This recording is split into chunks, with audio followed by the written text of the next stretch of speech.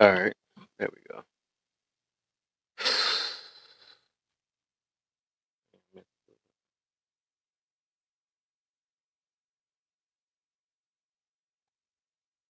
Y'all coming in, hit them likes and share. We know the deal.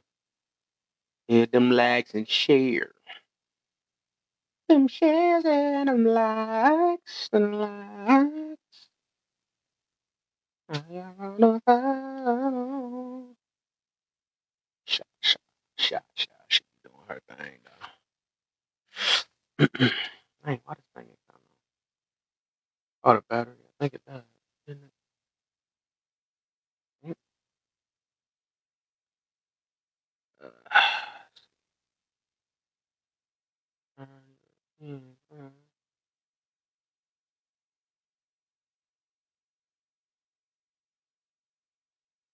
As I charge this up, got to charge this up. Let me share this on people. The deal, sugar pie. What's the deal? I see you down there. All right.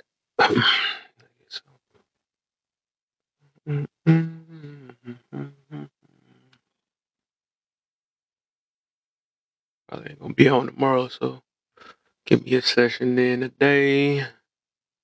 I'm debating on Saturday. I might do another cap assignment. So,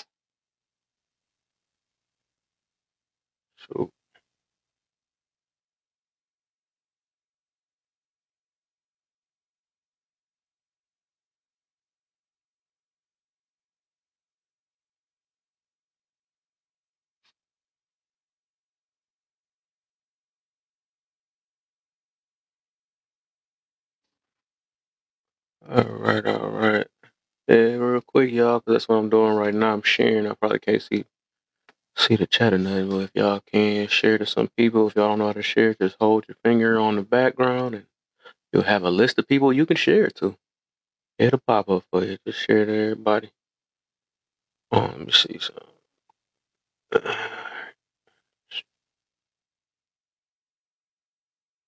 Get some more. Oh, what's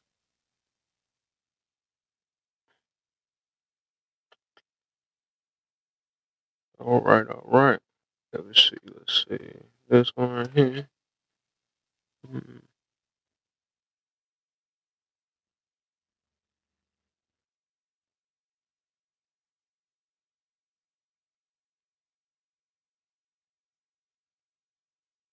I think that's everybody. Send it. All right. Um, a couple of these people don't even come in here no more. Might gotta do some unfollowing some. Let me see. Let's check the battery levels. Hold up real quick.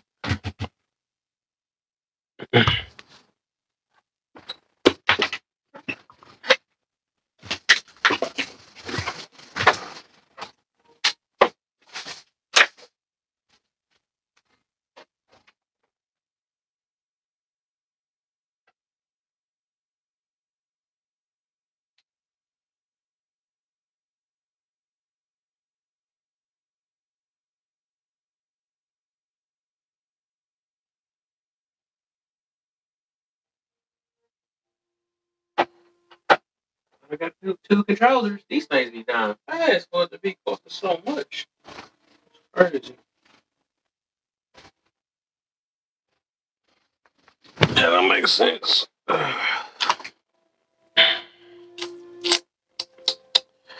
All right. Yeah, today we talking about it's basically forgiveness. In a way though. Not like almost like grudges forgiveness, but that's probably like the center core of the situation. So that's what we talking about today. People really knew what that thing is, they wouldn't be so mad on us up. Boy, I even had a moment earlier. I had to realize, I get irritated with some people, but you know, I have to realize that can't even if you get it to it with somebody or something like that, you want to try to let it go as soon as possible. That's all it is, man. But I think so many people so freaking. Um, that's why that one thing up there with that get back. People want to get that get back so bad. That's why I asked that first question is, would you like somebody to get that get back on you? You will want somebody. And my thing is, for the most part, everybody wants somebody to forget them. People quick to say my bad, all this other stuff, and they want you to erase it out their mind. But when they say my bad, you don't want to erase it out yours, though. So, we be hypocritical when it comes to things like that. You know, we don't give people that same grace we give ourselves. We really don't give ourselves grace for real, real talk. That's the center of it. But we so selfish and stuff. Well, they know what they was doing. Well, you knew what you was doing too. But there's always an excuse behind your situation. So, I feel like even if people get us to a certain level of anger, might even call us out our name purposely, some people just not worth it for real. I know our emotions can take over sometimes, and we can dang near, and it's gonna happen. We human. But then again, you gotta come to reality and be yours. Don't let the emotions control you. Let me put this thing on. This thing be doing that big boss stuff. You forget. But yeah, mm, but we gonna get to it's the center of the situation though. 'Cause like I said, this is the reason why a lot of us is on here like that. I know like a bunch of people. Some people will not let stuff go from. I remember when you disrespected me, and I'm never gonna forget this. You know, every time I see you, I'm gonna do to you the same exact way. That's so much energy behind it to sit here and keep a balled up face every time you see a person. Who really got control of your life then if you gotta be like that towards somebody that hurts your little feelings. And I say little feelings a lot because our feelings ain't meant to be long. Everything is short term, but we choose to extend the short term. You ever notice that it only takes us 3 seconds to be mad at somebody for 3 years? You see what I'm saying? It be like that. We got to realize that. Then is it worth, you know, keeping that energy all them years about a person that probably done forgot about you, or I mean, what do you accomplish about holding anger and stress inside of you, which is limiting your life daily? Because stress is dang near unaliving us dang near every day, very, very, very slow, and it's quicker for others. You know what I'm saying? So that's the reason where all the health conditions come from and issues and all that. Yeah, so stress ain't no joke, and that's the reason why I said I think the golden thing in life is to have is peace. People be saying that, and I think I made a post about that recently about how you can't be striving and saying you a peaceful person and still worrying about getting your get back. It don't make sense. That's two opposite things. People don't realize that.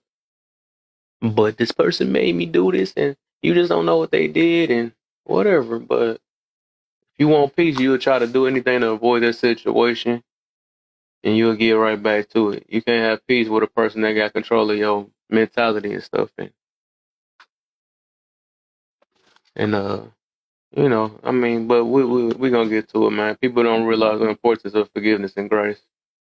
The reason why people don't even believe in God, but it's the reason why that's said, though, and it's the reason why we have all got it. 'Cause all of us be thinking that we so good, all of us bad, all of us bad for real, man. We get probably smarter and more wiser about certain situations, but shoot, the fact that we can be able to sin every last single day show we bad.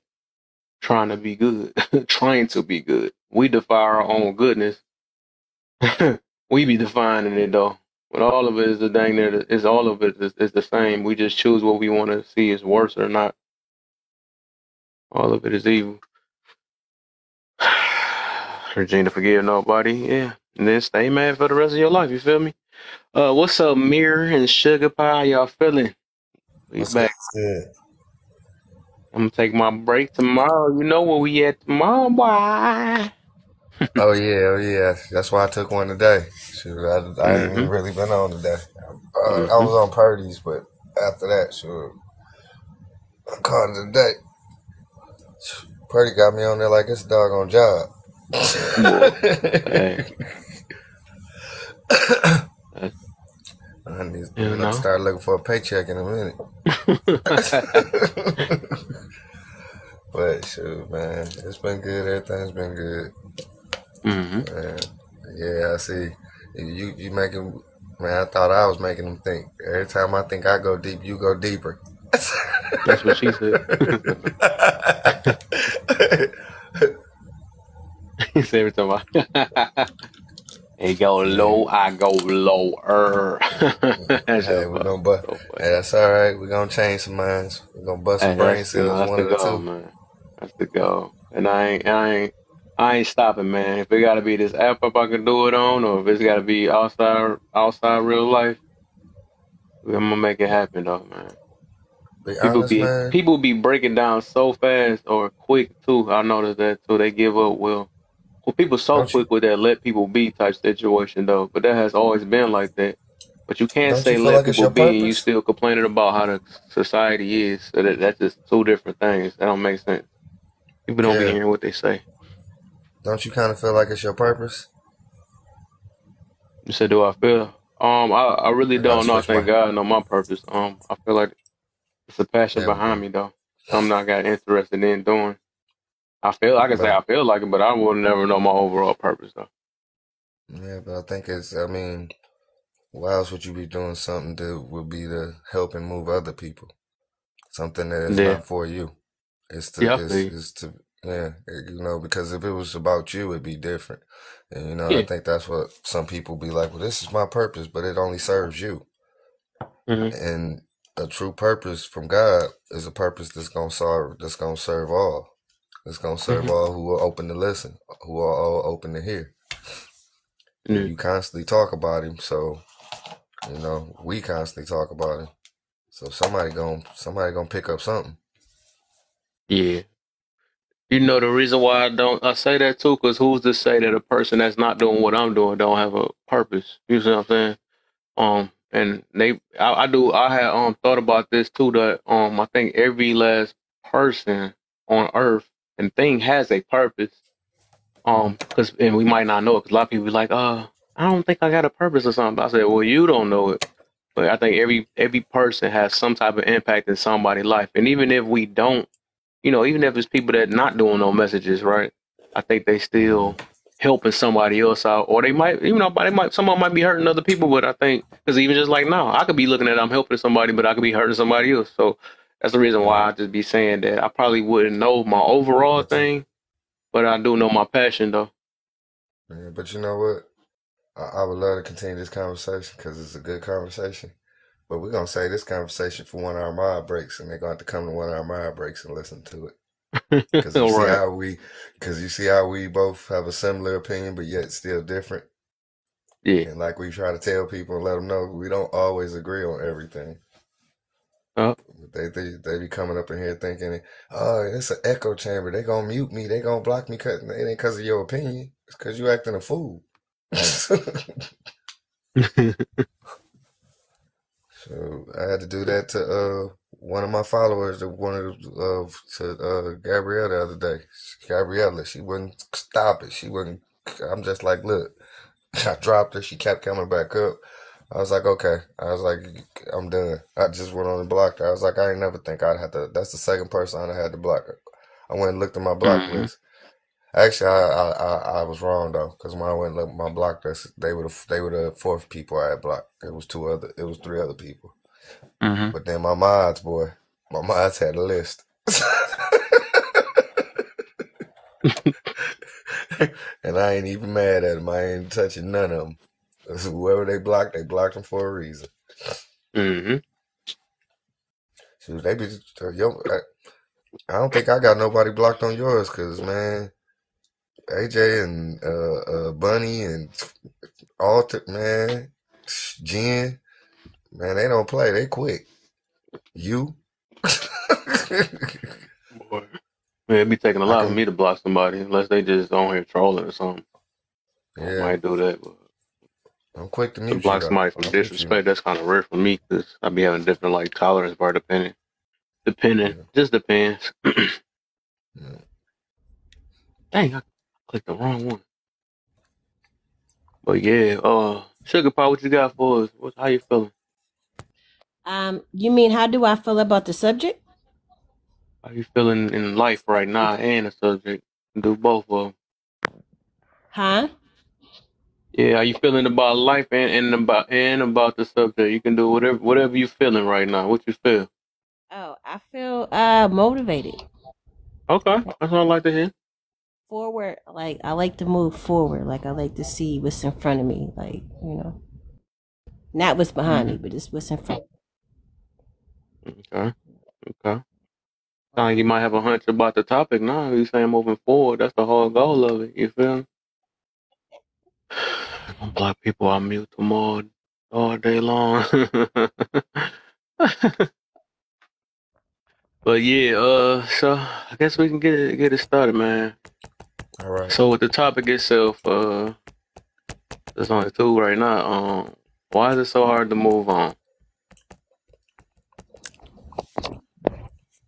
Well, the first reason is we'll start out with the first reason is because we need them to tap that screen, tap that screen. That's why it's hard to move on. We Facts, need to get this. facts. We need to get these likes up so So that we can Rush. get in the For You page, and we need to get some hashtags FYU FYPs. I don't know why I've been slipping up on it lately. FYPs in the comments, please. Some hashtags FYP in the comments, and can you share the live? Share the live. All you got to do is put your finger on the big screen up there. It'll pop up the little white page. Don't hit the report. Go down the side and hit send and send to all your friends. Send or even if they ain't your friends, it's just people just following you. Send it to them too. Even if it's somebody you don't like, send it to them. And let's have a good time, have a good conversation. As you see, the boxes have started to open, and we got plenty. We got 6 spaces and plenty of space. Come on up. Let's have a conversation. Your opinion is your opinion. We have no issue with it. We're not going to, you know, I mean, we may have some pushback, but it's still your opinion. We ain't going to drop you or mute you for your opinion, but if you act a fool, hey, we got some mods in here that have no problem hitting the eject button, so I hope you brought a parachute. So, with that being said, and the host has a live goal up there of the 10 coin hearts. Let's hit him with some of them 10 coin hearts and help him hit that live goal. And he has a YouTube page, so let's follow him on his YouTube page. You can go to his main page and follow the link there to his YouTube page, and you can watch replays of the videos and some of the funnier parts and some of his older videos. And with that being said, let's have a good time. Let's enjoy the ride. And I'm going to turn the mic over to Sugar Pie. And I'll follow her. Or did she already go and I wasn't paying attention? I think I got to. Oh no, she got to unmute herself. I have to mute her before she said she couldn't mute. My boy King Brandon came in here talking junk. What's the deal, Brandon? Oh, mushroom head. Look at that. She might have to drop down. Yeah, she might have to drop down and come back up. I just tried to unmute her too.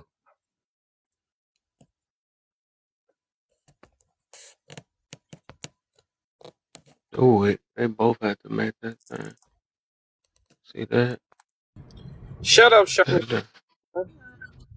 How are you? Well, What's the deal, Brandon? Sound like you fell down the stairs or something. I felt like I fell down the stairs. You sound like it. I heard doom, doom, doom.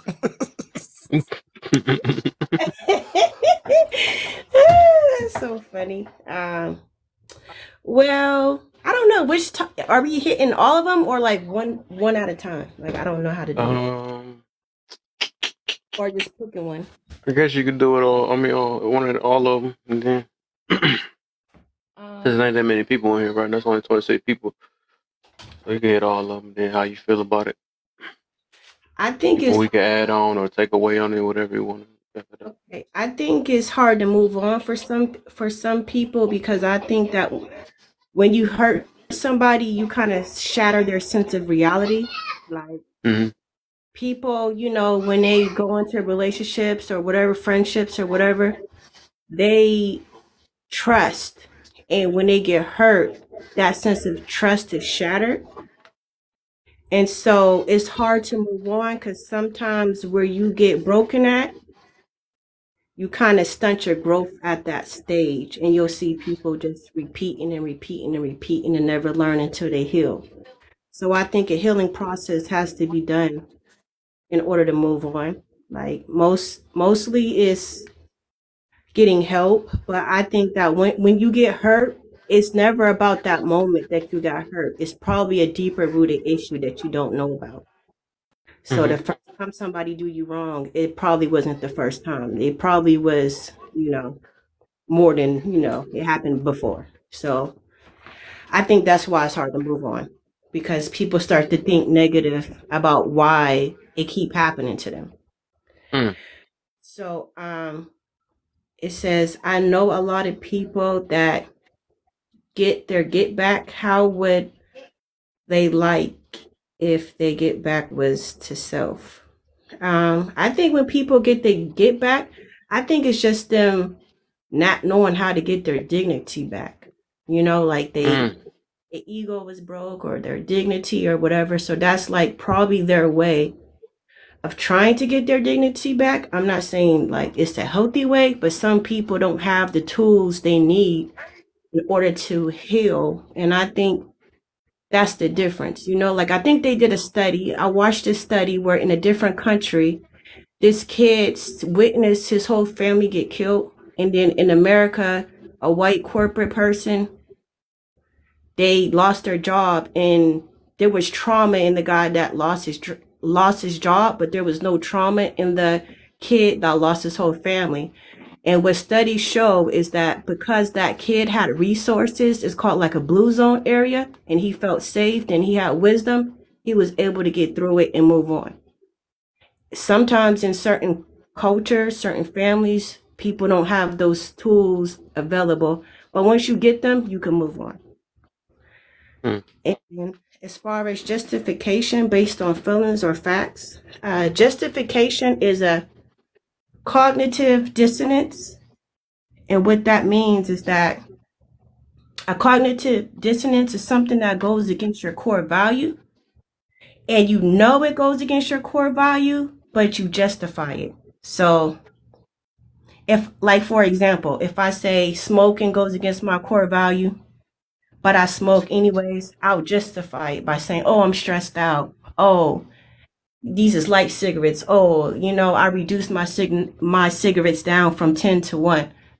It's a cognitive dissonance where you feel guilty. So justification is kind of built around guilt, you know, like, you know, you're doing something wrong, but you're trying to make a wrong right.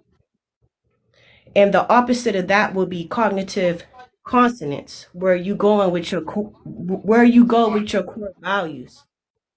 So when somebody do you wrong, you have a choice to be cognitive dissonance and justify why you want to cut their car up.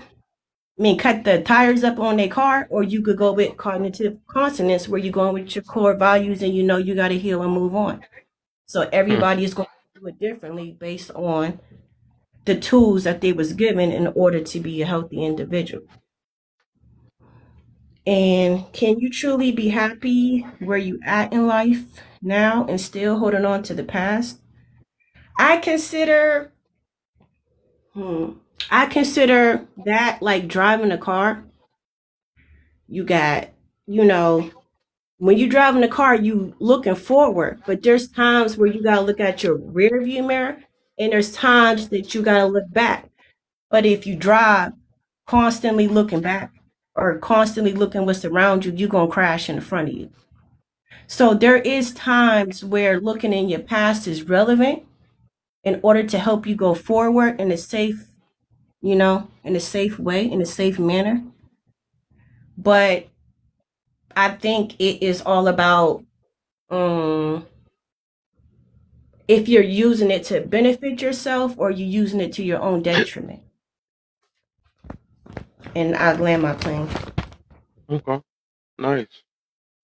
Nice. What you got for us, Mirror? Trying to hit the pause button. Pause. All right. I know a lot of people like to. Let's see. Why is it so hard to move on? Because people don't want to let go. You don't want to. Change is hard.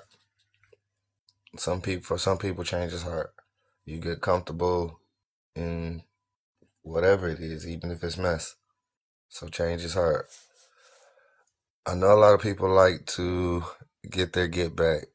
How would they like it if they get back was back to self? They wouldn't like it at all. They you know the saying, they can dish it but they can't take it. Mm-hmm.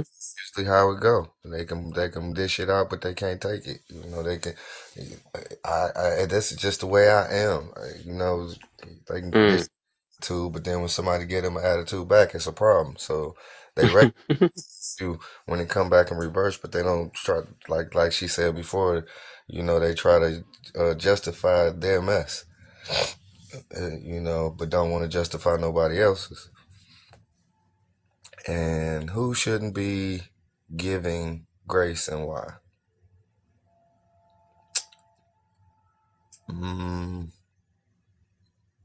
Well, I think we've all been given grace, so I think if it's all been given to us, it's free to give on to everybody. So I don't think that there's anybody that shouldn't be given grace.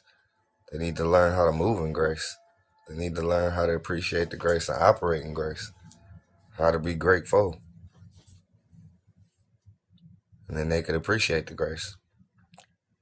Is justification based on feelings or facts nowadays? It used to be based on facts. Nowadays, it's based on my truth.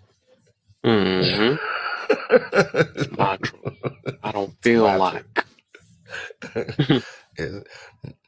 You know, well, the sun is yellow. Well, I feel like it's purple. I feel like whoever made the color, they just, you know, they should have picked the color that was better. You know, you know, it's like throw the truth out, throw the facts out, and let's live in a fantasy. Let's do it my way. Even if my way is childlike and, you know, makes no sense to no one but me, let's do it my way.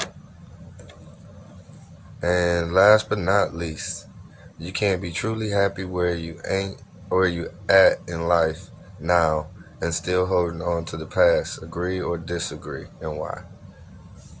I would say yes and no, depending on where you are in your heart, where you are in your place in life, where you are in your state of mind, where you are with your past. If you dealt with it, then yeah, you can hold on to it, but it's a different hold on to it. It's just something that you look back over as memories and you reminisce and talk about it, but it's no pain there. There's no issues, no stress. But if you're still holding on to it in a way where you talking about, I'm just moving forward, the past is the past, but you've never dealt with anything, never done with anything. Kind of like what Sugar Pie said again before. If you look in the rearview mirror and you can still see it, that don't mean that it's in the past. That just means it's in the back seat. It's in the rear. So it's still in your presence, which means it's still in your present, which means it's not the past. So until you take that luggage that you've been dragging around and unpack it, you just gonna keep adding more bags and talking about it's the past, dragging it around with you, talking about it's the past. I don't know how it's something the past and you still carrying it with you, but okay. And I will land my plane there.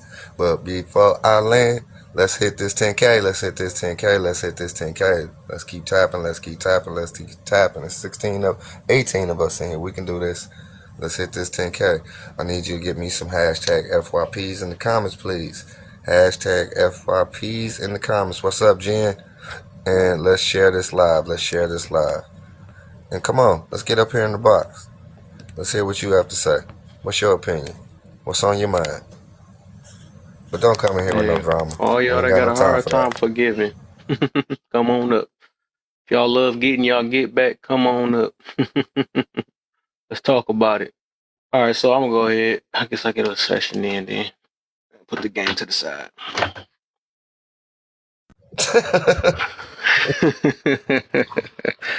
That's why I said video game. Yeah, trigger some people. Forgive me. Psych. Uh, so why is it so hard to move on? Mm, why is it so hard to move on? I guess because a lot of people, in general, haven't found a way to do it in a way that they feel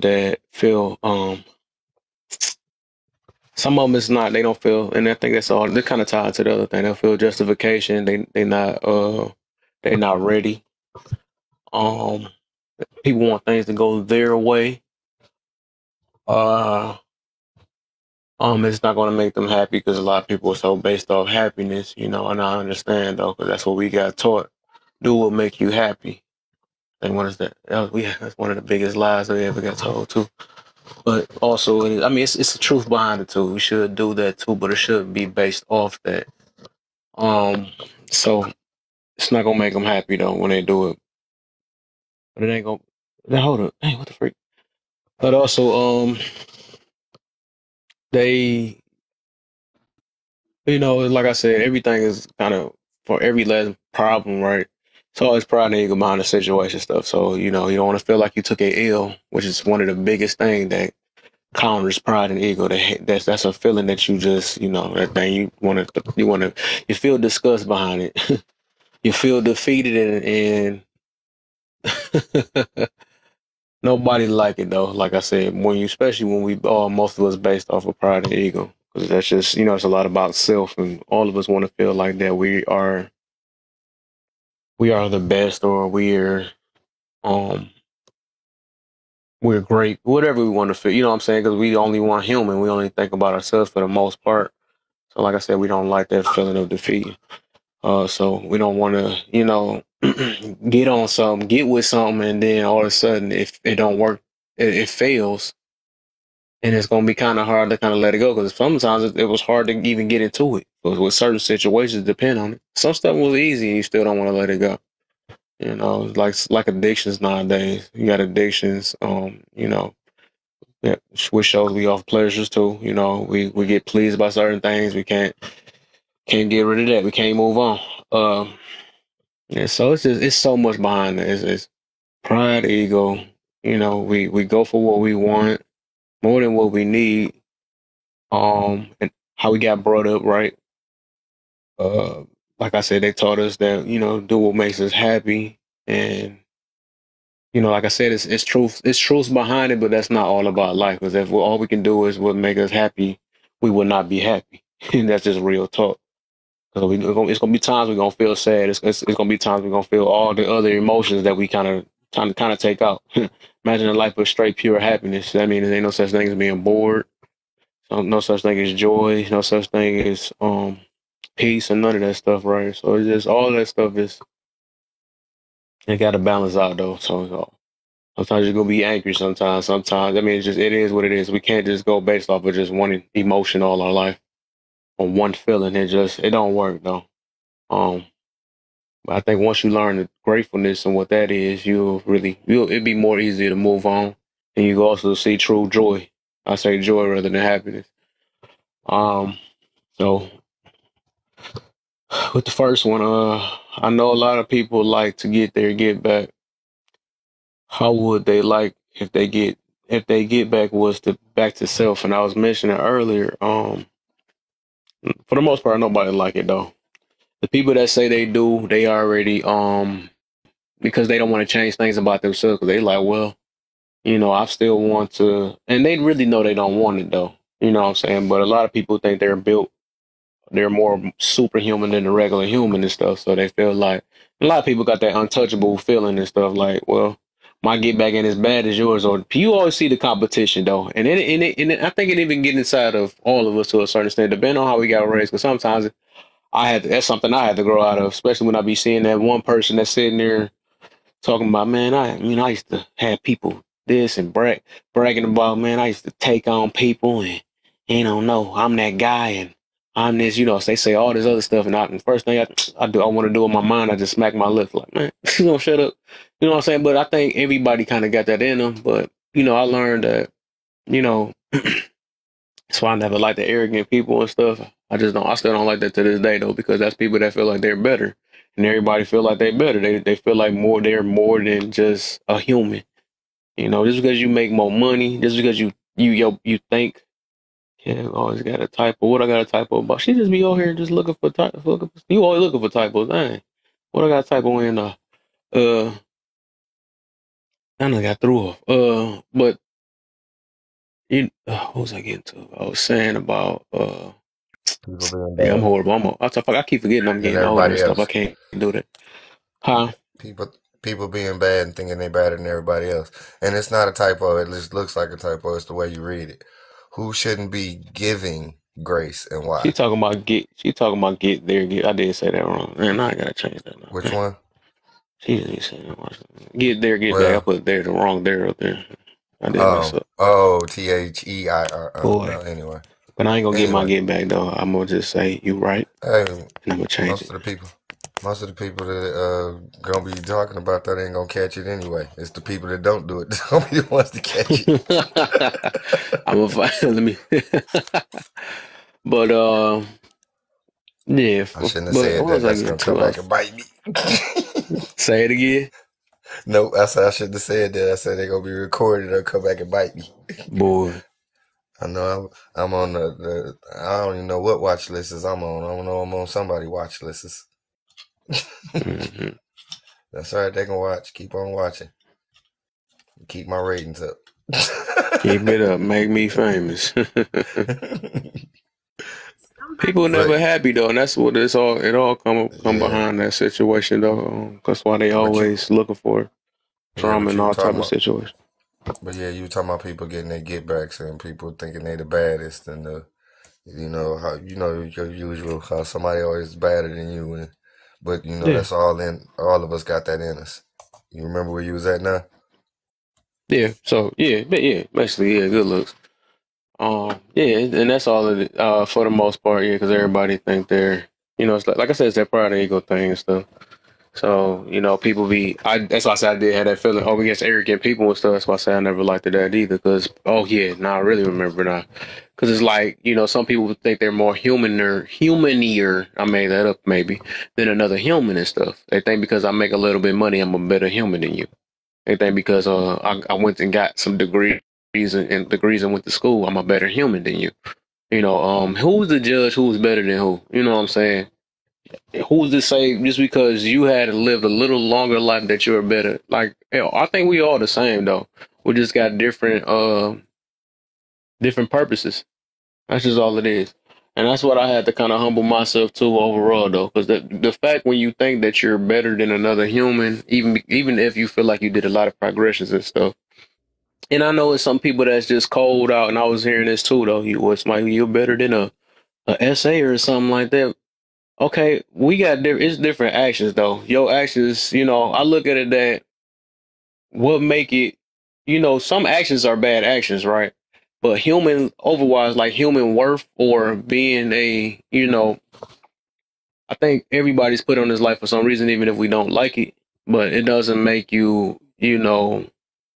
I can say, we can say better at making decisions, right? But we don't know what's going on through that human's mind, you know what I'm saying, that made them do these weird actions and stuff or whatever.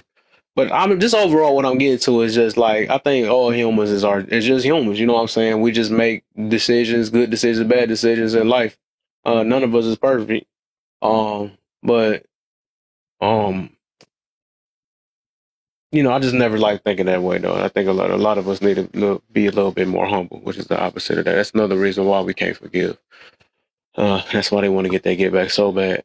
But yeah, once it go back to self, that's become a problem. That's why I say a lot of people always like, pushing out certain things and giving no grace, freaking always, and that's one thing I've been learning since I've been on this app. and because I used to be on here so freaking passionate and getting so angry about certain people, even if, or when they come on here and they try to derail messages and all type of stuff. For a minute, I used to probably take it a little bit personal, a little bit. But then again, sometimes I got to come back to reality because that can happen on every now and then on this app sometimes. And I got to come to reality, but like, you know what? This is just the way they feel, man. And then it's not just me that they doing this to or they got to snap at. It's just, they don't think the same way as me. That's just how it is. So I can't hold it against them when I know better. You know what I'm saying? It's that know better versus know better and do better, huh? I just came up here to say that men do it too. Right. I do. Facts. But yeah, well, at least I got some more. I guess I can finish the rest of it when I get back quiet again, though. But yeah, that's for that part though. That's what it is, man. Because everybody that feels that way feel like they're more human than the next human and stuff. Like they don't make mistakes themselves. And it's like I said, they say the same thing. Well, you know what you were doing. Well, you knew what you was doing when you was over there in high school doing this to this person or whatever. You know what I'm saying? It's like we can always try to degrade one another or talk down and say these crazy things. You lied and all that stuff like you've never lied in your life. You know what I'm saying? Like all of us be hypocrites to a certain extent. That's why we have to. That's why we should give grace. We want people to give grace to us. We can come and make an excuse behind our grace every time. Well, I was young when I did it, but you still did it. I was thinking about even this too, though. Like if we was to go like religious, right? Where God forgives or something like that. Even because he like this the funny thing is just because he forgive you, it don't mean that you still didn't make that sin. I'll be thinking about it. People be thinking to just erase. You know what I'm saying? When cuss somebody out or something, it don't just erase. That's how he look at it, right? But you still did it, so that don't make you not a sinner because you ask for forgiveness. It don't. You just got forgiven for what you have done. That's the same thing we should all do. You know what I'm saying? But don't make it seem like you're a better person because you changed your life a little later. You know what I'm saying? I don't do that no more stuff. Like I be having a thing with, especially with older people. I ain't gonna even lie. I'm just throw that in there right there. Whatever. I'm trigger people with it. But I feel like, man, y'all can't be, and even with me, because I'm older than some of the young cats, right? But I know a little bit better now, right? To really hold stuff against them because I made my mistakes when I was younger too. I made my mistakes. I got to live with it, and it is what it is. But me sitting there talking down on them like they didn't do what I just did some years ago and acting like, well, you just know you're just a dummy and all that. But you was a dummy the same. I was a dummy like 20 years ago too, or whatever you want to call it, right? So we need to stop acting like that. We just more perfect. That's because we changed our life now. And then not giving grace to the people that's coming up and stuff. So I do be having a problem with some of the older people be acting like, you don't know better, you're stupid and all that stuff. Like you any perfect. You know what I'm saying? So I do think, that's that grace stuff I'm talking about though. Like stop being a freaking hypocrite. And then if it was your daughter or something like that or son or something doing that, you probably want an excuse behind that situation because it's hitting home. You know what I'm saying? People gonna make mistakes. People do things on purpose too. But, that has nothing to do with you overall. I mean, some of the stuff might have to, but then again, if it ain't physically hurting you, that you gotta, you take care of that at that time and then you let it go. You know what I'm saying? Or, if you can avoid it at that time to even, but all I would say is like protect yourself for the most part. Just protect you and your peace. That's the main thing you should do. Not worry about I got to make sure I know last time that they threatened me, so I'm about to go find every last way to find them. You know what I'm saying? That's weird. If somebody threatens you, you're supposed to protect yourself. You don't go looking for them. That don't make no sense. That's so backwards. But yeah, I don't know. Okay. I got more people in. 30 people in. Y'all keep on tapping, man. We almost at 10K. Oh yeah, let's get it.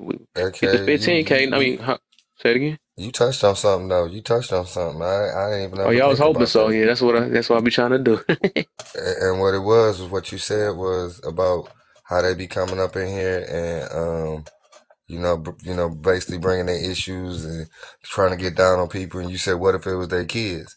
That might be the issue that some of them have, that it is their kids and they can't get their kids straight, so they're in here fussing at somebody else like they should have been fussing at their kids. True. Yep. Exactly. But they're gonna make an excuse for that. Well, they just bad. That's just them being them. But let me get on mute up. We got new people in the room. Rush, I think you beat Nathan up here. I think. Yeah, I can tell by the order though. What you got for us, Rush? Nathan might. I don't know. You said Nathan go. All right. What's up, Nathan? Welcome to the live. I might got one. I like your personality. I really love your personality and your morals about life. Hats off to you. Oh, appreciate you, brother. And what you spit was a lot of facts. But forgiveness is not for the person that done you wrong. Right. Forgiveness is for you. Yep. I'll take this for instance. I was raised from the city or the state at the age of 7 till I got older. My birth mother actually took me to the police station, dropped me off, and that was it. Now, I could have went one or two ways with that. I could play victim all day long. But I learned, it took me a while because I had a lot of hatred for her. But I had to tell her, I forgive you. You know, I don't know what you was going through, whatever. But that was the extent of my relationship with her. You know, we can't forget, but we can forgive what's happened. Mm-hmm. And I've learned throughout life that I've kept my mouth shut because I thought growing up, it was something that I did. So I would keep my mouth shut and listen.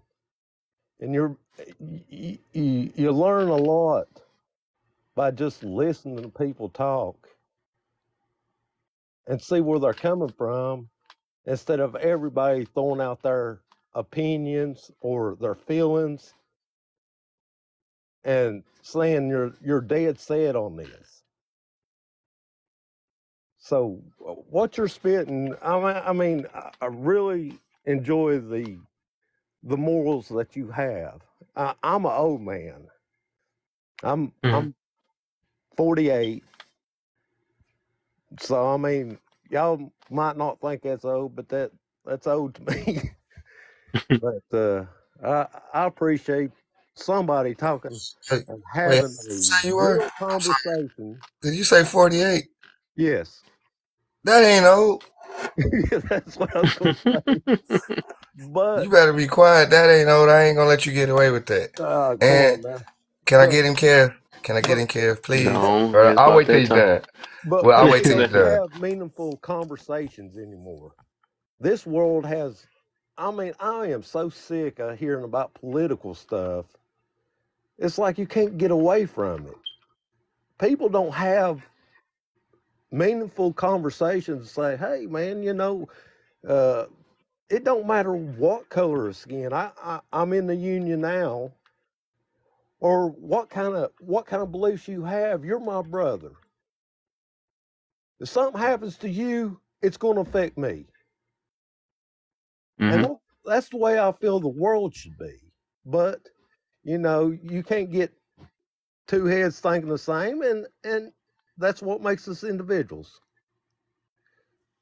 That's why you got to forgive them, man. Forgive them and go to where you accepted it. You can't force nobody. But I appreciate this live because this is the most meaningful live that I've been to in a long time. Appreciate you, man. I mean, it's got good quality. It ain't this man yelling at this man and everybody trying to get their point across. I just want to say I appreciate this live. Oh yeah, man. But But yeah, like I said, you gotta go where you and that's what I learned about that. Cause it sounds like you had a bad experience on this app and stuff. But I mean, it's plenty of rooms that's out here. And you just got to be selective where you go. Yeah, And don't force. Cause some people, like I said, it's different mentalities out here.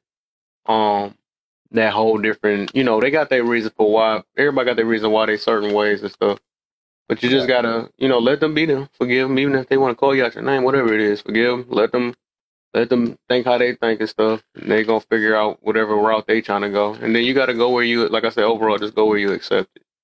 Right. Just everybody not gonna accept everybody. Just like my message ain't for everybody. I have to realize that. So I mean, younger, if somebody said something to me, you're ready to knock their head off. And where y'all's all like that. But I also learned that when I was young and I kept my mouth quiet, there's all kinds of sides to the story that I don't know about, that you don't know about. And it's like we used to not put our business out like that, in foster home, you didn't put your business out. What was ever in that house or group home or whatever, I refused to play the victim card. Oh, woe is me. So I made a decision a long time ago to be me and accept me for me and realize that people have a lot worse than I ever had growing up. mm-hmm. Even what I went through, there's other people out there that's hurting worse than we are. True. And I have a little crew that I work with, and I say, hey, guys, you try to be nice and respectable, and you say, hey, I can help some or most of you some of the time, but I can't help all of you all the time because, certain employees want us to knock off early or something like that. But yet I still got a job to do. And it's like, hey, don't get upset when I say, no, we can't do it tonight. I'm the bad guy. But I'll go to them and talk to them and say, hey, listen, I'm protecting us. This is all I got.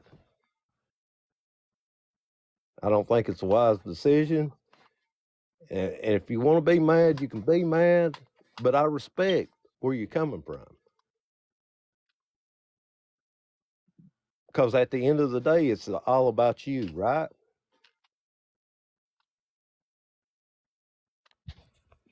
That's all I had to say. I mean, I'm sorry I'm rambling on. And oh, you all right, Mr. Nathan? But Mr. Nathan, I got some pushback. You want to know what my pushback is? Don't take it personal. I do this to everybody. It's just my thing. And you got to change the battery in your smoke detector, brother. You got to change the battery in your smoke detector. I'm staying in the camper. We forgive you for hurting our ears, though. I'm sorry about that, guys. It's all right. It's all right. I do it to everybody. I do it to everybody who come up with it. It's like, how do you ignore that? I know you hear it. You just ignoring it. You know what? I just bought a camper. I work out of state. That's what people need to do to other humans. Treat them like them smoke detectors. Then we'd be a better world. Well, I changed them when I first got down here, and that was less than 5 months ago. And I kept on changing batteries, and then I said, forget it. I don't know where that noise is coming from. And these campers, they've got 2 or 3 smoke detectors or carbon dioxide. And it just gets old trying to find the problem. But yeah, I've even tried to take the batteries out of them, and I don't know. Some of them's hardwired in, and you can't do nothing with them.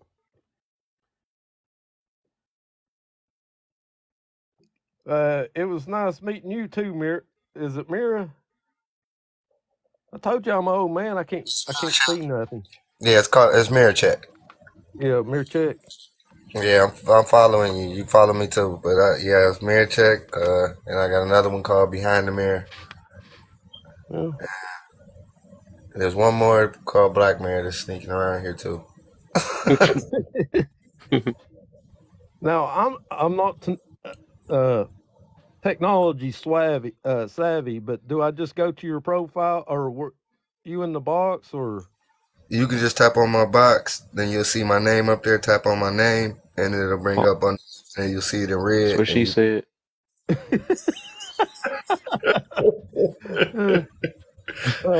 Where Alter at? In the box, it wants me to give you a gift. No, look up at the top of that, and you'll see my name. Tap on my name. Tap on your name. Yep. Then you see another screen pop up, and it'll say follow in red. Press to follow. It keeps on going to. Still trying to. That screen's. Yeah, it's gonna go to the gift screen, and then when the gift screen pops up, look at the top of the gift screen. You'll see my name. Tap on my name. Oh, I see it now. It's mixed in with all of his. Right at the top. Right. Tap on my name. I got you there. All right. And then you can follow the host up at the top. All right.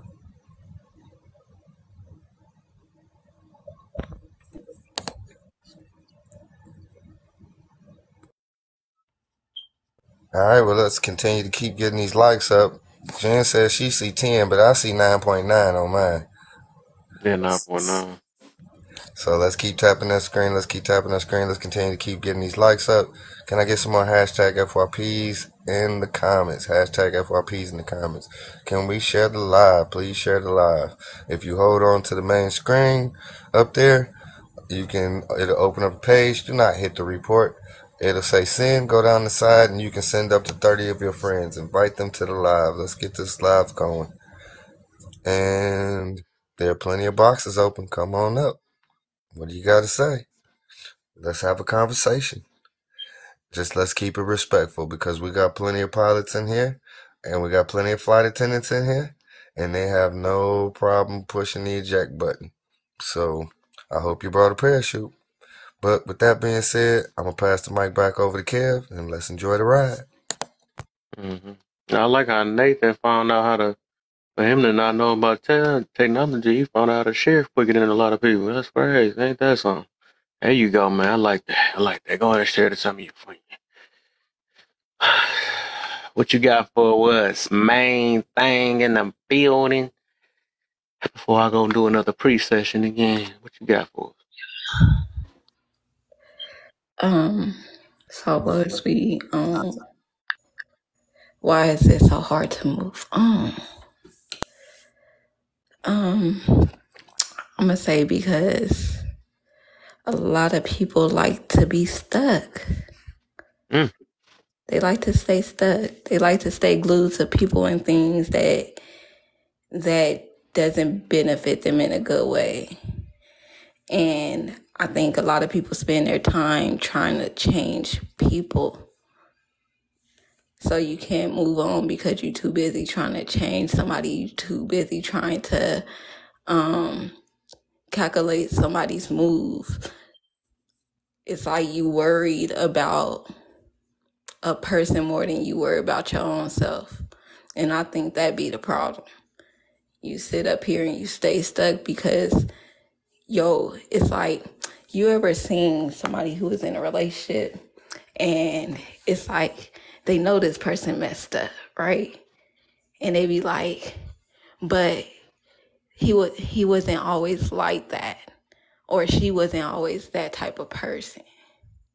So you live for those moments where a person treating you good, whether it's like, oh, when you first met them, or even if they give you soft kisses, you like, damn, I don't want to lose this person. Even though they could be sitting up here abusing me, mistreating me, disrespecting me, I just don't want to lose this person, because I see sides of them that's not like that.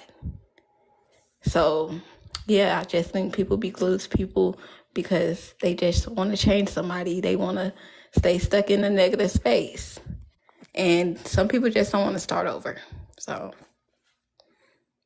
I know a lot of people like to get their get back. How would they like it if they get back what's back to self? I think that most people will have a breakdown if the things had reflected onto them. Like if it had came full circle back onto them, they wouldn't even know how to handle it. I think a lot of people would honestly cry in a car. Yeah, they gonna cry in that car. You feel me? They gonna sit up here and punch some walls because they feel like somebody got one up on them. And now it's like, now that the tables have turned on them, it's like, damn, I don't like that. Now I gotta reverse the damn table because now my feelings is all messed up. It's supposed to be their feelings involved. Now they flipped it back on me. Got me all discombobulated and stuff. So it's just a lot of people, they can't handle that get back because they were looking to be the person who was they was just looking to be the person who outdid the person that hurted them. You get what I'm saying? So when they realized that, you know, they couldn't get in that space where they're on top, it's like, damn, it hurts more. It hurts that much more because you didn't accomplish the mission that you were looking to accomplish. You get what I'm saying? It's like backfired on you. So who shouldn't be given grace and why? I think people who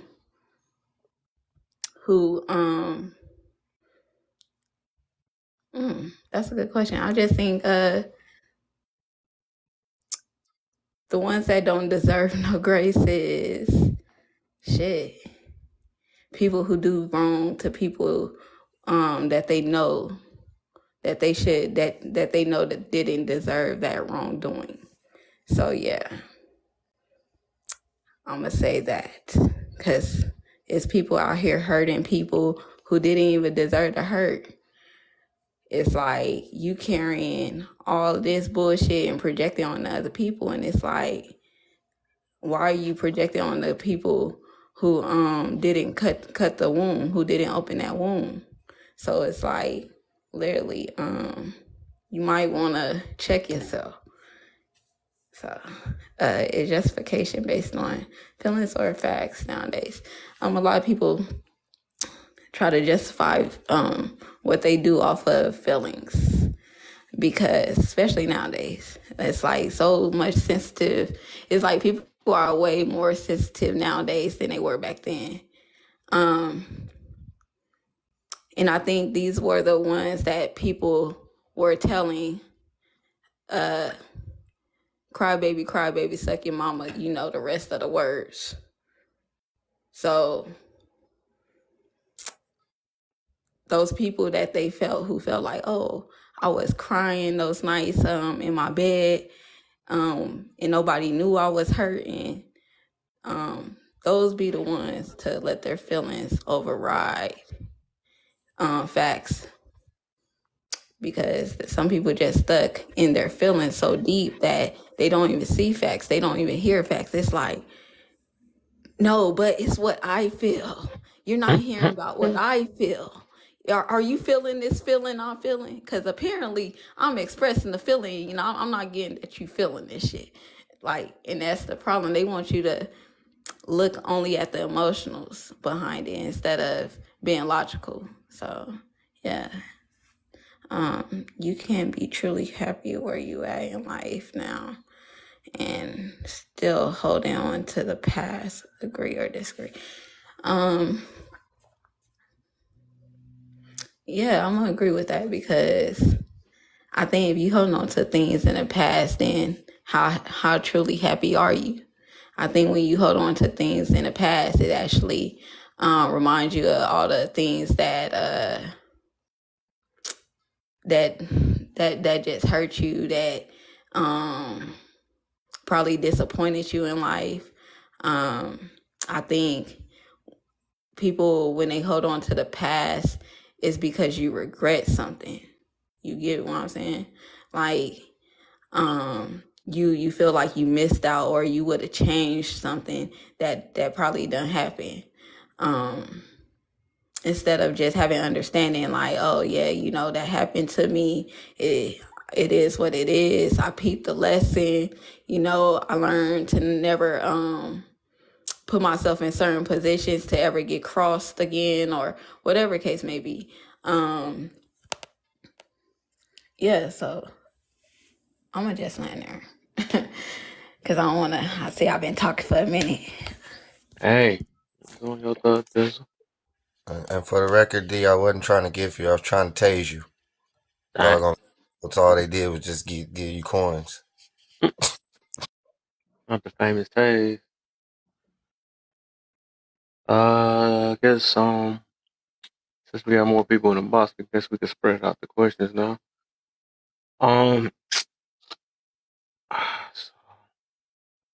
Hey, who came up here first? Was it Lala? I think it was Lala. Yeah. Lala, you there with the blurry screen? Or something is difficult? I'm turning on something for my crazy daughter. Okay. Hey. What's the deal, man? How you feeling? Good.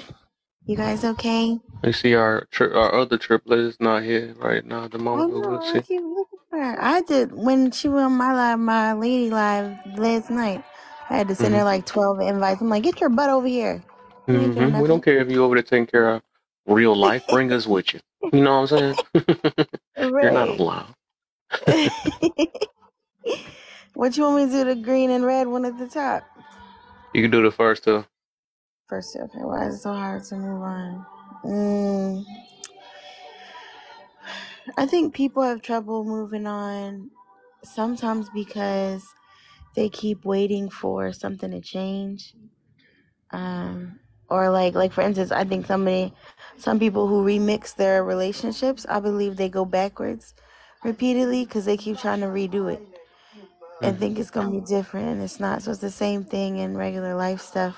I think they keep waiting for something to flip or be different, and it's highly unlikely that it's going to be different. So it's hard for people to just move forward. And also people try to make people take on how they feel, make them feel that way, or make them feel better, make them, whatever. And you can't do that. That's not, now you just grumpy by yourself. And, a lot of people like to get their get back. How would they like it if they get back was back to self? What you mean, like whatever they tried to do just ends up backfiring onto them? So basically, I'm putting it this way: there's people that like to get their get back. So, imagine if that person that they was it was the opposite way. A person had to get their get back on you, the opposite way. How would they feel about that? No, I mean that's a double standard. They don't ever like nobody. It only works one way for people. They're like, no, I need to be able to get my lick back. That's why you think about little kids and they hit. No, I had to hit him back. No, I had to get my lick back. It don't end. It's a never ending cycle. You know what I mean? So kids. They don't. That's what kids do. Literally, it's for children. I like how you said that. They don't get sick of it.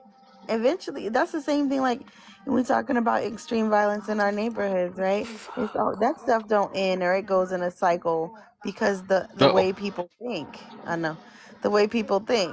So I just feel like people are like that because they just got vengeful spirits. You know what I mean? And they're just like, oh, I could keep doing this forever. I'll be wondering, you don't get tired of doing that? Yeah. That's just my little 2 pennies. Now I'm be quiet because it's about to get busy. Okay. I think Rhonda next, and then it's D. I think. Yeah, Rhonda, what you got for us? The first two. Oh, the first two. Okay. Let's see. Oh, it's just so hard to move on. I would say soul tie. Most people got soul ties and don't know it. Okay. I like that. I don't know if I need to elaborate on that, but that's just my opinion about it. Soul ties kind of keep you stuck. Not a lot of people like to get back, but how would they like it if get back to self? I don't think they would like it. I like how she was saying it's a double standard. I know there's a saying that says the greatest revenge is leveling up for real. So when they see you doing better than what you were with them, I mean, of course, there's probably like this insecurity within them, like, dang, like maybe it was me who was holding that person back, and or almost like a why couldn't you do that with me or something. I guess it just depends on the person, but when it's the other side, like if the get back was, am I reading this correctly? If they Can get, you hear me? Yeah, we hear you. There you go. yeah, we can hear you. I was talking though. But I'll just keep it as, like the best revenge is to level up, so they wouldn't like to get back if the get back was back to self. And honestly, that says a lot, that if you got to get back to self, that means I wasn't me when I was with you anyway. So I think that causes a problem in itself anyway. I land. Okay. D, what's the deal, my brother? Welcome. How many people you tased today?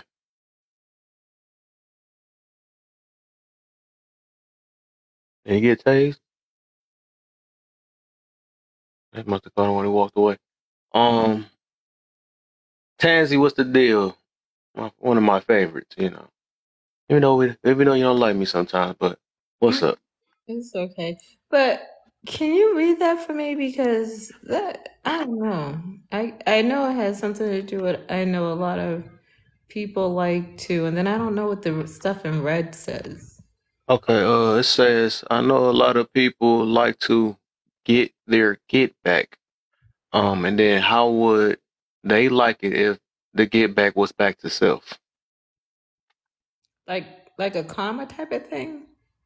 Yeah, so basically, like, people like to get revenge. I'm gonna put it that way. And so before I do that, though, and we're gonna get back to that, but basically want to get revenge. But imagine if the revenge is back to self. Somebody got revenge on you. You see what I'm saying? Something like that. Yeah. But I'm gonna get you to do the first one, then I'm gonna get you to do the second one. So why is it so hard for people to move on? Well, it depends, like if you're talking about a relationship or if you're talking about like if someone hurt you, like whether it be a friend or something like that, and you can't move on from the hurt. That's because, well, for me, it's because they did something wrong, and if they don't understand it, I kind of want them to understand it. And sometimes you can't make people understand, but you want to force them to. Yep. Oh, that'd be the problem. Yep. Yeah. Okay. And then with the second one, so people love to get revenge until the revenge come back to self. Why is that? See, I'm a spiritual person, so I like when people like do that to me, I push that energy right back their way. However, if anything that I do to someone, I expect a backlash. I don't think that I'm going to walk around after I done did something to someone thinking that it's not going to come back to me, whether it be by them or someone else. Okay. So you say you prepared for it, though. One of you made a mistake and they don't see it as a mistake. It is what it is at the end of the day. One thing that I don't do is I might, if I'm wrong, I'm wrong. But, and I'll be accountable for that. but I seldomly regret anything that I do. Okay. Yeah, because I think some people be actually right and they still get got. You never seen like the people that get hit with a straight pew pew. Oh, You know, they had nothing to do with it, but they still get attacked. So yeah, I'll be saying stuff like that. Yeah. But yeah, that's a good take though. So all right, we gonna get to the next one.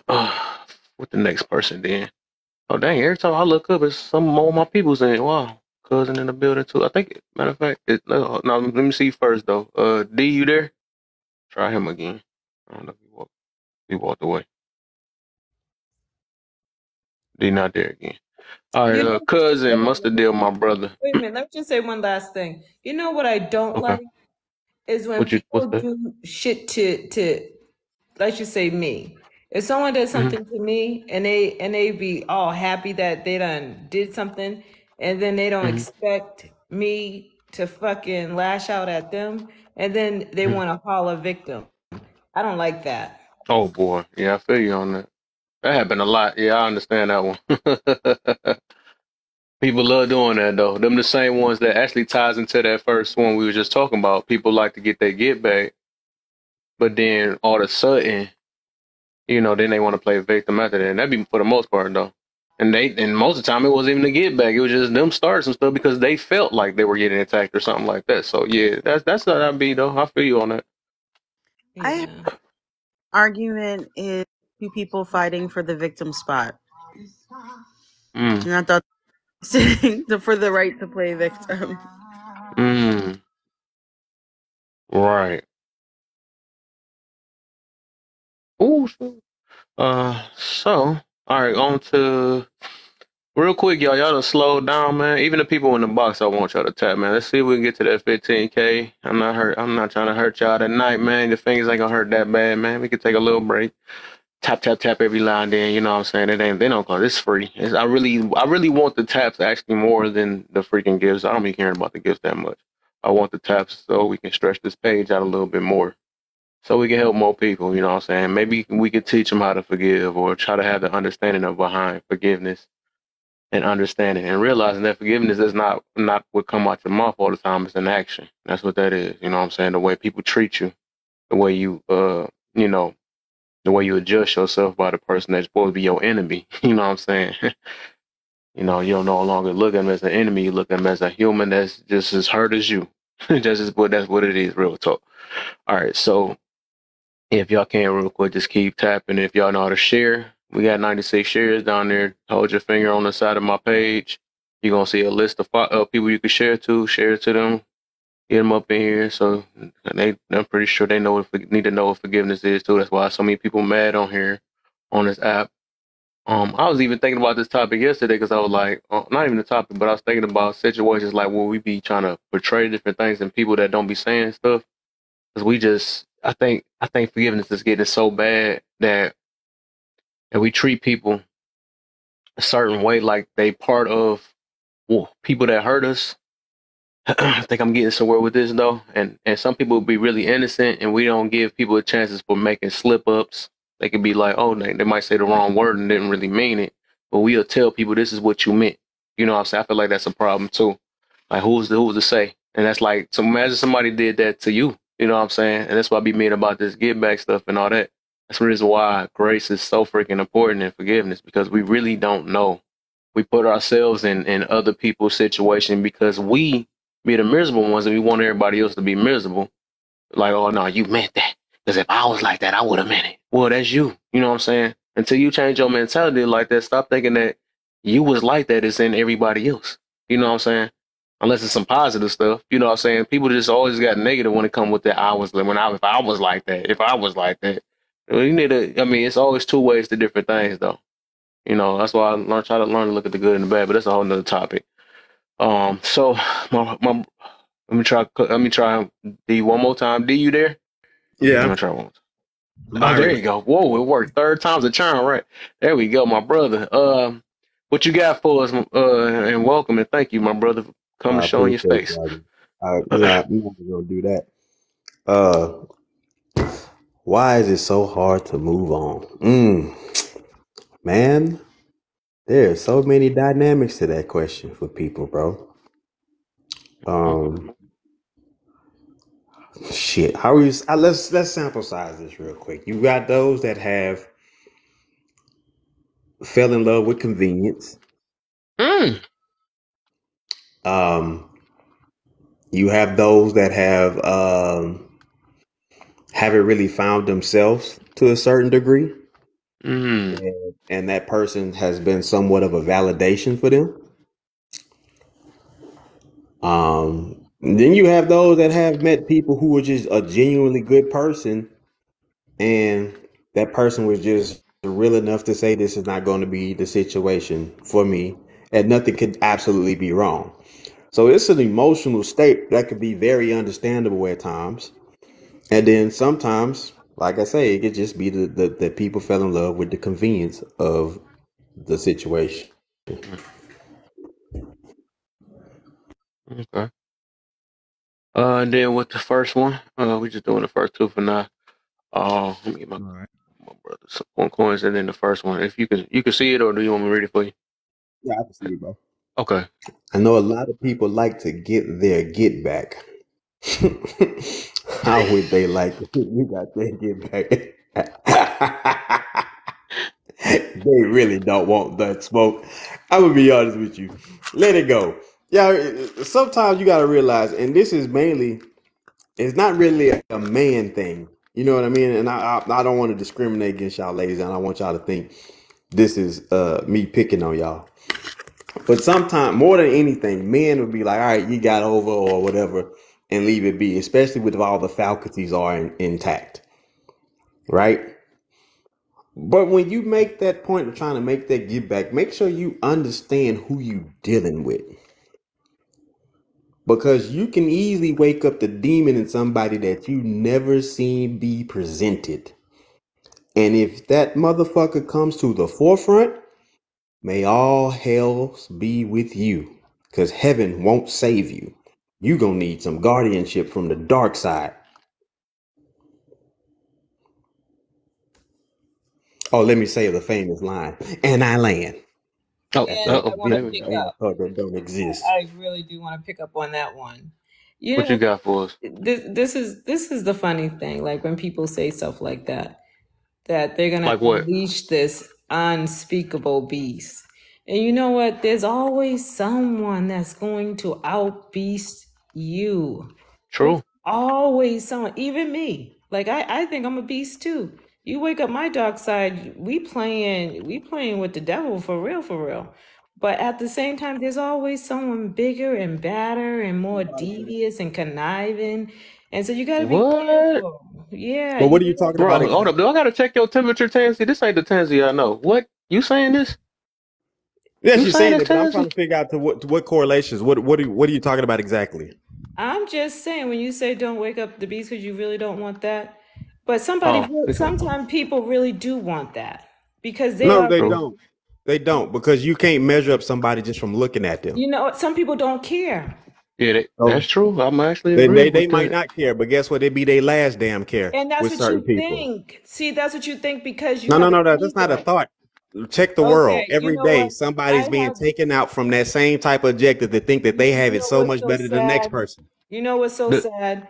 The thing is, I'm willing to admit that I'm a beast, but there's someone more bigger and badder than me. Clearly, you don't be listening, Tansy. That's the sad part. No, look, listen real quick before y'all go. Y'all both is freaking right what y'all saying though. Y'all making two different arguments. It is people that don't care, and it is people that's gonna be their last day if they don't care. Well, y'all both right. No, we're not. What's the argument? Because her argument was at something I said, because she clearly wasn't listening, and that's the point that I'm making right there. What I'm saying is, if you see somebody, leave them the fuck alone.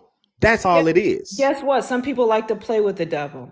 Hey, you go play with that motherfucker and let me know how it work out for you. I don't know. It seemed like you might be that one. I'll find out how. All right, so let's not make this be a whole nother thing, because this was going smooth. I don't know what's going on.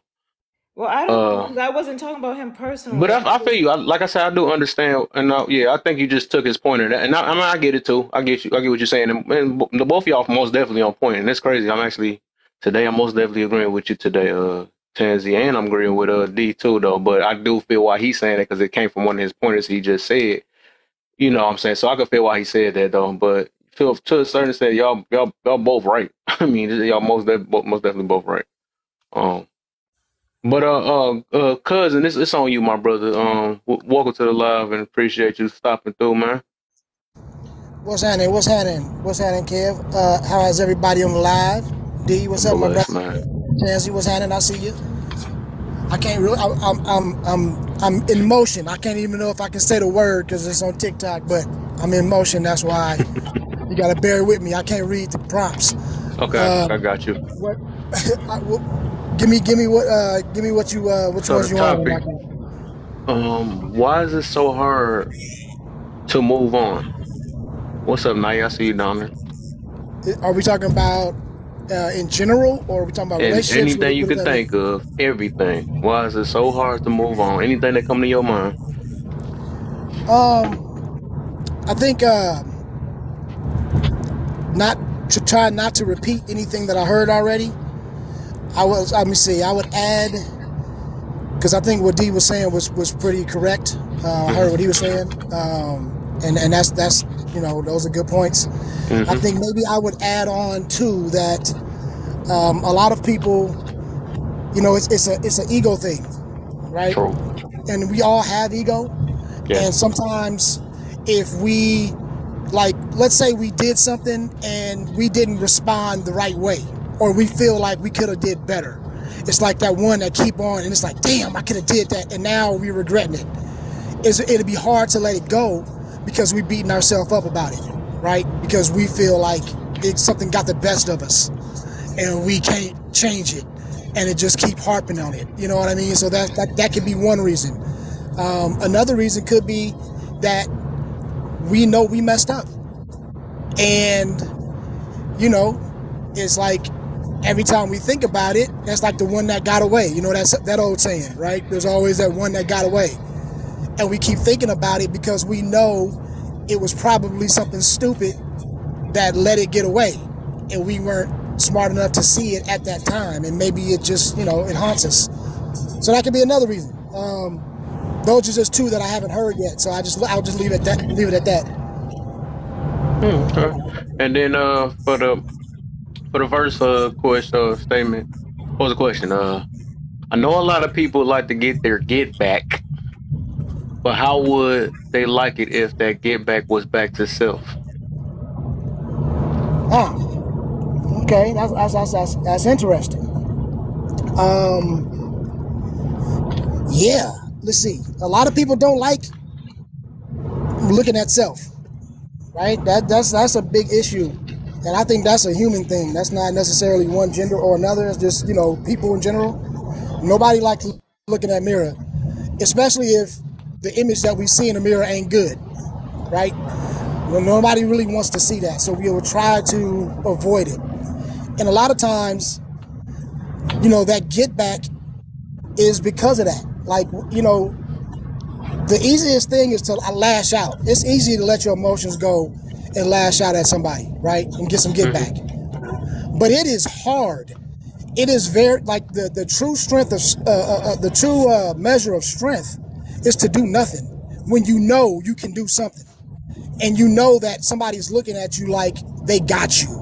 You know what I mean? Like they got the upper hand on you and they talking shit, or they, you know what I mean? And you just want to get that get back to let them know, hold on, man, I'm not no joke. I'm not to be played with. But really what you're doing is, you're just showing out for somebody else. You're basically doing it because you want other people to be like, ooh, he got back. So sometimes when you got to look back in yourself and be quiet, it's hard for us. You know what I mean? That's a hard thing to do because validation in this world and status, it has become important.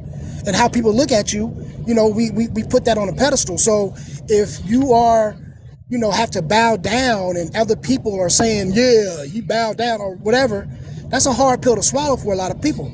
You know what I mean? So that get back is really a test of strength to not.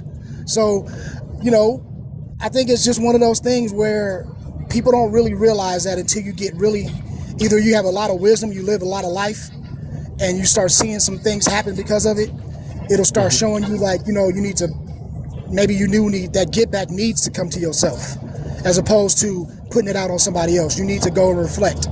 You know, and usually once we get more mature in our emotional path, you know what I mean, we start to get that. But like when we're younger or when we hot-headed, you know what I mean, it's like somebody say something, I gotta let them know who they ain't. But then sometimes when you get mature and older, you start realizing like, maybe I need to realize, let me check myself on how I handled that situation in the first place to let it get here. You know what I mean? You start having more self-reflection as opposed to reaction. So, yeah, I don't know. I just don't think people like it because it's uncomfortable.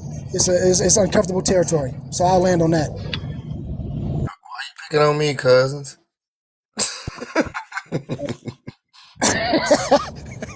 The mirror in the building. What's up, man? What's good? What's good? Okay, okay, we got another new person. Okay, Sweetest, what's up? What's up? How you feeling? Greetings. Greetings, panel. How's everyone doing tonight? I was just talking about this. I was just telling somebody that I would prefer not to get my lick back. Like, I'm not gonna be petty and tit for tat. So this is interesting. Not a piece of lick back?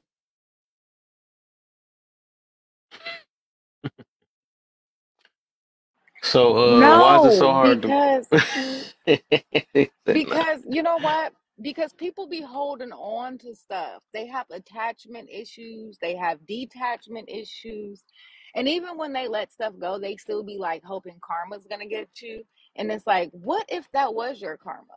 Like, has anybody ever sat back and been like, you know what? That was my karma for something that I did. Facts.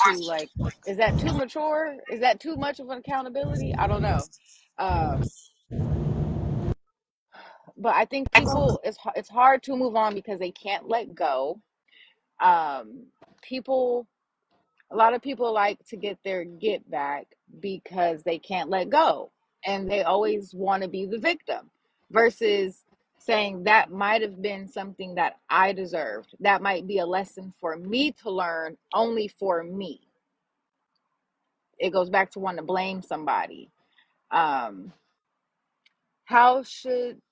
Who shouldn't be given grace and why? Oh, wait, we ain't on that. Well, you can start it because you about to start. So yeah, we can start on that. Go ahead. You're doing it. No, it's on you anyways. It's on you. I'm gonna go straight down. I would say I think everyone deserves grace because we all have the right to be wrong. I like how you did that. Maybe I should have made you last. I don't like that you get an answer. That's all I was looking for.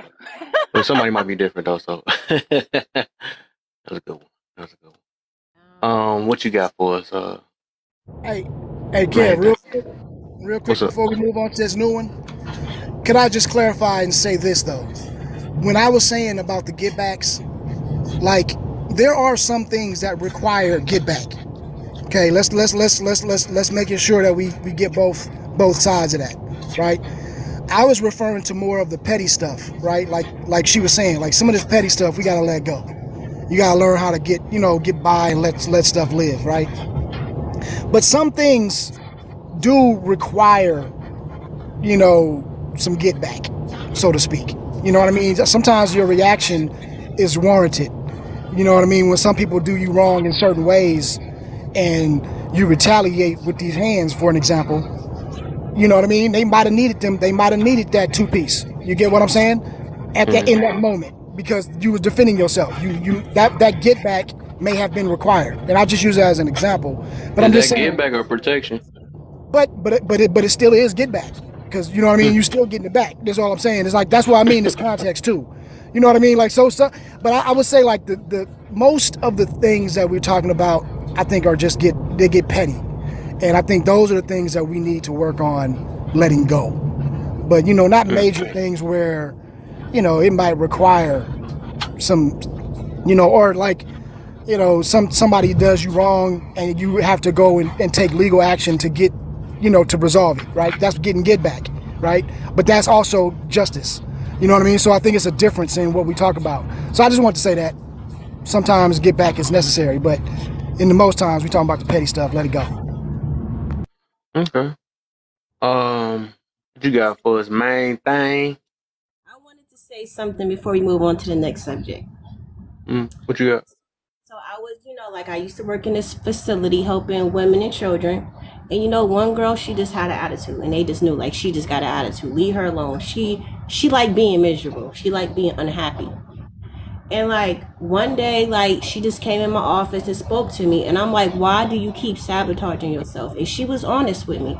She said the reason why I sabotage myself and I struggle with moving on, because every time when I feel happy, something bad happened to me. And then she went on like venting, like this person did this, that person did that, that wasn't my fault, I've been through this, I've been through that. People don't understand. I'm like, everybody in this world understand, because everybody has somebody that, everybody been hurt. So you can't say people don't understand. So I said, you know what?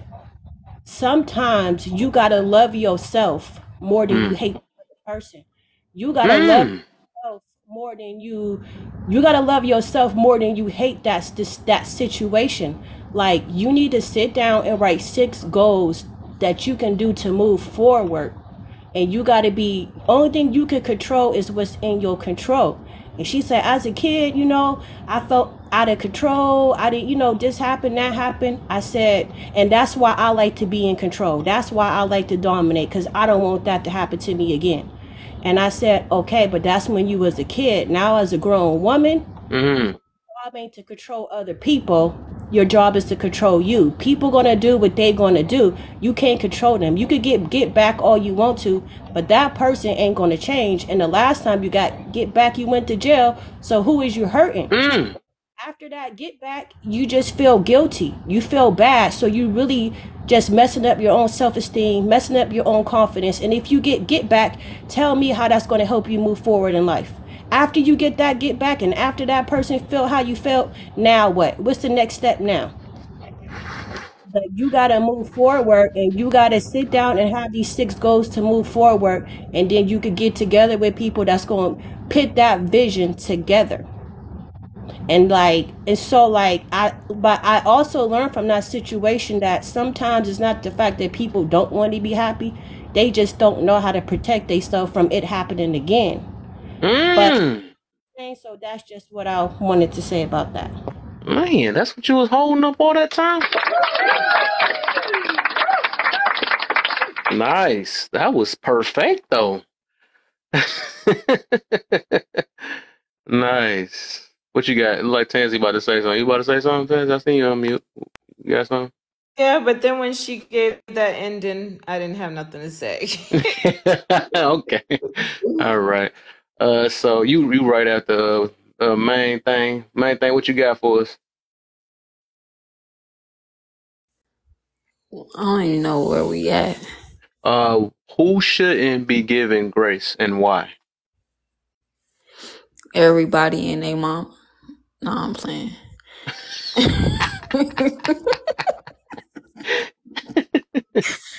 No, I'm playing. I said anybody that do wrong to people who they know for sure didn't deserve that wrongdoing. I think people who have no mercy towards people. Well, I mean, have no mercy, meaning you don't care about who you hurt. You don't care about who you talk to wrong. You just literally a disrespectful individual. I don't feel like disrespectful people deserve grace. And yeah, I'm a land there. Okay. I got a question for everybody but go ahead, Tansy, you next. All right, do people deserve grace?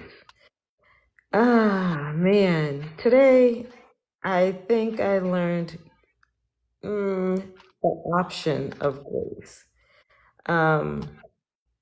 To tell you the truth, I'm going to stick to me. And I know everybody thinks, I'm always centering myself around myself, but I have to because I can't talk about another person. Okay. But if people want to give me mercy for the things that I have done wrong, and let's just use my children, for example. Mm-hmm. That's what's up. They give me mercy, they forgive me, and, we move on. But if you don't see the type of woman that I am and where my brain is, I'm not like a lot of people. So let's just say I say something to my children or my son, and he'll never forgive me. And maybe I want him to, but then I understand why I said what I said, and I really meant it. And so I don't think I deserve mercy for something that I really meant. So if he doesn't want to give me mercy, that's what's up. Don't give me mercy because I don't want it. So some people don't want mercy because mercy to me is like saying to someone, please forgive me. You're not going to get me to say, please forgive me. Fuck you if you don't forgive me. That's how I feel.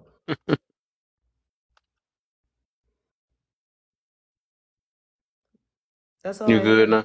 Yeah. Okay. All right. Sugar Pie. What you got for us? Who shouldn't be given grace and why? I think grace has a lot to do with, somebody said it earlier, forgiveness is for yourself. And I think grace, when you give people grace, it doesn't really say, it's not an indication of what they did wrong. It's an indication of the type of person you are. So if you are a loving person or a forgiving person, you're going to give grace. That's just you. But if you're not that, you might not give grace. So it's really an indication of your own characteristic traits based on your own core values. And that looks differently for everyone else. Now, grace is it's easier to give grace when somebody come to you and they are sorry, they did something and they come to you and they show you okay, I'm sorry.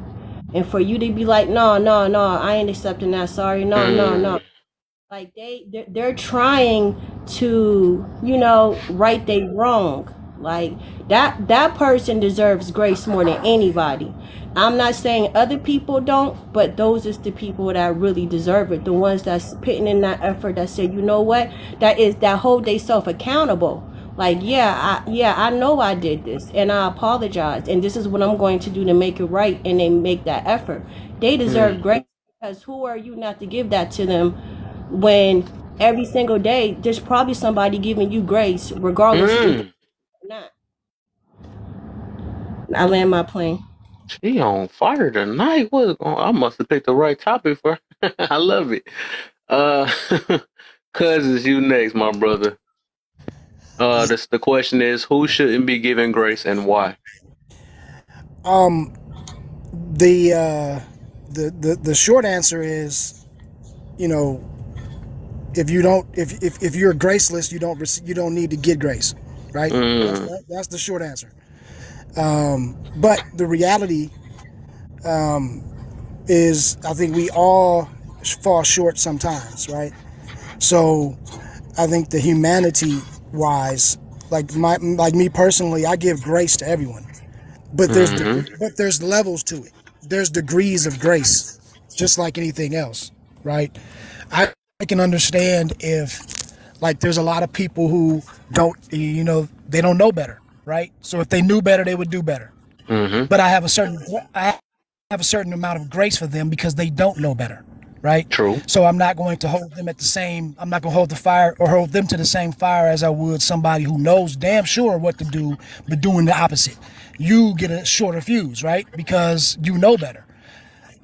So I think there's a difference in how we give grace, right? But I think overall, like she just said, if you are a person who is, and I hate to say this because it sounds like I'm preaching, but who walks in grace, you will be graceful.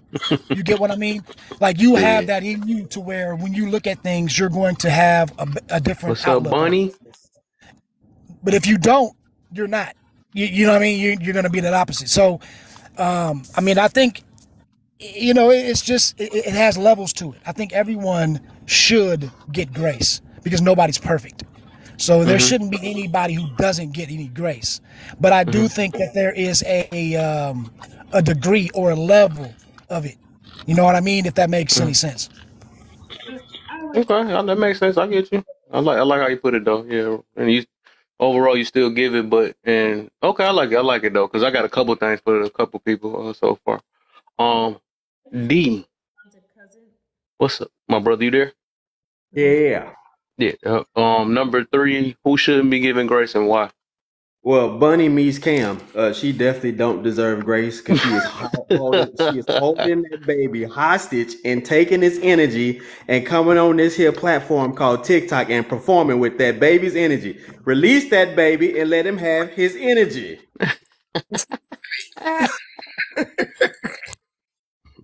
No, that's my sister from another mister, y'all. Man, look, Sugar Pie stole my thunder, yo. Because the fact of the matter, been on fire. The fact of the matter is this: people don't understand that how much grace they are being given. See, when they hear the word grace, it aligns to a biblical method and not to a general method of life. Your ass is given grace every time you walk outside your house and nobody went upside your head. And you know, particularly who a lot of y'all are that done piss some people off directly that know how to get in contact with you, but they chose to give you grace and mercy. So who's deserving of it? Everybody and nobody simultaneously. Because you build the heavens and hells that you have decided to deal with. If you build good spots with good people and even people who are not that good, disrespect those who are good to you. And if you having difficulties with somebody, well, hey, look, grant enough mercy to say, hey, this is it. You have your way, and I'm going to go about my way. But if it comes down to it and you have to then protect yourself at all time, at all costs. But let me do this real quick. I got my, I want to do this real quick.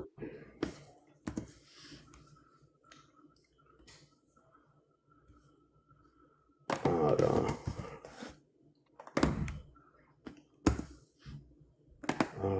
What is it going to do? Okay.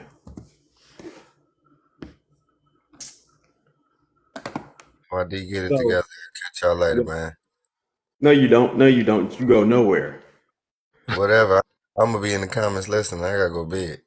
All right. Push up. Before you go, what's your take on that real quick? And then you, unless you got it just wrong.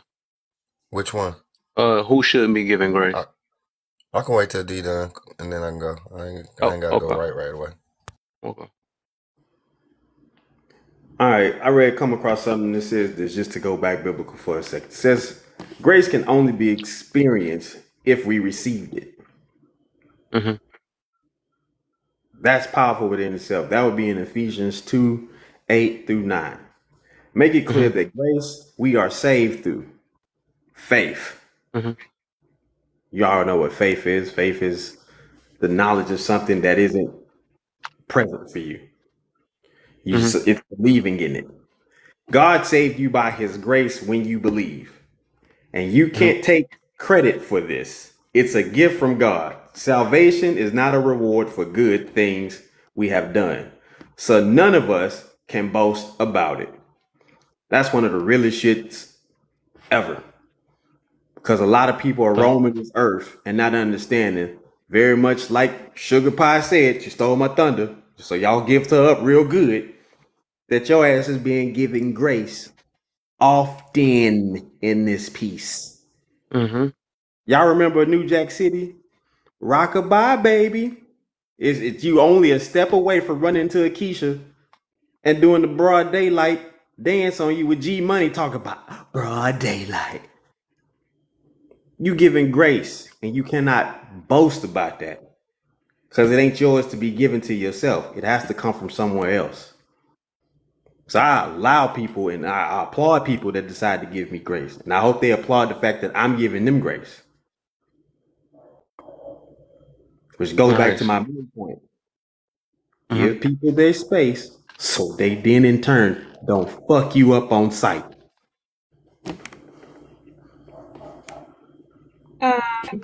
It's okay. I want to respond on Cousin. He said, I'm paraphrasing, but I think he said, some people don't, if they can't give grace, then they don't deserve grace. Cousin, did you say that in the beginning? Because I know you kind of was back and forth with it. In a short way, yes. Okay. So if they don't give grace and they don't deserve it, I don't agree with that. Because grace, if I'm not giving grace and I don't care, right? But that doesn't mean that you in return have to be like me, because my soul could be different from your soul. So just because my soul is one way, if someone then says, well, she doesn't give grace, so she don't deserve grace. That's just like that Jehovah Witness ideology, like that eye for eye ideology. Like that part I don't agree with. I think if you're a genuine person and you just give grace because of who you are as a person, then yes, go ahead and give that grace. However, if you realize you're giving grace to someone who's not going to appreciate that, then that's on that person who doesn't appreciate what you're willing to give and what you're willing to offer. So I just want to say that I don't agree with that part. And then D, I'm not a Bible thumper. I never have been. Because people who are a Bible thumper and they start quoting those verses and stuff like that, they don't never live by those words. And if you look at, I mean, when you talk about mercy, not mercy, if you want to give grace to someone, we as melanated race have been given grace to the white tea race for hundreds of years, and they still slap us in the face and do all kind of weirdo shit to us. Okay, so for me, my tolerance level to grace, to give someone grace, sometimes I have zero tolerance, which means I have zero grace to give to certain people. So I'm not saying all white tea people on the face of the earth, but the majority of them, I don't give them grace at all. That's for God to give them grace. So so Tanzi, real quick, I think that what you just said explains my point. Hey, real quick though, because I know my man's got to go to bed, and then we can go back to Tanzi real quick. Mary, just say your point real quick, so you can better go to hit them sheets and stuff. I don't want to, because I see this about to get good right here. But go ahead, Mary, and then I know they both want to say something to it. Yeah, grace is to like I said, grace is given to us, and it should be something that you give to others. I do agree to some point that grace is to be given to everyone, regardless if they deserve it or not. It's not up to us to determine whether they deserve it or not. Because, we don't want nobody trying to determine whether we deserve it or not. Right. There's things that we've done that could say that we don't deserve grace, but it's still given unto us anyway. So we should share and spread that grace to everyone and to all. And Tanzi. Hey, Tanzi. Yes, ma'am. How you doing? I'm doing fine, thanks. And I think I'm doing really good on this panel, but I would like to hear your opinion. Well, you are doing good, but there's something that you've missed. And the thing that you missed was, how many times have you been given grace when you've even dealt with us? That's the reason why you're here now. There's so many times that everybody else said, just drop her, just mute her mic. But yet and still we gave you grace and allowed you to speak. And in doing that, now you're able to come in and communicate with us, and we have good conversations now. But you're not going to share that same grace that was given to you with someone else just because of the color of their skin? I'm gonna answer. I'm gonna answer that question, right? But you're just talking about apple and oranges. Yes, I have been given grace on several platforms, and I have given that grace back because I'm not innocent. You're not the only. Like, these platforms are not innocent. The reason why I was the way I was is because of these platforms. So I forgave and I gave grace to the people who I felt needed grace, and they gave grace back to me, which is why I'm on this platform. Yep. True. But again, we reciprocate grace to all, and it's not apple to oranges. Grace is grace. We don't distinguish what grace is and what kind of grace is. Well, this grace is this kind of grace, and this grace is that kind of grace. It's different graces. Well, it's funny how you see you beat me too, because that's what I'm about to get to about everybody. The people that were saying this selective grace, you getting straight to what I'm about to get to. I'm glad that you about to outro this like that. I like it though, because that's all. Go ahead and do your thing. Go ahead. Well, I disagree. I strongly disagree, because we see this all too many times when God, and I'm not talking about man, because man mean nothing to me, to tell you the truth. And this is why I have so much conflict. It depends. If you earn my respect, then I give it, right? But if you say something that's twisted, I'm going to speak about it. If you think I'm twisted, that's fine. That's what's up too. But what I want to say is, we know that the creator of the universe, sometimes we do some, as human beings, we do a lot of messed up stuff, right? And you see it in the long run, which we call it karma, that because that person been doing so much stuff and God has given that person grace, we've seen that grace ended at some point, whether it be an unaliving, whether it be someone in a coma, whether it be someone in a wheelchair. We've seen and you may look at that and say, well, the person's still alive, so that person got grace, but no, you can't walk no more. But if that was the case, and I'm only cutting you off because you cut me off. If that was the case, then how do you justify it happened to people that didn't do anything wrong to anybody? Is that grace coming to an end as well? Okay, that's a good get back. This is according to this topic. So you just got me back, right? So I'm gonna take that, but I think we're gonna be going back and forth, because I really don't. I disagree. I strongly disagree. Well, I have a question. Say right now the cops bust in your house and put you in handcuffs and throw you in jail. Those cops could plant stuff on you and do all kind of illegal stuff. When you get in that courtroom, aren't you at the mercy of a Caucasian person's grace? You see, that's where I differ from everybody on this panel. No. And I have gone up against a lot of white tea people, and I'm known for that in my community. And even today, they came with the utmost respect. Now, I earned that for standing strong. So being in front of a judge, because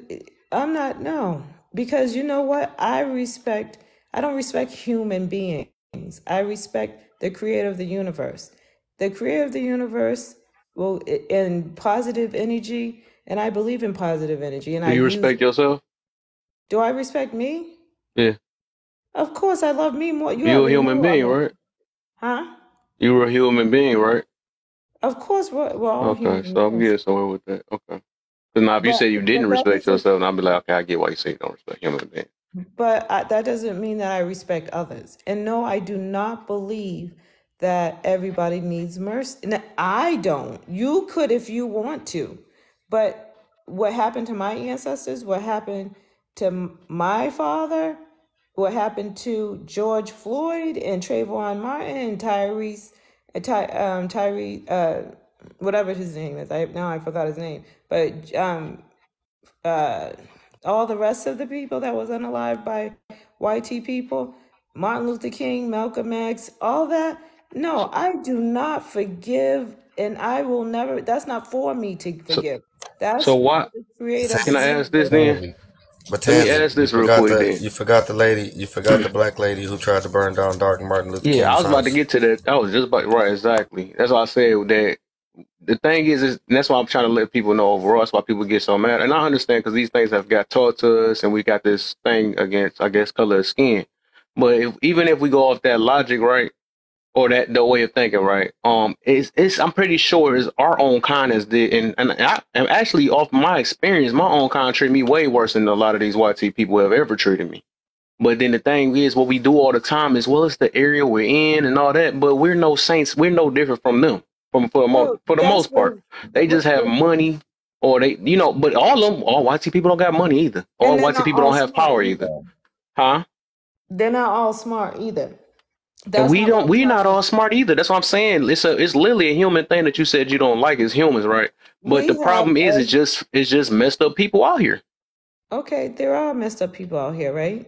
But I'm saying what happened to my race. And this is just for me. I don't really care about what anybody else think, to tell you the truth. But what I care about is my feelings right now. And what my feelings say is, if I were, and thank God I'm not God, because I wouldn't be a just God.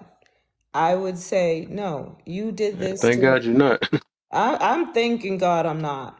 Because we all did, because the way you sound like your grace is limited. I'm glad we have a loving God. My grace is very limited, because it depends on your moral compass.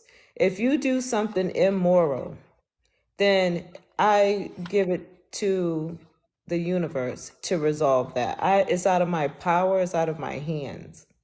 And usually when you do that, that person, based off your feelings, and if it's based off your feelings, it's likely to change with every emotion, moment, and thought. No.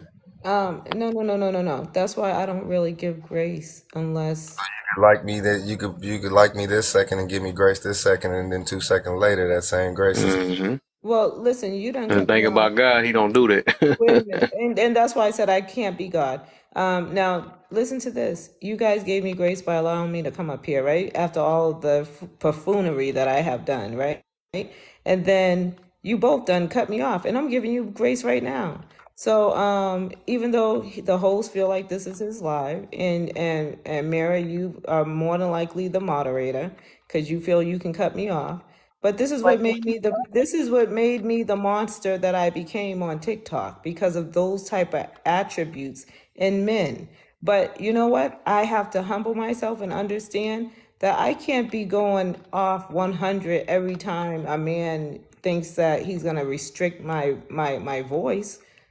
Because at the end of the day, we're just trying to have a conversation. You can't. Huh? Why are you being like that? I don't get it. We're just having a conversation. No, it's just sometimes we're going to cut into you, because you did the exact same thing too. I'm just using you guys as an example. Just like he said, I cut him off, and I'm just showing you both that you both cut me off. That happens on his app. That just happens. I mean, it's not a grace thing. It's just what happens. Grace to say to Mira, well, sometimes it just happens. It's not that Tansy's cutting you off. You see how you men stick together? That's what I'm not sticking with no side. I'm actually taking on both sides. That's what it is. I don't know why you making it a man thing. That's weird. What happened? Somebody just muted somebody. Hold up, but there go the starting of the muting. It wasn't me, but all I know is I'll catch y'all later. Good night, Tansy. Good night, everybody. For sure, brother. For sure. Good night. This thing that shifted all the way to something else. Hey, but can I respond real quick? Well, yeah, go ahead, cuz I know you had something for a minute. Well, just because it was directly to me, so I just wanted to clarify a little bit. So what you just said, Tansy, is exactly what I meant. But yet you said that you disagreed with what I said, but you just explained exactly what I said. So I think maybe my words were, maybe you misunderstood what I said. So let me clarify it. Because when I said the graceless do not deserve grace, I'm talking about that very thing. We're talking about people with no morals, people who are deplorable, people who do dastardly deeds. And I'm speaking like this so we don't get cut off, because I can say other things. But the point is, there are certain people in this world who are evil, who do not deserve grace. Those are the people who I was referring to, which you said, if they are doing such and such and they're not doing this, then you don't give them the grace, right? So that's what I meant when I said that. So Right. So I think we were on the same page, but maybe you just misunderstood what I said, because there's like, some people don't deserve grace, right? Smittler, for an example, I'm sure we can all agree this dude didn't deserve grace. He was he was a deplorable man, and he did the world, he was just hell on earth. Thus, he does not deserve grace. Now, that being said, I think that we also have to understand that people have different definitions of grace, right? If we just look at the meaning of grace as just the gracious, it is basically having a courteousness with a righteous attitude with behind it. It's being courteous, and it's pretty much that is what it is. A goodwill and courteousness, if courteousness is a word. But to sum it up, that's what grace is, right? Or elegant movement, depending on how you want to look at it, the meaning of the word. But if we go into spiritual things, or if we talk about, individuals' morals or whatever, now that grace can get turned into a lot of different things. Now we get those discussions where we can start saying, oh, do we have grace or not, and this and that. And I think this is where the conversation gets interesting, because it is about perception, right? Because if we look at the actual meaning of the word, we should all be courteous to each other, right? We should all have goodwill toward each other. That's grace. So simply put, everybody deserves that, right? As a human, you should deserve to be, courteous to each other, right? But I think now when we start dissecting it in our own lives, I think that's when it becomes where it's like, well, I'll think of it this way, I'll think of it that way, but I don't think it should be I disagree or I agree or I want to argue it or not, because I think it's all about perception, where none of us are right or none of us are wrong, I think, in this particular type of conversation, if that makes sense. I stand corrected. Thank you, cousin. So let me say this, because I'm actually saying that on my perception, I would say I don't think that's how grace go. How y'all saying? I already got this something against the word deserve, right?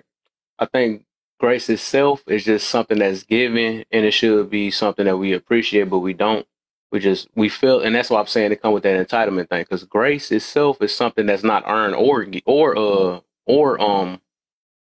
deserving, right? You don't deserve this stuff. This is just something that you just give. You know what I'm saying? Nobody who's the maker a freaking, I'm trying to think who's the one that the term is like, okay, you deserve that, you deserve this, or something like that. Because that's all, and that's why I'm gonna get too deeper about this situation and stuff, because it's like that's something that you just give. You know what I'm saying? Just like forgiveness is just something that you do. Nobody have to, okay, if you do these 3 things, now you deserve it. Oh, now you do these 3 things. Oh, now you earn it. It's not like no job. It's not like it's not like a script, a freaking paper that you write or something like that, or your equation you solved or something like that. That's not something that you do work towards to give. You just give it. You know what I'm saying? People have the choice, and they have the choice to do it or not. But to say like how do you determine who deserve what? You know what I'm saying? This kind of going off of, like, I know it's a feeling based thing, but then again, if we going overall, nobody don't deserve anything. Real talk. You know what I'm saying? Because we all failed. We all trying. Some people trying to do better. Some people don't have the ability to try to do better. Some people just don't, because the way they grew and stuff. But that's why I be meaning overall, we using this word deserve and stuff, and who like we are gods ourselves or something like that. Well, you know what? You made it. You impressed me, so you deserve. You know what I'm saying? This be crazy. It's funny to me, but this is stuff that we got raised to think. That's what it is, and it's the reason why we really can't get anywhere, because we look at it and it's based off our. Oh dang! Let me not answer too much though, but because we ain't even do the next 2 and stuff. But I'll get a little deeper when we get finished though. So Warlock, you the newest one. We on the first three. The first 3. Oh, damn well I can't. Oh shit. Good afternoon, everybody. How y'all do? Good evening, good night, whatever the hell it is. You know I can't read none of that shit. Okay, I got you. You know I'm blind. I'm old as hell. Nah, you're seasoned. All right. That's what they say nowadays. Experience. So what did they say, man? What did they say? So the topic question is, why is it so hard to move on?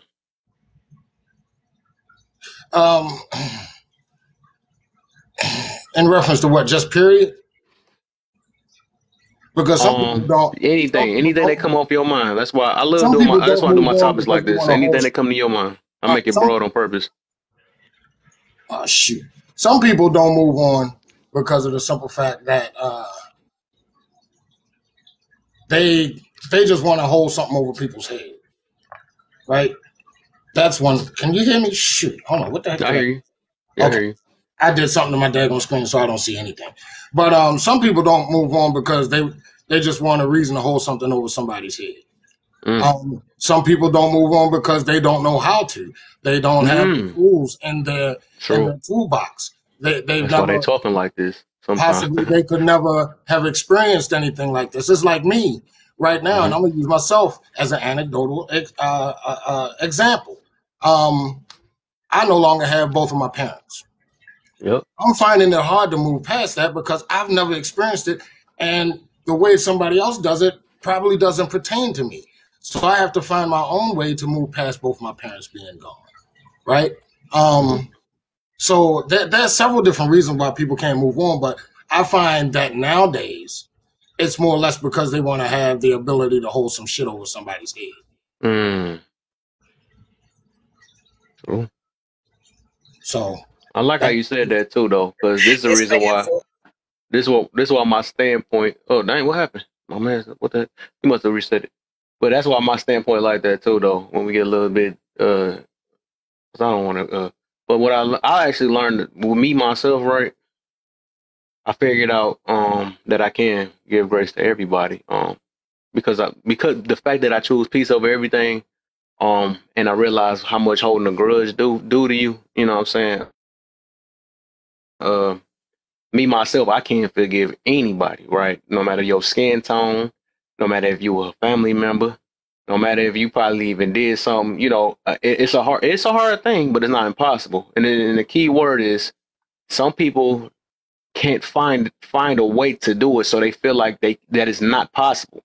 It's possible, but you just got to figure it out. That's what it is. Just like I had to do. And with me myself, and I'm just getting, and this is my tip for everybody else. I mean, it's really just changing your perspective, how you viewing it, and also just looking at it from just outside of just your own way of thinking too. Not realizing that everything that's done to you. And I know y'all probably heard this by now by different people. Everything, and I learned this at church too. I was at church. Went to church a couple of days ago. And it was funny how they mentioned that, and I just had a topic about it. It was like, everything that's done to you wasn't meant for you all the time. You just happen to be that person that's in the way. Right. You know, so I think is somebody there, but it's just like, is that you, Warlock? I can't see. Cause that is you. Your page is blank on my stuff. I'm in the second row. My fat ass finger kicked me out your goddamn live. I can't even see your box. You there, but I don't see you now. It's the opposite effect. But can you see the thing now? I'm on the la right now. But go ahead though. No, what I was trying to say is the fact that you know how I say everything in life is a choice, right? Mm-hmm. And you're not moving on. Like I said, some people just don't have the tools in their toolbox. Some people just do it to hold shit over people's head. But at the same token, it is a choice because there are avenues and things out here that can. That you can look for that'll give you an option. All of the options may not be for you.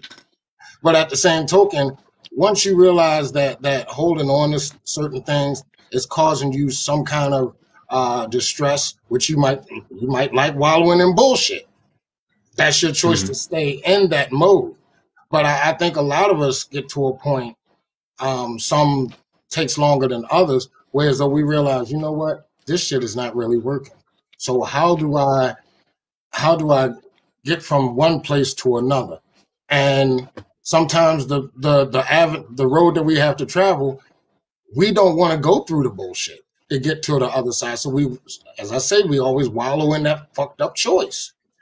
So when you find people that's holding on to things forever and 10 days, at some given point, you have to understand that they're choosing to be there, right? When you talk about grief, there is no time frame on grief, so I don't even put that in that category. But with just about everything else, after you see a person wallow in some shit for a while, at some given point in time, you have to say, they're making a choice to stay there. So do I deal with them, or do I just let them wallow in their own shit? And I've gotten to the point, especially here, to allow people to wallow in their own shit. Because no matter how much you talk, the points that you make, they can agree with it. And at the same token, they still choose to wallow in their own shit. So I'm like, okay, I planted the seed. Let's see if that shit grow. But I'm not going to stand over you 24 hours a day trying to water you every time the daggone ground looks dry. And that's just the way it is. Like I said this in another line. I might have been yours, Kev. I said, people that don't want to go, I'm not carrying them. They're going to get left in the damn ditch. So that's where I'm at with number one. What's number two? Hurry up, because I want to run through these real quick. Number two, I know a lot of people like to get their get back. How would they like if that get back was back to self? You know what? I don't do that get back shit because, see, here's the thing. I know a lot of people talk about karma, right? The one thing about karma is that usually when karma comes back to bite you in the ass, it never hits you directly. It's going to hit somebody or something around you that you really care about. So while you out there getting your get back, just understand it's going to come back to you, but it's going to come back to you in a roundabout way. And if you have anybody that you care about, that you love, that you say that you care about and that you love, you wouldn't worry about no damn get back because you know it could possibly affect them. So that get back shit, I don't think people like when the get back gets back at you. Oh, I got something about that, and I might spark up the room with this one. I'm gonna tell y'all why I don't believe in karma, but I'm gonna say. No, I said for those that do believe in it. Yeah, I know. I was just gonna throw it in there because there's a lot of people that do believe in karma, though. Yeah, and I'm just gonna believe in that shit. Okay, we on the same tip, whatever though. So, and I'm gonna explain because I'm gonna explain a couple of reasons, and then even my point of view of why I learned how to forgive.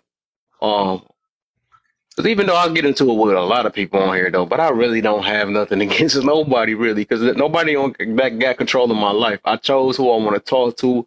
I choose who I want to get in an argument with, whoever chose to hurt my feelings or whatever they wanted, if that was their goal. You know, I chose this situation. But overall, I know it's something I'm supposed to get out of it. So I can't hold nothing against anybody. That's something not just because, like I said, I choose peace over everything. And like, why keep this in my mind about a person? Some people I might have to avoid, right? Because they just don't want to, let stuff go or whatever. But some people, I'm open the door to I'm willing to keep the door open for anybody that's willing to change and try to do better. You know what I'm saying? Because I'm all about trying to grow and help us all. You know what I'm saying? But that's my whole purpose on here. Some people on here to vent. Some people on here to cry, talk about themselves all day. It's all type of people to do whatever. I mean, they got their reasons though, but whatever helped them. That's how I look at it. But so with the third one, I think that segues into your next one, honestly, for me. What's that? You see the other one? I see who should, who shouldn't, and the other shit I can't fucking. Who shouldn't be given grace and why?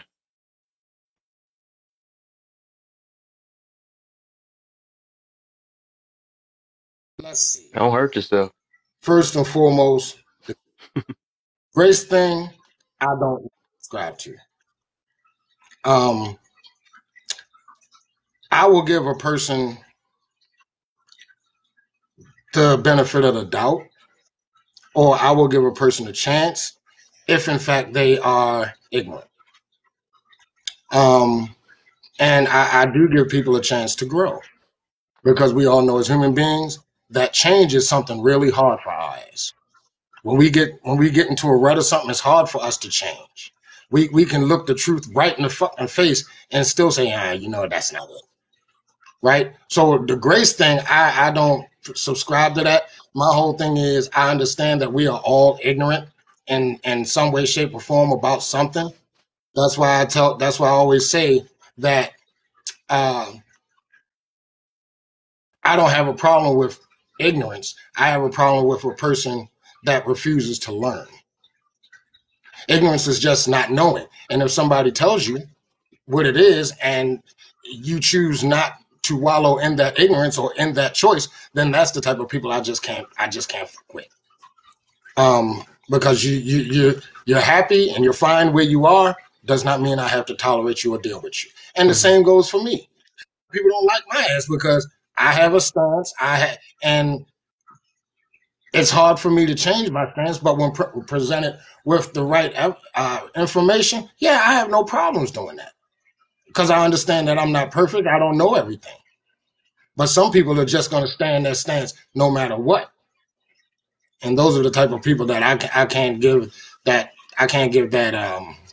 what do you call I just can't give them that kind of time. I just can't. Grace ain't got nothing to do with it because, I just don't like that word grace because, once again, Kev, we had a point where motherfuckers use a word and want to make it mean what they want it to mean. And, so I'm not. You said so. Basically, what's grace to you? Oh, your picture came back. Just noticed that. That was on my end. Huh? You just saw my picture again? Yeah, your picture just came back. You seen that too? That your song was invisible? So? No, I was under Lala the whole time. Oh yeah, that's what I was saying. Your song was invisible on my stuff. But you said so. What is grace to you though? What is grace to me? Mm-hmm. Grace. The reason why you say you don't subscribe to it? No, not in the context in which they use it. Because, I don't. Like I said, there are a lot of words that I do subscribe to, but not within the context that people freaking use it. That's all. Okay. So I guess we're good on that though. So let me throw a little something out before we get to this next one though. So I didn't answer the third one. You did? Mm-mm. Who else did? I think everybody did. Oh no, I think a few people didn't answer the third one yet. I think. Yeah. I was asking to make sure. I don't know who else didn't, but I know I didn't. Okay. All right. Yeah. So I got you next, and then did Tansy go? You probably went. No, Tansy didn't go though. And Sweet is probably okay. Oh yeah, I think everybody ain't go. It's because a couple people just switched out and all that stuff though. So yeah, a lot of people ain't do 3 yet. So real quick before I get everybody, and this too. Let me do another break real quick. So it's 20. If y'all can give me the 27K real quick, it's 39 of y'all. Y'all had a nice little break because I seen how long it was paused and stuff. I just ain't say nothing. So everybody in the box, y'all can tap hashtag FYPs, just like she just doing down there. You see, that'll help out too. Share. We already at 240 shares. If new people came in here, just hold your finger on the side of my box. Where is that? Right over here where the words at. Hold your finger. You're gonna see a list of friends. Just share all of them. They might come in here, they might not. I think we good. And if y'all want to, if y'all miss out on lives and stuff, or if y'all interested in my page, because soon later, hopefully I could transfer over to YouTube. So follow my YouTube. It's on, just you can click on my page or click on where it say my name up there. And then on my page, you'll see like a YouTube symbol and just go over there and follow from there or subscribe on there. And that's free. That's free too. I see Heaven, you just shared down there. I see you down there. So that's what so we got that going. But so let me say this real quick about how basically what I learned of how to forgive, and even with forgiveness, I think that comes with healing. A lot of us be saying we want to heal and all this other stuff. And like I said, I'm a firm believer of what somebody I understand. Like 2 people said it today that some people just don't know how to. So they feel like it's impossible. And that's why we talk the way we talk. We say these things like, oh, people don't deserve this. And, who the heck? Because at the end of the day, we haven't really learned how to forgive ourselves. We say it outside we say it with our mouths, but we don't say it with our actions. And real forgiveness is based off actions and point of view. Speaking of point of view, right? Or not point of view, the way we respond and behaviors. That's what forgiveness really is. So basically, a person that slapped you, if you come back to them and you give them a hug later down the line, right? Because at the beginning, you're not about to. I know a lot of people that take a lot though. We are human, but just not holding that slap all your life. You know what I'm saying? Not keep bringing it back up and letting it go. That's just simply by that, right? That's what forgiveness is. I know at that moment it's hard to forgive when you're in the midst of it, but one day you got to let it go if you're trying to move forward in life. But if you choose not to, that's your choice, but that's just extra pressure on you. You know what I'm saying? You can say it ain't no pressure, but it's way less pressure to let it go. because the only thing that you sacrificing is your ego. You know what I'm saying? That's all it be. And we fight for our ego more than anything. And this is the reason why we so unhappy now. You know what I'm saying? So maybe it's somewhere we're going wrong at.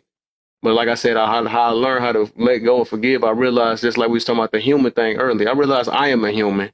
And I realized I learned this thing called empathy that everybody want to keep saying that they subscribe to or they got emotional intelligence. If you got all this stuff, you can also understand other people and understand other humans, that they can make mistakes just like you've done, but maybe they do it a different way and you don't like the way they do it, but maybe they don't like the way you do things. But all of us are made to do things differently.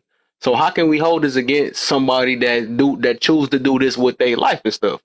You know, if they I can understand if somebody's dangerous or something like that, but people really do stuff. And I know we'd be like, well, if somebody's willingly doing it, or if we willingly did things too. We call people out their name because, but who's to make these real true judgment of whose stuff is worse than the other? You know what I'm saying?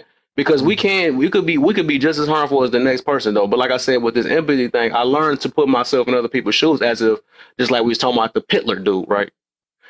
We don't know what happened when he went rogue. And this is how deep I think. I don't think about the actions I understand that the impact he have done, but we don't know how he got there. We don't know. He could have been a good person before that. We just don't know. We don't know the backstory. And any of us could have been this guy. We only saying that we wouldn't be that guy because we wasn't born the same way he was born and stuff. You know what I'm saying? It's easier to say that when we not a person, be like, I wouldn't do it. You know, I can't believe this is no good. Who are we to make this judgment? You know what I'm saying? We can judge the situation though, but not as in to be like, wishing unalive, like I know some people be doing. Like I got to the point that I build myself so much that I feel bad that we have to unalive some people. It's sad that we have to do that to protect ourselves. But hey, it is what it is. But I'm not about to sit here and celebrate that we had to unalive somebody. Now, who really the evil ones? You see what I'm saying? I don't think stuff like that is right. I mean, I feel like we need to pray for people that believe in prayer, or we got to, wish the best. What is so hard about wishing the best? Just like we want people to wish the best for us. You see what I'm saying? But like I said, how I learn to forgive is that me looking at other people's shoes and realize that I could be on any of these people that's been like that. And it's really just changing my point of view rather than just thinking about myself all the time. That's what we all do. Ourself. It's me all the time. Of course, we live in a life of me, but then again, like to escape and realize and let go of things, you got to realize we live in a world full of other people too that do different things. You see what I'm saying? So, and that's that part. And then I do want to throw the karma thing why I don't believe in that. And then I'm going to get back to the topic and stuff. So with the karma thing, did somebody say, ain't it two spots up there? You just made she going to make a bitch just why she want to drop. That's crazy. It's two spots. Unless somebody up in that top box and I don't see him. You can do what you do, but I got a question that I'd like to pose whenever you allow me to. But go ahead and do what you do, because I don't want you to lose the karma thing. Yeah, I'm just throwing this out here just to help people out, because like I said, people don't. Not saying my way gonna work all the time, but it's just how I look at it. That's how I had to kind of realize how to forgive or stuff. But also with the karma thing, right? Reason why I don't believe in that later, because like I said, I had told a story a while ago, and I say it every now and then, is that when I realized one of these days, and I look at it like, dang, I swear I was doing good and stuff. I never did nothing bad to people. I mean, from my perspective, right? But one day it was like Thanksgiving. I came back and all my stuff was gone out the house. I was like, what the heck? So somebody had broke into my apartment and stole everything out of it while I was gone and stuff. And I was like, dang, what did I do? What did I do so bad to get this situation and stuff?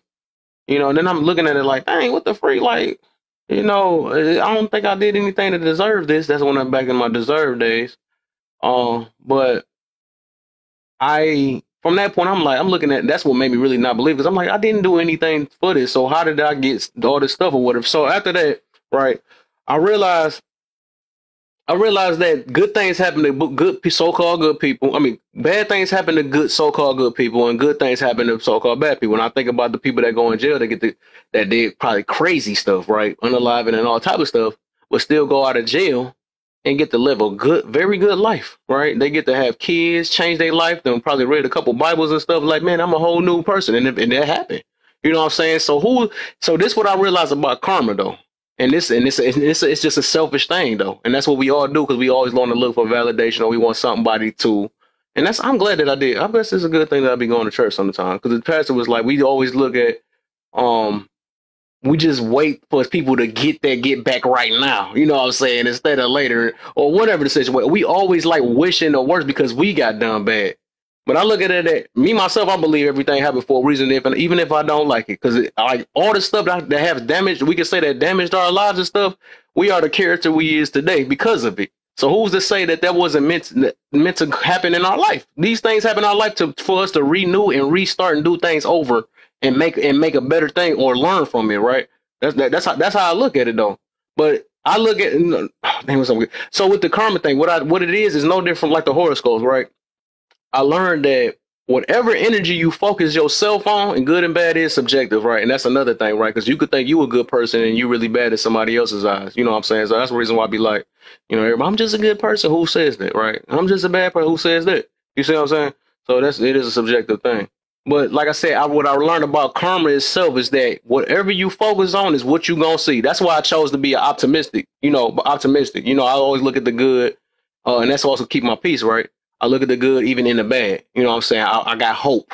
I have, things that, even when, super things might happen to me. Or remember one time my page got shut down. I looked at it like maybe it's something I have to do, or maybe it's something I got to come up with better. You know what I'm saying? I don't always look at, dang, I lost some money. Well, that happened for a reason, for me to do something, get something better out of the situation.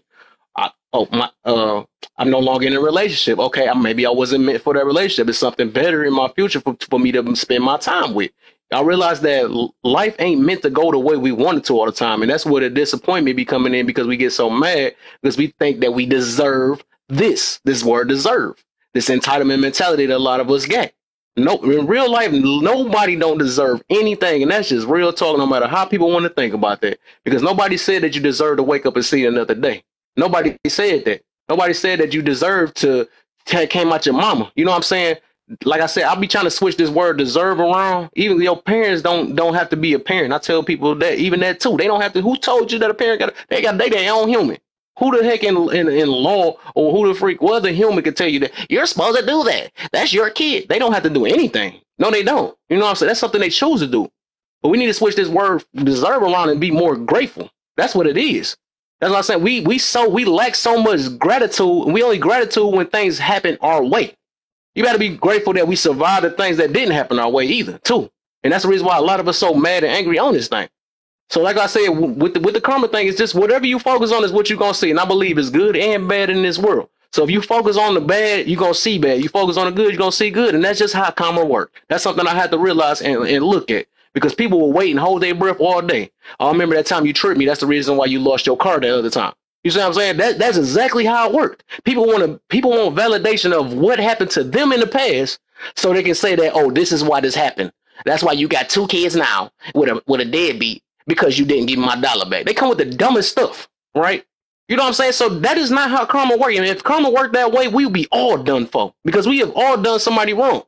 You know what I'm saying? Who's to say like well, I guess I did deserve. You only think that because you feel like everybody deserves something else. But real talk, if you wasn't in pain or freaking hurt and stuff, nobody don't want stuff done to them like that in real talk. People only that say that they want, well, people had to hurt me because I know that maybe I had to deserve it. No, you don't really want that. Nobody don't want no pain done to them.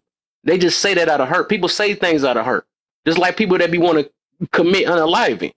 Nobody comes on this earth want to unalive themselves. It's something that they went through that made them cause that. Everybody wants to live. Even your body tell you that you want to live. That's just like that. That's real talk. Your body say it don't just come alive and then your heart just stop beating. Like, I don't feel like beating.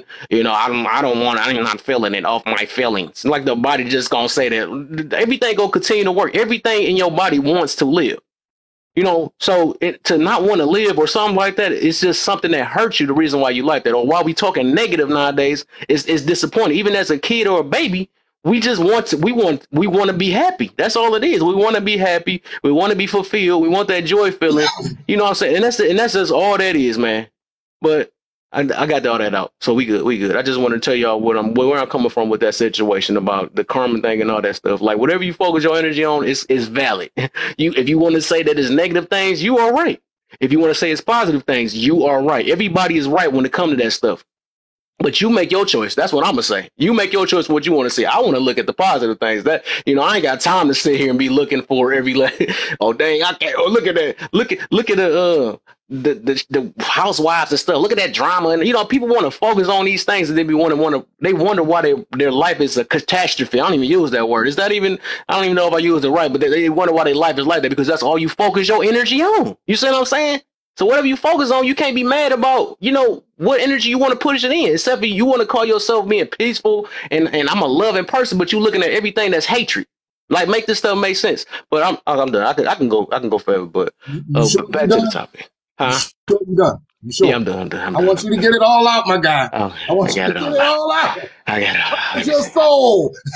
Shit, man. Get it all out, man. Go ahead, but you had a question for us that we can get back to the other questions. Say what? You had a question for us that we can get back to the other questions afterwards. My whole thing was this, man. Speaking of forgiveness, hold up. What the frick? Who somebody is in this box then? Who's in this top right box? I don't see him. Nobody. I don't see nobody in there. Yeah. What? Next to Lala, right? Yeah. That's I don't see nobody. Pie. Hold up. That's Sugar Pie. Sugar Pie, you up there? I don't see Sugar Pie. She back? No, I don't see. I don't.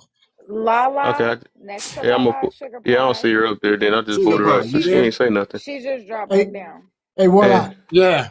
Are you gonna forget what you got to say? So I just No. I got it. Hold up real quick, y'all. Hold up real quick. What's up, Paul? Who is Rhonda Walker and why did she invite me to this room? Rhonda, where are you?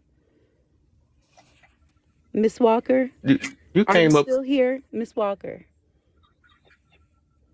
Okay. You came up here for that? Yes, because I don't under why go through this whole thing? Like, we know how I am and we know how I react.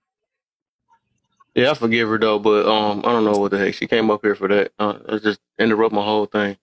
I'm thinking she was about to. I was about to say, even with her though, we got into some situation, but I forgive her too though. I mean, I don't hold nothing against people, but no, I was gonna. I mean, hey Paul, like I said, you can block me. There's no problem. I'm not got nothing against you though. You got something against me. You can just block me. I know you ain't have to do all the extra stuff though, man. Like I said, but I still give, speaking even with that, with us talking about the grace thing, I still give grace. I have nothing against it because I understand a lot of us are going through things and stuff. I do realize that. And I realize everybody don't think the same way. He did a favor. He got the low tolerance. But, even with that situation though, but, like I said, even with that, don't let people, don't let them get you out your square and stuff. Don't do that, man. I know we all trying to do that and we just don't know how to, but it's just, it's simple. It's not simple, but we can do it. We can all do it though.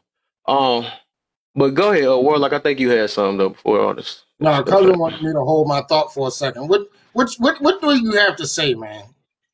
No, because Lala and I in the comments was talking about this one when you were talking about a subjective truth or basically good and bad being subjective, and I made that comment in the comments.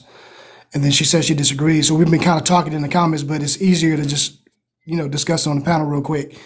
So when I say that bad and good can be subjective, it is because what you may consider bad, I may not, right? Yeah, or somebody else may not, because there are certain things that is just opinion, and it is no tangible bad or good.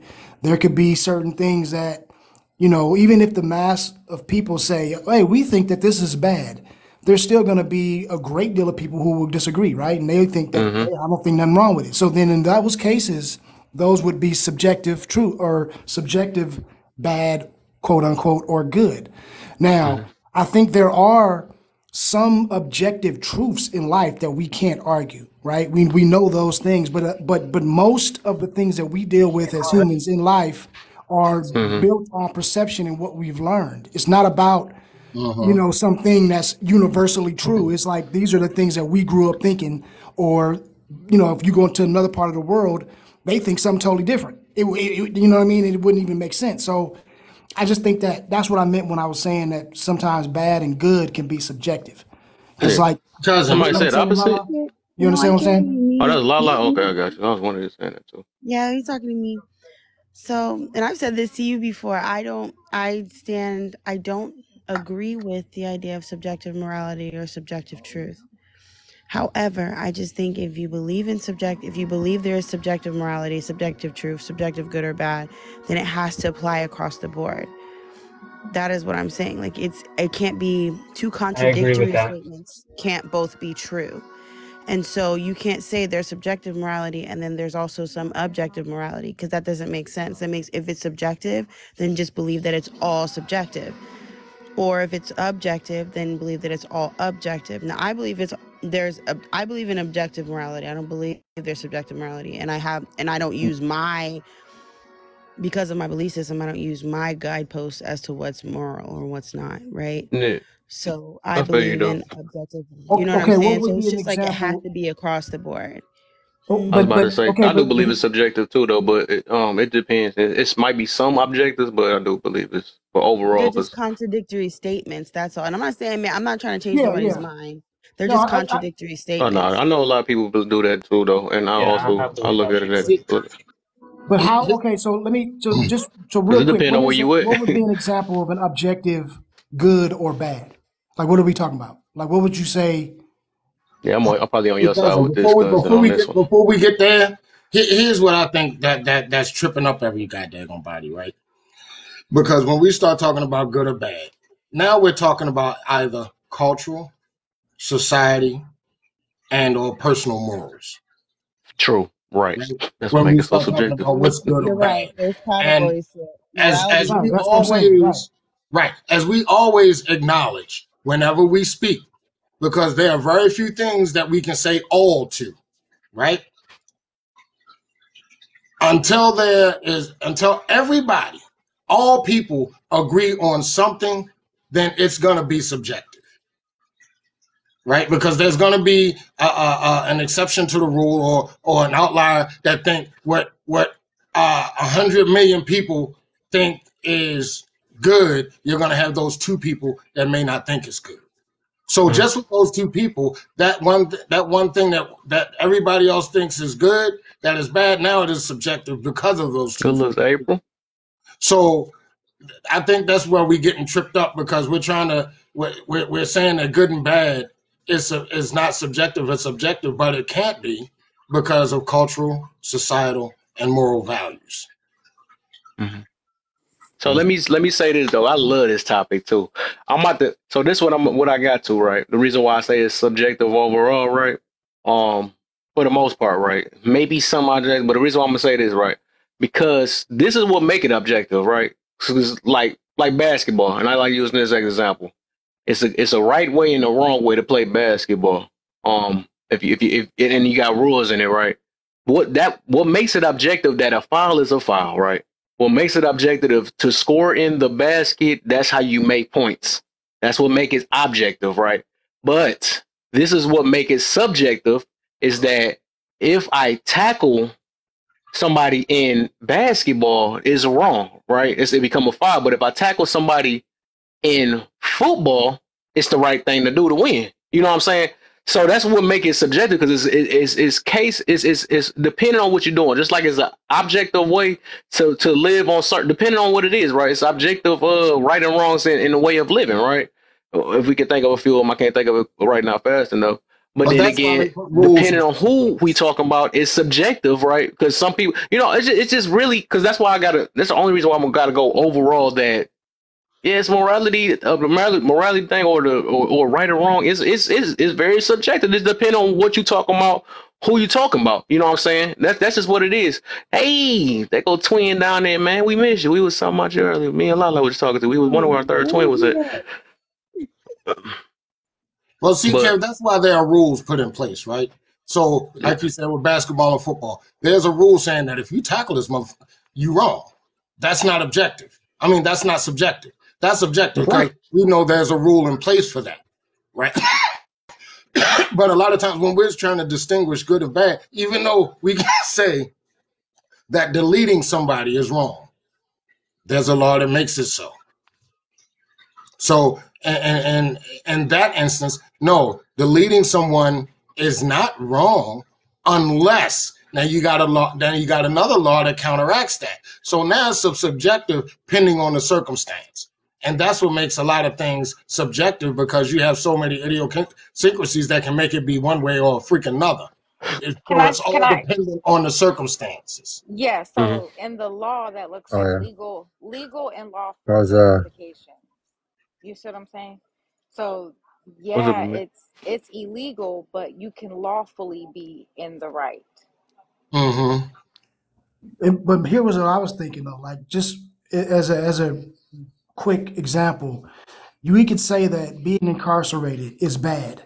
Okay, I think everybody might agree with that. That might be something that we would universally say, yeah, that's not a good thing. Okay, being incarcerated is bad. Okay, but then you will have some people who have been incarcerated who will tell you, you know what, that has actually been the best thing in my life because it made me change to the person that I am now. So for that person, that bad actually, he deems it as good. So or he can save other lives if you incarcerate the right person, right? But I'm just saying, who is anybody to tell that man that he's wrong? Nope, it's bad. No, to him, it's good. That in itself would make it subjective. So that's what I meant. That's what I was going with when I was saying. Yeah. No, I got what you were saying. I totally understand what you're saying. What I'm communicating is, and I understand that you guys are saying that you believe that these things are subjective. And I think that's totally fine because that's just the stance that you're on, right? You say you're standing on that it's subjective. I'm standing, for me, it's objective. And even when somebody is doing something like the example that you guys are using, right? The jail example, going to jail, in my opinion, is still going to be bad no matter what anybody thinks of how it turned out for them. Or no matter what came out of that thing, it's still bad that he went to jail. But I just think it takes longer for people because I believe it's objective. I believe it across the board, which means there's a time frame or there's a point at which this person will realize that my this sis ain't seen her no more. I get exactly. I got a couple of things for her then, because the reason why I'm gonna do this because I do this with my cousin a lot. I wish y'all could see my cousin. He ain't been here in a while. So I believe that, like when we talked about, I say Muck Duck because I watch The Office too much. So when we talk about Muck Duck, that's somebody's unaliving somebody. It's bad no matter what the situation is, but it doesn't. I'm about to get you with that too. That's exactly what I'm about to get you with. It doesn't mean that it's not justified. Justified and wrong are two different things. So let me get you with this, because this is what me. You still going? I don't even know. Oh no, I can be quiet. I'm sorry. Go ahead. No, I thought I kept hearing the pause. That's why I kept going. I don't want to make like I'm interrupting. You just pause. Oh no, it's okay. I'm just, I have those. Because this getting me excited though, because I talk about this and I used to do this back and forth with my cousin too. Huh? Your smile, your cheeks are touching your glasses. You're so excited. Yes, because I love talking about this thing though. Because my cousin, he used to burn me up because I was literally the same way as you and Tom. Because I'm gonna let Tom go too. About totally fine. I think it's totally fine for someone to believe. I disagree. Yeah, I'm about to explain it though. Huh? Yeah, I was about to explain it though. Yeah, I feel you though. That's why I say everybody gonna stay what they gonna stay with though. But I was gonna say this though. This was making it funny because my cousin used to get me with it too. Even with Unaliving, right? If he was in here, I wish I could send him an invite because I don't know if y'all remember Wine.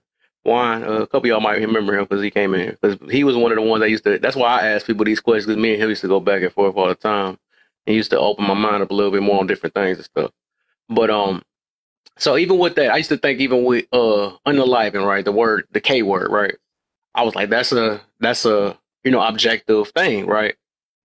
We could say that Unaliving is that, but then again, we unalive plants, we unalive plants to we unalive trees and stuff to build houses.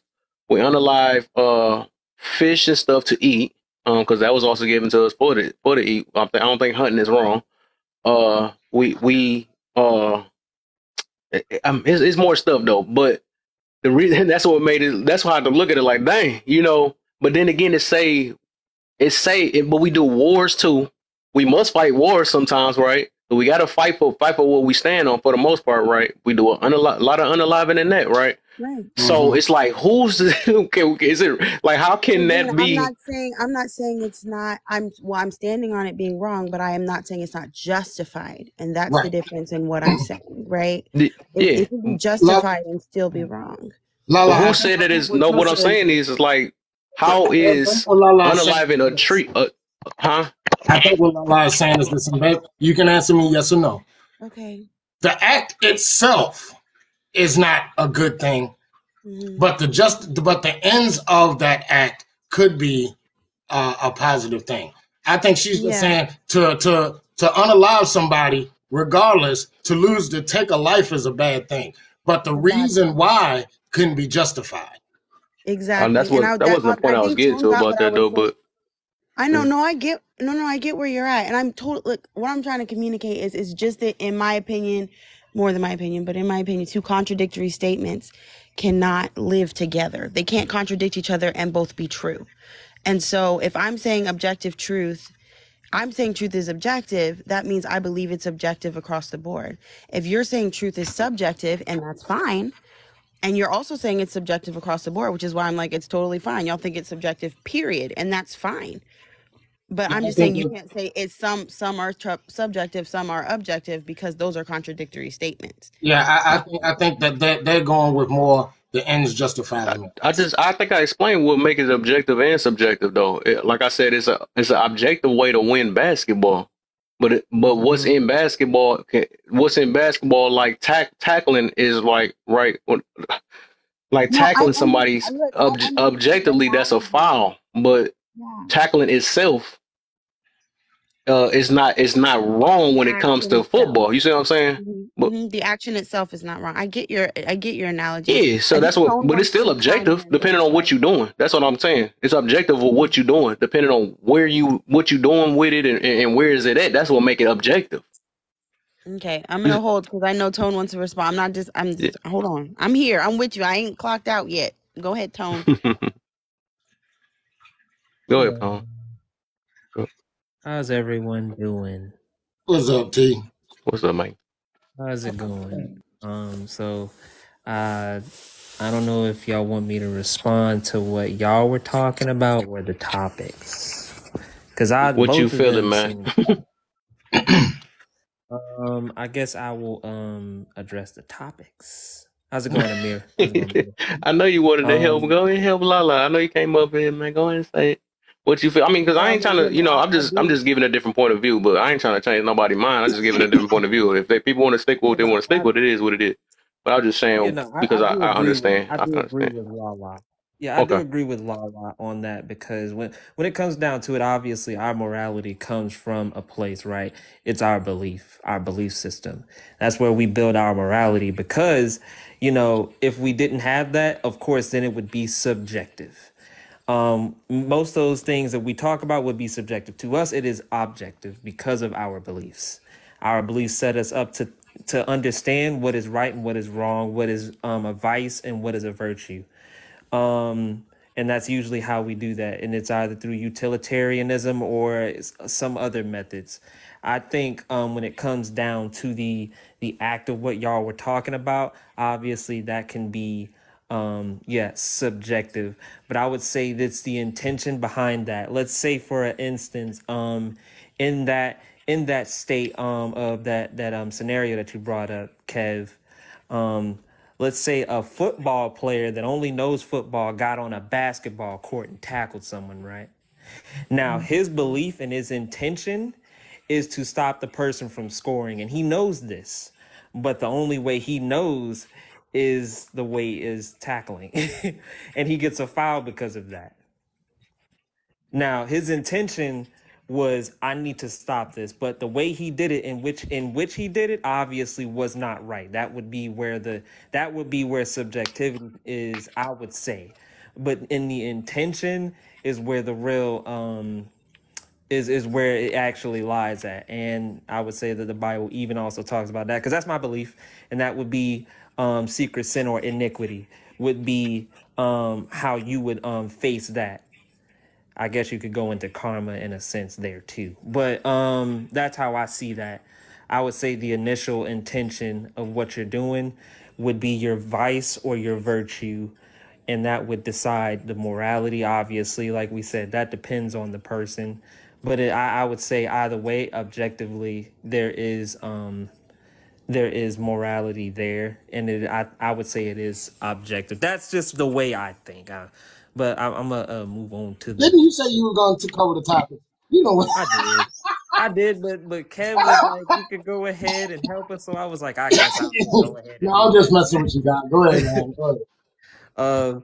But yeah, okay. So why is it so hard to move on? I don't know. When it comes down to it, a lot of people don't like change. We don't. We of course change. Obviously, you have to go to something you don't know, and everyone fears the unknown. It's how, we're curious, but we also fear the unknown. So doing something different is always going to be kind of scary. It's something new. We're not used to it. So, of course, it's hard to move on. And I guess if you put it in that sense, I don't know if you're talking about relationships or whatnot, but I guess that can apply in relationships. People tend to complain, but then they'll run back to the same type of person. It's the same personality, different person. And that's just what they're used to. And it can be subconscious.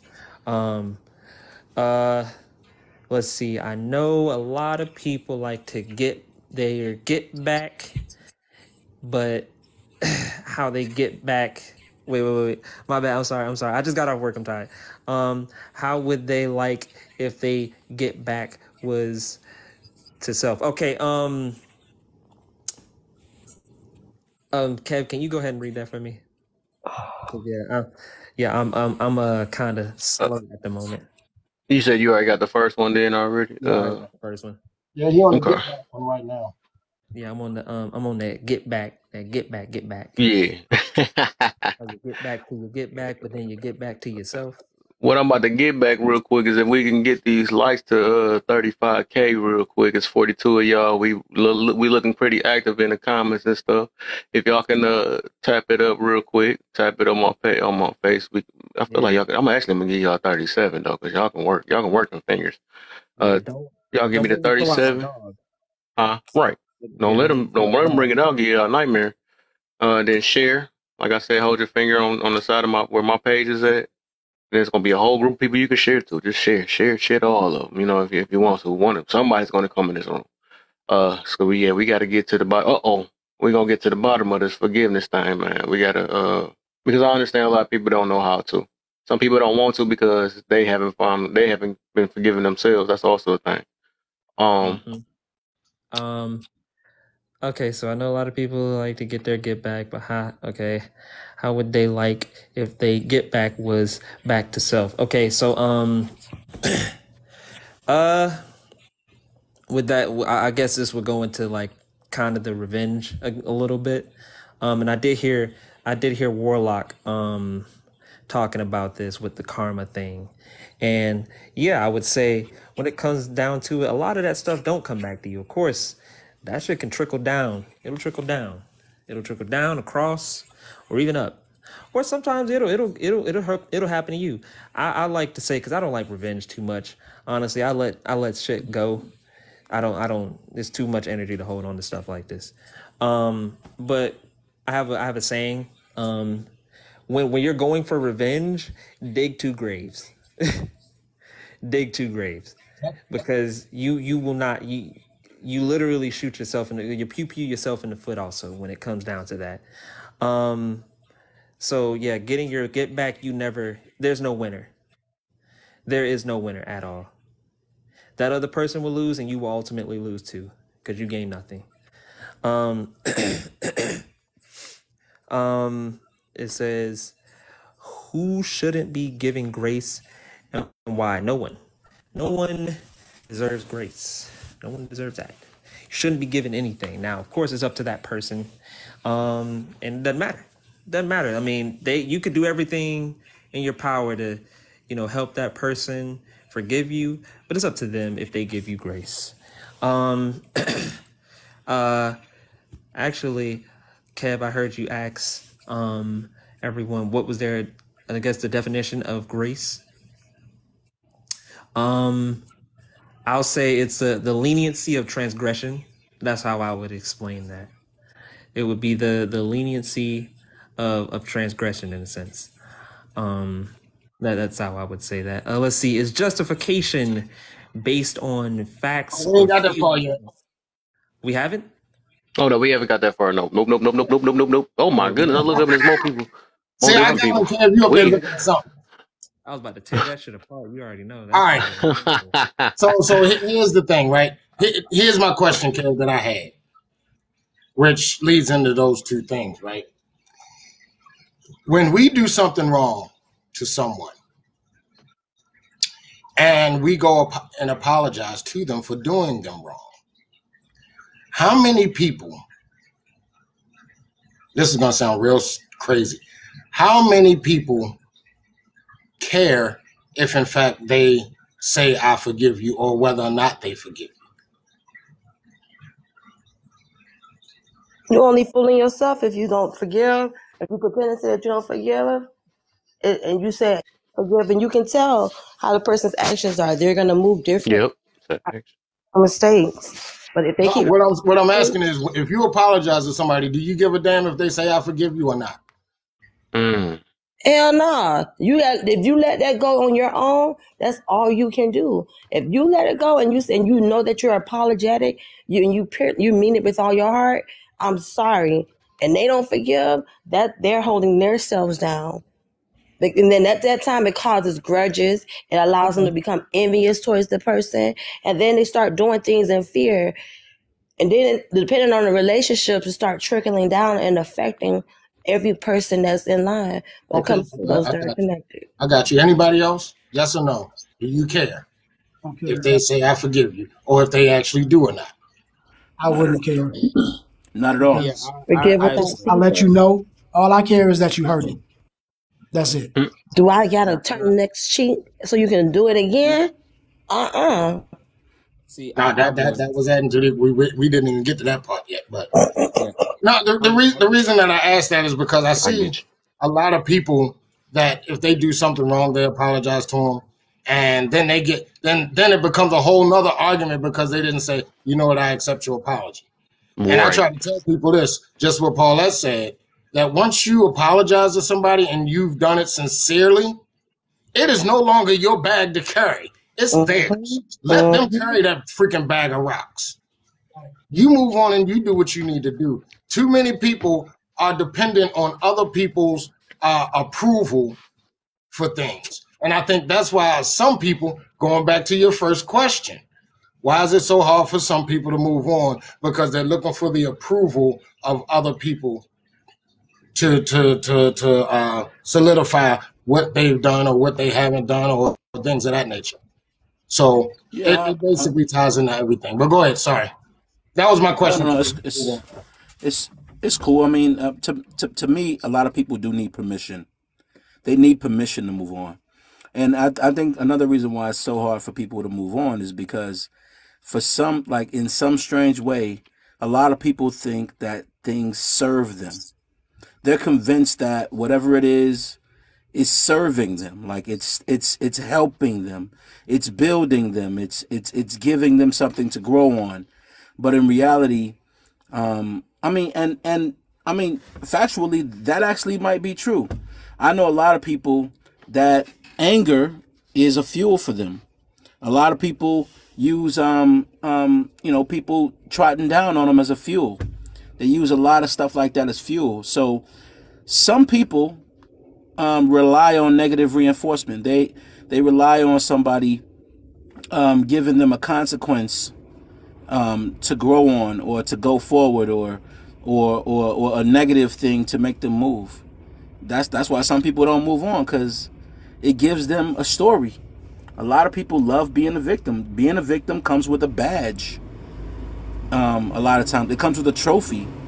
It comes with this thing that they can always depend on. A lot of people love it. They just literally they eat and desire to constantly feed on being abused or downtrodden or whatever. Like, they need that story.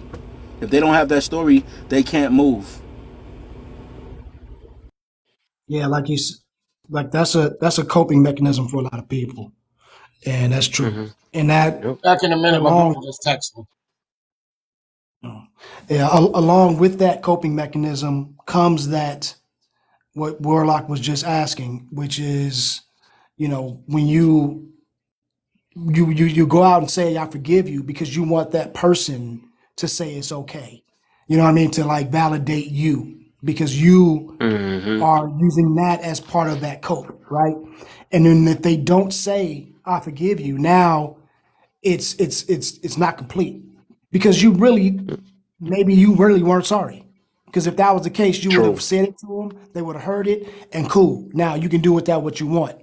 That is a true, authentic stance. But when you have to now get a response for it, it's almost like you're just doing it for that response, which I don't think is authentic. I think that becomes one of those, another cope, to make you feel better. So like, yeah, so he forgives me. Now I feel better about it or whatever. So yeah, all of that. Oh, so you'd be back. All right, Warlock. So all right, we got a couple more people because a few new people. So oh, no, was it hashtag one? So you already did the first one. You got the first two. You got to do real quick. I know a lot of people like to get their get back. How would they like if they get back was back to self? I mean, if the get back was back to self. Said it all wrong. That's on you, hashtag.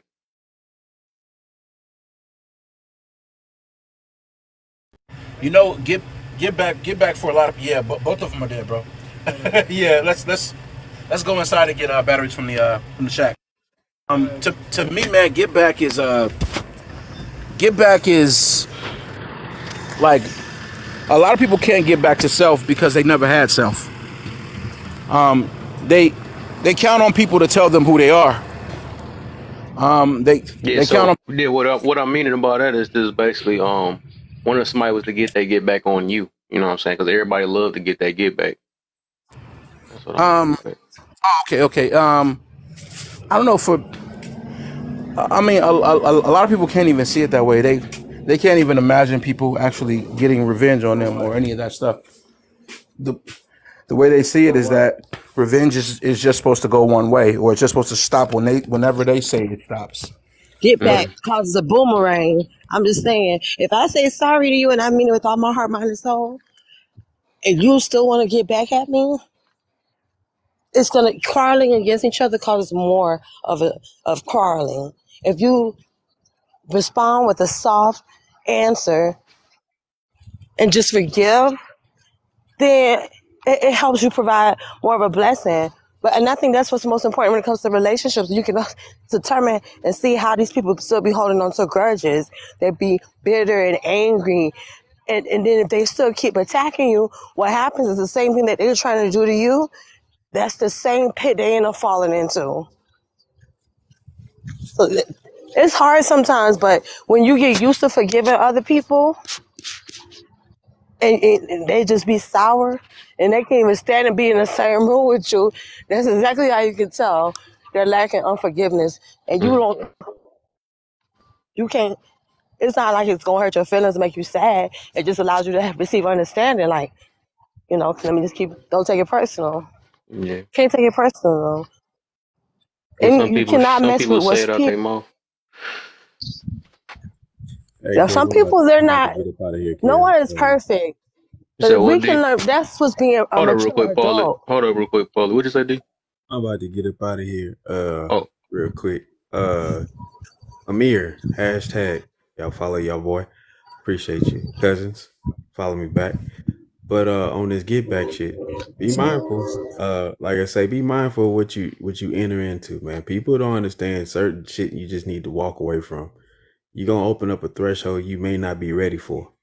So just be mindful of how you interact with people, because we will make the wrong assumption about somebody and you'll miss around to being that method called fuck around and found out. And you don't want to be on the found out side of that fuck around. So just be real mindful of the people you're dealing with, because you don't know everything about them and you don't know what they know. So that's all I'm going to leave y'all with. But I holla. All right, for sure, man. Appreciate you, man. All right, so I think we are on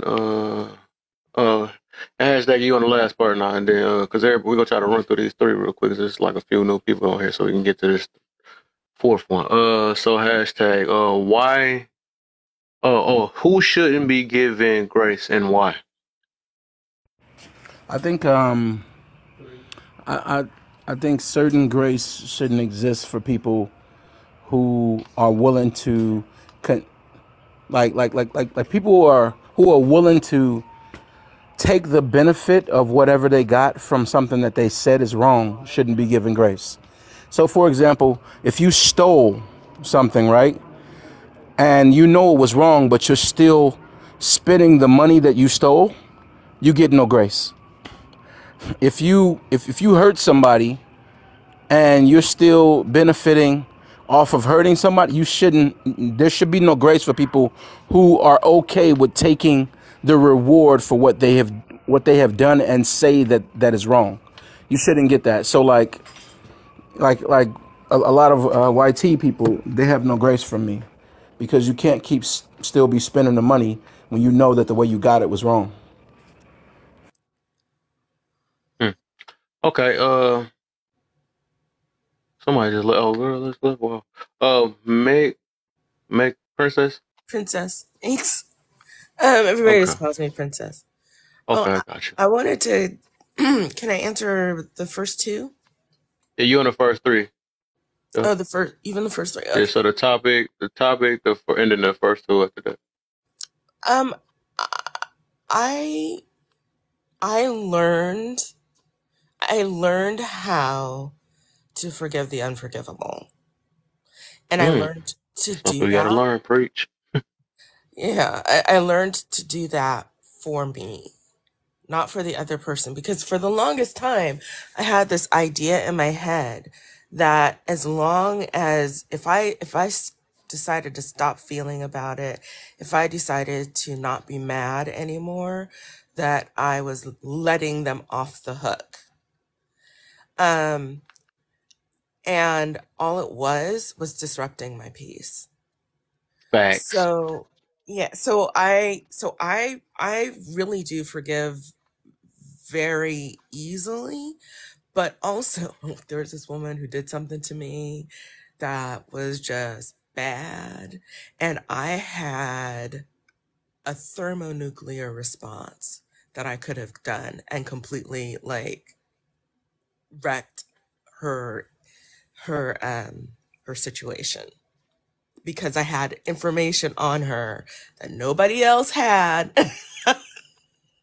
And I could, and there were moments when I wanted to. I even like screenshot stuff because I was like, I'm gonna do it because what she did was so awful.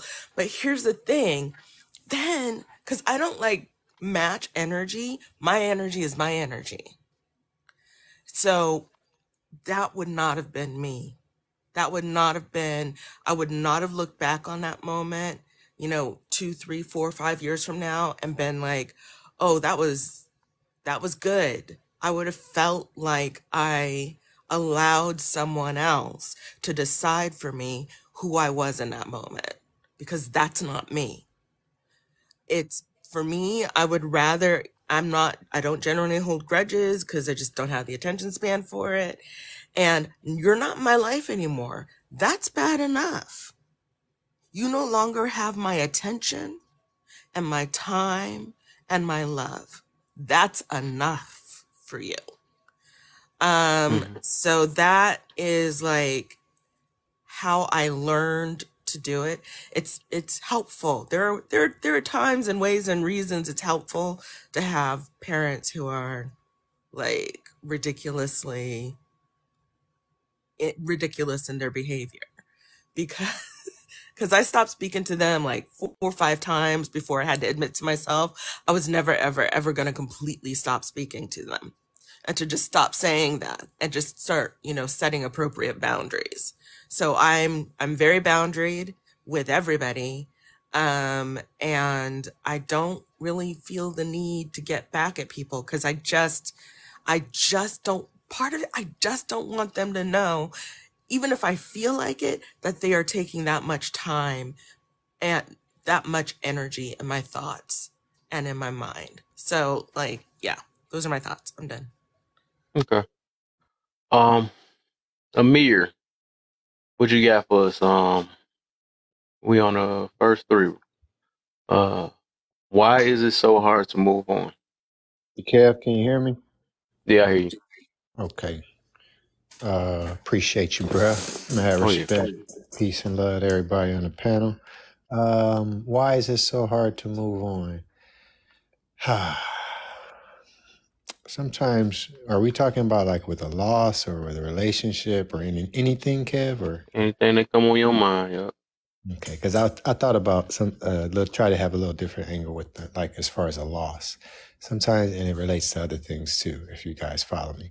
Sometimes it's hard to move on because we feel a pain when we have that reminiscing thought, and we don't want that pain. We rather have the pleasure that we had when we had that thing. So even if the thing is like real bad, maybe toxic, maybe abusive, maybe even passed away. You know what I'm saying? Think about your loved ones. You really just want that pain of them not being there to be replaced with the good thoughts, the good times, and maybe even more.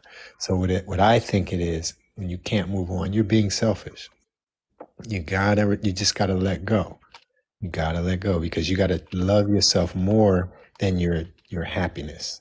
So if you're only going to be happy if you get that back, then you're limiting yourself and you're being selfish. Don't do that to yourself. Can I move on to the next one? And that's the last one. Why? Who shouldn't be given grace and why? Okay. Did I skip get back? Because I thought you had I thought I heard you saying it. Oh, my bad. No, I was just saying you shouldn't. We don't move on because we selfish, man. I hope everybody get that. That's why we don't move on. If you let go of it, you'll be all right. Yeah. But I know a lot of people like to don't do get backs, basically. I don't think you should do get backs, man, because ultimately, like when that one brother said before he got up and out, that's what I was hoping somebody was going to say. Sometimes these get backs get way too thick, too critical. Like you can start out with a stepping on somebody's shoe and then wind up being, you know what I'm saying, an unaliving. So I used to be in the That's usually where it ended. Especially when two people don't give up. Somebody got to give up one day. Look, cousins, everybody. Now we got whole villages. But I used to have a lot of get back mentality, man. And, because I used to like to fight a lot. So I had that for a long time. And I realized once I let that go, I feel better. Like I feel cleaner. I feel lighter.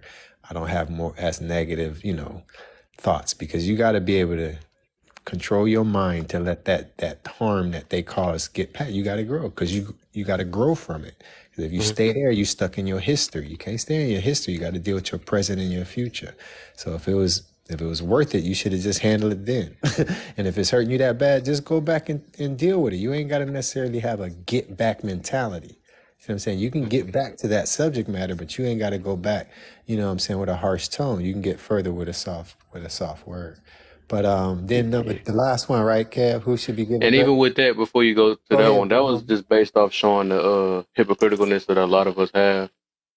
We be wanting to do these things to people. We feel like that we are more higher than we're, like I was mentioning earlier, some of us feel like we're more humanier than other humans, and all of us can be taken off the face of the earth the same exact way, even the simplest ways nowadays. So now they made it easier.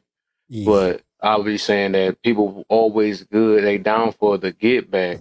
But wonder if somebody else thought about it the same way. We justify when it come back to us, and that's the whole point of that situation. It's like, why do we always want to justify when it's us? Well, it wasn't that bad when I did it, but it's all bad when they do it. You see what I'm saying? That's what I was getting to. I didn't get that last part, Kev. I'm glad you said that. The part get back was back to self. Now that's true. Back to self. So that takes me right back into grace. That takes me right into the next one.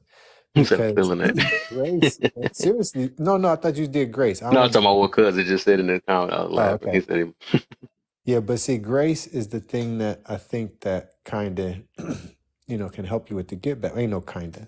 I definitely know that grace can help you with that get back mentality, because you got to give yourself grace. You got to give your counterpart grace. Facts. You got to treat people the way you want to be treated. You could have been the counterpart. Like you could have been the offender. And if you're ever in that situation, you're going to want somebody to show you some grace. You ain't going to throw away the book, like, put you under the jailhouse. You feel me? So, and you ain't going to want them to take your life. I did wrong, man, but dang, don't take my life. But that's how, like you said, Kev, people take things to the extreme. Like you hit me in the face, I might want to, right. cut your, do you it. go low, I go lower. Right. So the last thing I'll land with, man, is, and it ain't nothing I made up. Everybody heard this before. You want to show the grace that you gonna want one day. You gonna make a mistake. You can make a grave mistake in the future, intentional or not. But you gonna want some grace. And I'm gonna end with, look, Adam and Eve, they started it all. Y'all can believe in it or not, but it's a great metaphor. They did the ultimate. They had everything they needed, and they still messed up. Mm-hmm. And they showed them grace, y'all. So, y'all, I think we should be able to show each other. It don't necessarily mean you got to forgive them. Don't get these words mistaken. I would say you don't got to forget them, but I do recommend forgiveness.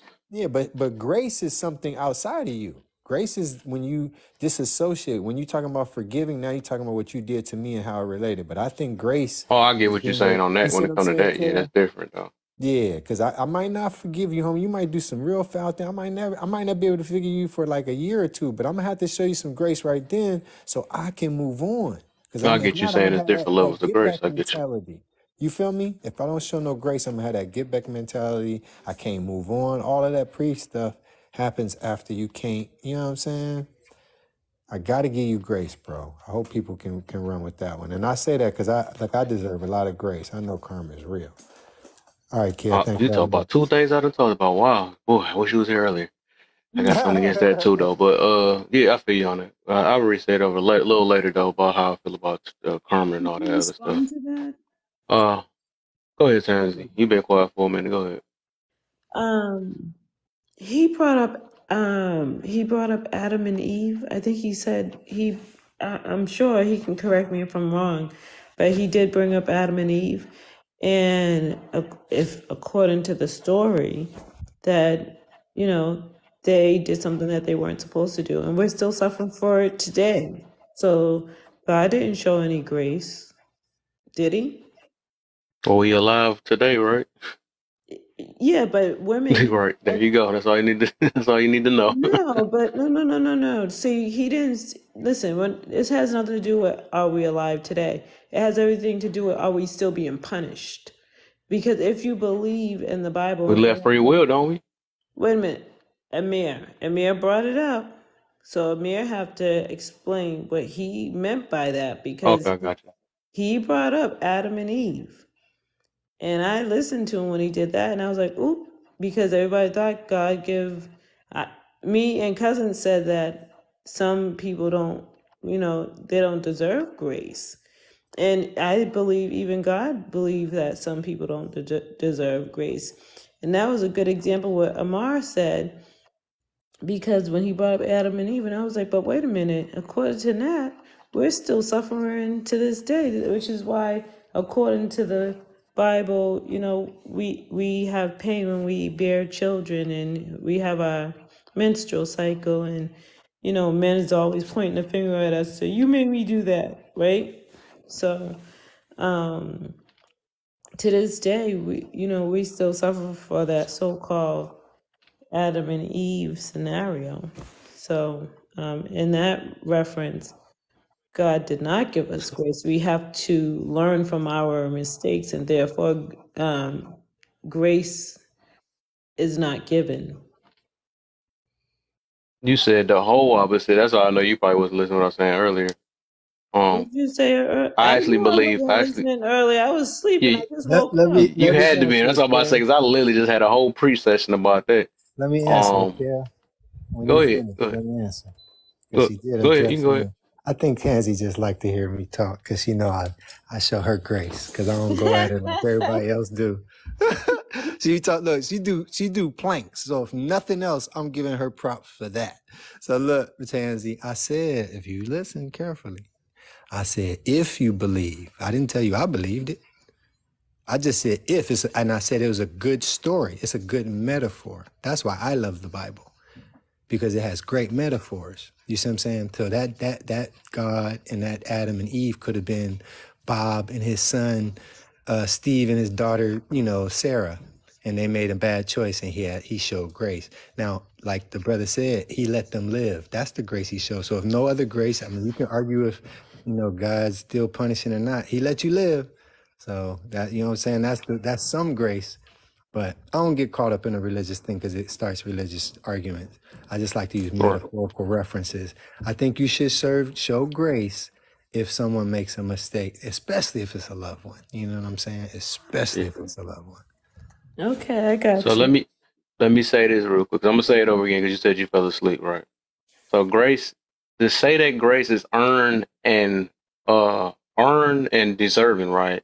That'll be a big contradiction, though. Grace is something that you can't earn that, or it's something you just, and it's the opposite of what you said. You give it.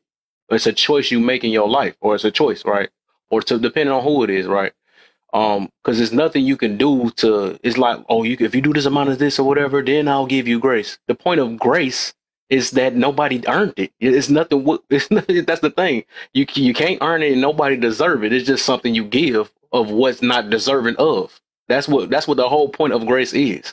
You know what I'm saying? How do you otherwise the other person earns something that they supposed to get? You see what I'm saying? So otherwise that's the point of, or the meaning of grace. That's what that is. But true. I know we say that a lot about deserving and earning and all that stuff of grace, but no, we just choose not to do it. That's just overall. That's just a choice. I agree with you, Kev. That's how I look at it. Just what you just said. The word grace itself is literally great. It's that for a reason, because there's nothing you can do to earn it. It's nothing. But we, as humans, some of us, we just put that on there because a lot of us have an entitlement mentality. Real talk. That's just what it is. And that ego and pride thing is real. And we feel like, well, you must do these things first, and then I'll give you grace. That's not real grace. If it takes somebody to do something, they got to show some extra stuff for you to give them grace. That's not grace for real. That's just something that, that's something that you chose. That's something that, it's not real, though. If it takes, that's not considered grace. I'm put it that way. That's not considered grace. That's just something that you just forgave because they had to do a bunch of things for you to forgive them, or something like that, or something that you had to look inside of them, like, okay, maybe they're not a good person or something, they're not a bad guy or something like that. But even if people, and this is what grace come in at, like a person that did you bold, that is when it's called grace, because there's nothing that they had to do for you to give it that, because they didn't earn it. You know what I'm saying? It's just the fact that you forgave them, you let the situation go, and you don't forget about it, right? But you just give them grace, like, you know what? You don't know no better. It is what it is. Whatever the situation, you think about whatever the reason why you made that choice. But to say grace is earned or earned or what's the other word? Deserving. That'll take the whole meaning of what grace really is. That's fake grace. You know what? I was just, when I was listening to you, and there's this one person that I don't know why, but it's just this one person. And I always give them grace. I do know why. But I don't think they deserve it, but I do give them grace. Yes, yep. You just said it right there. Nobody really deserves it. You just give it to them. That's all it is. I mean, grace has multiple meanings of the heart. I mean, it resides in multiple rooms in your heart. Like, it's a reason why we use that word grace in multiple terms. Like, I'm gonna grace you with my presence, or I'll say grace, or let's give that man a grace period. It truly is a gift. It's something that you're given. You know what I'm saying? Like, so it means it's a multi-meaning word. You know what I'm saying? It is. It's levels to it. I would say that. It's levels to it. And it should reside in multiple places in your heart. Like, for instance, I love the way my man just said, well, yo, you did me dirty, so I'm gonna give you that grace, bro. But I ain't gonna I'm not, but you can't stay next to me. That makes total sense. It's like, all right, I'm like, the God in me is saying I'm not going to smash you for what you did, because God wouldn't approve of that. But the man in me is saying, bro, get away from me, because I might just smash you for what you just did. You know what I'm saying? So, so at the end of the day, that word grace, it's simply a gift. You know what I'm saying? Like, and it's just that, it's really that simple. And I was listening to the young woman at the bottom of me right now, at the bottom of the panel. I can't pronounce her name, but she said something about, women having women still are suffering from, a mistake that, Eve made in the garden, I'm like, at the end of the day, women are not the only ones that's suffering. You guys are just suffering in a different way. I don't approve of it personally. I don't think a person should necessarily go through a 7-day period of pain, cramping, and and getting rid of things. I don't think anybody should have to go through that. Mood swings, chemical levels and all that changing for 7 days. Nobody should have to go through that. But, and also nobody should have to go through the pain of childbirth and childbearing. But, that feeling you get the first time your kid says mama, or that feeling you get the first time your baby says I love you, or they smile at you because you're trying to make the baby laugh. That feeling, that unexplainable feeling. There's also joy in that pain as well too. So you got to take, it's a 50-50 thing with a thing called life. And that's what I wanted to say. I'm landing my motorboat. Oh yeah, for sure, brother. So let me get Jay. There you go. She was ready already. Jay Love, hey bruh, how you feeling?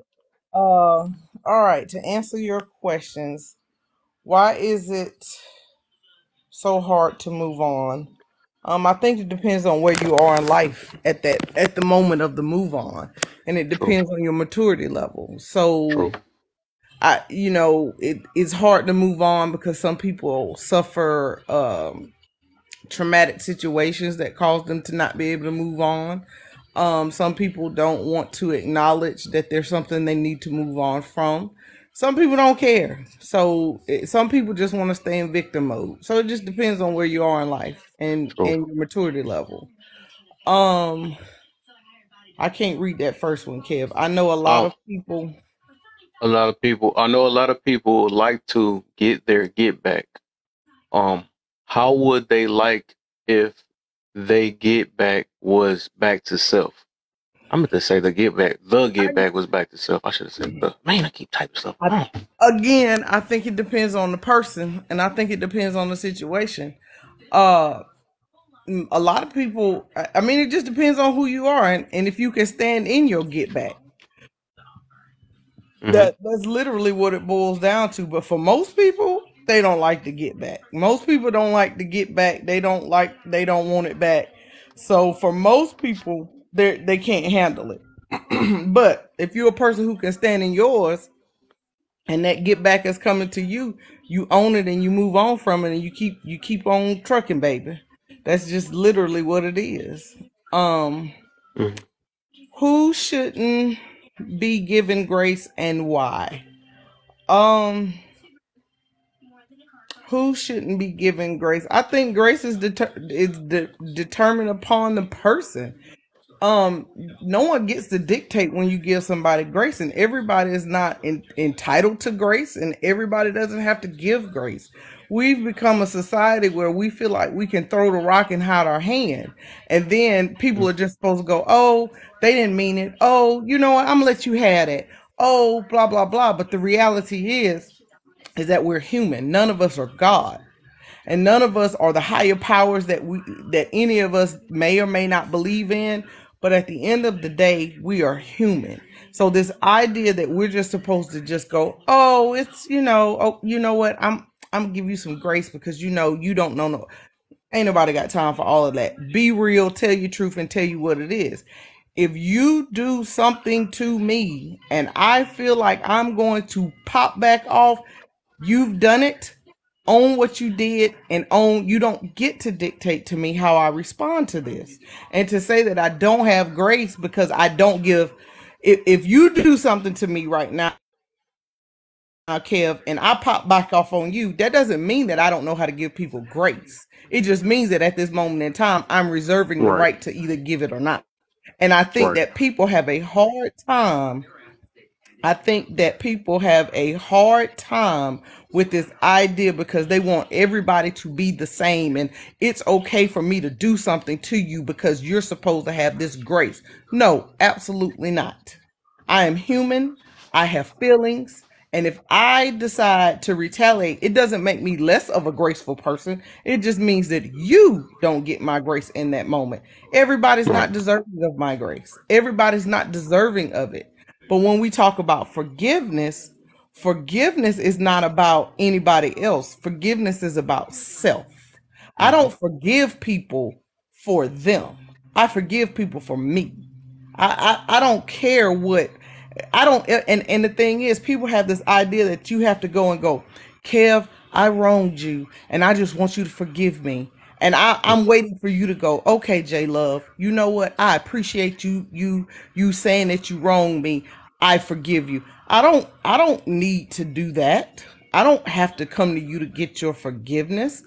I just need to acknowledge that I did wrong and forgive myself for doing the wrong, and life goes on. I don't look for human forgiveness, right? So we have this idea that we have to say, it's about, you know, you forgiving me. No, I don't need you to forgive me, because just because I apologize to you. So let me add, because this is where people get it confused. If I come to you and ask you for forgiveness and you tell me no, then what? Am I supposed to carry that for the rest of my life until you decide that you want to forgive me? Absolutely not. That's crazy. So forgiveness is not for you. Forgiveness is for self. And once you can live with that self-forgiveness, and once you've grown past that, all the rest of it is what it is. We have this idea that we have to have this mercy and this grace and this forgiveness, especially where family is concerned. That is the biggest lie told ever, because family will do you the dirtiest, the fastest, the quickest, and they will continue to do it because you continue to give grace and mercy and forgiveness, and then you're stuck in a perpetual cycle of foolishness.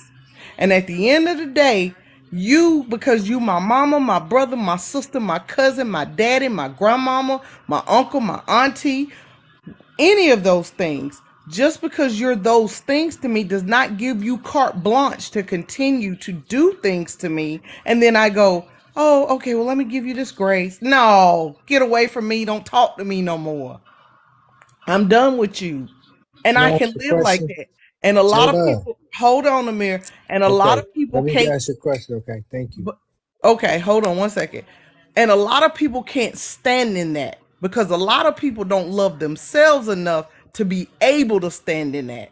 When you learn how to love you more than you worry about everybody else's love of you, and you learn how to love yourself and not need the outside people telling you, oh, you're great, and oh, I love you, and oh, I love you because you do this for me, you will learn to stand on your own 2 feet and not worry about what the outside world. That's like that old saying I say, and I'm gonna land here.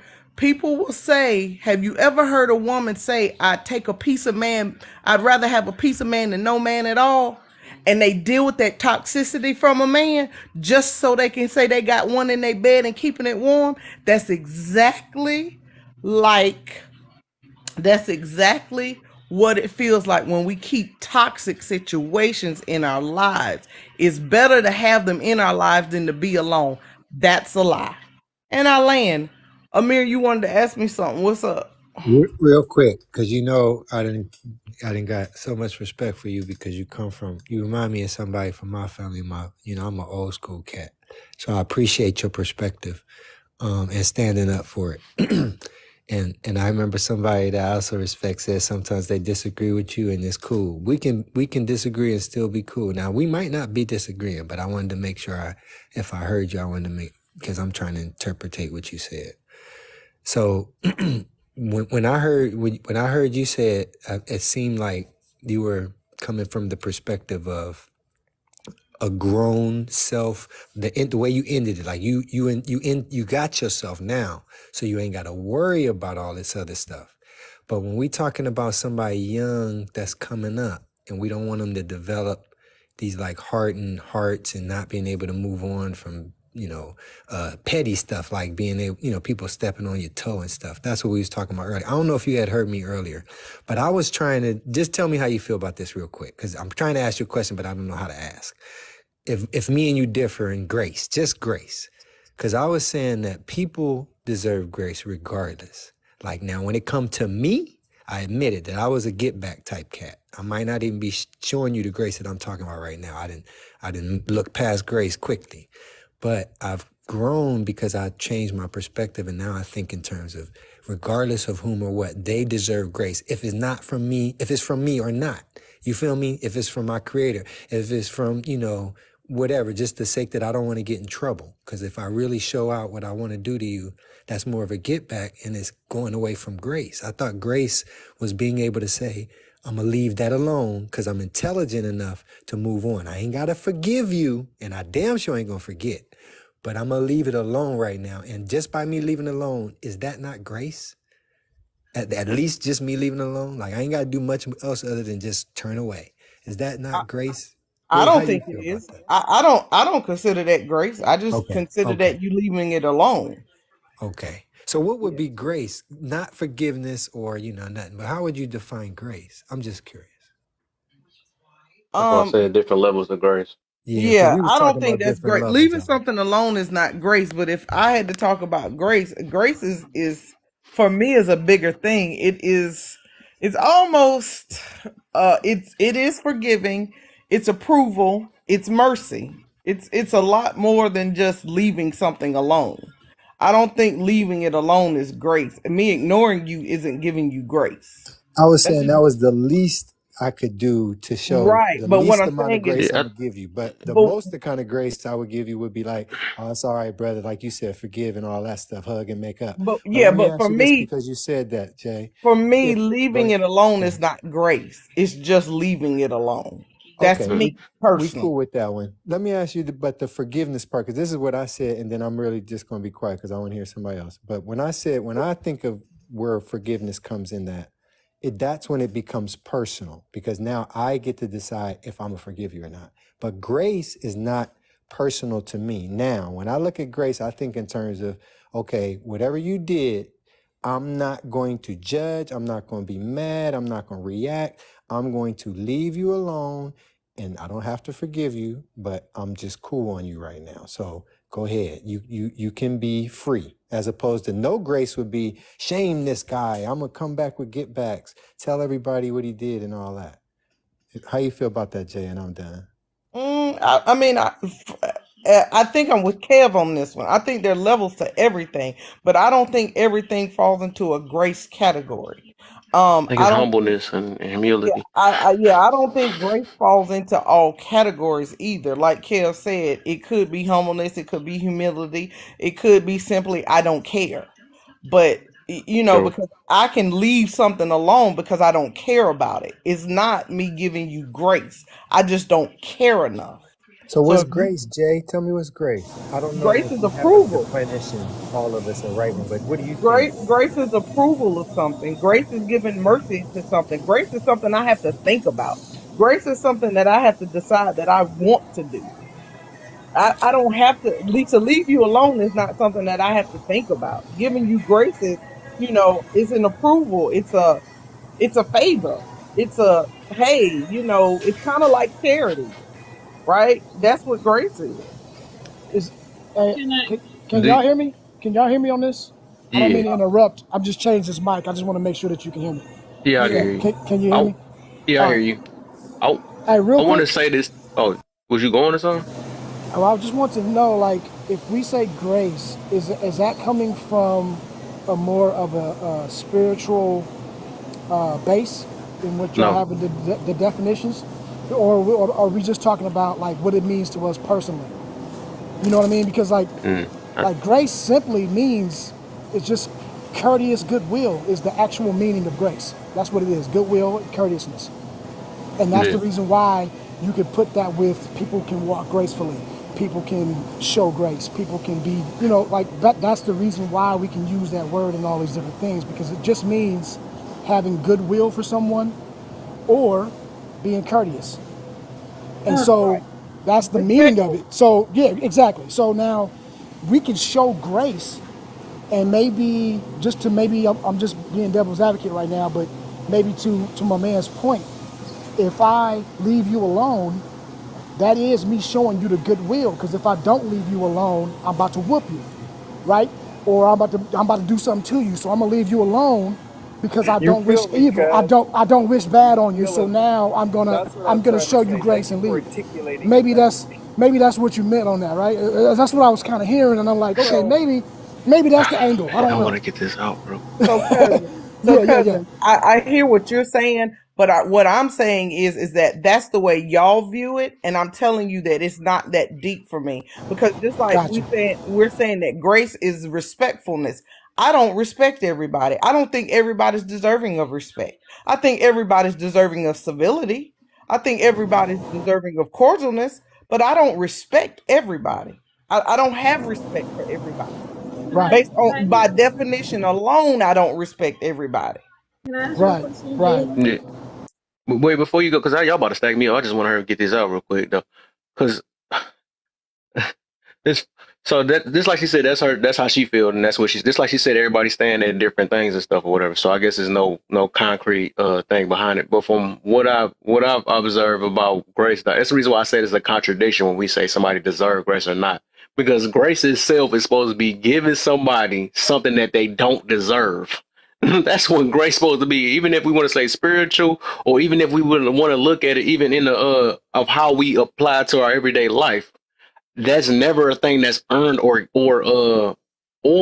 even deserving of, because it's just given. You know what I'm saying? So it's a it's actually an oxymoron when we say somebody deserves grace, because grace is something that somebody don't deserve. So how can you give somebody that they deserve what they don't deserve? Like, if you really think about what we saying for real, like grace itself is saying it's giving somebody what they don't deserve. So we can say somebody deserve a butt whooping, right? But we don't do it, right? That's what I'm getting to about that. That's giving somebody grace. And as I said, I do. It kind of ties into being humble too a little bit, right? Knowing what you can do, but you don't do it. You know what I'm saying? Humbleness is like the opposite of arrogance. Arrogance is that you got to show and prove your point to certain things and voice it and have everybody see it, right? But the opposite of be humbleness, right? Knowing what you're capable of. You know what you're capable of, but you just don't do it. You know what I'm saying? Knowing I can probably beat up a little. I don't want to inside that, because I know people like, but somebody I know I can beat up, right? I humble myself and I choose to let it slide, right? I'll be like, you know what? Yeah, you good? So I'm like, no, and I feel like they kind of tie into one another too. Humbleness and grace, right? I think they do. Yeah, because like even though we look, they say put yourself a little less than, so that's what humbleness means. Everybody take that out of. They hate to hear that they self is being less than, but that's just at that moment, right? Showing less of your capabilities instead of having to show. I mean, instead of giving it all the time, right?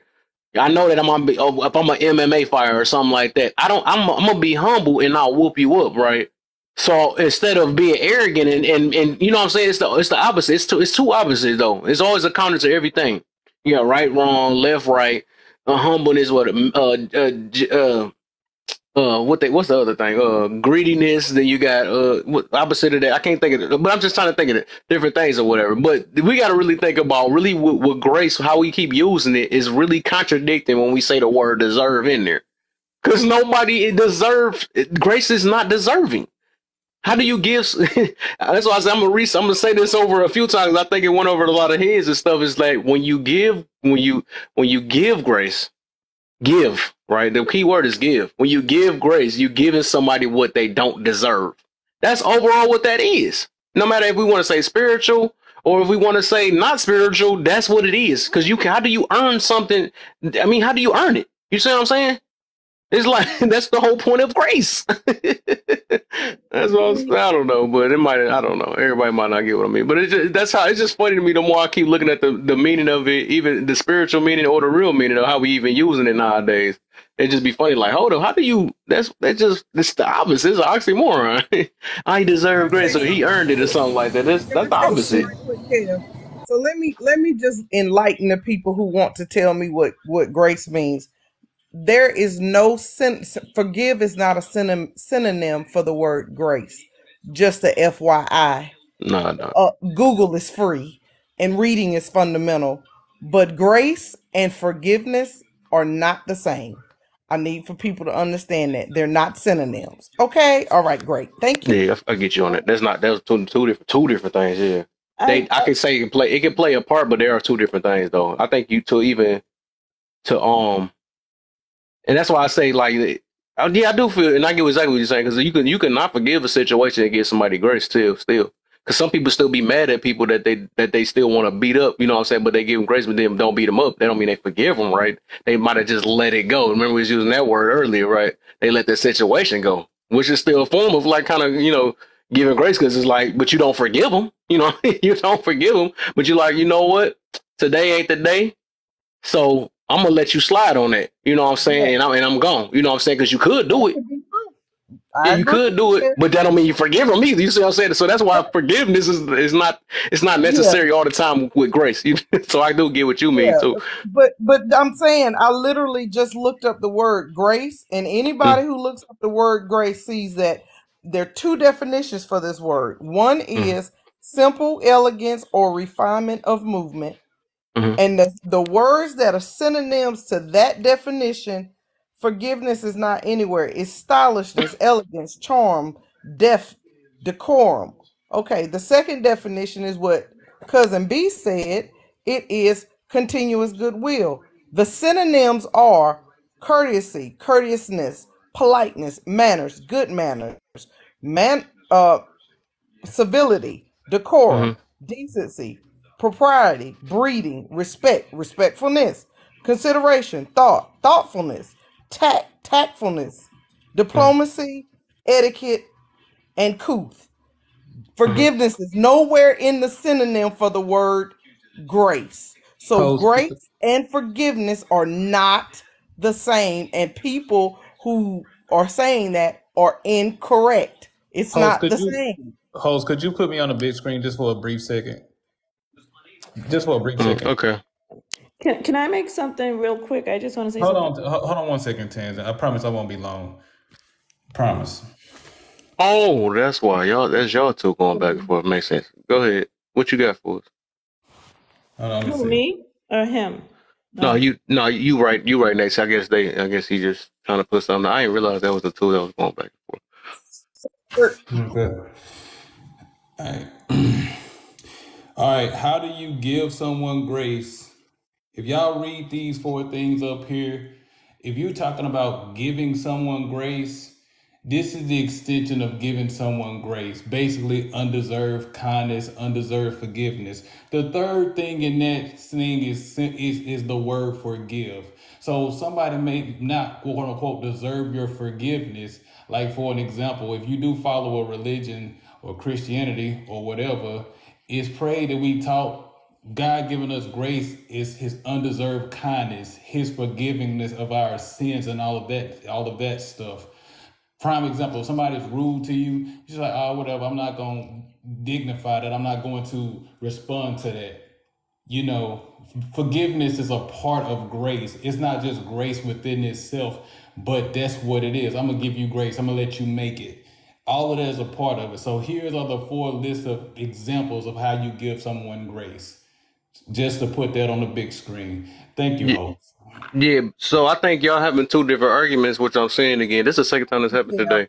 So what she's saying is overall, those are 2 different things. Even though it can be a part of it, but I also gave an example where it don't have to be a part of it, because you don't necessarily have to forgive to even give grace on a certain situation, because some people don't even know how to really forgive. You know, that's why I was going back to with leaving a situation alone rather than attacking the situation, but that don't mean you truly forgive them. You know what I'm saying? What the beautiful thing, the thing is, a lot of people don't know how to forgive.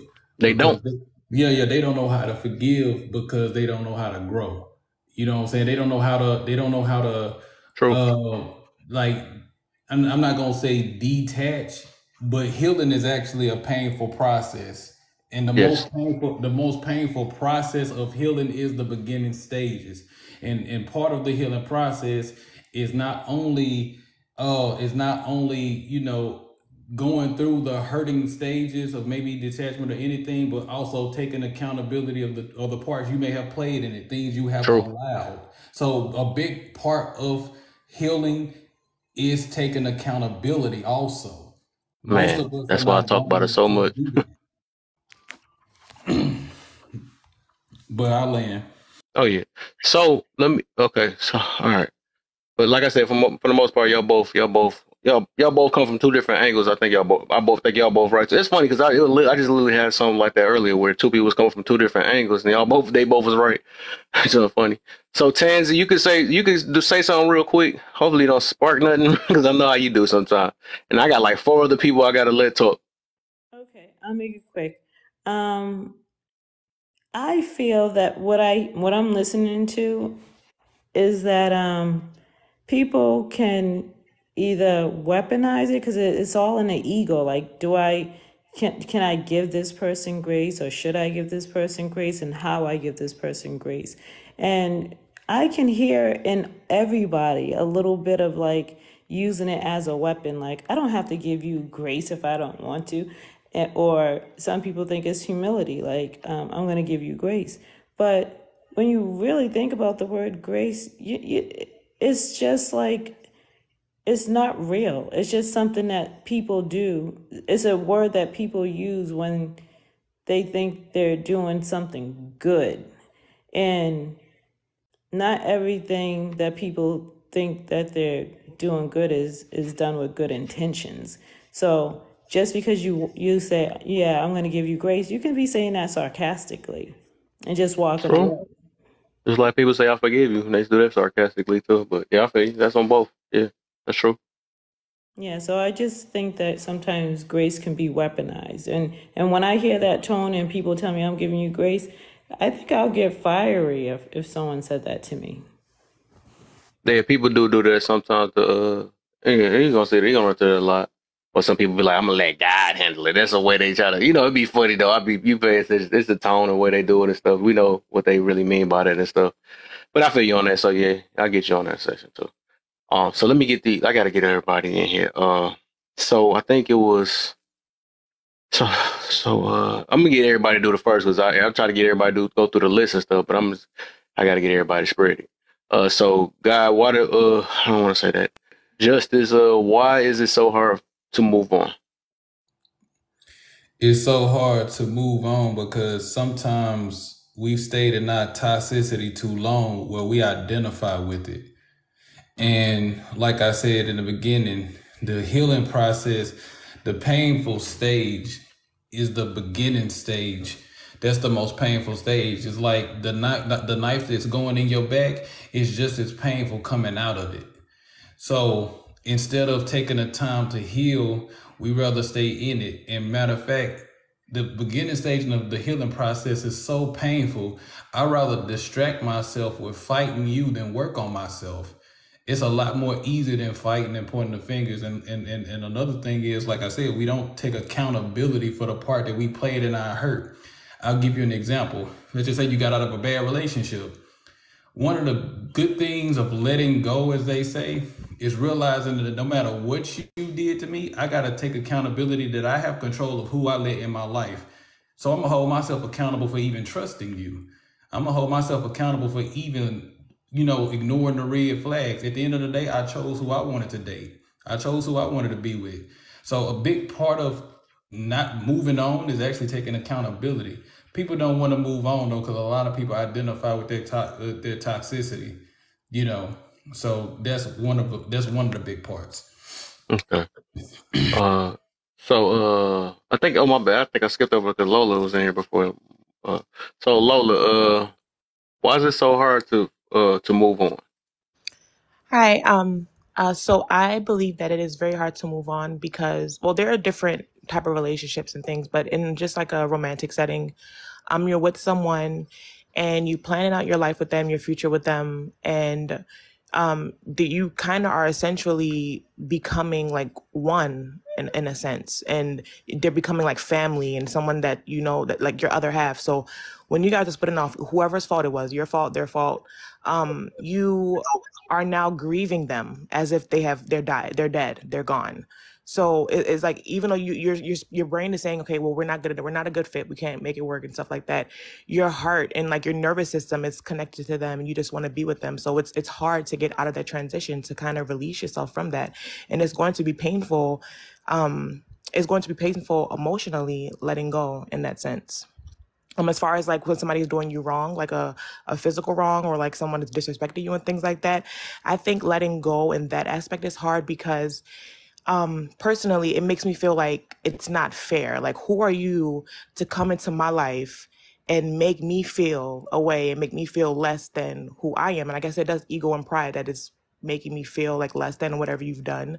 But like, you don't get to do that to me. You don't, like, I was peaceful. You don't get to come in and kind of disrupt things and then think that you're just gonna go away scot-free. Like, I feel like I would want to get back, but I am growing out of that to an extent. Like, I'm still like in the process, of course, but that's what it feels like. It's just like, you don't, like, who are you? You don't get to do that to me, and then you're just like, go living your life. Absolutely not. But yeah, to that first question. All right. LaCourtney, why is it so hard to move on? It's hard to move on because people have not healed from what they experienced. And we hold on to a lot of pain. We hold on to a lot of expectations, kind of what the lady was saying right before me. This idea that we held about people or situations or what we thought the outcome was supposed to be, we grieve that when we don't experience that in our reality. And so we hold on a lot of times to that hurt or that loss or perceived loss, and we just kind of stay stuck there. Okay. Mr. P, what's the deal, my brother? Hey, what's good, man? What's good? Not much, man. So you want me to attack the first one? Yeah, why is it so hard to move on? I think there's a couple aspects of why it's hard to move on. I think that we're all kind of moving forward in life one way or another, whether we want to or not. And that the speed at which we move forward may vary. And when you find yourself getting somewhere where you're very comfortable in life with someone in a relationship, and then that ends for whatever reason, whether you're at fault or whether it was a mutual or whether you're totally, justified in doing nothing wrong, whatever it may be, you go from using a set of muscles to carry yourself through life that you've gotten comfortable using. And in order to move on and to kind of go forward in life, you're going to have to find new muscles to stretch and work to get you to go into a place in life that you haven't yet been. And that's a hard transition. It's much easier to stay where you know the rules and where it's comfortable. It's hard to step out and not necessarily know how your foot's going to work. Anybody who's ever suffered any kind of real medical, physical issue where they've had any kind of paralysis or loss of control can understand it, because they physically had to kind of step out on a limb that they didn't necessarily fully trust. And it's a scary thought when you have to do it with emotions and with hurt. And I also think that people tend to avoid grief because going through grief and the loss of a relationship and the loss of yourself in that relationship, the things that you tolerated, what you were willing to accept as your self-worth in that relationship, you have to grieve the loss of those things. And I found that while there's plenty of people who can find support in their life, the grief is ultimately something that you have to walk, and you have to walk it alone. It's like a desert almost, and you just have to get across the dry lake bed. There is a shop on the other side that'll give you a cup of water, but you have to walk through that. And I think a lot of people would rather avoid it and until they get to a point to where that's the only place that they get to step forward is across that dry lake bed. So I just think it's a lot of people have a hard time with accepting the suffering that comes along with it.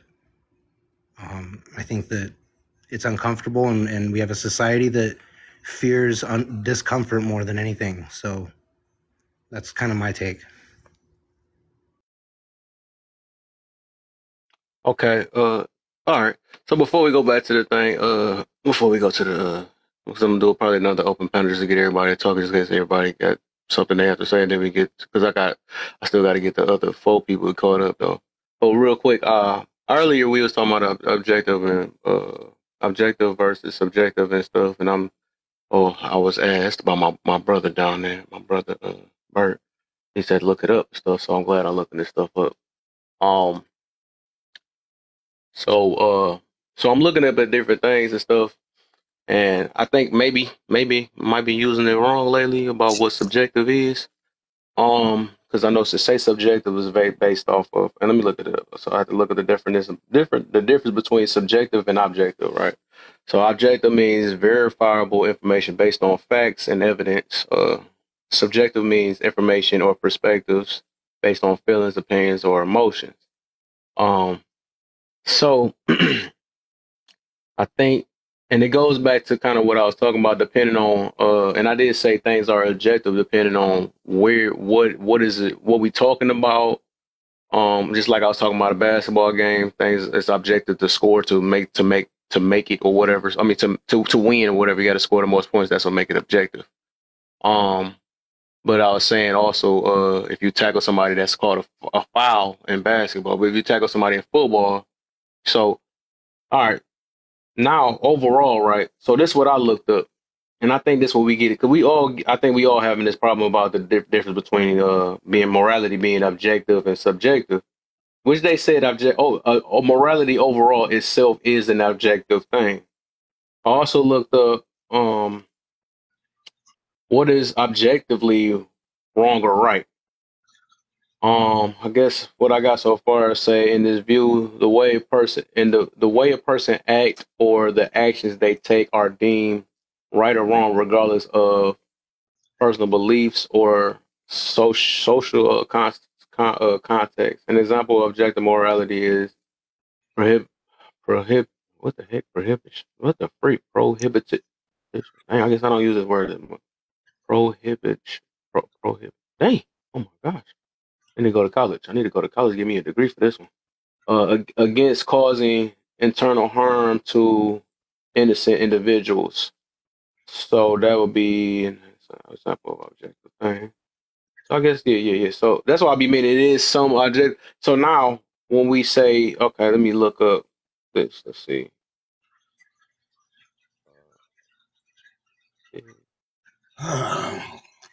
We still on this, Kev?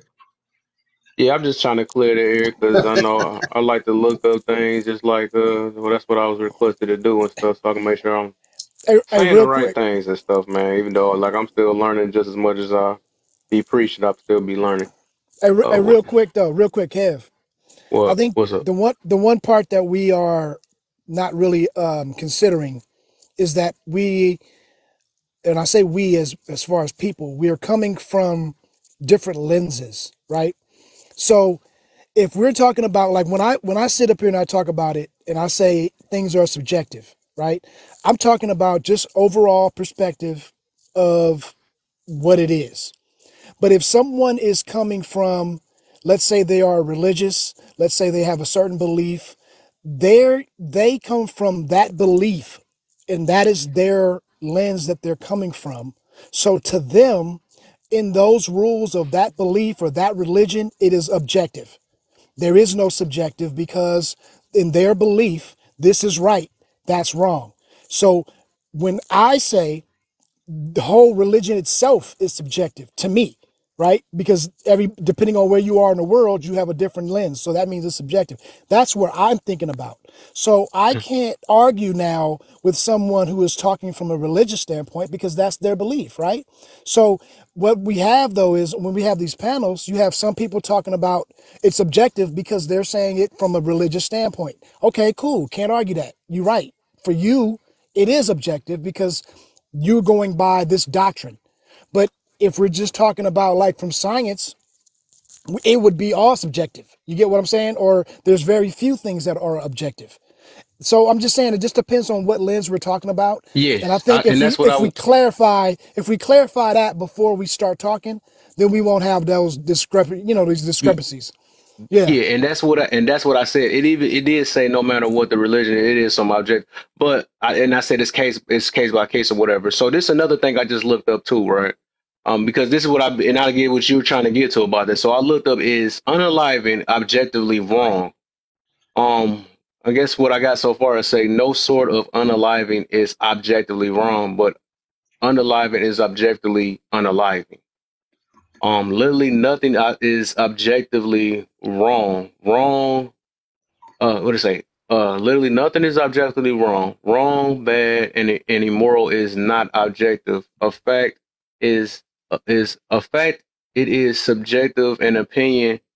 Unaliving is wrong is an opinion-based claim because it is something that is generated through our mind.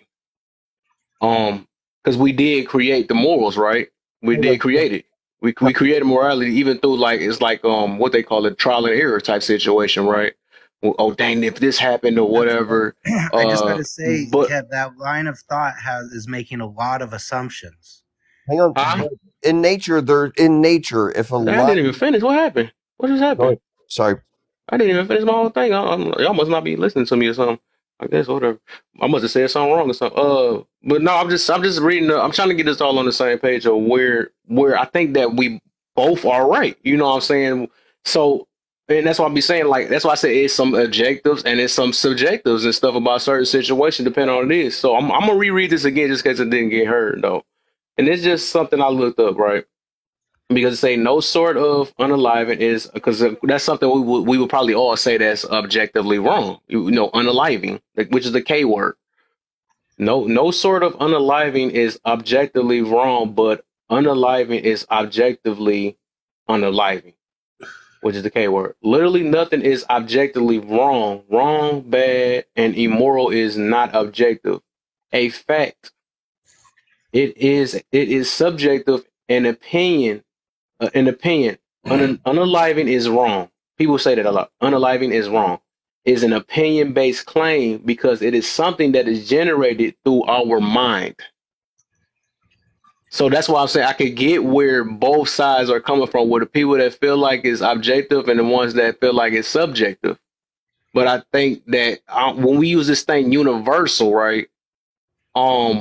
It's no way we can really, because this came from us. We made this stuff up, or if we want to say, if we want to go to religion, or if people believe in the God, that's where it came from. That came from the laws that was given to us, right? What we said, but otherwise we made up what is right or wrong off our mind, off our how we feel and off our experiences and trial and error. You see what I'm saying? What I said? Huh? Do I have to repeat what I said earlier?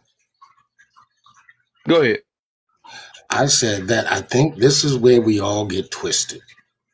Mm-hmm. We understand aliving is not good, right?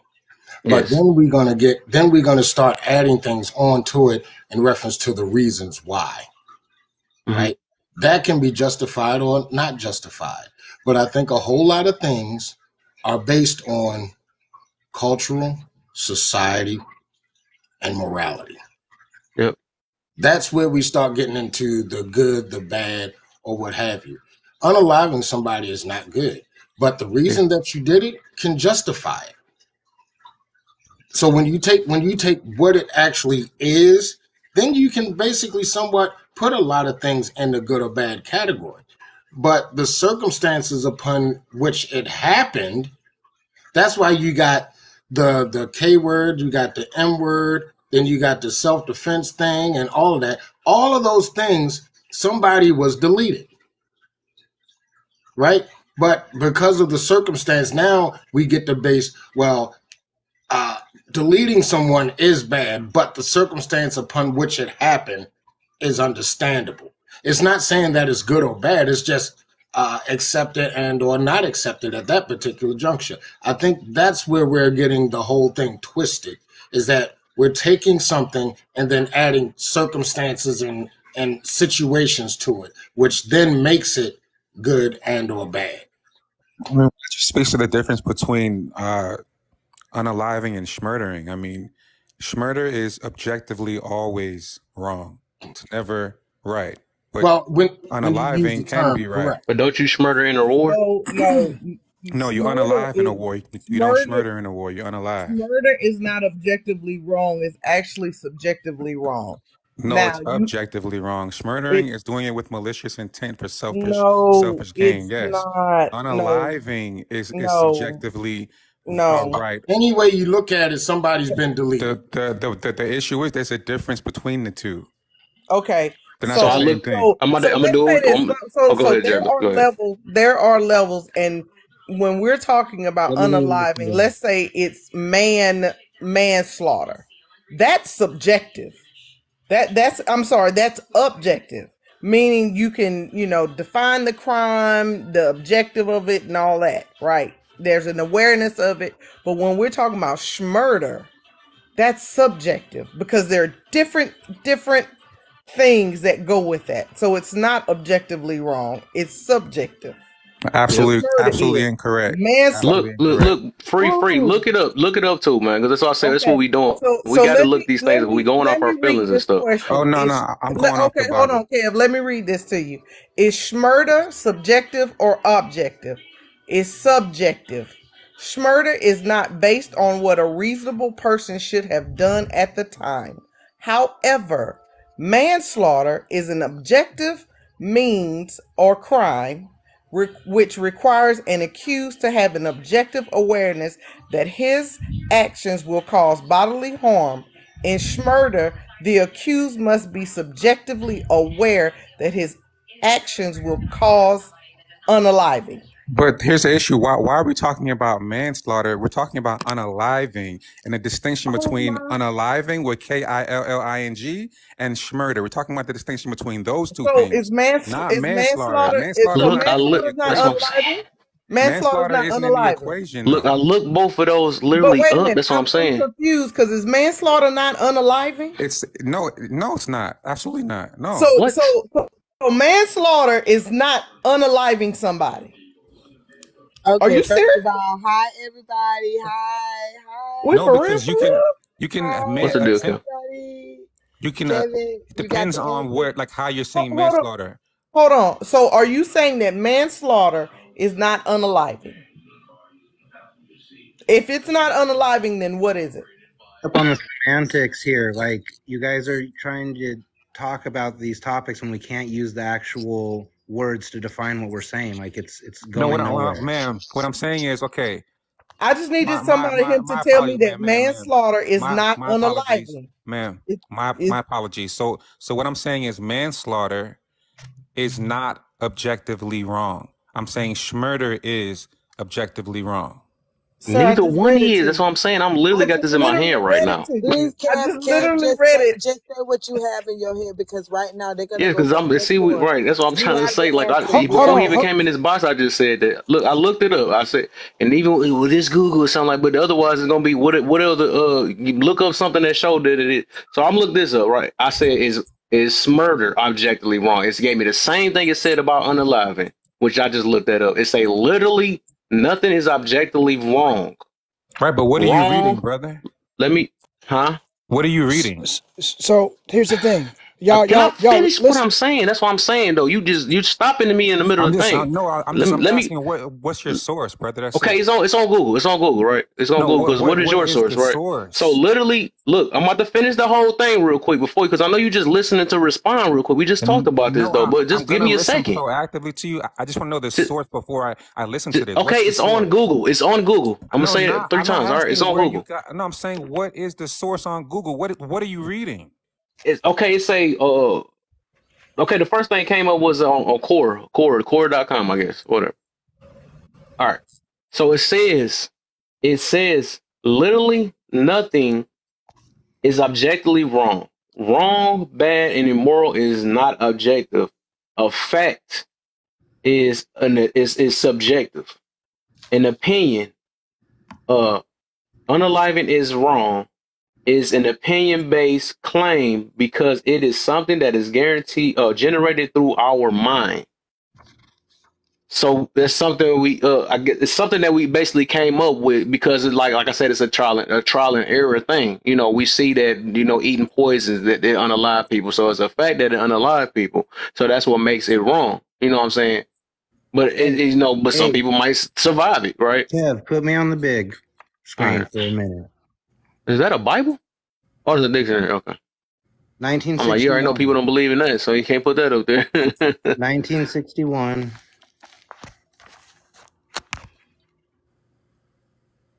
Murder. Homicide with malicious afterthought. The intentional unaliving of one human by another. To unalive with premeditated malice Objectively wrong. or ruin. So that's what they were defining it. That would be objectively wrong. There's never a case where that is right. Did it say that, or do you feel like that? No, that's just the fact of the matter, fam. There's never a case where that's right. Who says that? Be right though. Manslaughter can be right. Okay, listen. Hold on. Here's the thing. Now we're getting into the right and wrong. We were talking about whether it's good or bad. Well, we could use the word moral or immoral. Manslaughter can be moral, but murder can never be moral. It's never moral. This is what I'm saying. This cannot be that hard. If subjective deal with a matter of perception, that means if you're talking manslaughter in a sense of a moral thing, in the sense of morals, it is subjective. Because you probably look at, one person may look at it as unaliving is unaliving, regardless of how you do it. And the other person like, well, you didn't mean to. So that's two different perceptions. Right. That's what I was saying. That I think that we can all agree that somebody being deleted without context is wrong, is a bad thing. Now the circumstance upon which they were deleted, now we can start to have a discussion. But we can't even say it's a bad thing, because people get unalived and it's not a bad thing. It's a good thing that they were unalived. The thing is, if it's murder, that is always a bad thing, because there's malicious intent behind that. Hold on, how do you prove intent? But if somebody unalive your mother and you went to go do it maliciously, who's to say you wrong for that? That's what I'm saying. Yeah, I can use these things. I be doing this argument so much with my cousin. Really quick, if it's malicious, it's wrong, fam. So objectively. Right. So the words matter here, and we looked up schmurder on the last one. And we saw that the word used, I think 3 different times, was malice or malicious. And in the manslaughter definition from 1961, the unlawful schmilling of a human being, but without malicious or premeditation. There you go. Or without malice or premeditation. So that's subjective. But across the board, we know that graping, schmurdering, lying, stealing for malicious intent, for selfish gain, is objectively wrong. Those things can never be right in any case, in any scenario. They can never be right or moral. But Free, I think the problem is that where it becomes subjective is when you start to say what was malicious and why was it malicious? Why was it this? Why was it that? Like people can start digging into this so deeply because of where or what they believe and where they come from and blah, blah, blah, blah, blah. You know what I mean? I think that is the reason why when Kev was reading it, from a standpoint of, if we just look at the words, put it out there, no beliefs, no feelings behind it, this is what it is, it's all subjective.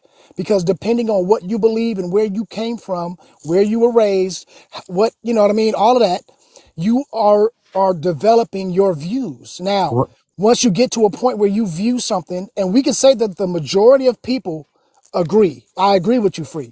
Like, we all agree. You know what I mean? The majority of us would say that is objectively wrong. You know what I mean? We'll say that. But there will be some people who don't believe that. And they don't feel like that. They don't feel like it's wrong. Right. So what I'm saying is, for whatever reason, doesn't believe it's wrong, then that means it's gonna be people that, just like it's people that don't have the same mentality as us, don't feel, or some crazy people we call crazy, right? I agree. They don't feel like that is wrong. I agree with you. That means their intent is not malicious. Then, so that means. Well, how would you? That's what I'm saying. How do you know? But that's what I was trying to get at. How do you judge that? How do you make that judgment for somebody else's mentality? No, I'm saying the person, God and the person know if their intent is malicious or their intent is, I got to do this because this is what I feel I need to do because it's right.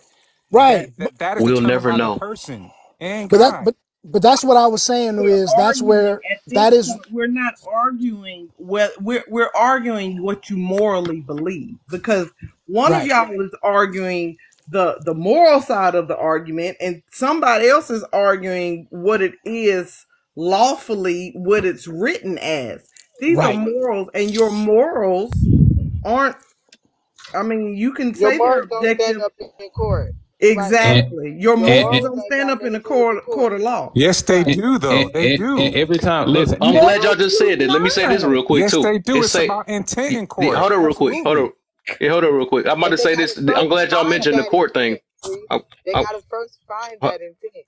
I'm sorry, Kev. Go ahead. I'm sorry. No, you good. No, I'm about to say I'm glad y'all mentioned that part too, though, about the. So I looked this up. It said it's crime. It's crime, right? Which is something that get judged in court, right? Is crime subjective or objective? It's a law that defines what constitutes a crime is subjective, while the act of breaching the law is objective. Right. Somebody said in court it's all about action. That is so far from the truth. The court literally is there to determine what was the intent of the defendant. What was the intent? It's not just about the action ever. Like what? Well, anytime you bring God into it, though. I'm not even talking about God. I'm talking about in the court. No.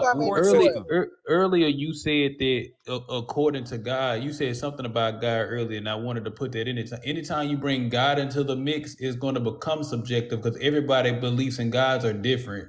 So your belief in God and my belief in God is totally different, and we could be standing from two different moral standpoints. So then when you bring God in, it becomes subjective. Listen, it's the objectivity is absolutely about intent. That's it. It's intent, and God knows your which you will never know. You know your intent. But some people, God is Satan. From Edmund and Lily Safra Center of Ethics. ethics.harvard.edu. It states, on the one hand, legal positivism, suggests that the boundary between law and morality is strict and exclusive. That is, the question of what the law is and the question of what it ought to be are completely separable. Judges, therefore, cannot employ moral judgments to determine what the law is. Mm-hmm. I'm sorry, morality does not play. Wait a minute. Y'all are saying judges can't make judgments based on this is what I'm not we saying. See it happen every day. I'm reading what the ethics from Harvard.edu said. I didn't come up with that. It says that judges cannot employ their own moral judgments to determine what the law is. I didn't say. So if that's the case, then how do they distinguish between premeditated and unpremeditated? And that's where they had the lawyers, and you say they've got to find out. Based on the evidence, did this person intend to do this, or did it happen with them not intending to do it? That's what they come to the conclusion about. Okay, you guys Free.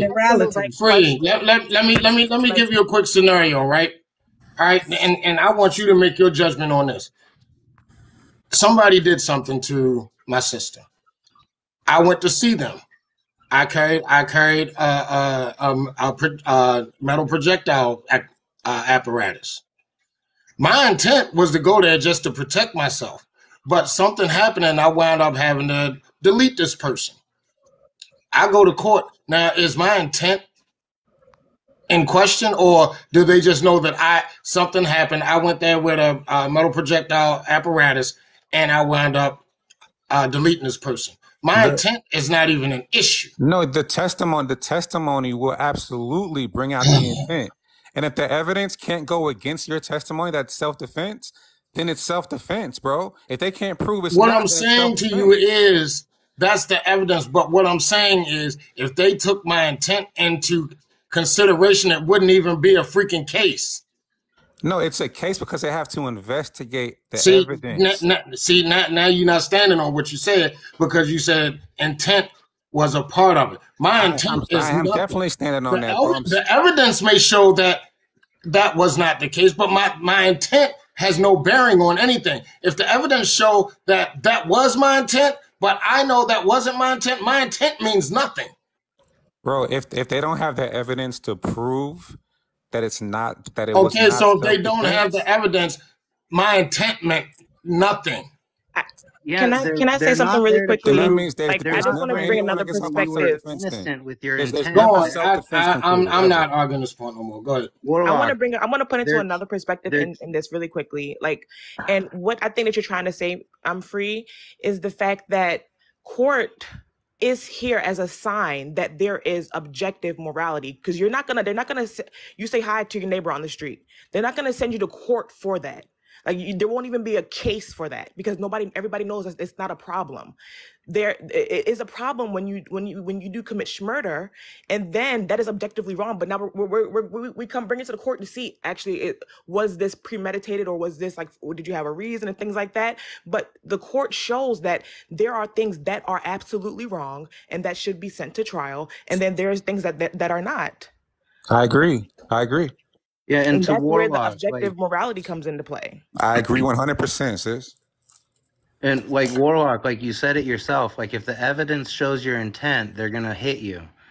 The law can't just take you and make their own judgment. They have to determine your intent, and they base that intent off of the evidence. And if the evidence shows that you were only there and you only have that apparatus as a form of protection, then that's what they're not there to find. That they're there to find intent showing otherwise because they're on the prosecution. But if the evidence supports your original claim to that being your intent, then your intent is paramount to you being free. Hold on real quick. Amen. Absolutely correct. Hold on, gentlemen. Absolutely correct. Hey, Hold on, Mr. Prince. don't tell me to hold on, buddy. I've been holding on for like 20 minutes. I know, but this I'm a mod. I got you. And you should recognize me. I got you. I've been waiting for like 15 I know. minutes to talk. I listen. I understand. This is a matter of the live. It's not personal.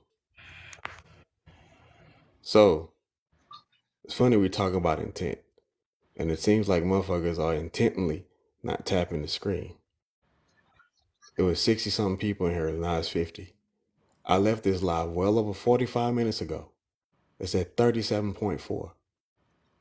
When I left, it was 37.2. Are we for real right now? Tap the screen, yo. All this shit Kevin got up there on that prompt, man, he do this for y'all. To have y'all have a discussion. So we can have this discussion about people's intent and non-intents or whatever the fuck the case may be. But literally, just tap the screen. Get this shit up to 55K, yo. Miss Kim, come back. I apologize. I swapped with you. D, don't come up here starting no shit. Oh, damn, he dropped it. Go back now. So I think, and Mr. P, I got you right after this, though. I just want to say this real quick. So I think well, that's why I said this thing. I think overall, I think we just all trying to figure this thing out. That's all it is. We ain't got to really pop our head off this situation, though. So I am looking up different things. I did say that I do believe. Now that's one thing I do believe overall might be some objective ones, right? Which I think I just looked up some. And I think this, but overall, I think it be subjective of how people use it nowadays, right? So things like, I guess I had looked up what's universal immoral acts. It's I guess my man's what he was saying about the schmurder, right? Which is come with I guess he said the intents behind it. But that's wrong. All right. It's theft, grape, which I figured that'd be wrong all around too. Lying, I'm pretty sure that's wrong all around. And then they I guess breaking promises. What the heck? So them, I guess those supposed to be there morally, and that everybody will look at that as wrong, I guess, or whatever. But I think my bad, bro. My bad. No, what you about to say? I was gonna say even lying. After you say that, I gotta get Mr. P in because I know he about to. Yeah, just real short. Even lying and stealing isn't absolutely objectively immoral. It depends on why you are lying. Why are you stealing? That's what makes it immoral. So if I have to steal some bread because my baby will actually unalive, I'm going to get that bread, and it's not immoral for Yeah, me to do that's that. justification though. But just like you were saying about the murder thing, you could say the same thing about that. But No, because the overall, intent. that act itself is wrong. That's what they No, was getting to bruh. about No, that. but the shmurder has malicious intent. Me stealing the Yes. bread does not have malicious intent. I'm doing it for good, and I'm But not doing it for. Huh? But they saying the act itself, the act of itself is wrong. That's what they saying. Even if it like stealing, I mean, well, I don't think I see stealing on here. But lying, the act itself is wrong. No matter what you're doing it for, it might be for right reasons, right? But you still lied, which make it wrong. Right. You lied, but it's Grape, not. it's no way that you can get around grape, Yeah, right? That's just wrong, even if there's a reason behind it. Nah, yeah, there's no way around shmurder and grape, but lying and stealing, you can definitely Yes, do the those act things. itself is wrong because you're not telling the truth. That's what make it wrong. Right, and the act of doing that is wrong. The act of taking something, whether it's bread, whether it's clothes, because you said, sometimes bread, you got to feed your family. But sometimes people just taking clothes for themselves. It's like, right? So it's still, the act of doing it. It's not immoral to do that. That's what I'm saying. In the Bible, Rahab was considered a woman of great faith because she lied and hid God's people in her house to stop them from being snatched up. And God saw her as being a woman of great faith for doing that. Even though when they asked her, "Are these men here?" she said no, knowing that they were. So it's not always the fact that when you do that it's immoral objectively. It's about the intent. I promise you. Well, all right. So we'll get back to it. So go ahead, Mr. P. Okay, because I had something to keep going, but go ahead. Yeah, he's been trying to say something for a long time. I was wanting to get on this before it jumped into such a specific type of determiner on this. I was going to come at it from a much broader angle of it really boils down to to what you believe about our existence, in my opinion.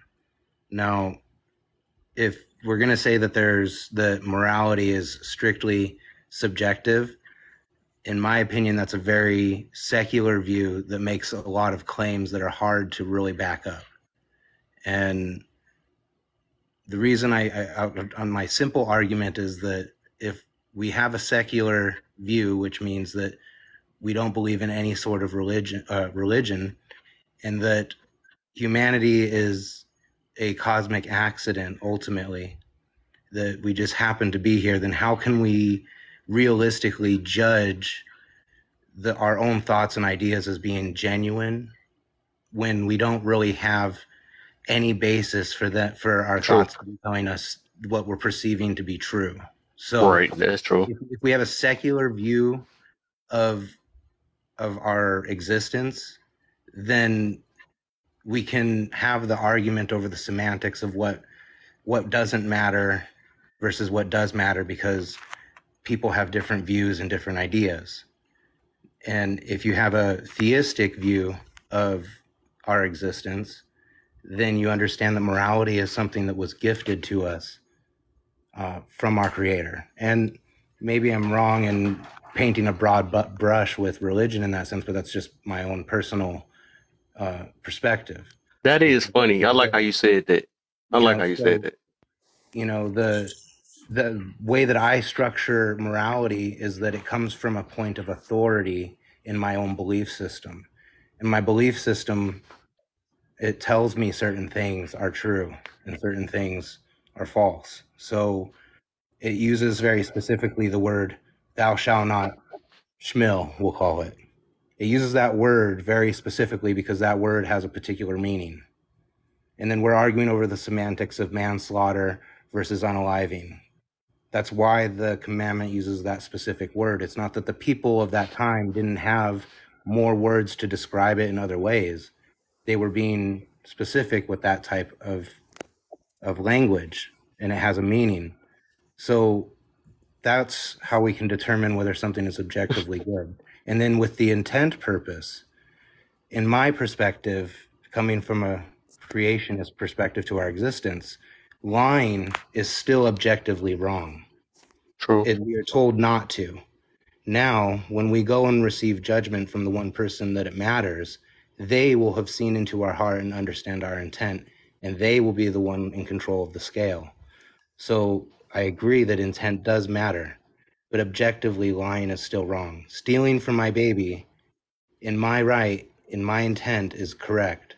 But in the grand scheme, I hurt that bakery. I took from them without compensating them for their most valuable resource, their time that they took. So that's why it's still wrong. My intent isn't wrong. The outcome of my action is still wrong. Lying for the correct reason is still denying someone of the truth. And it takes strength to exhibit truth, in my opinion. So, letting someone live in a lie by omission is still, in my opinion, the same thing as lying directly. So that's how I structure it. It's all about, where's your point of authority? You have one? And I'd like the other people on the panel, if you can answer this question and you're comfortable, go for it. Like, where do you draw your point of authority to direct this conversation? Because if we want to argue semantics, that's fine. But I think that's ultimately what it boils down to is, are we a cosmic accident or not? And if we're not, how do we determine which morality is working the best? Mr. Print, you know me. I try to deal with things at the foundation of it. You know what I'm saying? Some people like to start on the 3rd and 4th floor, and you can't build a steady foundation on something that doesn't have one, right? So that's why I went to the point was that certain things, and I'm not going to get into specific things because somebody's going to freaking argue that, but there are certain things that we know that is right, that is good, or that is bad. Depending on the circumstances, this is where you start. This is what we're arguing now. The circumstances upon which it is built. Yep. We can't even agree on whether or not now I got to get specific with shit.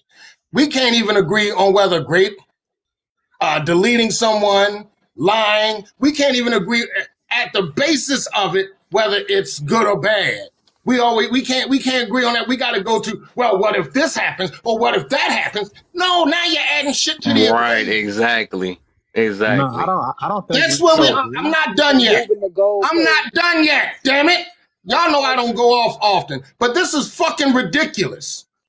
This is why we so fucked up now, because we can't even agree on the basis of shit. Everybody got to add their little shit here, a little shit here, and then we get all fucked up and off topic and just discussing shit that's not even relevant.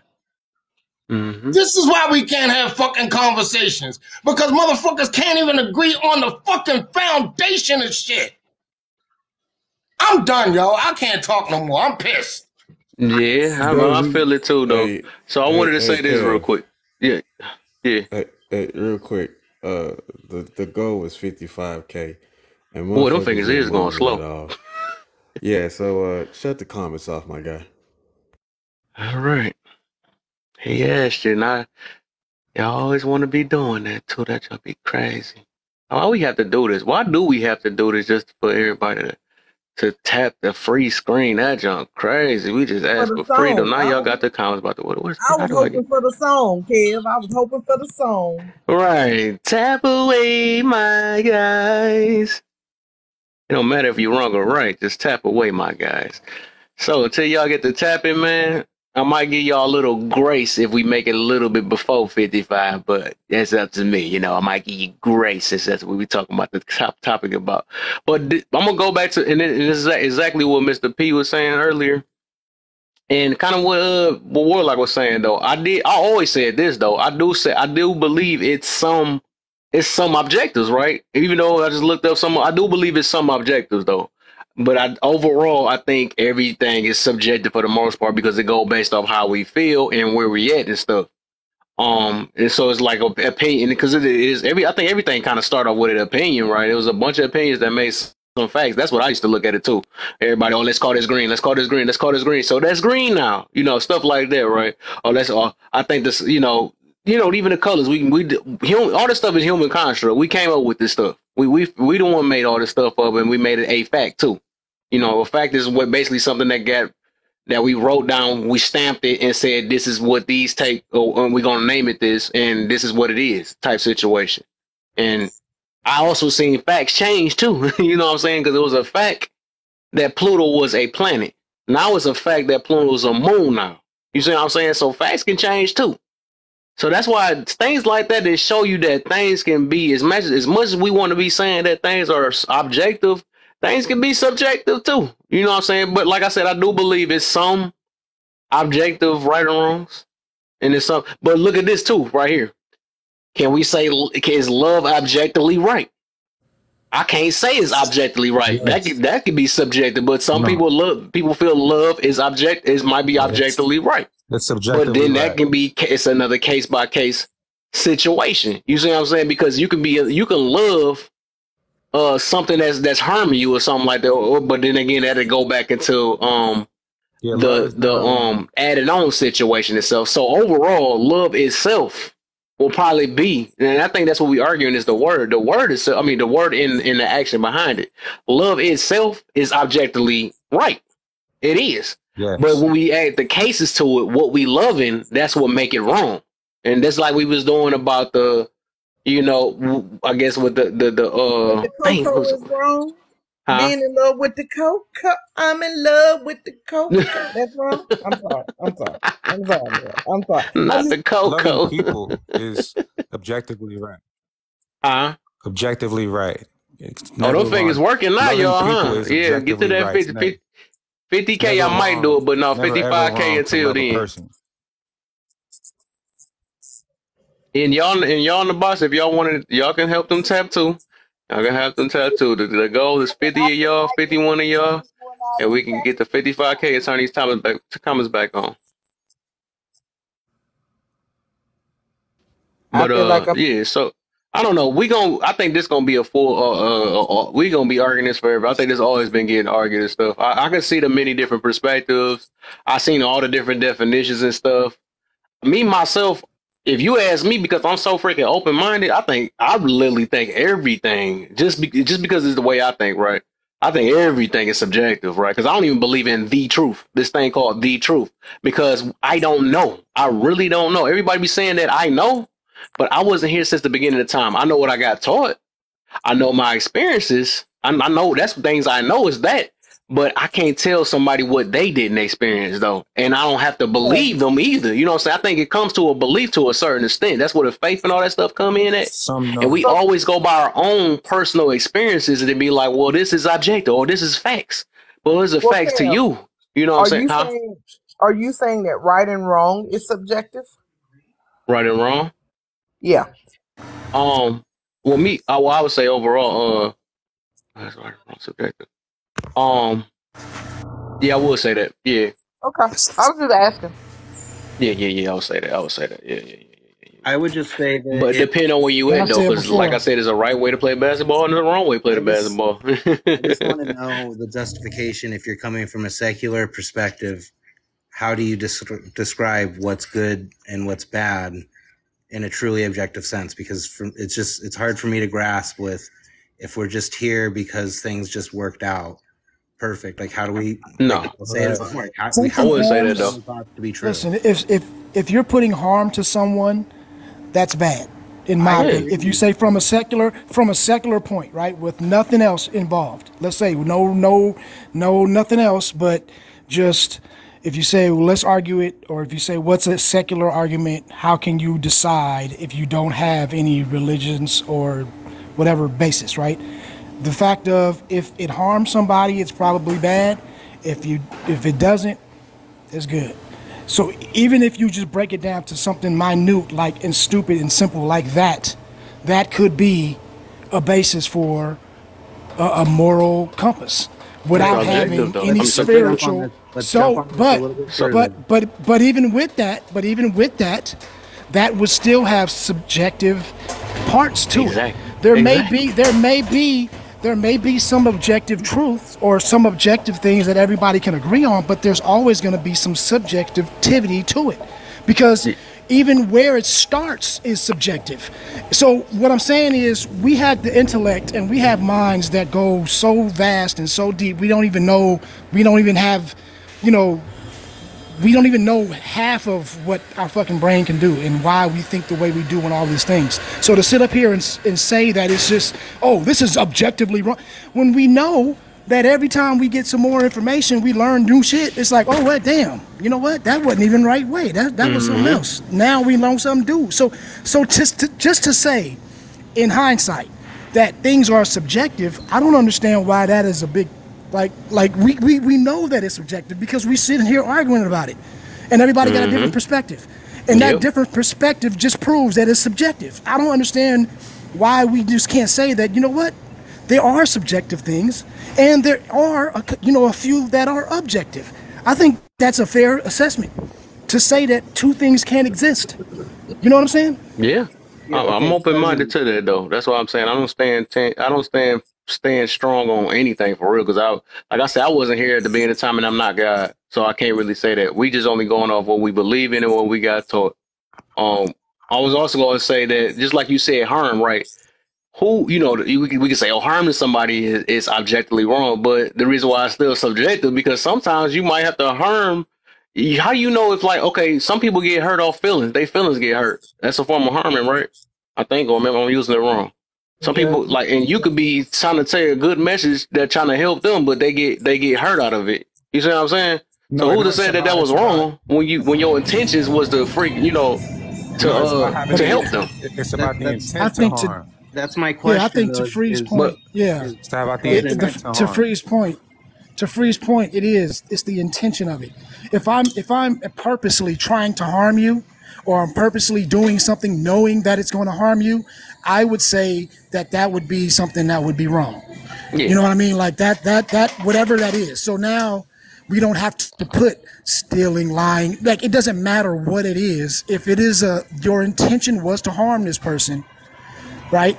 Without this is not like, oh, you're defending yourself or is anything like that. It's just you just decided I'm gonna be evil, quote unquote, and harm this person or do something to harm this person. I would say that would be in an objective category of wrong. What about this? And I'm gonna go back to the war thing then. So if you go to war, your intent is to unalive your enemy, right? That's your intention. Cousin, hold on.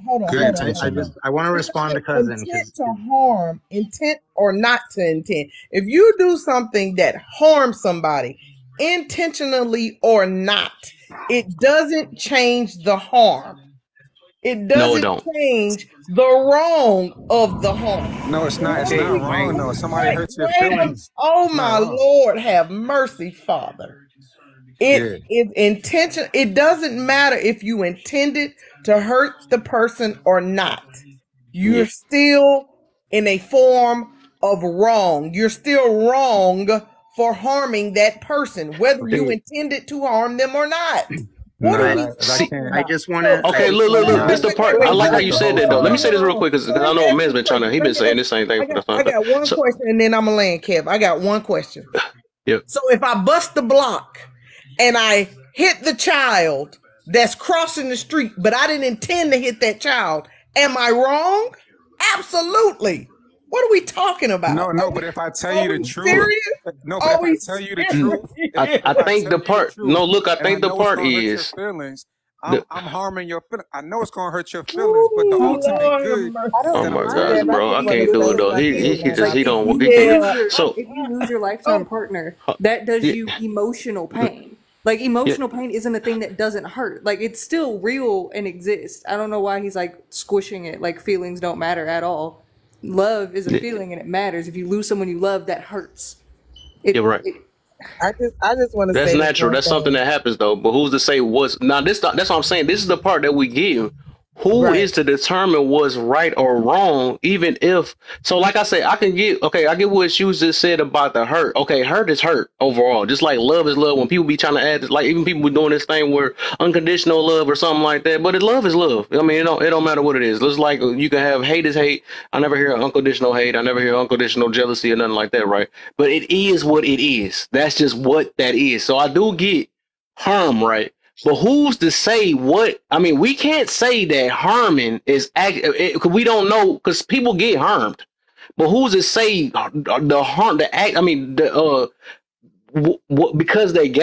it do hurt, right, or whatever, that it is wrong. We can't really say that though, because like I said, we can do.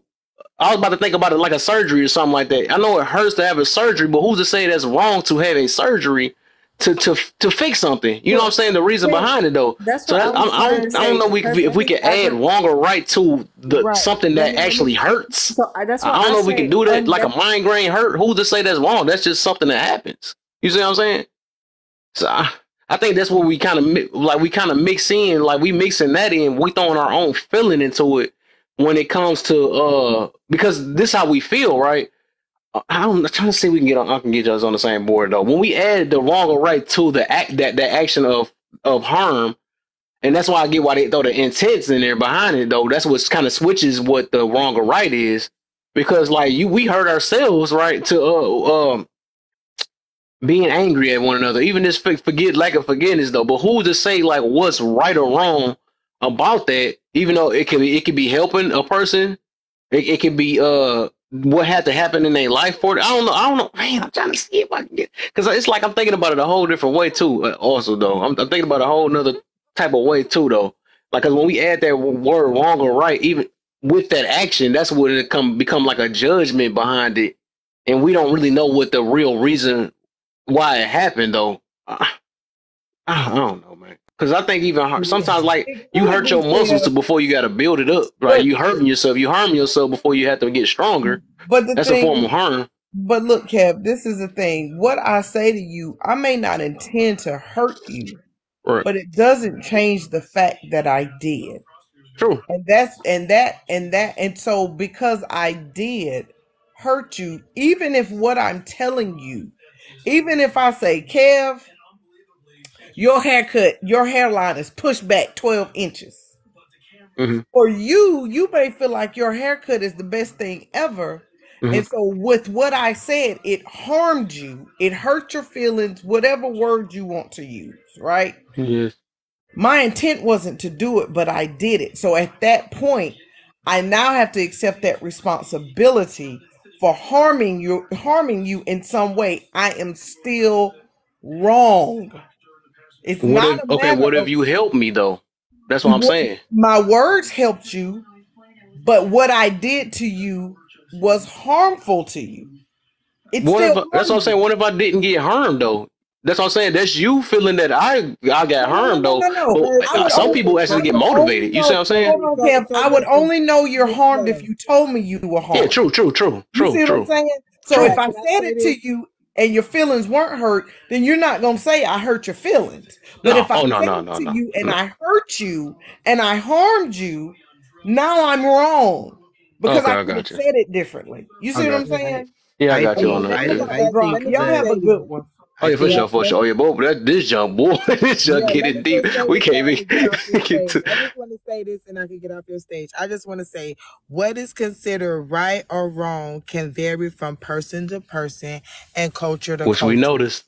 Right. So, right, from person to person and culture to culture. So this is why it's like, oh, well, this is wrong. How can you say this? How you can say this? Because we all grew up in different cultures, different households, different environments, different states, different cities.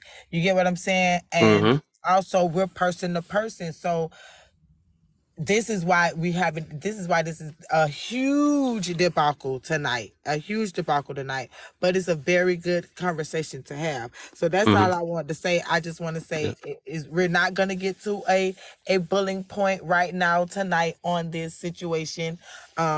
But, just knowing that everybody's different and the culture is different, like your beliefs and your morals and things like that, you're going to feel like it's different. You know what I mean? Like, what if you murder someone, manslaughter, all of that, like the law is the law. We can't change that regardless of our feelings. You get what I'm saying? But if you're here in America, then the law is the law, and it is about the intent, and they have to verify the intent. Who's just to say like my intent may still be the intent, but if the court didn't justify my intent in order to get me locked up, then I won't get locked up. Like, you get what I'm saying? No matter the intent.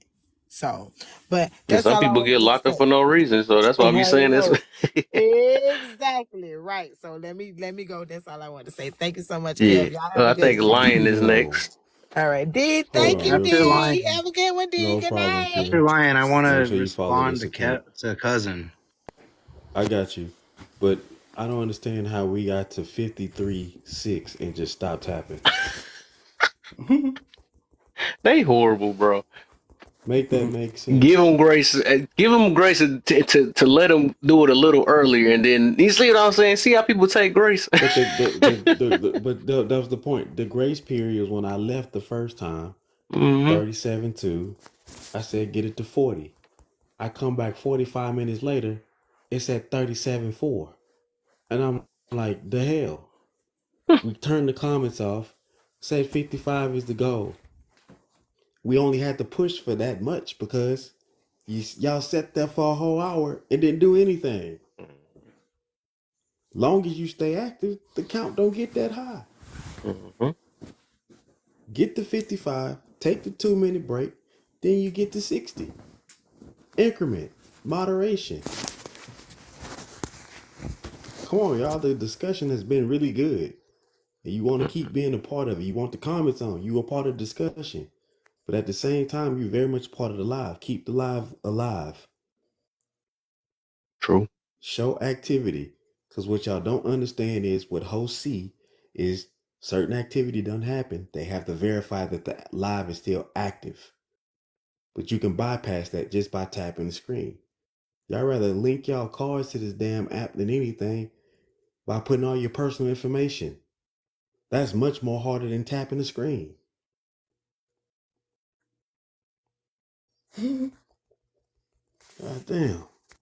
Boy. Finally, congratulations, y'all. Congratulations. That don't mean stop though either though. But congratulations. So y'all can take a break, I guess. Y'all can take a break. Y'all at 55 now. Because I don't want no excuses why y'all can't make it. No. Tap while you listen. Tap while you listen. There is no break. Never mind. Just tap the screen. Tap the screen. You have to tap stop. And moderators, don't tap the screen. Because I'm tired of us being the ones that get it up there. Everybody else need to be tapping. Tapping.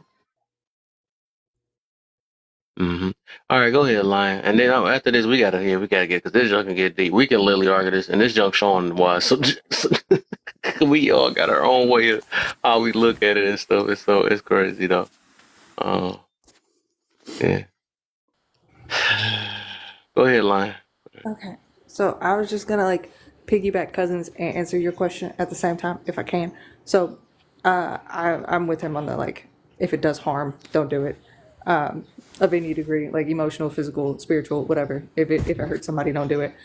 Unless it's necessary harm. I don't believe in doing unnecessary harm. There is some harm that you have to go through in order to grow and in order to get better and bigger and greater at whatever it is you're trying to accomplish. That pain, if I have to be the one to inflict that on you, then I will take that L. And if you see that as unforgivable or you see that as too hurtful, then that's an L that I have to take. I have to be you're right, I did you harm because you told me that I did you harm. But yeah, and the person who is harmed is the one who decides if they were harmed or not. True. Yeah, that's all. Yeah, that's a good take for sure. So can I respond to Cousin now? Who that? You? Yeah. Oh, go ahead. So, we kind of got sidetracked because you'd answered saying from you were playing the secular role of good and generally basing it around harm. I just want to go a step further with you. How do you determine harm or intent, as the conversation kind of leaned into, from the secular perspective? Why does it matter? I guess is my question. If we're just happen to be here, if we're just we hit the cosmic lottery and life happened and we're here, how do we determine that harming is bad? Why is harming bad from that system? Because where I come from with my perspective, there's explanations as to why that's wrong, and I agree that harm is a good measuring stick. I just want to know how the secular perspective. Okay, why is hurting bad? You're just giving me another synonym. Dive deeper. Tell me why. I'm answering a line in the comments. Why are these things bad from your perspective? Why is it bad to cause pain? Because pain hurts. Why is hurting bad? And You want me to answer It's this? part of life, though. Answer the question. I don't want Is to. it? Is it? Yeah. Is this to me or you want me Yeah, to? it's to you, Or is it to the panel? You're good. Oh, okay. You're good for bouncing arguments. Like, I can tell you why I think it's bad to harm someone. I'm not arguing that that's good. I'm just saying Right. my measuring of morality is determined for me and is gifted to me in my perspective. So I have an answer for why it's bad. I don't know where that answer comes from through evolution or just being here and existing, and how do we trust our own opinions? You know what I mean? Like, how can we trust our thoughts and our reason? Like, that's Right. the core of it. So I would look If at we it can't trust like those, then it doesn't matter. right. But well, so here's the thing. Like I grew up in the church. I grew up religious, right? So I understand that side. I'm not an advocate or saying that, we should, abolish religion or I'm not. So I don't want that message to be out there. First of all, let me just clarify that. I was just saying it for the conversation. Right. So, right. So that being said, if I was to look at it from the other side is what I try to do, right? So I say, okay, I know why I think of this from a religious standpoint, right? I understand what that means and why and the whole thing. So now, if I want to talk to someone who isn't religious, how would I do that? How do I relate and say, because just because someone isn't religious doesn't mean that they're bad people. So how do they do that? And from what I gathered is it's very simple. If I see somebody suffering, I don't like it. And so I try to avoid seeing people suffer. That would be the simple answer to why you don't want to harm someone, because you don't like to see someone suffer. If you're, now some people don't care, right? And they don't have it's like whatever. They don't have a conscience. Their humanity or, they just feel like whatever. Maybe I'm not talking about them, but for those who have a heart, quote unquote, if you actually care about people, you actually care about your community, you actually care, you don't want to see it, crumble. So you look at history, you look at life, you see what things are detrimental to our well-being, and you see the things that benefit, and then you try to do those things that benefit. And harming people, we know that's detriment. So I would say, just in a general sense, you know what I mean, without going into crazy details, that would be the measuring stick, because we can see with our eyes. We can trust what we see and what we experience. We don't have to say that, I need a cosmic thing to tell me what I feel. You can see it. You can see what you do, and we have problems. You know what I mean? We have problems, and we see how they affect us. We see how they affect others. So I'm just saying, I think maybe that would be the answer. You know what I mean?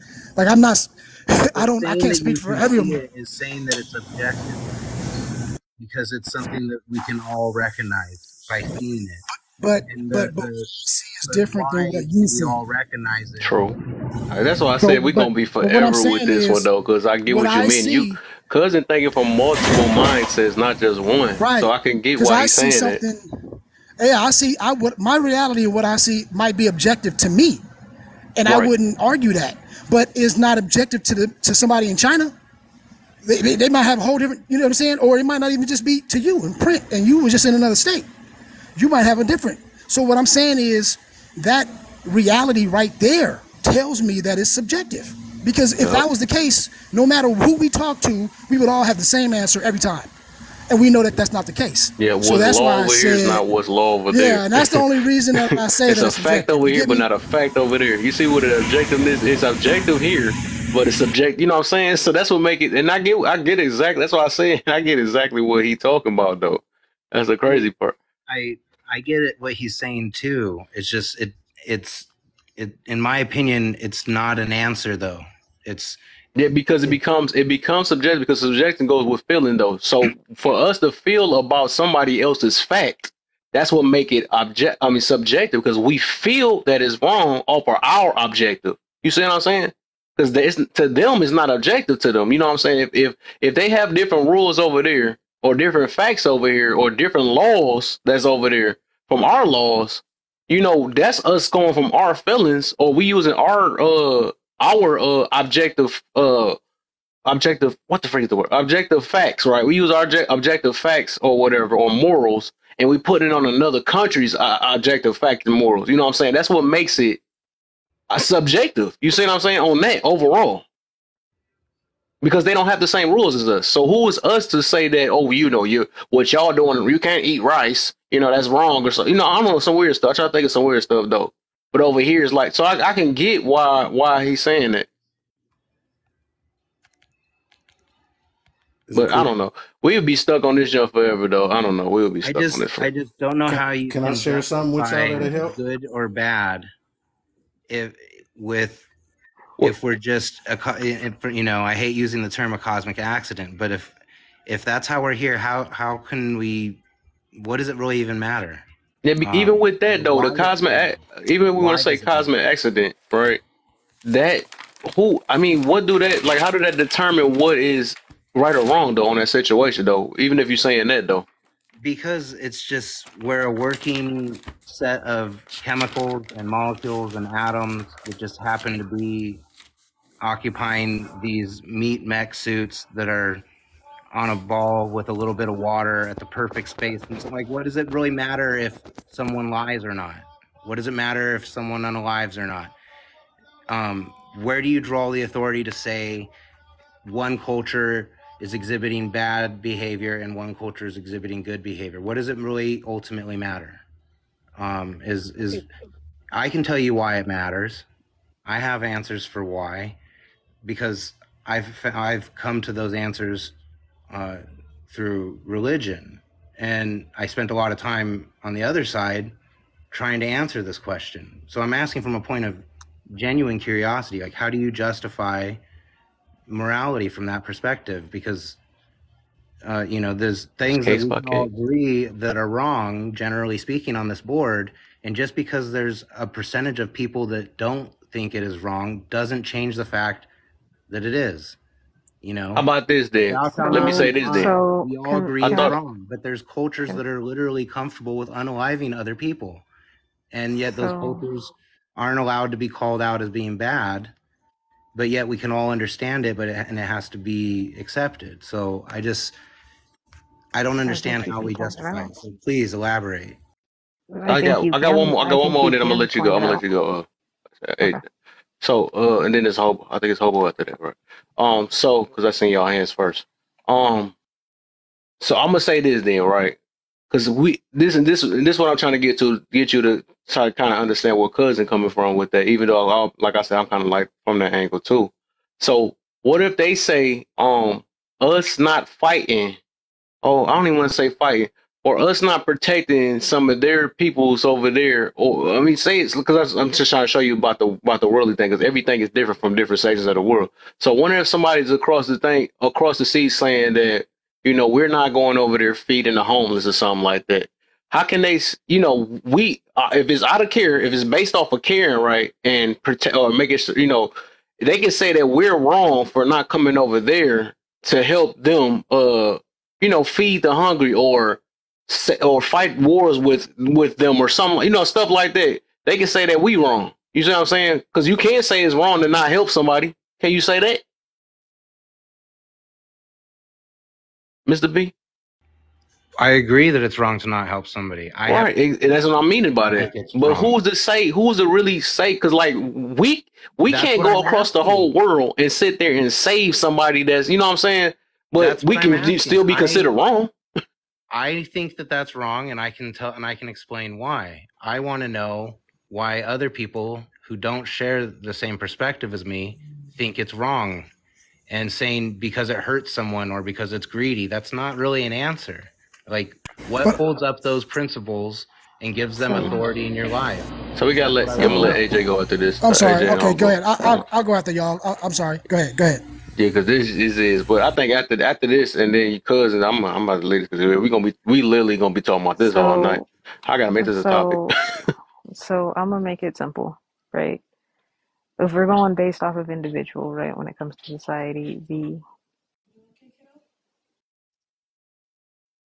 What we going up to? Because the lights ain't moving at okay, all. The comments is off. I don't know if they so get the memo or something like that. What we going to 60K yeah, or something? I'm gonna need y'all to tap the screen, get us up to 60K. Sorry about that. So we'll make it simple, right? When it comes to individual, right, the masses are always gonna outweigh a single person, right? So based on the society or where you're growing up in the world is going to dictate the morals and the structures within your society.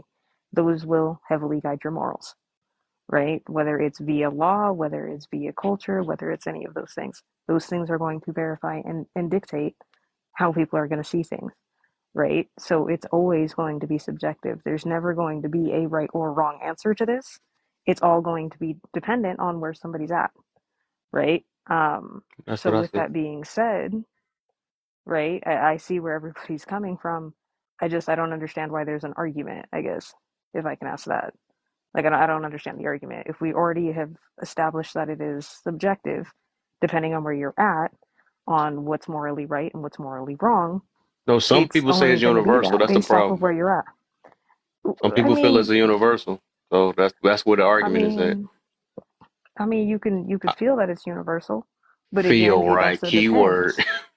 It depends, right? Feelings come from self, right? You can feel that it's universal, but we already know and we've established the reality of the world is that it's subjective, right? Somebody in Thailand is not going to feel the same way I do here in America. Somebody in the Middle East is not going to feel the same way that I feel in America on what's morally right, what's morally wrong. So, if you're going based off of society, there's that, right? When it comes down to the individual, it just depends on where your moral code and your moral compass is.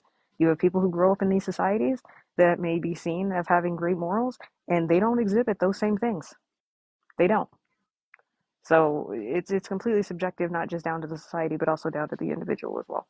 So if that helps, we'll do that. I thought I cut the comments, but we I gonna just cut the turned it comments on. again. I turned it on because I'm trying to see if people even in here. What the heck is going on? They literally ain't tapping.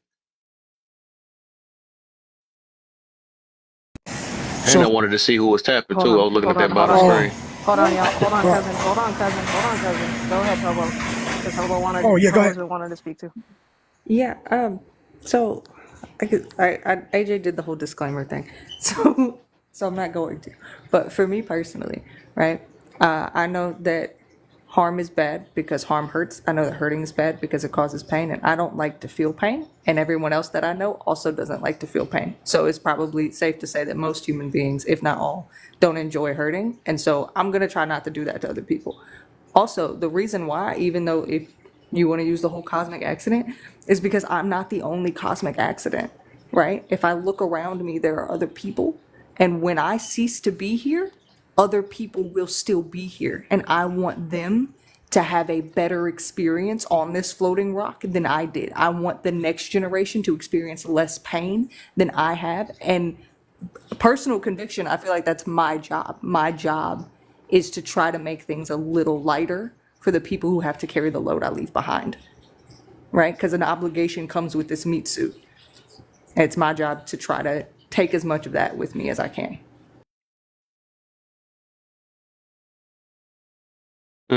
I just wanted to piggyback off that too. Hobo makes a good point. 60K, y'all. The comments back share. on. Y'all not tapping down there. Yeah. 60K. Just tap on my screen and we get there Tap fast. the screen. So what are But you to obligated Hobo's point, right? When it comes to that, right? And I guess also to answer Mr. P's question, what we're obligated to.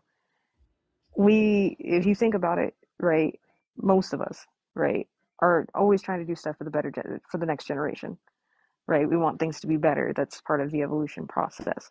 So if we're walking around with a sense of morals, hey, we want to leave these good things behind for the future generations, whether that be my children, my grandchildren, your children, my aunt, my cousins, my nieces and nephews. It's usually for future generations. Most societies are set up that way.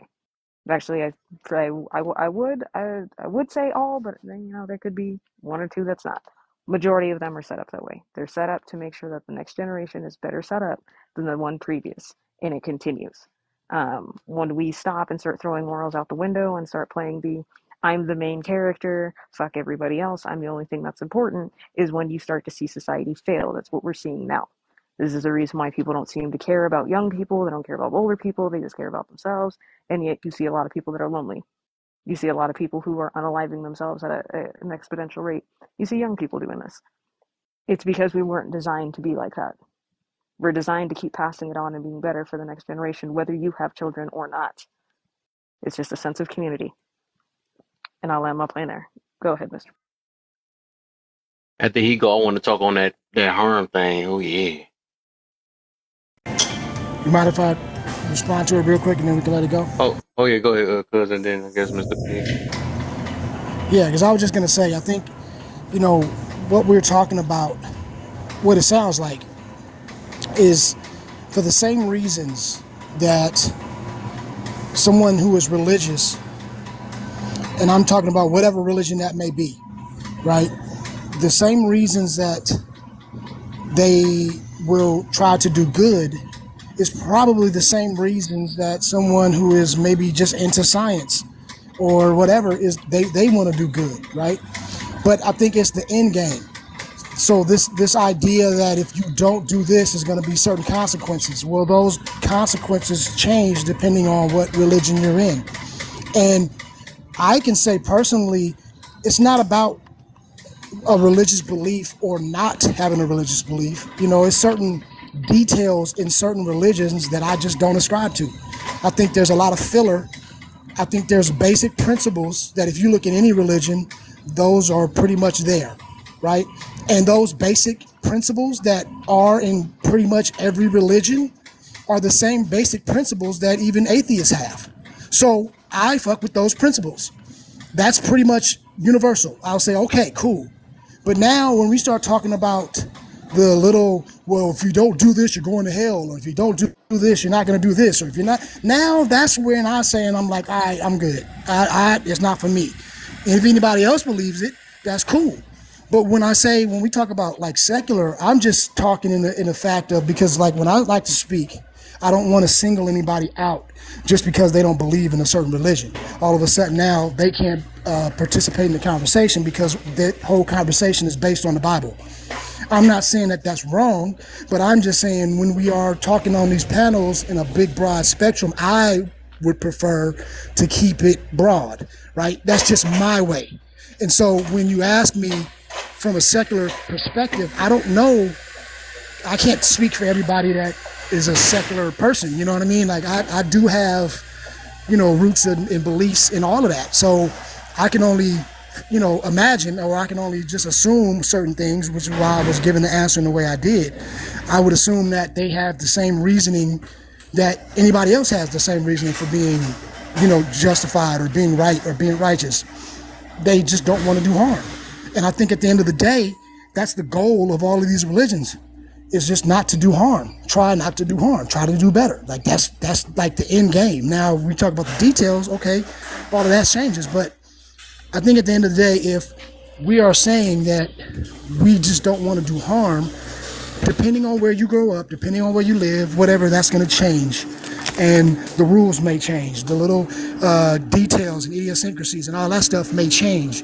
But I think it's the direction is where it's all the same. And as long as that direction is the same way, I don't even understand. I don't know if it's even worth an argument. You know what I mean? Like if everybody is trying to be positive, then let's just be positive. No matter how we do it, let's just do it. So that would just be my take on it. So, all right, I like that y'all saying this keyword harm. And I'm going to go back to what and while I'm doing this, man, I see y'all, I don't know what's up. This junk ain't that hard, man. Even y'all, if y'all want to, real quick, so we can turn these comments back on. I just need 2K, 2 more K, just 2,000 more likes. So we can get these comments back on. So let me just say this with this harm thing, right? Huh? What you got, Warlock? This has absolutely nothing to do with this damn topic. But how do I get to see my hearts again? Because I can't see when I'm tapping. I can see it on the side though. I can see it. I can't tell. Yeah, this jump be weird. It do what it wants sometimes. Sometimes you don't see it. But yeah, even if y'all in the box too, just tap real quick and then we gonna take a little break and stuff and let this room get back up. Ornery ass old man out there. How do I get these goddamn hearts? God damn. So I want. So with this harm thing, right? This is part of. That's what I was saying. Like we can't when we tie the words wrong or right behind things like harm or hurt and all that stuff. I think that's where.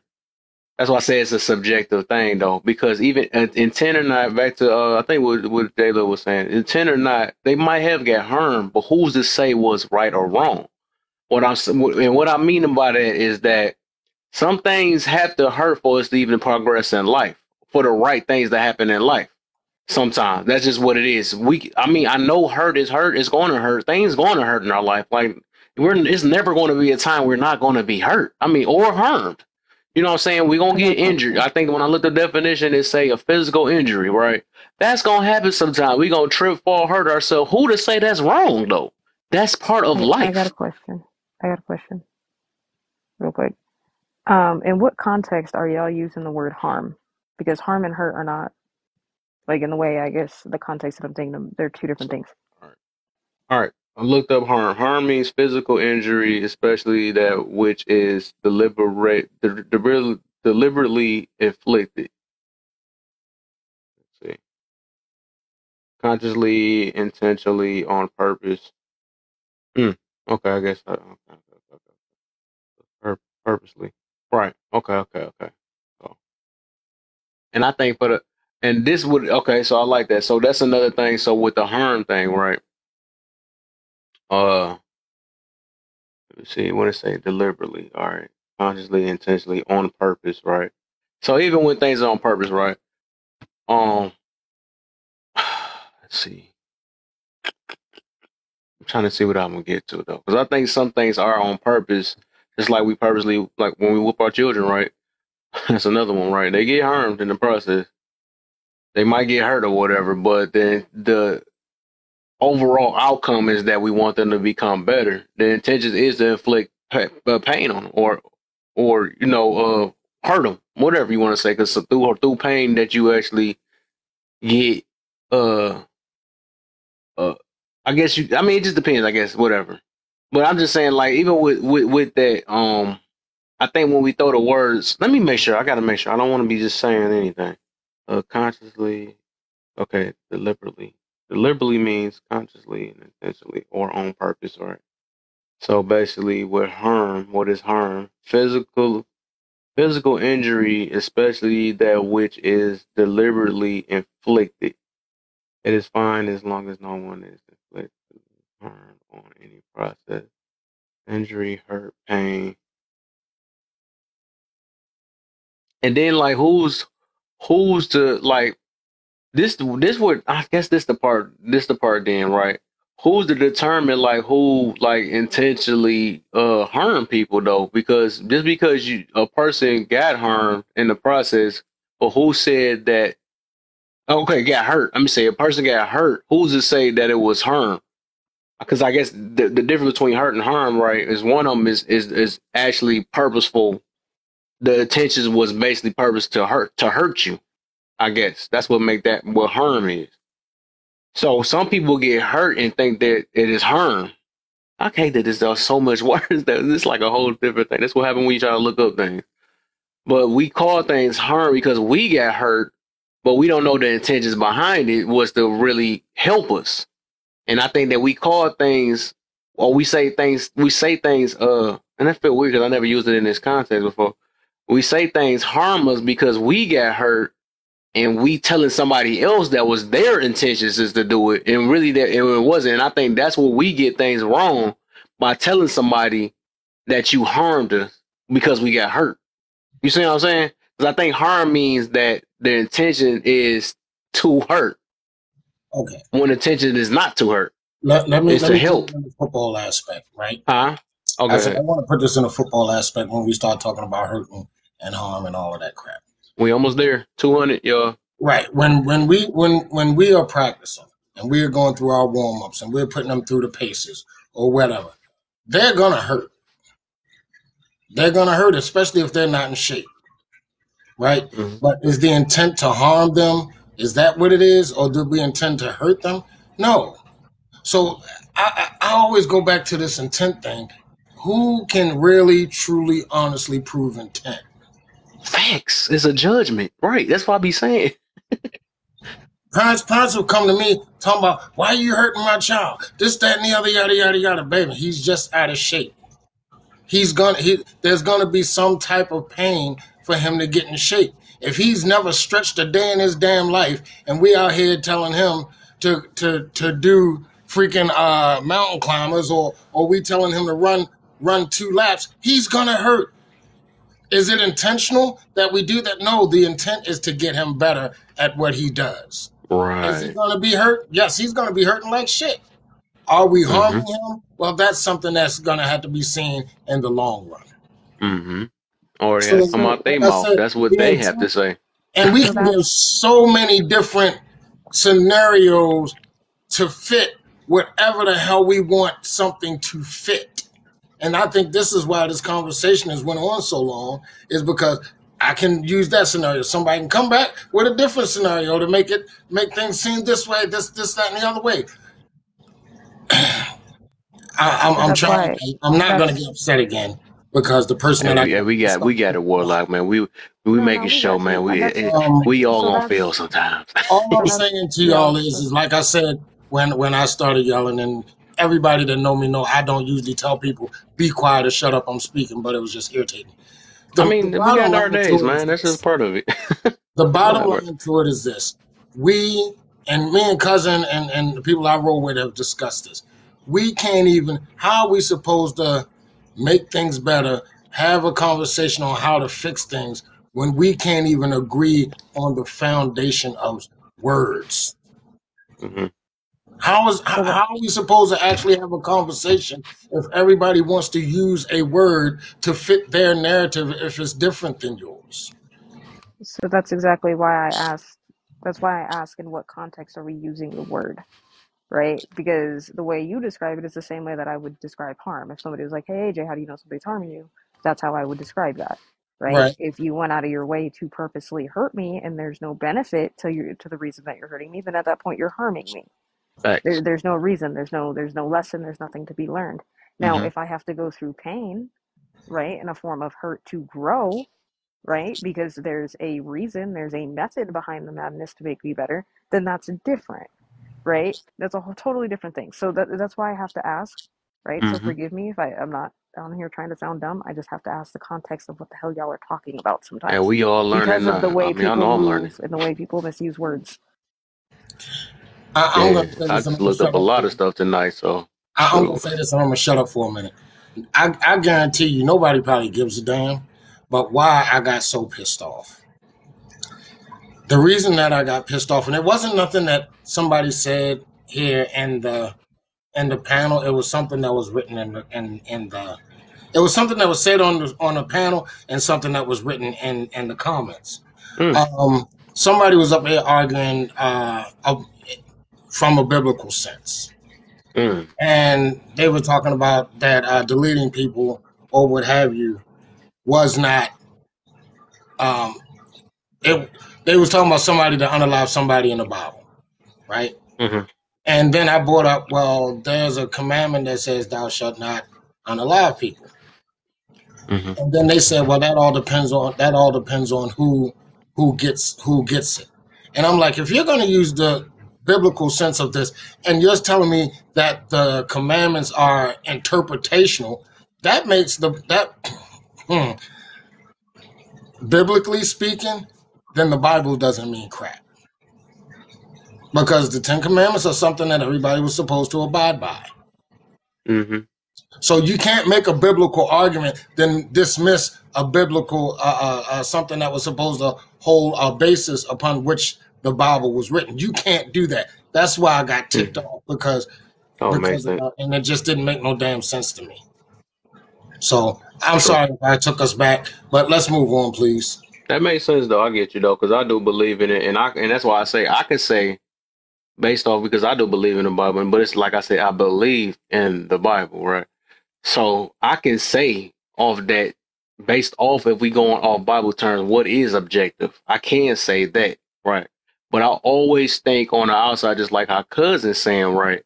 that everybody don't look at things the same exact way, or they don't believe in what I believe in. So that's what makes it subjective, because everybody don't believe in the Bible. We done seen this. We coming from, everybody done came from so many different angles today. So that's what make it subjective. But objectively, if we going by the Bible for the people that believe it, that's objective. You know what I'm saying? That's objective for the ones that actually believe. That's why I said it's really depending on where we at and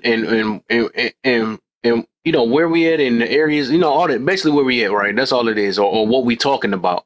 What makes something objective or subjective and stuff. So that's why I say I get where Cousin's coming from. I can get where Mr. P coming from.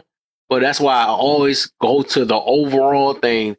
The overall is going to be that it's all what we believe is, and when it comes with a belief thing, or I guess, well, we know that unalive is unalive, but the feelings come behind them things. That's what, because we can't never get around the feelings part. It's going to come behind it, because our feelings is actually, and also us seeing these things.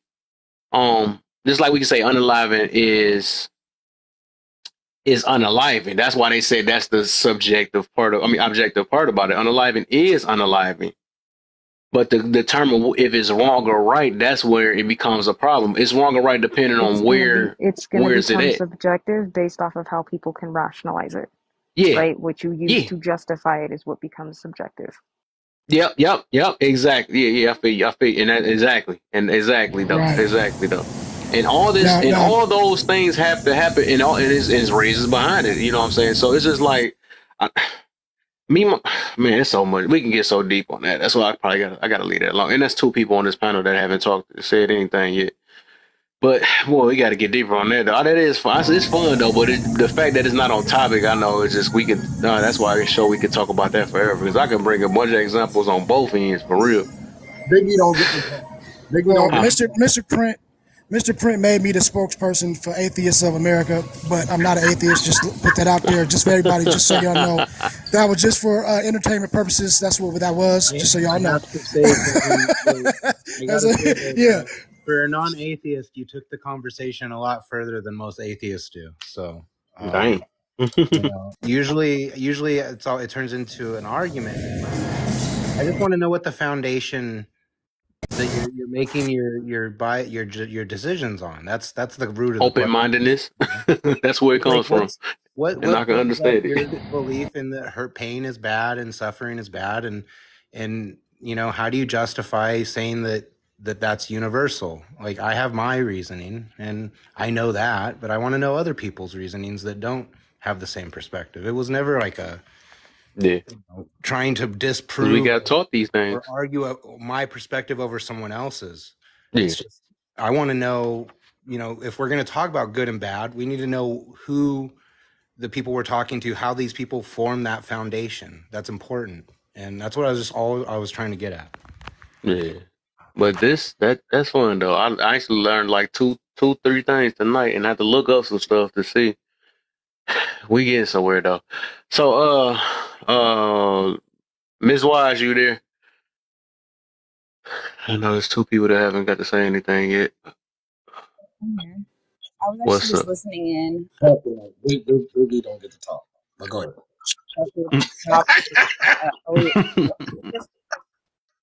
The resources in the building. I was just gonna say that I came in when we were talking about other countries and what's wrong and right in other countries, and I was just gonna say what gives us the moral high ground to dictate what's right and what's wrong in other countries, because I see a lot of things that we do in our countries, and I see in our country to other countries that's completely wrong. On the basis of, you know, democracy, or trying to create democracy for them, where maybe they didn't even want it in the first place. So, yeah, that's all I had to say. Okay. Yeah, you gotta. I know what's wrong is your signal, man. That boy done for. He got 1 bar, bro, but I heard you though. I don't know where you at. Sorry. I'm doing something late, grocery shopping. Okay. So you in the deep part of the store or something. That's what it is. You guys hear me at Yeah, all? I can hear you. I can hear you. It's probably gonna be late, but I hear you though. Oh, okay. But yeah, I was just saying, what gives us the moral high ground to say what's right or what's wrong in other countries. And I was actually listening to it was Candace Owens actually, and she was having a conversation with somebody, and they're from Iran, I believe. And she was talking about, aren't you scared that if you steal something, you get your hand, chopped off? And the person said, well, look at the crime rates in your country. I mean, we know that if we steal something, that's going to be the repercussions. So we're not going to steal. Whereas here, it's like we're given the okay to just do wrong. So, it was an interesting perspective. That's a good point. I like that. That's why I say it changes depending on the area you at. And I feel it too. And then we can say they wrong for chopping off arms. You know what I'm saying? But it's just why I say this could be a forever topic for real though, because it's just all about the angles. And like I said, the reason why I can hear everybody or what they saying is because like I said, I'm not standing 10 toes on literally anything. That's why I don't even like using that word. It's objective for the most part. Just the fact that everybody think different. Things that had got constructed in this world was so different because that's one thing that's objective right now with all of us. Nobody been here since the beginning of time. Nobody that's alive today. So it's no way. It's like we can only go based off beliefs and what has got taught to us in our personal experience. That's no different because I don't believe in the truth. I don't believe in I believe in what I believe in because that's what I feel can help me in my life. You know what I'm saying? And some of the stuff I know that can help me in my life because I've went through it already. But overall, it's like all I know is my experiences. All I know is what got taught to me, and all I know, and that's all I really know for real. That's all I really know. So and I choose what I want to believe in because I know that I wasn't here at the beginning of the time. So that's why I say I don't like, I know all of us be trying to stand on stuff, but that's what make me a little bit more. That's why I'm be so open minded. I chose to be open minded on things because I know they be saying if you don't stand for something, you fall for everything. But then again, how do we know what we falling for now? We don't know if we even falling for anything. We don't even know what the real truth. We could be lied to for all I know, but I choose to believe in something because it's a belief, right? And I always tell people beliefs are not facts. Beliefs are not, beliefs it's just a belief. I choose to believe because it seemed like it's right. It feel like it's right. You know what I'm saying? And that's what a lot of us doing though. The fact that we be acting like we know, it's like it seems like we got, or the people that we, all that said, because if we really want to get deep in this situation, that's what made me choose to be open-minded, is that we really don't know. We still trying to figure it out daily of what really is the truth. All we do is go with what we taught off of it, and we tie it into what we got taught and be like, yep, that's the reason why. But we don't know. This stuff got man-made, everything man-made. You know what I'm saying? We choose to believe it. Black History Month, all this stuff. Even the data that we look at, right? Or the stuff, the scientists, what they do and stuff. We choose, unless we personally did it ourselves, we choose to believe it. Unless we experienced it ourselves. And then also, when somebody tell us that, oh yeah, I was in the lab with you. Well, I got to believe you if you was. You know what I'm saying? Because people lie. People gonna say things because they want you to side with them too. Also, so that's why I said that's why everything. And I'm literally got that subjective type mindset, and I can only go based off of what's in my close proximity. I'm trying to say that word so fast. I guess that's what I can only go based off of that and the people around me of what is more likely to work. That's why I be going off of generalities, not freaking personals all the time because personals change. That go based off of feelings too. I go generally what's most likely to work, even though it don't work all the time, but what's mostly likely to work. I mean, that's the only way I can really think for real nowadays because because I realize when I stand on stuff, just like people stood on Pluto being a fact of being a planet, and it changed that fact just changed to a freaking moon. Now Pluto's a moon. That just showed everything right there. You know what I'm saying? All right, for sure, AJ, for sure. Appreciate you. And that's just my way of thinking. I'm literally like that's why I can understand. And me and cousin don't always agree on everything all the time though, but I'm for sure with him tonight. I mean, we got some stuff just like everybody else though, but I for sure on the side with that situation. But I still believe in the Bible, so I know he don't believe in the Bible. I don't know if he do though, but I believe in it because that's something that feel right and I seen that works in my life. You know what I'm saying? And I don't believe in that demonizing and going to hell stuff. I ain't read that part in there. I mean, I read it, but it wasn't in that context. But everybody take it how they take it though. I actually read it. Let me see. Biggie, you there? Biggie, no Smalls? Did he fall asleep? Okay. Biggie outside feeding animals. That's where he at right now. All right, let me leave some space in this box real quick. All right, so I guess we can get back on the topic though. That's interesting. I guess we know what to talk about for 13, 14 hours. What's up, Mr. P? I just wanted to share with cousin celebrating 15 years today with my wife. So, hey, I can share that with you too, Kev. Obviously. All right, I'm about to say I felt all left out. Why we not special enough? Hey, 1-5. 1-5. God damn. That's some beautiful shit. Man, that's what I like to hear, man. That bring hope out here for the people that single. They're like, hey, make it happen. You feel me? Gotta find you the right one. Hey, she put up a print for 15, hold 24s, 365s. Woo. No, that's a beautiful thing. That's a beautiful thing, man. All jokes aside. You gotta learn how to move on from shit. Wow. This is true. This is very true. You gotta have some thick skin, and it gotta be greasy. You know what? That didn't sound right. That was fucked up. Wow. That was not. What tip you on? That's why you playing that music in the background like that? No, so stuff. It ain't Friday yet. That's tomorrow. You know what? That didn't even make work. That made it worse. God damn it. Yeah, it's not Friday yet. You gotta check. Oh, maybe it is Friday. You start your Friday early. It didn't work on the live sometimes. Yeah, man. Getting it greasy. Stay greasy. Stay greasy. That's gonna be my intro every time I in my lives now. All right, y'all, stay greasy. Stay greasy, right? Is that seemed like that should have been that 80s night type thing? Did you do that? I should have. Yeah, I did. Because that greasy, that Jerry Skirl. Yeah. An old phrase, the squeaky wheel is the one that gets the grease. Hey, stay greasy. Stay greasy. That's what I'm talking about. Hey, y'all. Hey, on this next week though, this '90s one, I got something for y'all. Y'all ain't never seen. Oh yeah, that's when I was born. Yep. 1990 on a note. About to be. Dang, I can't believe I'm about to be 34 this year. Oh my. I'm just gonna say this. It's gonna be an unveiling of something that you have never seen. That's all I'm gonna say. So.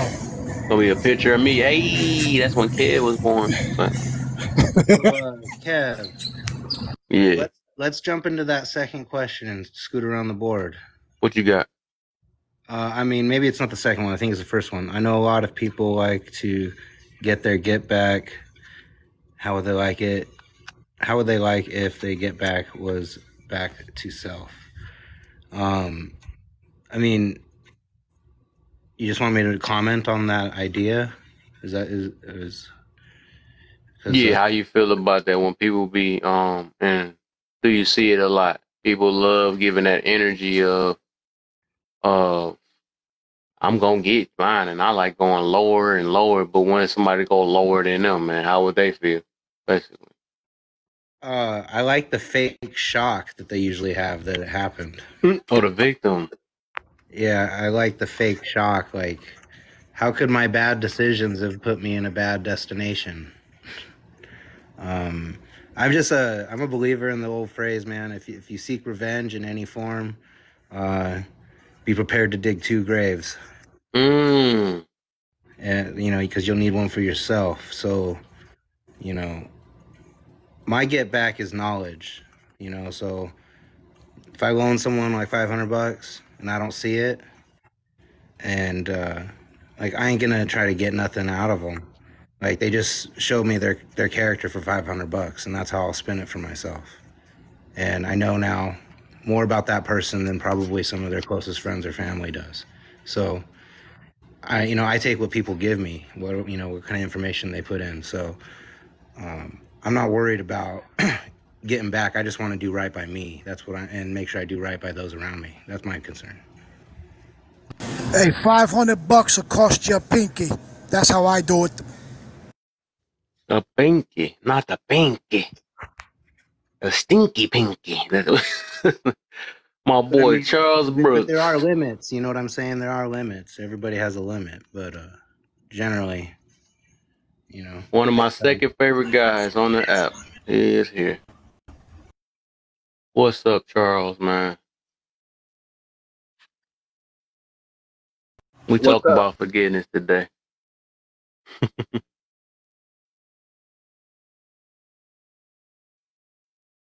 I think people. You want me to go now? Yeah, you can go ahead because you're like one of the newest ones. You can do the first 3 prompts. I think in many cases it depends on if you have anger issues. People who have chronic anger are less likely to forgive. There's there's a mental condition called low MAOA. Low MAOA is when the enzymes fail to break down the neurotransmitters properly. And what it does, it causes somebody from quickly to go from 0 to 100. But it takes a long time to come down. They stay angry for a long time. They act on impulsive behavior. So a lot of people's behavior is actually rooted in genetics, which could be anger issues. Some people just stay angry longer than other people, and it is actually could be genetic. And people who forgive easily, I think it's their brain. It's their brain. It may be a combination of self-validation. People who are self-validated probably get over things faster. But I think the main thing is anger, which I think it's probably genetic. I land. Okay, that's true. I feel you. Hey, what happened? I just thought about that. What happened? Oh, that she went to bed. Dang. I look at AJ.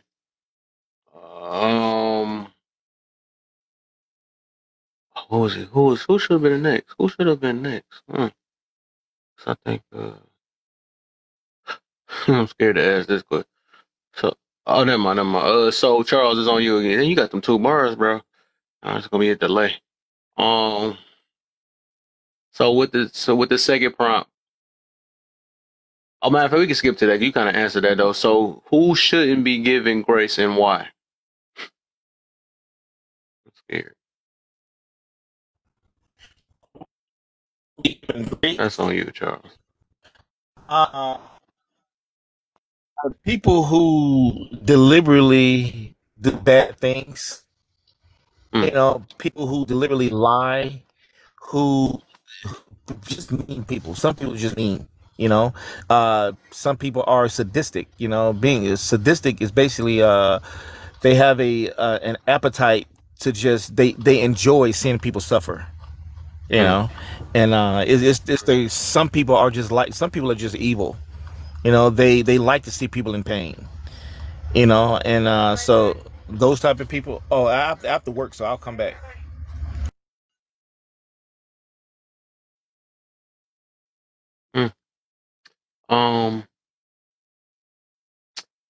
Let's see who else. Ms. Wise, I think she got the bar too. Both of y'all got them bar problems right now. So Ms. Wise, if you can hear me, I think we on the second one. I know a lot of people would like to get their get back, but how would they like if the get back was back to self? Whew, that one hits home. Man, I'm going through something like that right now. Okay. Yeah, I just got jumped by some women, some black women. So yeah, my first reaction is to get back, and I don't know if that has changed.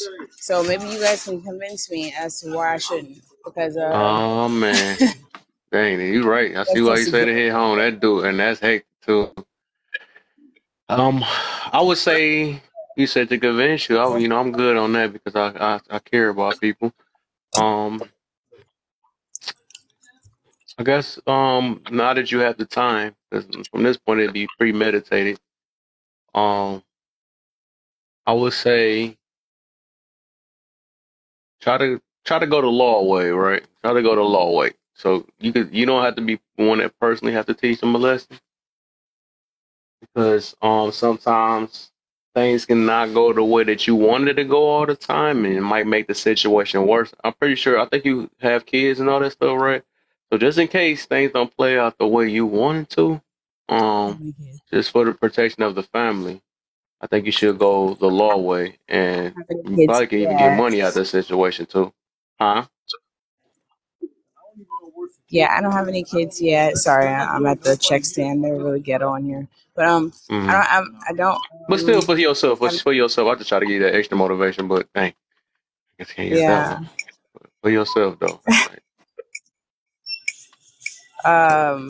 Yeah. I mean, the story is crazy too because the person the reason that it all even happened was because I was trying to help a gentleman get a grant for a red tag on his property, and his girlfriend thought that I was coming around his business to try to flirt with him for some reason, even though my fiance was involved as well. So she was very insecure. So yeah, it was crazy. I feel like there was just the Jezebel spirit was just like in her and after me. That's my true thoughts. So, but yeah, it didn't feel good. It was her and her sister, and I'm not a small woman. I'm pretty tall, and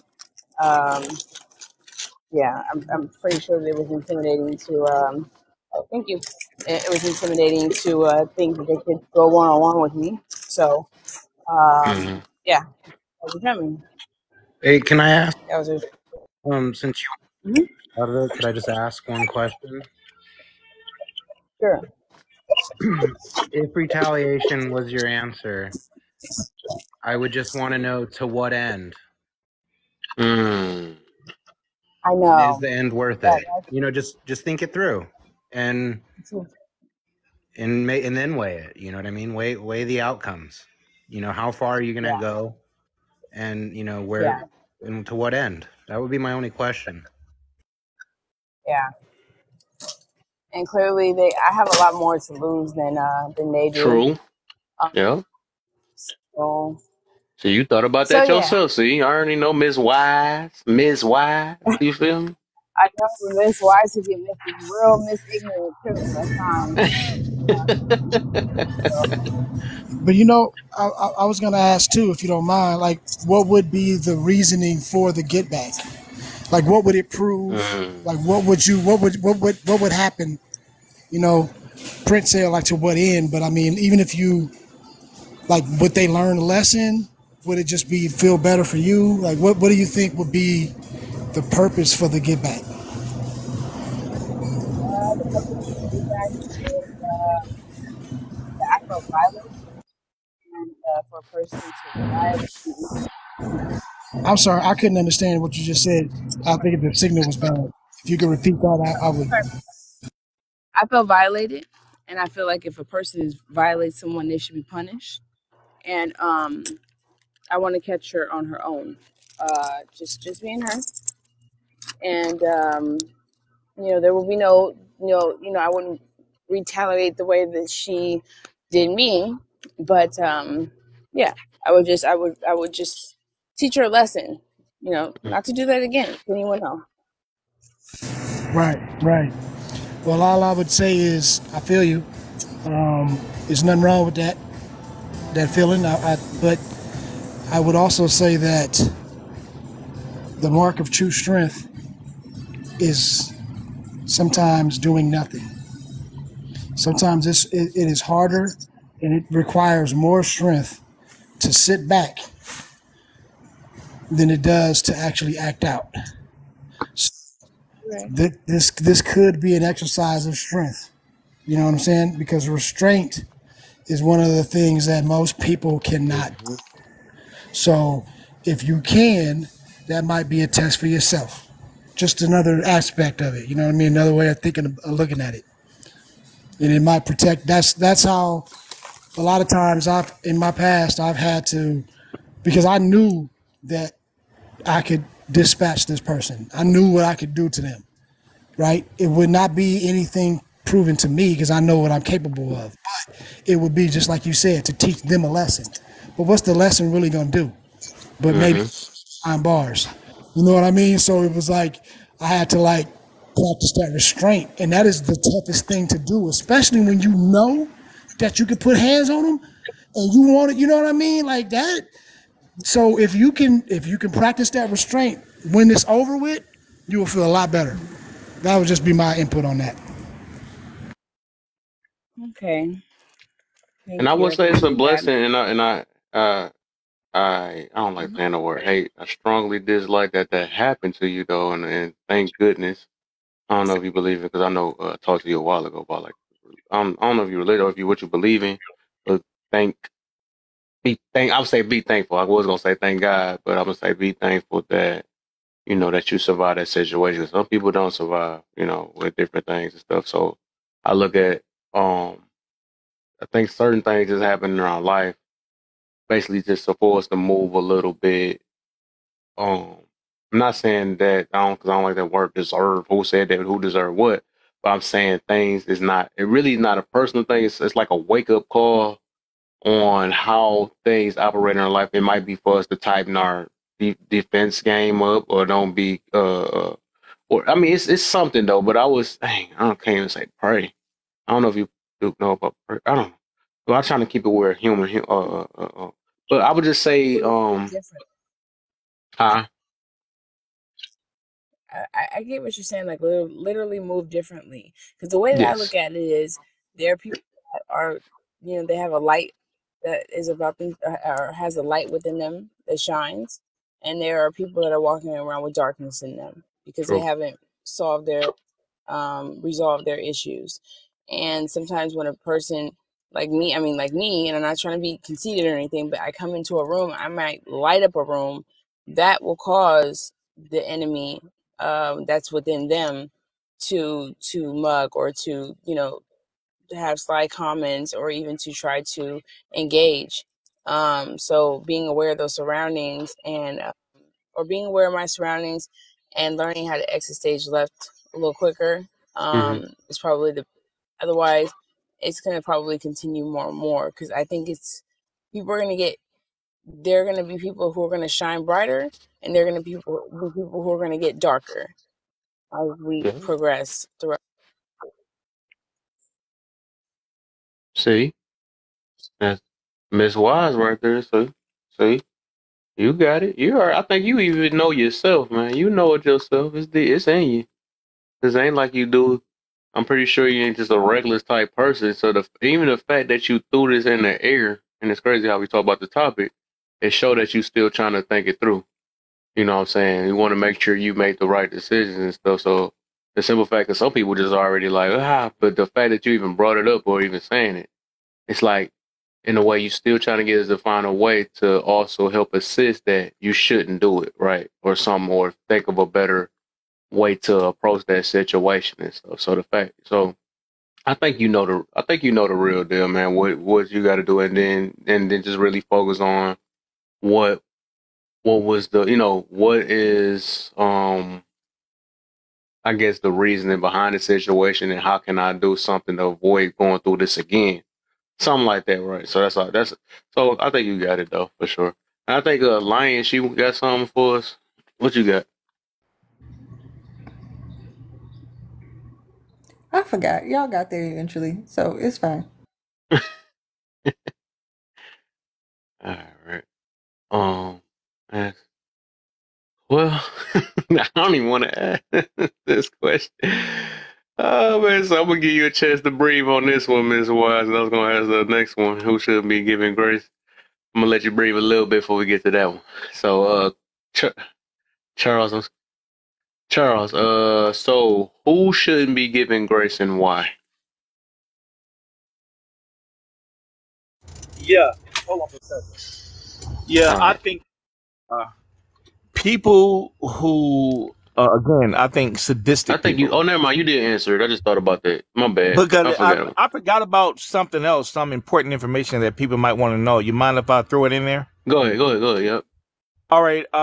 There's emotional based beliefs and there's logical based beliefs. When beliefs are emotional based, people feel attacked when others disagree, right? With logical based beliefs, people don't feel attacked. They just say, okay, how's it false or how's it true?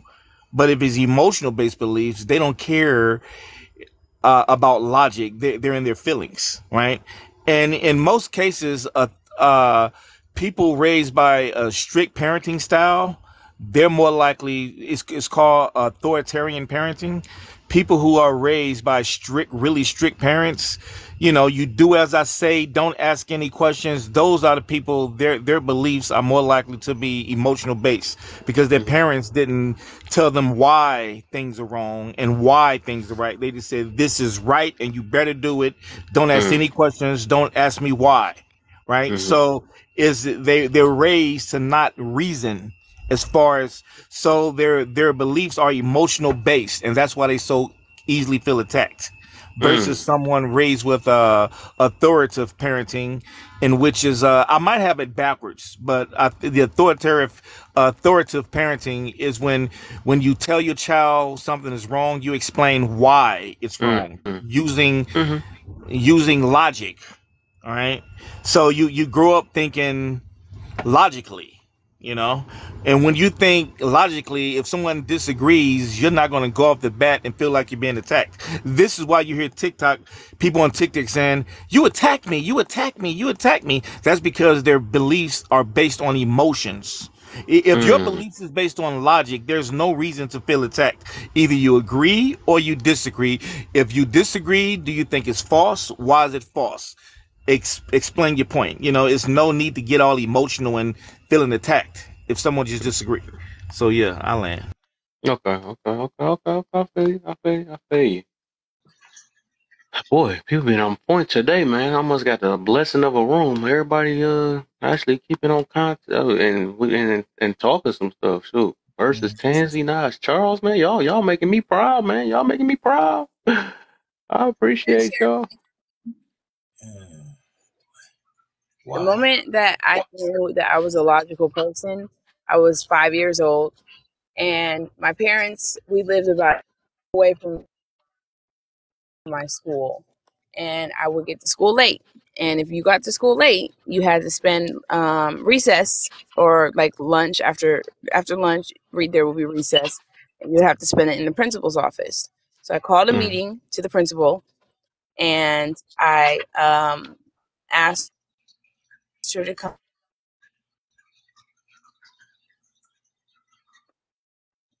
Oh man!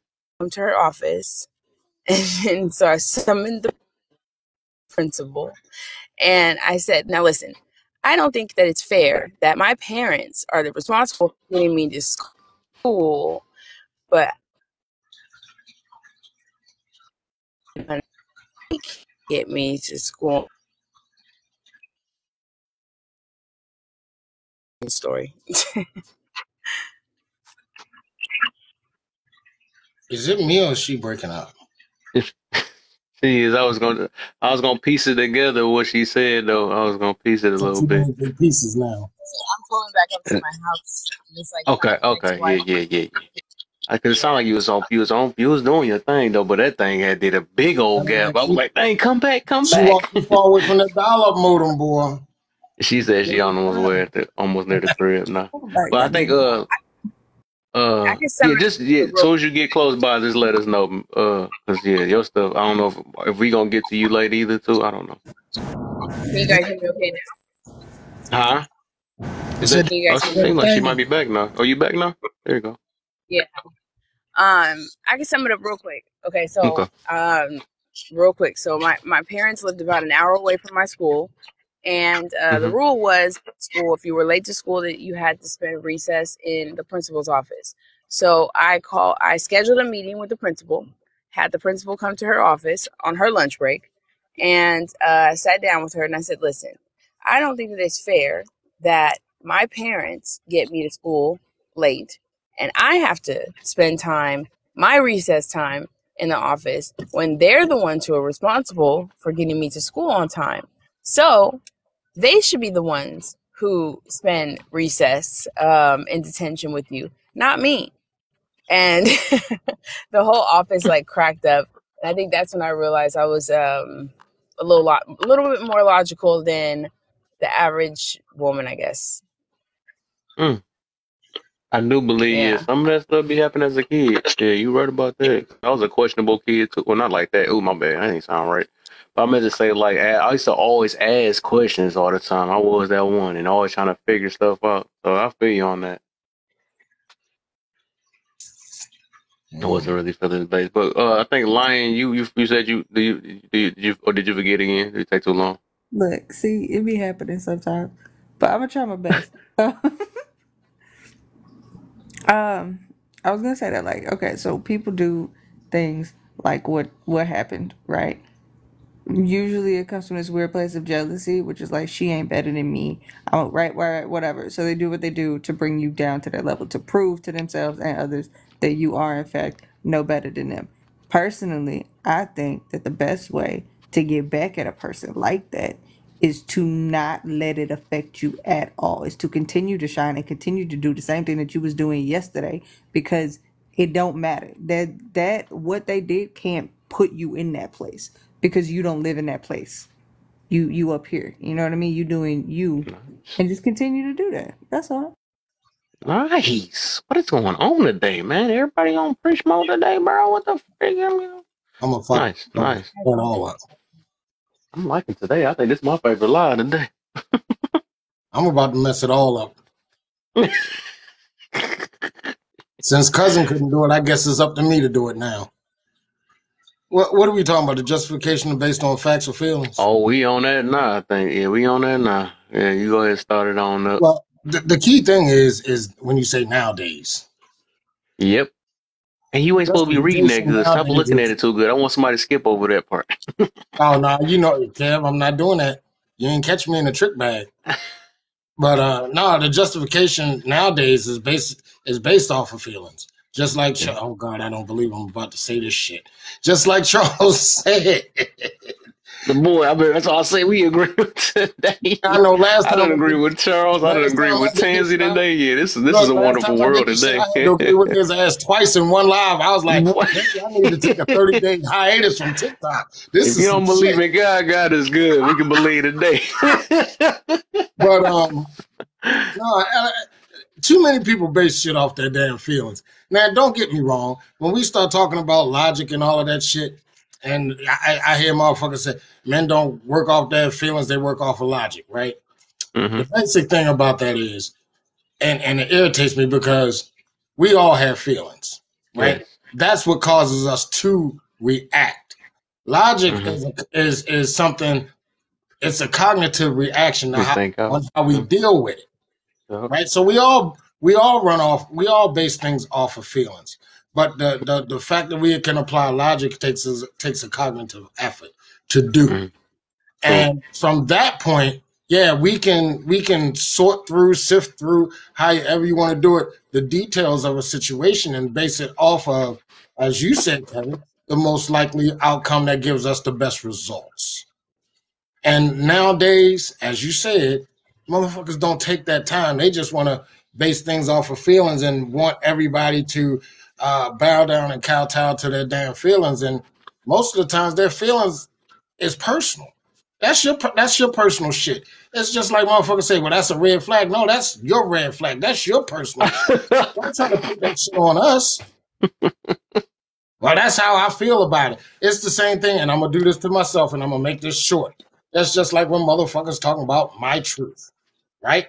You start asking and questioning. One of the first things that come out their mouth is what? Who the fuck are you to tell me how I can feel?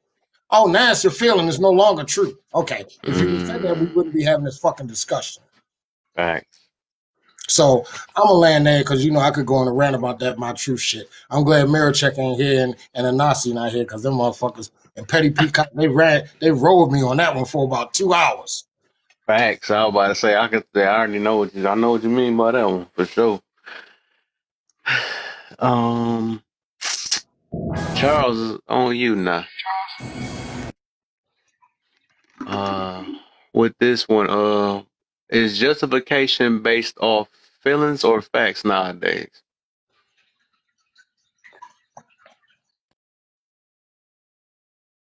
That's on you, Charles. I think it depends. Oh, never mind. Can we? You good. All right. I think it depends on what the topic is or what they're talking about. If they have an agenda, and if facts goes against their agenda, and then they'll go by feelings. It depends if they have an agenda or not. It depends on the topic.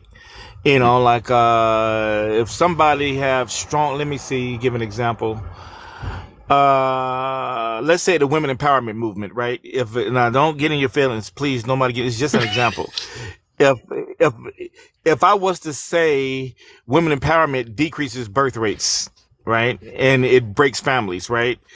Now, if your agenda is to empower women, then you probably won't even check to see if it's true. You just say you're just getting your feelings because they feel like that I'm attacking their agenda, So a lot of people, when they disagree, they don't even fact check. They just disagree because that's how they're in their feelings. They disagree because of their feelings. Because I'll say, did you check? No, but I know it's not true. Well, you didn't even check. How could you know it's not true if you didn't? Well, the reason why they're saying it's not true because they don't want to believe it's true because it goes against their agenda. It has nothing to do with if it's true or false. They just simply don't like the fact that you said it.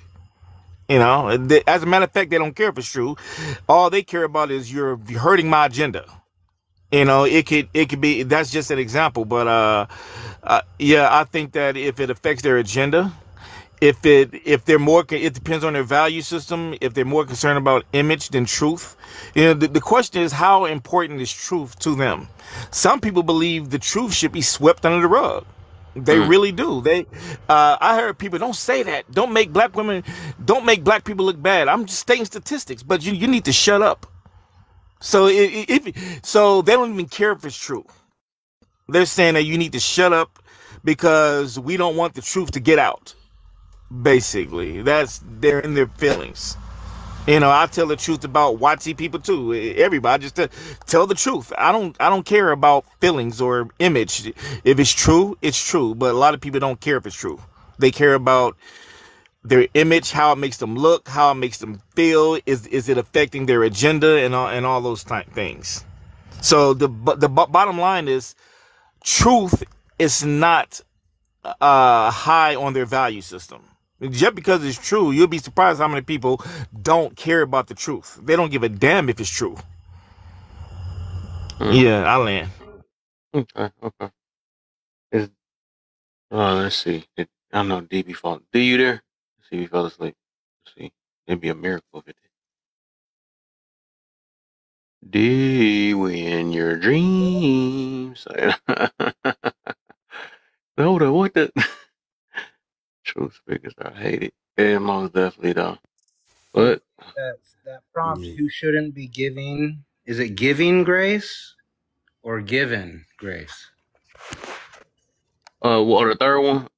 Second one, I mean, second prompt, but the third question. Who shouldn't be given grace, and why? Like, who shouldn't be giving people grace, or who shouldn't be given grace? given, like Ian. I guess I spelled it wrong. Who shouldn't be given grace? I don't think. I mean, I suppose people who commit like major atrocities shouldn't be given grace. Mm-hmm. But I think that part of giving grace is being someone who's graceful. So, like, if I was gonna go hang out with cousin and I wanted to express grace to him, I would carry myself in a particular way. I would have decorum. I would have a certain kind of behavior. And by me being graceful, I'm giving everybody around me grace. But that's just kind of my view on that. Hey, bro, why don't you just say the exact same words that I said earlier? I thought somebody said that earlier. Yeah, I'm like, what the hell? Get out of my kitchen, kid. Because I didn't hear exactly. I said exactly that. If you want grace, you got to be graceful. Yeah, word for word. Fucking print, still in my brain. Boy. He said still in my brain. Right, is that? So I guess everybody, some people done look. It's on you, Lion. What is? Oh, it's justification based off. Huh? Oh, okay. I'll do that after her. Go ahead. Yep. Okay, wait. Which one am I on? Is justification based on feelings or facts? Or matter of fact, depending which one you want to answer, who shouldn't be given grace and why, or is justification, or you can do both of them. I'll do both because the first one's quick. Who shouldn't be given grace is those who have been given grace and abused it. And it's justification based on feelings of fact. I mean, I don't like today. I'd agree with Charles. It depends on the situation and what we're talking about. Because sometimes it is based on feelings and sometimes it's based on facts. It just depends. But I am going to piss Charles off because I don't disagree with his statements. I disagree that those statements are problems. And that is the thing that you would have to prove to me, is that either of those things are bad or wrong in any way. And I don't think that they are. But yeah, I mean, and I don't think that's a bad thing. I don't think justification being based on feelings is a bad thing. Like if okay, like there's a dude in Mexico a while ago. His daughter, who was like 5 or 6 or something like that, was taken from him, and things were done to her, and then she was unalived. And the court system released that dude. That dude then went out and took care of that dude. That was purely based on feelings. Was that justified? Absolutely. No one one was like, he should go to prison. Everybody was like, yep, nope, that's what happens. And they moved on with their life. Sometimes your feelings are justifiable. So this, and that's why, okay, I got you. So, well, with both of y'all then, says, I like saying overall, or do y'all feel like it's even though? That's why I said nowadays on there. Is it, is justification based off feelings or facts? I don't know. I couldn't pick one. I've never said if it's wrong or right though. That's another thing. I know I realize you just said that too. I'm not saying it's wrong, but I'm just saying based off. Yeah. I don't know. Okay. I don't know. I think that we take impact into account more today, which I guess would be more feelings based. Okay. So in that way, yeah, I'd say that it leans more towards feelings. Okay. There we go. Charles, yeah, let me go back to that, yeah, because you had said that too. I think the key word was nowadays. So if you had like a overall of what most of, unless you think it's really even though, but I said nowadays, do you feel like things are based off feelings or facts with justification? I think the difference is today we have platforms to express our feelings. I don't. It's just that now we have the internet to, we have, what do you call that? These internet thing on Facebook to where you can just state how you feel, and you can go to live. There's all kind of internet stuff where you can express how you feel. So I think that people been wanting to express how they feel. They just weren't able to do it publicly. because they didn't have the technology. And I think back then they did it with their friends and people who are close to them, but now they're doing it to the world. You know, they go to people they don't even know and express how they feel about certain issues. So I think the difference is the tech. I think if we had this technology in the 70s, people would be expressing how they feel in the 70s. And for example, they did use the platform they had, like for protests. They express how they feel in the 60s and 70s at protests. So if they have the platform, then they're going to do it regardless. So I think then the fact that we have the platform to express how we feel, I think it's gotten more sensitive because now we have a sort of clash of views. You know, we're more sensitive because people can disagree with you. You know, and there was a time when an atheist wouldn't challenge you when you said I believe in God. But if you do that on TikTok on the media, you liable to end up in a debate with an atheist. You know, so yeah, I land. Okay, so I mean, it sound like you summed it up to sound like the same thing. You said feelings a lot of times.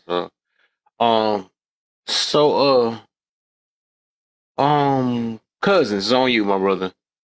And then after Mr. P, then I'm gonna get. I think we got another person. I thought I had another person that came over in the box too, though.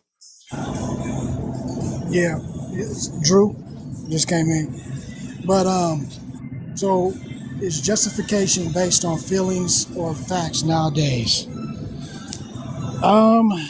My take on this is justifications has always and always will be based on feelings. Feelings, right. It's never based on facts because facts don't need to be justified. And so the problem is and that's not to say that it's right or wrong, right? But anything that needs to be justified is going to be something that is, again, subjective. Because now it's something that happened, somebody feels a certain way about it, now you got to find a justification for it. That's why it's there, that's what it is, so it's always based on feelings. At least from what I've seen, and I have yet to see any different. You know, it's kind of like, you know, when we say one point of view, and we look for the justification to prove that it's okay or to explain why we did something. You know what I mean? But it's not a fact. We may have some facts in the justification, but the reason why we justify it is always based on feelings. That's my take. Mm-hmm. Okay. Mr. P. Is justification based off feelings or facts nowadays? Nowadays, I would say that we as a society are entertaining justification through feelings over facts. The only pushback I'd give Cousin is that sometimes facts are necessary for a justification. I mean, you can dig into military history and find lots of examples of things that governments justified doing based off of the facts, and the facts weren't changed with time. It's just those were the facts, and you know, I think that there's a lot more justification happening based off of feelings, and I don't think it's necessarily a nowadays thing. I mean, just in our legal system, people have been doing lots of things based off of feelings, intent, malice, loathing, jealousy, lots of things for you know, it's history. It's not like this is a new development, being able to express ourselves. But I think that the issue is that you can't find facts to justify anything and everything. I mean, whereas you can find feelings that can fit as a justification for just about anything. And I think that that's where it gets dicey, is where is the universal limit for what can be justified based off of feelings? So I think it's a little bit of a dangerous path. Because it's the person in the feelings, it's impossible to disprove their feeling. Like you can't disprove someone's feelings, so that can ultimately get to an extreme that is dangerous. But okay, so Print, just real quick. The reason why I said that is, and I'm thinking like, let's say back in the day, you went to war, right? And the reason for the war was a certain fact. Maybe they did something, they're trying to take over. We don't want them to take over. That's the facts. That's the war. That war didn't need to be justified. There was no justification that needed to happen because of any facts, because that's what it was. Now, fast forward, just for an example, we think they have weapons of mass destruction in some underground bunkers because we have a feeling, or we just don't like this country, or it's something else, or we're trying to get this oil. But guess what? It's not true. So what happens? They needed to make all of these things to justify going to Iraq. You get what I'm saying? So now it is a justification because there was no facts. They're justifying why they're over there and trying to make up shit as they go. And then that's why it all imploded afterwards. You get what I mean? So like when there's tangible, when there is a fact, there is no need to be justified. There's no justification to it because it just is what it is. You know what I'm saying? Like I only see justifications when there was no facts. Does that make sense? Yeah, and here's a quick example of what I mean about the facts being used for a justification. The atomic bombs that were used to end World War II with on the Eastern Front, that was an action that required a lot of quote unquote justification, and the facts on the ground were how much blood are we willing to spend versus how much actual money are we willing to spend, and the blood cost was just going to be too expensive. So it's like we had to that wasn't a decision that was made based off of feelings. It was made based off of the experience so far, what we'd already had to spend in blood, and what we were going to have to spend to continue going forward, even though this act is going to be a very powerful one, and we don't even understand the ramifications down the road, like necessarily. So it's like I'm just saying that there is a chance where that brought up in the discussion of justifying some acts.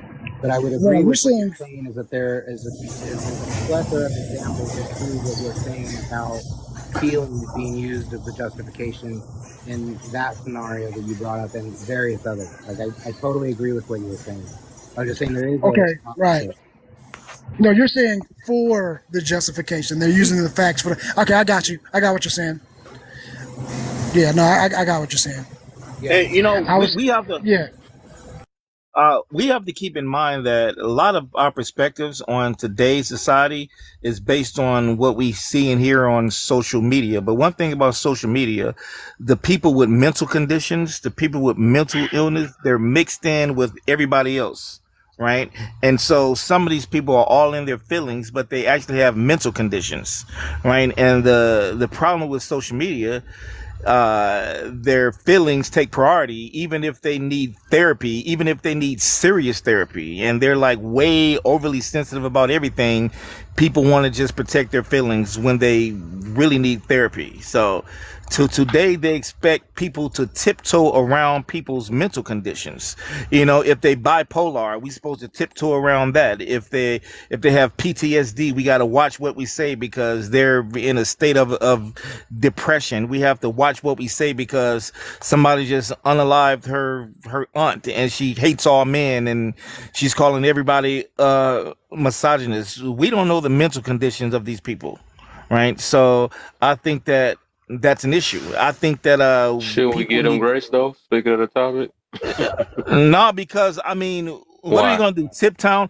If a person is schizophrenic and they saying there's a red line on the ground, we supposed to say, oh, it is. Just say it's true because they might get mad. It's just like. No, I'm not saying that. I'm just saying it's like internalizing it. No, we can't get mad at people because they don't think like us. But I'm gonna also say that you don't have to put up with nobody either, though. But so it's basically like avoiding people that's like that.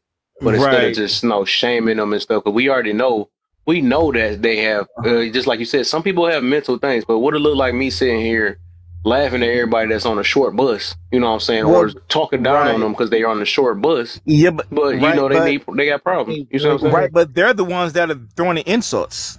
You know, like okay, I get you on it. But I mean, but when this what I be meaning. If you're a bigger person, if you know better, you do better. So you shouldn't have to match a person that's on a short bus energy.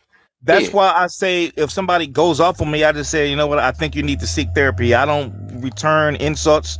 Like if you say something and somebody say, you're misogynist, you're misogynist, you're misogynist. These people got mental conditions, right? And so as a matter of fact, borderline personality disorder, a symptom of a lot of mental conditions is easily triggered. When you're easily triggered, that's a symptom of a lot of mental disorders. It's a symptom of a negative self-concept. So I think that the people with the mental conditions are the bullies, mostly on the app, because people who are mentally stable, it's not going to be a big deal. I don't even remember. If there's people that said, hey, we got into it, I don't even remember. Because I don't even pay attention. I mean, this person remembers everything we talked about, and they're still mad, and I don't even know who the person is. You know, because they're all in their feelings about something. So one thing I can't agree with is you can't get bullied unless you allow them to, especially people with mental conditions. Unless you just sat in that area to let them do it, but you can't get bullied by them. I gotta go, man. I'm gonna drop down. Uh-huh. My old lady's yelling at me. I gotta come back and celebrate the 50th. All right, Mr. P, you know I appreciate you, brother. Yes, sir. Have a good one. We talking like these people are normal.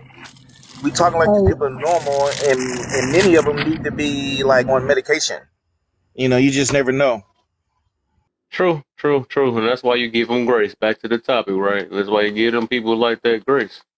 I mean, not saying that you should have to change. You know, I get what you're saying, that you shouldn't have to walk on eggshells with certain people. But what I'm saying is, and like realizing that some people don't think like you, or you know, some people need help. So just, you know, you got to avoid people like that. That's all that is. So. Right, but when they're the ones doing the bullying, they need to be put in check. You can't get bullied. That's what I'm saying. It's gonna counter you. You can't get bullied unless somebody allow you. Unless you allow them to bully you. You see what I'm saying? Right. I'm saying, okay, for example, if we're in the live right now, right, and somebody just came in here and started name calling me, right? They get blocked. Okay, yeah, but good. But some hosts don't do that because some of the hosts have mental conditions. They mad and need therapy too. you know. Then you gotta leave. You gotta leave that area. That's what I said. You can't get bullied unless you sit there and get bullied. Right. I agree. Sometimes I'll just say something like, seek therapy, have a good day. Yeah. You know, I rarely stoop to their level. But yeah, yeah, there you go. That's what I'm saying. It's always because most of the time we put ourselves in certain predicaments that we shouldn't be in, because we think we're gonna change somebody. Because, you know, just like you said, you can't change a mentally messed up person, so you got to leave that mentally messed up area. You're in the nut house. You're in a mental institution. Just leave. These people are crazy. Gotta leave. Go. There you go. That's how you solve the problem. There's another. If you argue with a fool, you're the bigger fool. So facts. There it is.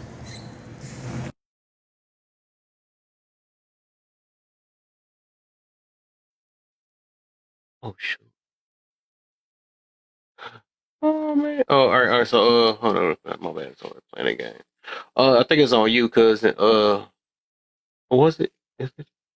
Yeah. Oh no, Drew, the new person. Is they still here? I don't know if they fell asleep. Drew, you there? Drew Phillip.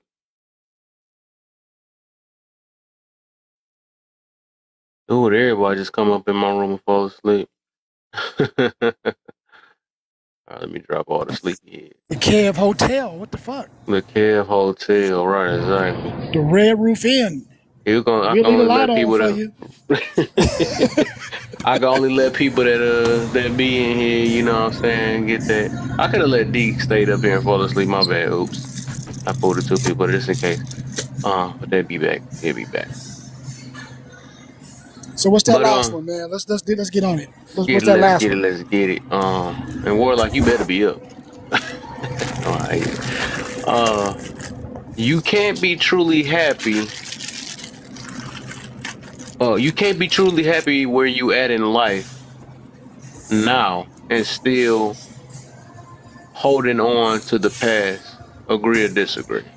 There go D. He woke up. There you go, my boy. My boy. There you go.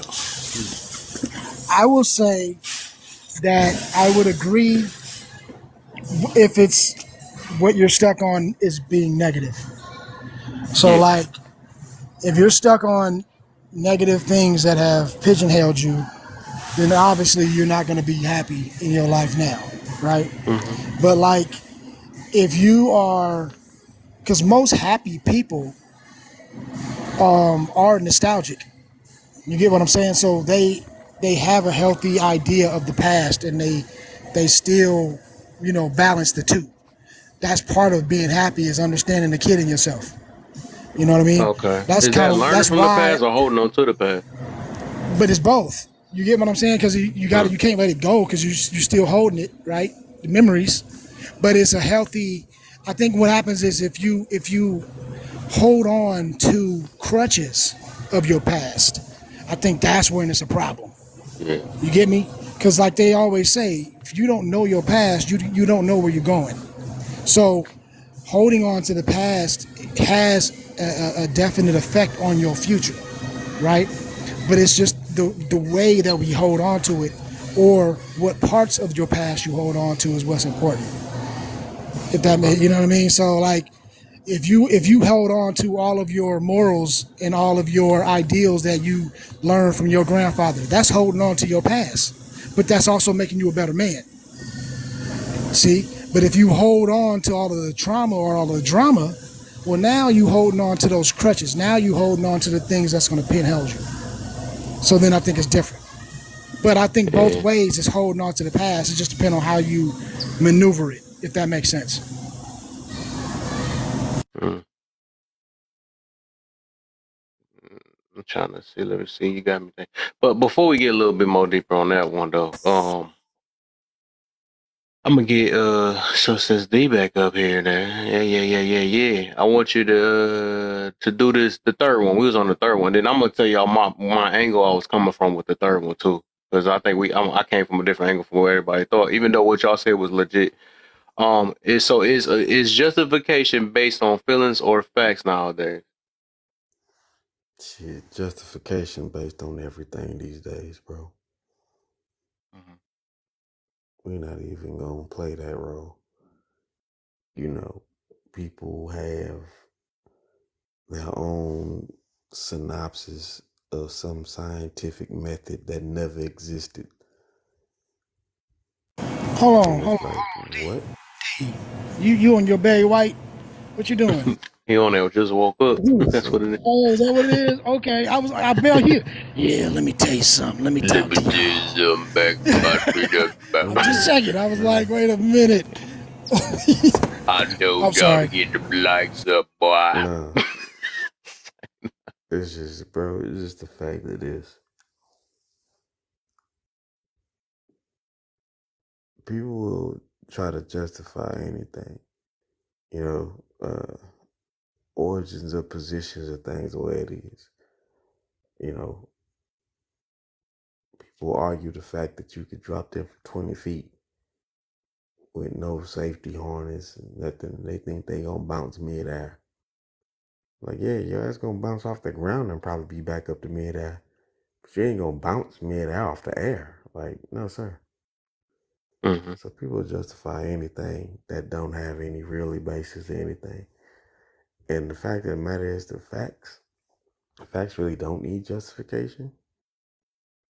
It just is, right? It's something that doesn't have to take a lot of proving to do. Like the discussion that was being had about the courtroom earlier. It's just the fact that it's really up to that judge or a jury that want to accept the facts, if it was good enough or not for them. That's what happens when you leave judgment up to people that were not in a position to be there. And you roll the dice that way and you take that gamble. So Yeah, it's based on little everything these days, bro. Unfortunately.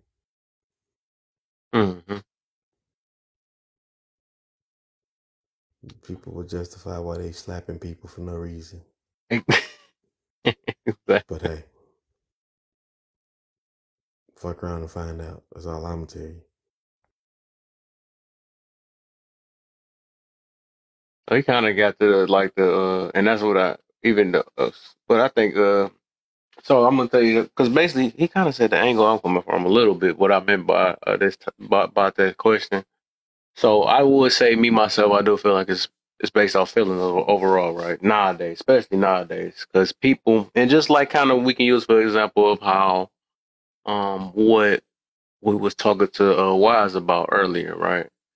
That we had to answer these many questions like, okay, if you do get your get back on the situation you went through what you had went through and stuff, like, you know, what are you gonna get out of this situation? And because she feel that she should get her get back, right? There's no fact behind getting the get back, and it's not a fact that you're gonna get them to. Because I know we be saying that, well, I'm a teach them a lesson, but who know if we gonna really? It's not a fact that you're gonna teach them a lesson, and it's not even a fact that you can win the fight. It's not a fact, you know. It's not even a fact. Like so, anybody can get caught slipping one day, no matter how skilled we are or not. A little teenager can knock us out. You know what I'm saying? It just depends on the day, right? But we feel it's always gonna be a feel behind it. I feel like so overall, yes, I think people think justification is me boosting my ego or me winning something so I can feel good and very prideful after I get done with it because I got my get back and stuff. So I think that overall people's justification is based off how they feel. And that's the angle I'm kind of coming from with that. So, it don't even be a fact behind a lot of the things because they like, well, I feel like I got it done. I feel like justice is served. It ain't gonna really probably say feel, but some people do say it. But internally, that's just what their justification is based off how they feel. Yeah, but which is being based on get back. I mean, that's why we have prisons. That's why we have jails, because the logic is, if people are punished for the things they do, they're less likely to do it again, or they can't do it again because they're in jail. And so, if we give them time to think about it, so I mean, that's why we have jails and prisons. It's based on get back. You did. But the situation with that, Charles, is not all get backs are nefarious. Right, but my point is, a lot of get backs. If a behavior is deemed illegal, if it's a criminal act, I mean, whoever came up with this stuff was thinking, okay, when you do bad things to people, there are consequences. And in a victim's mind, they say, yeah, there are consequences. And some people who are in prison, like serial killers, if they weren't in prison, they would probably unalive more people. So, I mean, you can look at it from that perspective. You can say, well, now that justice is served, he's less like he can't unalive anybody else because he's in jail. Or they're less likely to unalive someone else in the next 15 years because he just got sentenced to 15 years. And then hopefully after that 15 years, he would have thought about what he did and don't do it again because he ended up right back in jail. So if you look at it from a perspective of applied behavior analysis, punished behaviors are less likely to be repeated. Desired behaviors are more likely to be repeated.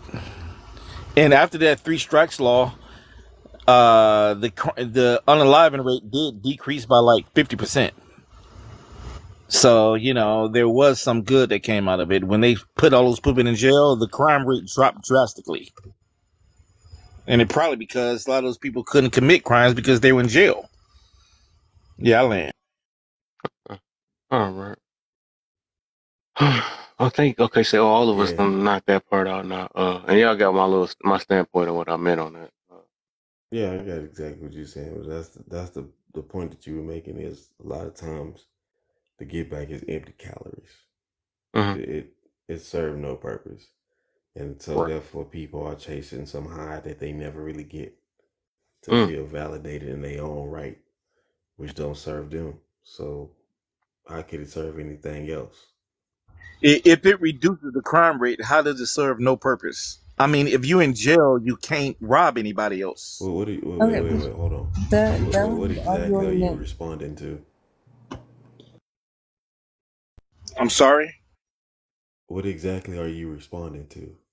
You said that sometimes get back serves no purpose. Well, the judicial system is based on get back. If you commit a crime, you do the time. That's get back, right?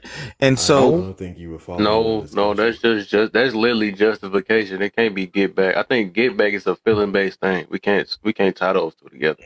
No, that's get back to the victim. It's get back. They did a crime. The get back. Oh, you talking about the victim? Yeah, you saying the victim though. But when you talking about, I'm saying in the victim in the different things. Well, I'm talking about in the eyes of the victim. In the eyes of the victim. Well, I get what you're saying. In your own point, you're absolutely correct. But however, in the point that me and Kevin is making, it's null and void. I don't understand the point you're making. As I know, because you would. That's why I asked you exactly what are you responding to. All right, could you repeat your point again? Because what I heard is get back is there's no justification for get back. There is a justification for get back. No, what he's talking about, Charles, he's talking about the victim taking it in their own hands and getting back at the person. That's what we're talking about. Not putting it into the law's hands. So if somebody did something to you and then you go over to the house and do something to them, that's what we're talking about. There's no justification for that. Right. But calling the police is a form of get back. Right. You know, it's a form of get back. I mean, to the victim, like you said, to the victim. Yes, I know, but it's my point is in general, it's a form of get back. For example, if somebody walk up and punch you in the face, right? You could just let it go, or you can call the police, and you can call the police and get a description. When you call the police, when you get in a description, that's your way of getting back. You know, so it's a form of get back. Just because, you know, you can't say, well, the type of get back makes it not get back. It doesn't matter what kind of get back it is. A get back is a get back, whether you call the police or however way you do it, you're getting back. So that's my point. And once again, within your own point that you were making initially, you're right. But to the point that me and Kevin were making, Get back. The term get back is not limited to certain types of get back. A get back is a get back. There's different. You're not following. No, you're not, sir. You're not following, because what you're doing is you're trying to say get back is limited to certain behavior. Yeah, you're clearly saying that. No. I told you exactly verbatim.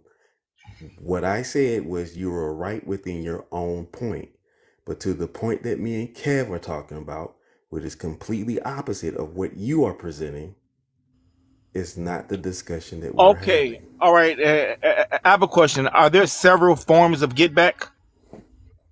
Again, yes. To your okay, so hold on. So if there's several forms of get back, it means we're both right. You see? I just said that. I know. So yeah, that's just we're both right. I'm talking about a particular get back, and you're talking about I just told you we're back in two different. But you never agreed. You never agreed on the other end, though. You making it seem like we talking about, but you not hearing us from our angle, though. No, we hear you from your angle. You're saying it's talking from my angle.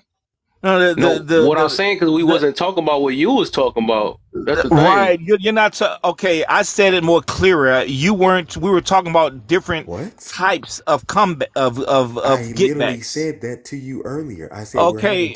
So that no. You said you're talking about it from your angle. It's not my angle. We're not saying that though. What I'm saying, we wasn't talking about what you were talking about at first. That's what I'm saying. But now that So you're right, talking you about were that, you we were saying that you you're were right back about what you're talking about, though. But right. we wasn't, So huh?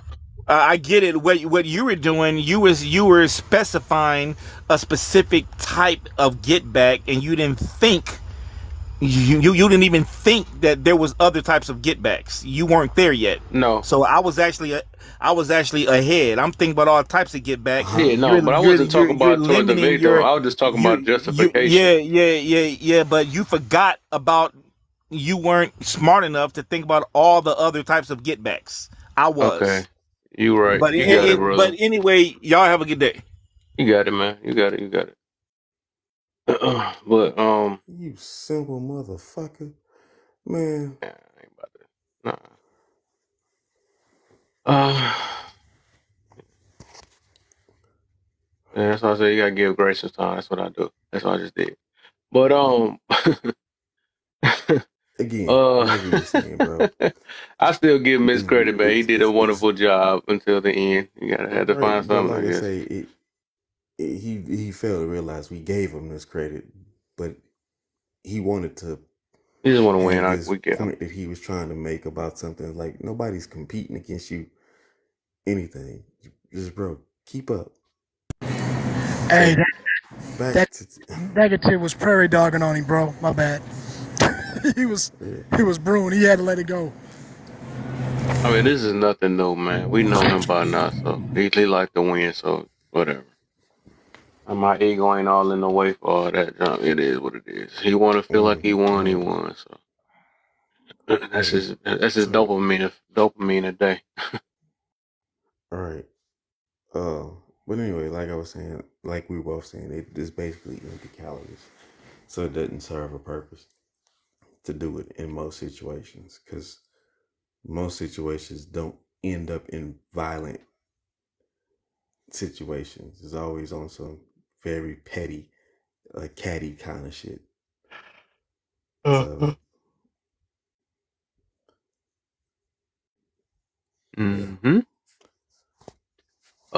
dang. So what was we on? So I think that was. No. So I think we good on everything now. I think so. Yeah, because I said the last one is you can't be truly. I think all of us kind of did we answer that or no? So whatever. I'll just throw this in there, and then we could talk about whatever. So yeah, the last prompt is you can't be truly happy where you are at in life now and still hold on to your past. Agree to disagree. I think cousin already answered that already. No, that's absolutely true. The thing that people tie happiness to is success. There are a lot of very successful people who are unhappy. Facts. And that's what people don't understand. That money won't save you. You know what I mean? Oh, I could buy happiness. Okay, ask Anthony Bardone about that. Robin Williams about that. What was the guy that used to be the DJ for Ellen about that? Like the list goes on. And these people had more money than the law would allow. They were forever rich. And a lot of people don't even know what the basis line of forever rich means. It means you have $5 million liquid. You're forever rich. You know, so Don Cornelius, another one. You know, so it's just a long list of people who've had money and they still couldn't find that thing within to enjoy, you know, life for itself. And that's ironic. And you know, that's what people are going to tie themselves to, because they don't understand you have to appreciate yourself and the current circumstances. And you can't keep looking back in the past to where things have had you tormented and had you self-doubting and so forth and so long. And you would delete yourself so quick because you're too busy trying to fight something that's not a fightable situation. You cannot beat the past. The only way you can beat it is keep living truly and appreciate going forward. That's how you beat the past. Outside of that, actually trying to reach back in a moment of time that you cannot physically go back to, and you keep mentally tormenting yourself with them old demons. People breathe life into bullshit for whatever reason, but hey, they'll figure out a way to justify it. Mm-hmm.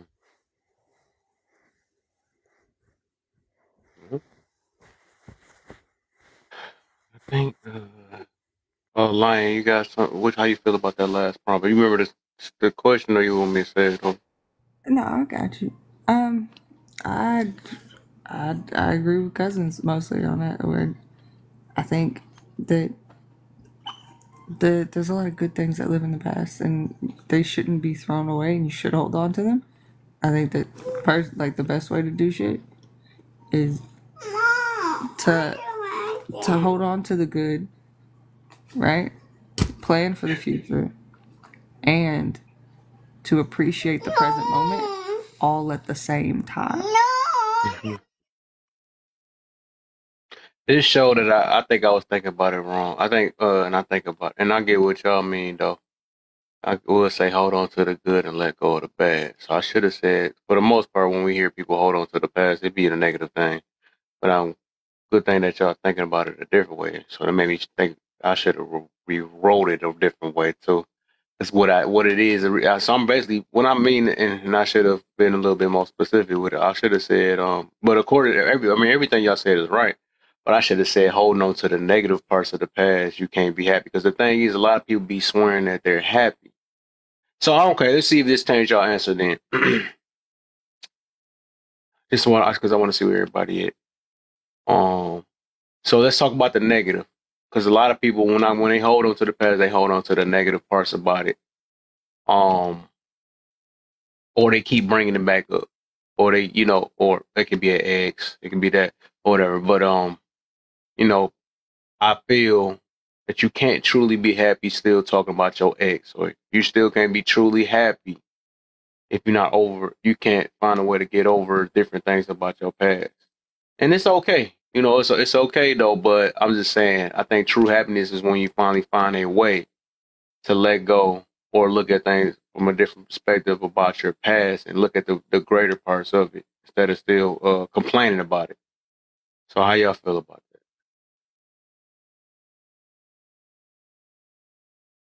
that? I think that's a fair point. I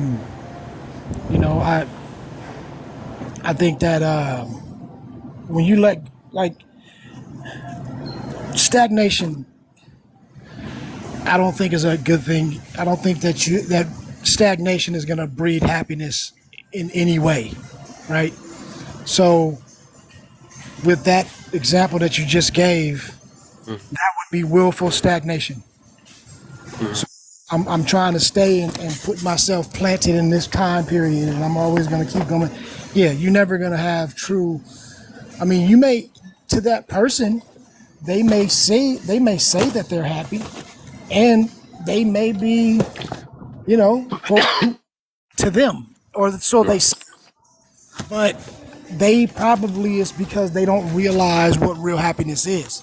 Whoa, nice. I like that. Because if they knew what real happiness is, they would understand that you don't have peace right now because you're tormented by your past and you're letting it control you. So I think, you know what I mean? I agree with the statement at that point. If that's what they're doing, you're allowing your present to be dictated by your past. Yeah, that's all bad. Yep. I like how you guys said that. Yep, that's exactly what they really don't. Yep. Yeah. And I also say what you got, D? Go ahead. No, I was just gonna say simply, the past is the past, rather it's good, bad, or indifferent. If let's say in the past you were doing financially great, or you were happy with a particular relationship or a status that you once acquired, or whatever the case may be, and all of these things had come about. It's in the past. Mm-hmm. You know.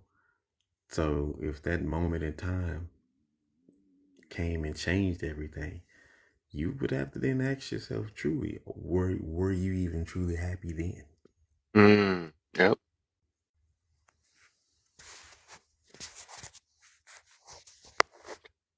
Let me ask this then. I like asking things. So I figured out some stuff. So people, for y'all, real quick. What was y'all best years or your best times in life? Shit, I think everybody's best years was when they didn't have no bills. What's the size of that? Oh, shit. Damn. That's a good question. And I'm getting somewhere because I like picking brains, so I gotta see something. Yeah, I think the short answer is now. Dang, man. Pick you last. Let me pick you last. I don't want you messing up. I'll wait. Dang, man. I'm trying to get somebody. Well, you ask what you. I be forgetting. I hate that I be picking the wrong order sometimes. I did that with Warlock last time. I'm like, bro, I should have picked you last. Like, dog, they giving an answer. I'm trying to get somebody, man. That was my answer, but I figured I had fun with it. I figured then and then he had a funny answer. That's what made his funny, though. I was like, because I get what he's saying too, though. That is funny, though. Hey, real talk though. But if we say like, because we can compartmentalize too, though.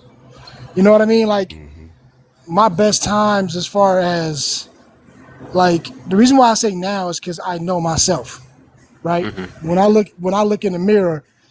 I look at my mirror and I'm like, oh, what's up, nigga? What's up, boy? I'm good with myself like that. You get me? Not on what I have or who is who I am that I am complete with. So my level of peace and my level of don't give a fuckness is at an all-time high. So these are my best days. You get me? But I like that. When we talk about financially, like there's been times I lost. You know, like there was a time I was doing it and I fucked that up. So, I mean, I can go back in different portions of life, you know, when I was a young strapping lad, you know, it was the debauchery was unheard of.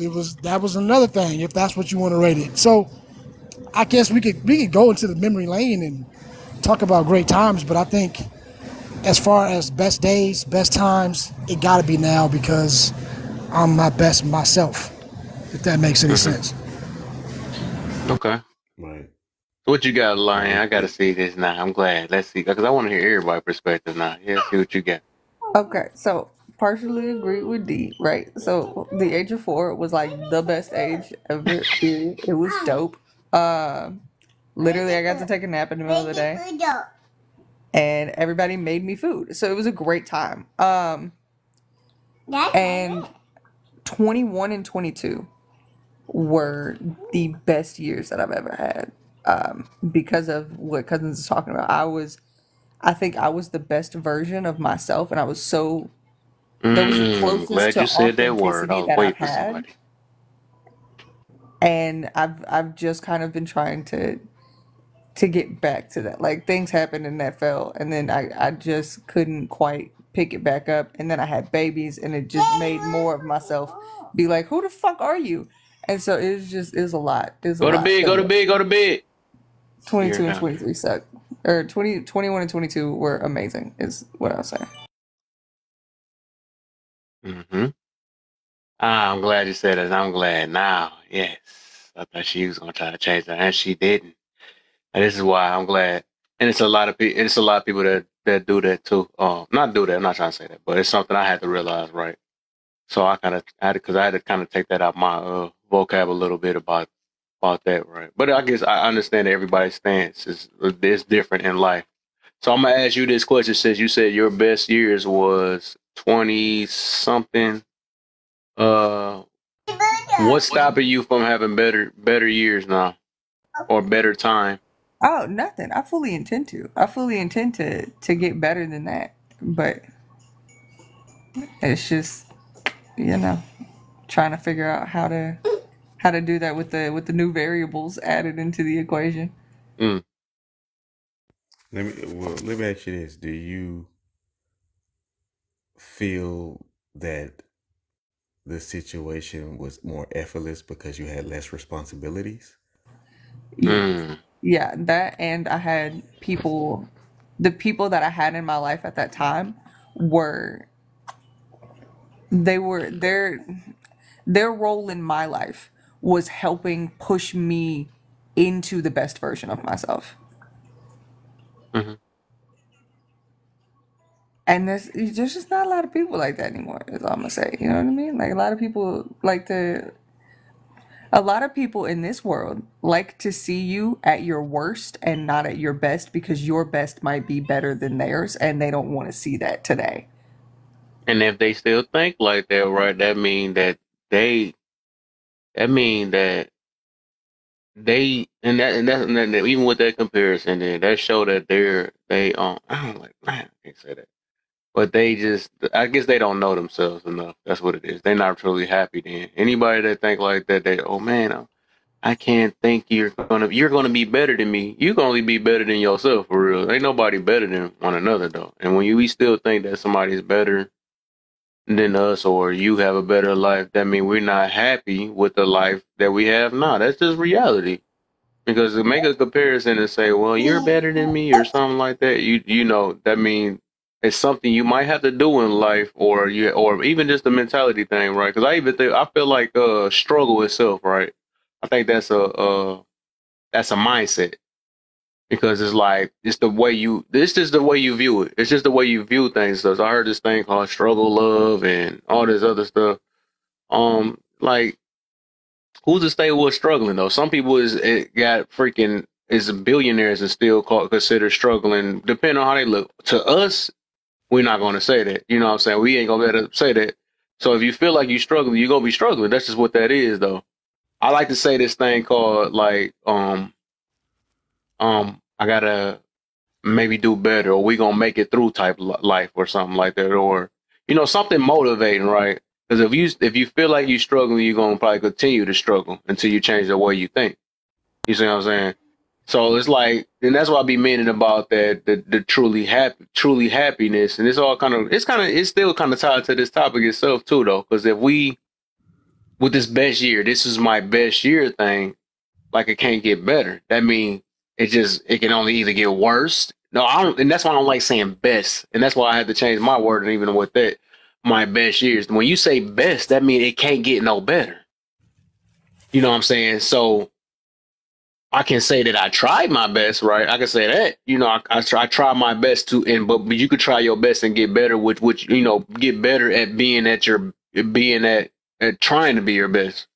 I would say that though, because it's like you say, I try my best to convince somebody. Like, I'm trying my best to get people to understand me. You know what I'm saying? But it's not like I can't get better at trying, but I know I try my best at that moment though. That's why I got to throw that word trying there. I can't say that was my best, because if you say that was my best, that means it can't get no better. You see what I'm saying? Maybe it's the best so far. Maybe it's the best so far. So far, you can say that too. It's your best so far. So far, yeah, you can say that too. Yep, for sure. Yep. And that's another thing. That's why I can't say best without adding trying or so far in there, because it means it's going to only go downhill from that point if that's your best. But I feel like wording is very important, and the way we talk is very important. How we look at life, though, because like I said, I look at myself as a motivator, or and that's always or awareness, or bring awareness to certain situations. So that's always what I wanted to be for the past 4 years and stuff. So it's like I got to change my wording, I got to change the way I talk to myself, you know, and how I talk to others and stuff, if I want the best out of everybody. So that's just what I want. You know what I'm saying? I might not get it, and I might not present it in a way for everybody to like me or not. You know what I'm saying? But I know what my intentions is. I know the type of energy I bring around me. And also some of my what's that word? My passion. I mean, this stuff is working. I mean, it's working. I'm getting what I want some of the times. That's all I wanted to do, is really kind of help people and help people help me. Which is crazy though. I know, because I done learned so much. It teach me how to treat other people, especially it's different. It's different. Now, what I learned is that I do treat people like when it come personally, I might be lighter on people and personally than when I am in general. And because it's all about knowing a person and stuff. Just like I know sometimes I got people in my family that's very sensitive or something like that. I would treat them a little bit different because I know that they're not at the same level I am. I wouldn't be, it's just like how cousins be, right? I know he is like that with a lot of people in general. That's why they love, a lot of people love his platform and stuff. He might be a little lighter than me, but I do that with a person personally, right? I do that. But if I'm speaking out for the masses, I gotta be strict with my message no matter who it is. Because if I just to everybody else, I wouldn't get nowhere. That's just me. That's my perspective. But I guess what I'm getting to about that is that even because I know that some people in my family is more sensitive than I am, and I really love them to death, and I don't want them. And they really close to me. Some people close to me that I know that's sensitive, and I can't be super strict on them because I don't know. I know they're not going to take it well because I know better. You know what I'm saying? I know better, and I know they're not on the same level. I can't be like, well, you're going to eat it how I want to. I can't do the same thing I do to people online. But now this is the difference, right? If it's something in their life that's going to harm them, like we was using that word earlier, right? Harm, or that they don't realize that, I got to be strict on them. I mean, I'm willing to take that gamble. I'm gonna have to hurt their feelings for them to get better. That's just how it is. Like, no, you fat. You know what I'm saying? I will say some stuff like that. You big, and I need you to stop eating like this because I don't want to lose you. Stuff like that. I will have to be strict. You know what I'm saying? But it's just the timing. But if it's like little stuff, I can't get on people's heads on every last little thing. You know what I'm saying? I just got to know my limits on who I'm talking to. But if I'm talking to them and that light stuff ain't working to them, I'm gonna have to be harsh on them. It is what it is. I am willing to take that gamble because the baby and stuff is just not working. So that's just how it is. And you gotta just, like I said, it's really just a difference though. How did I even get to this point though? What else was I talking about that made me get to this point? I forgot. Whatever. I just be rambling. But yeah.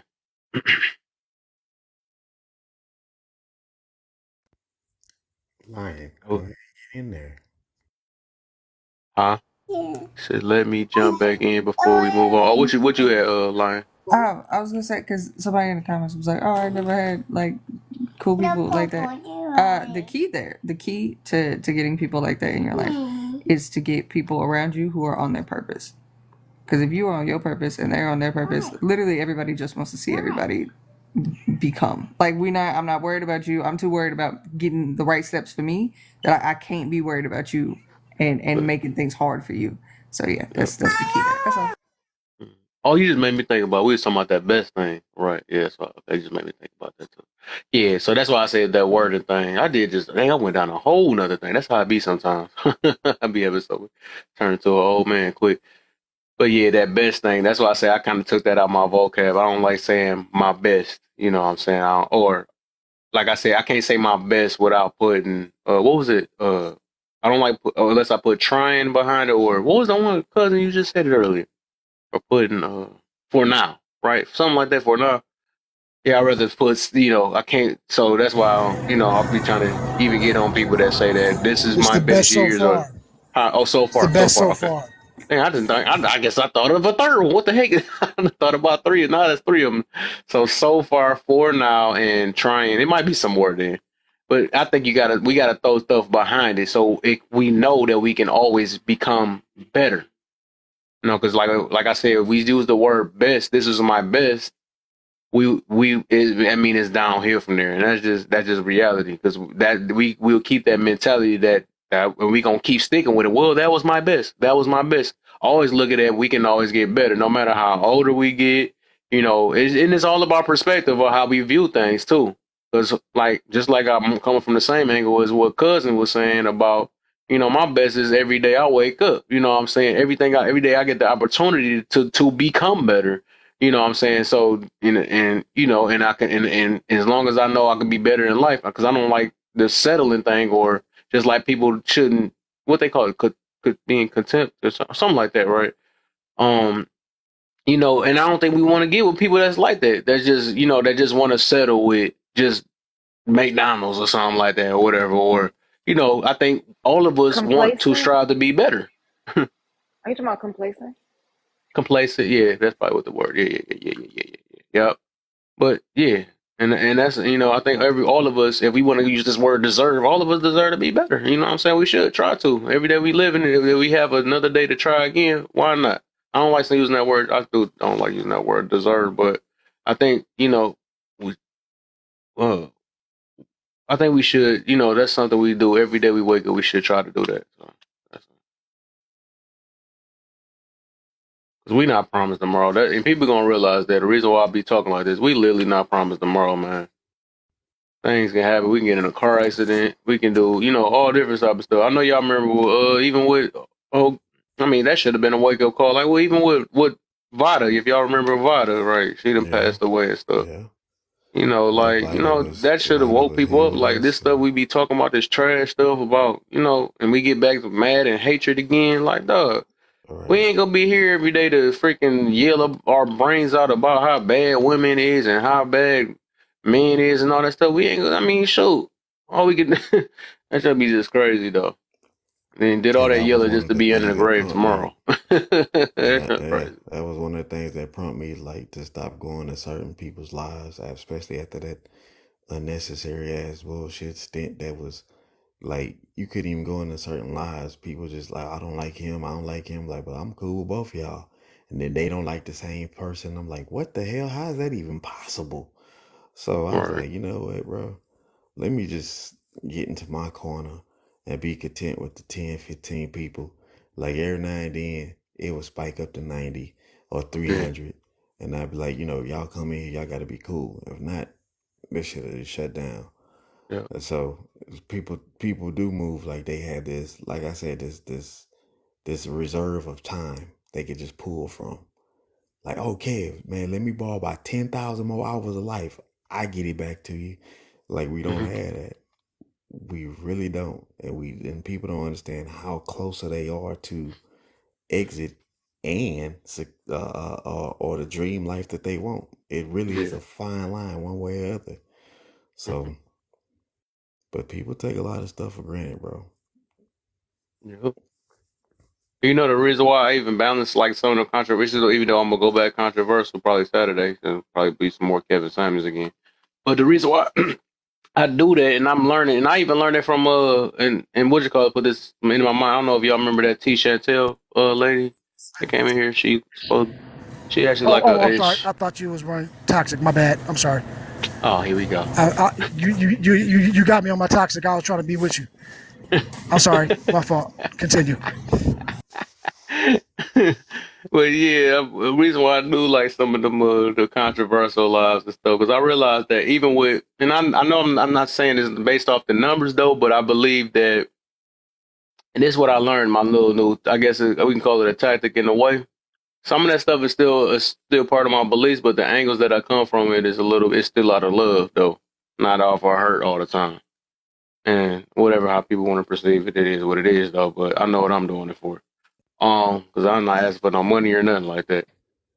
I just, I also look at it. I sent you a KS clip in the DM. Mm-hmm. Okay. So you have to type that in your browser, because you know they don't let you share links on this bad boy. Uh-oh. Yeah. Oh yeah, I'm gonna check that out for sure then. I was to say, even like, cause like, even when, some of them days, and you know, just like, even when I, with the women thing, even though I'm probably gonna bring that one back up too, though, about the accountability with the women thing. But, you know, I do the controversial ones because I realized that even I still I be finding some people that really, that's on the same page in the midst of it. But besides the toxic stuff, even though my rooms lately ain't been getting that toxic, we had a couple people that probably got angry and stuff. And we kind of limit that stuff of, you know, because we don't be sitting here trying to yell each other brains out. We might not always agree for the most part, but we not sitting here name calling. That's one thing I don't hardly do in my room. Some people be coming in here doing it though, but I don't know. It just varies sometimes. But I just do that because even with those numbers, it's still going to be a little select few that actually want to come here, you know what I'm saying, and still push the same type of message I've been trying to push, you know what I'm saying, or that I try to do. Because I actually found a couple, you know, chicks that I didn't even know. And some people didn't hear, you know, that I probably wouldn't have found unless the room, you know, didn't jump up to 200 and all that stuff or whatever.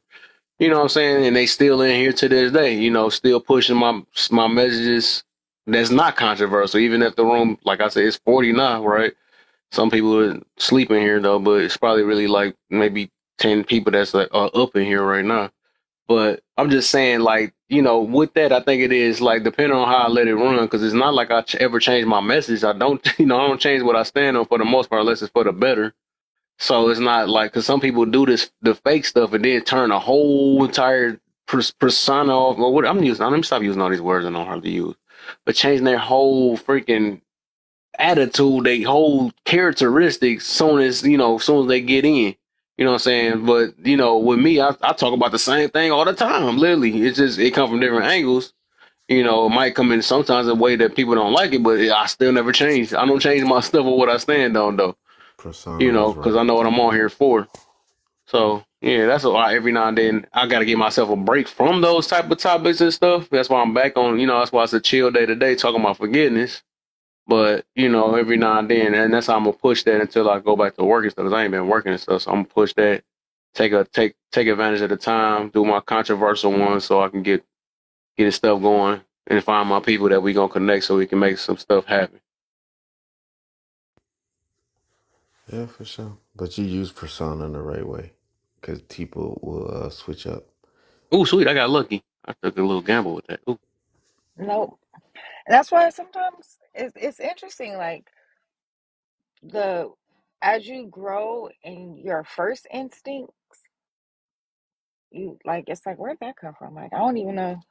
It just flew out because it's already in you. You know what I'm saying? Like you just gotta check your references sometimes because it is that new. You're like, wait a minute, and that's how we grow. You know what I mean? Just listening, even listening to you talk about like the toxicity thing or the drama or the messy, however, whatever category people want to put that type of entertainment in. It's almost like your shadow self. True.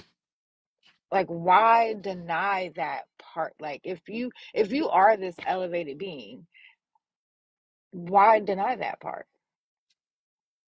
No, you don't have to indulge in it, but at the same time, if you've learned these lessons, right, these are the opportunities where you exercise them, like being in the gym.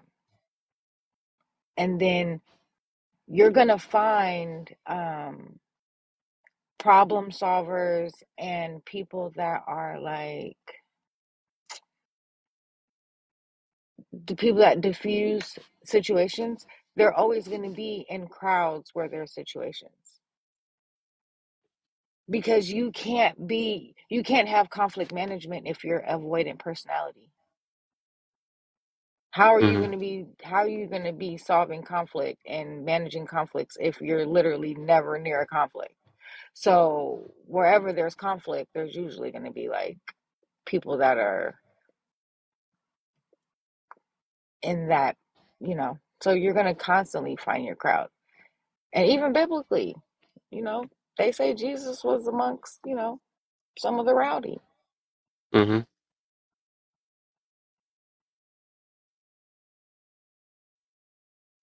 Yep. You got some that you play. That's what she's trying to tell you. You said say it again?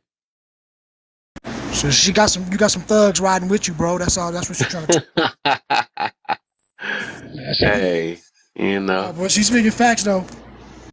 I most definitely do. You seen the two thugs earlier I had up in here though. Hey, I mean, I'm still proud of them that they last the way they last, even though it ain't get as bad as it usually did. So we making it happen now, man. Hey, well, remember y'all witnessed this on Kev Live. We made 2 people that's hard to deal with on this app actually be cooperative today. for the most part, until the end, until the end though. But you know, it got to come out of them every now and then. But he still did a good job. He did a good job until the end. So you know, I don't even ask for perfection. But you know, some people just need help. I think I'm gonna take the mantle for Charles Record though. Charles came on my platform and actually complimented some women. What? Okay, you win. Yeah, you win. can't- Say less. yeah, say you less. You can't compete, player. Nah. You win. You win. I won't compete now. You the truth now. I ain't get all that. Oh, I wow. almost canceled the live. I thought it was the devil. You I the almost man. canceled. You the man. Hey, I almost canceled the live. I thought it was the last days. I was like, oh hell no, this is somebody set me up. This is IRS or somebody coming from me. I That's know it. funny. That's funny. You win. That's checkmate.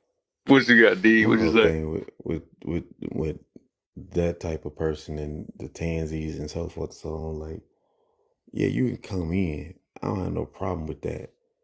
But it's when you try to derail and go into some other narrative that's not being had. And so I'm questioning one or two things, and neither are good. And so I'm not avoiding the conflict. I'm avoiding dealing with you.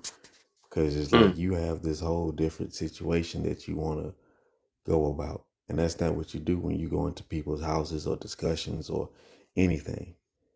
Now, if you have a question, then you present it the right way. And you all know, like at this point, we all know to ask a question. You all been around enough to say, hey, you don't mind if I ask a question? Or I know this is off topic. You know to do something like that. But that's not what either one of them do. And people just really keep them around really for the views. And people follow them for the asinine tactics. I just don't support it. And that's why I'm like, nah, you can't come with my live. You can't be in the same area with me. Yeah. Because your viewpoint is not really going to be a sensible one to the discussion. Yeah. So let me. That's not progressive. That's not what. That's not progressive. Okay. So I feel you. Okay. So I'm gonna let you. So my angle, right? The reason why I keep them around, because I do have my days where it just be on and off and stuff. But what I'm gonna say is, I feel like with me myself, I feel like my message is more powerful than their derailing and stuff. And then I think a lot of people know them already. And I also feel like I can get through them more than they can get through me or my audience. And I also keep them around every now and then because like I also feel like some people need to, and I don't like putting it that way, use some people as an example to help other people sometimes too. I know that's why they be saying like things like even with that's why shaming tactics, even though I don't shame people, but I'm just saying that's what shaming tactics usually supposed to be for, because you don't help the person. It don't help the person that you shame, but to help the people around it to use it as an example to not be like that. So, but I'm not saying that I shamed them, but I'm saying as in, he said, "Go well, yeah, but I realize it's just something I realized because I've been doing these. I have been doing these live for so long, and I used to just boot them, but I had thought about so much extra stuff, and then the message in me, all the stuff I done learned, and then understanding them, it's like, dang, I do feel like that. As long as I stand on what I stand on, and the truth is I'm not gonna say the truth is the truth, but you know, I feel like that. I just look at it that whoever gonna agree with them. It is what it is. The ones that actually see that, you know, I kind of, you know, that we need to avoid people that be like that sometimes, you know, then they'll get a good image of how these people are or who to avoid and all that stuff or whatever, or that show that it's possible that people are like this. Because some people be acting blinded, like ain't no way. Because I had that happen a few times. I never seen people like that, but I just showed you some people that's like that. So I'm just be looking at. So like I said, it just depends on even with my tolerance. Because sometimes I can tolerate them some days I don't. You know, sometimes I have to boot them down and let them sit in the comments for a minute or whatever, you know, but it is like a little tactic of what I have and stuff. But it's just like I said, everybody's it is different though. So I do understand that though. And everybody do have a different tolerance bar. So I understand that too though. So, I feel what you mean though. Cause like, yeah, if they gonna, mess up your message, Cause I was like that too. I used to be like that too. Like, oh, why y'all coming in here messing up my message? I be so mad and stuff. I used to be like that.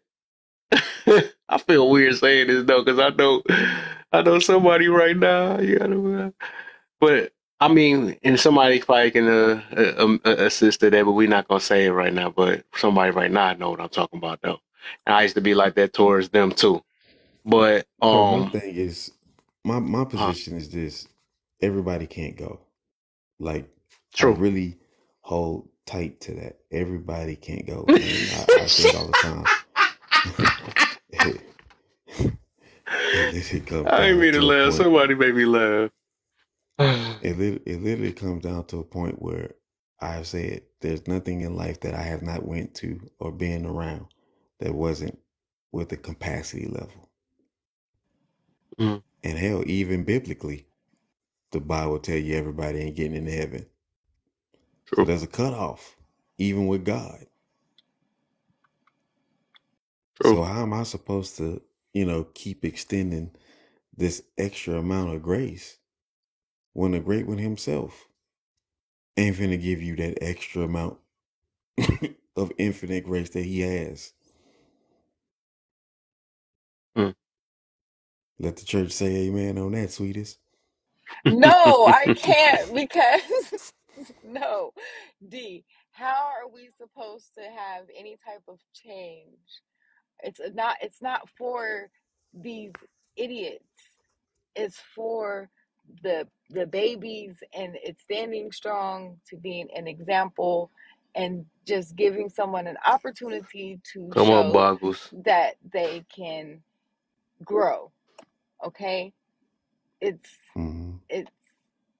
but I feel you. At least you stand 10 toes on that statement, and I agree. There should be a capacity. There's a cutoff. I told you it's a 2 strike with me, but the way you put it is just like no try, no effort. No. There's definitely there's a try. I'm just saying that there's a cutoff. That there's an expiration to this shit. That's all it is. It's like you don't get to just keep coming in here and doing what you want to do time after time after time after time. It's like, okay, enough's enough. And that's why when I have my lives, you know this, you frequent my lives, you a mod in my life. You know what I'm saying? What we talk about in there, sweetest? We talk about history. We have labs. Talk about tech. So those type of conversations won't be derailed because those are conducive discussions. Those are learning bases. Those type of discussions have us going down and having questions and having us to research. Everybody pulling up books, everybody pulling up tablets and laptops and stuff. We found out a lot. But again, look at the number of people that came in there. And I'm perfectly fine with that because few is many in my eyes. Hell, 12 worked for Jesus. I know it should be good enough for me. So let me say this then, because I'm glad you just said it right there. And that's what I mentioned earlier. You said a cutoff, right? But that's what I mean. And that's what I learned even in my earlier years when I started doing this live. Everybody's cutoffs ain't everybody's cutoffs. You see what I'm saying? So what you might cut off early, I might not cut off early. You know what I'm saying? Or what you might cut off late, I might not cut off late either, though.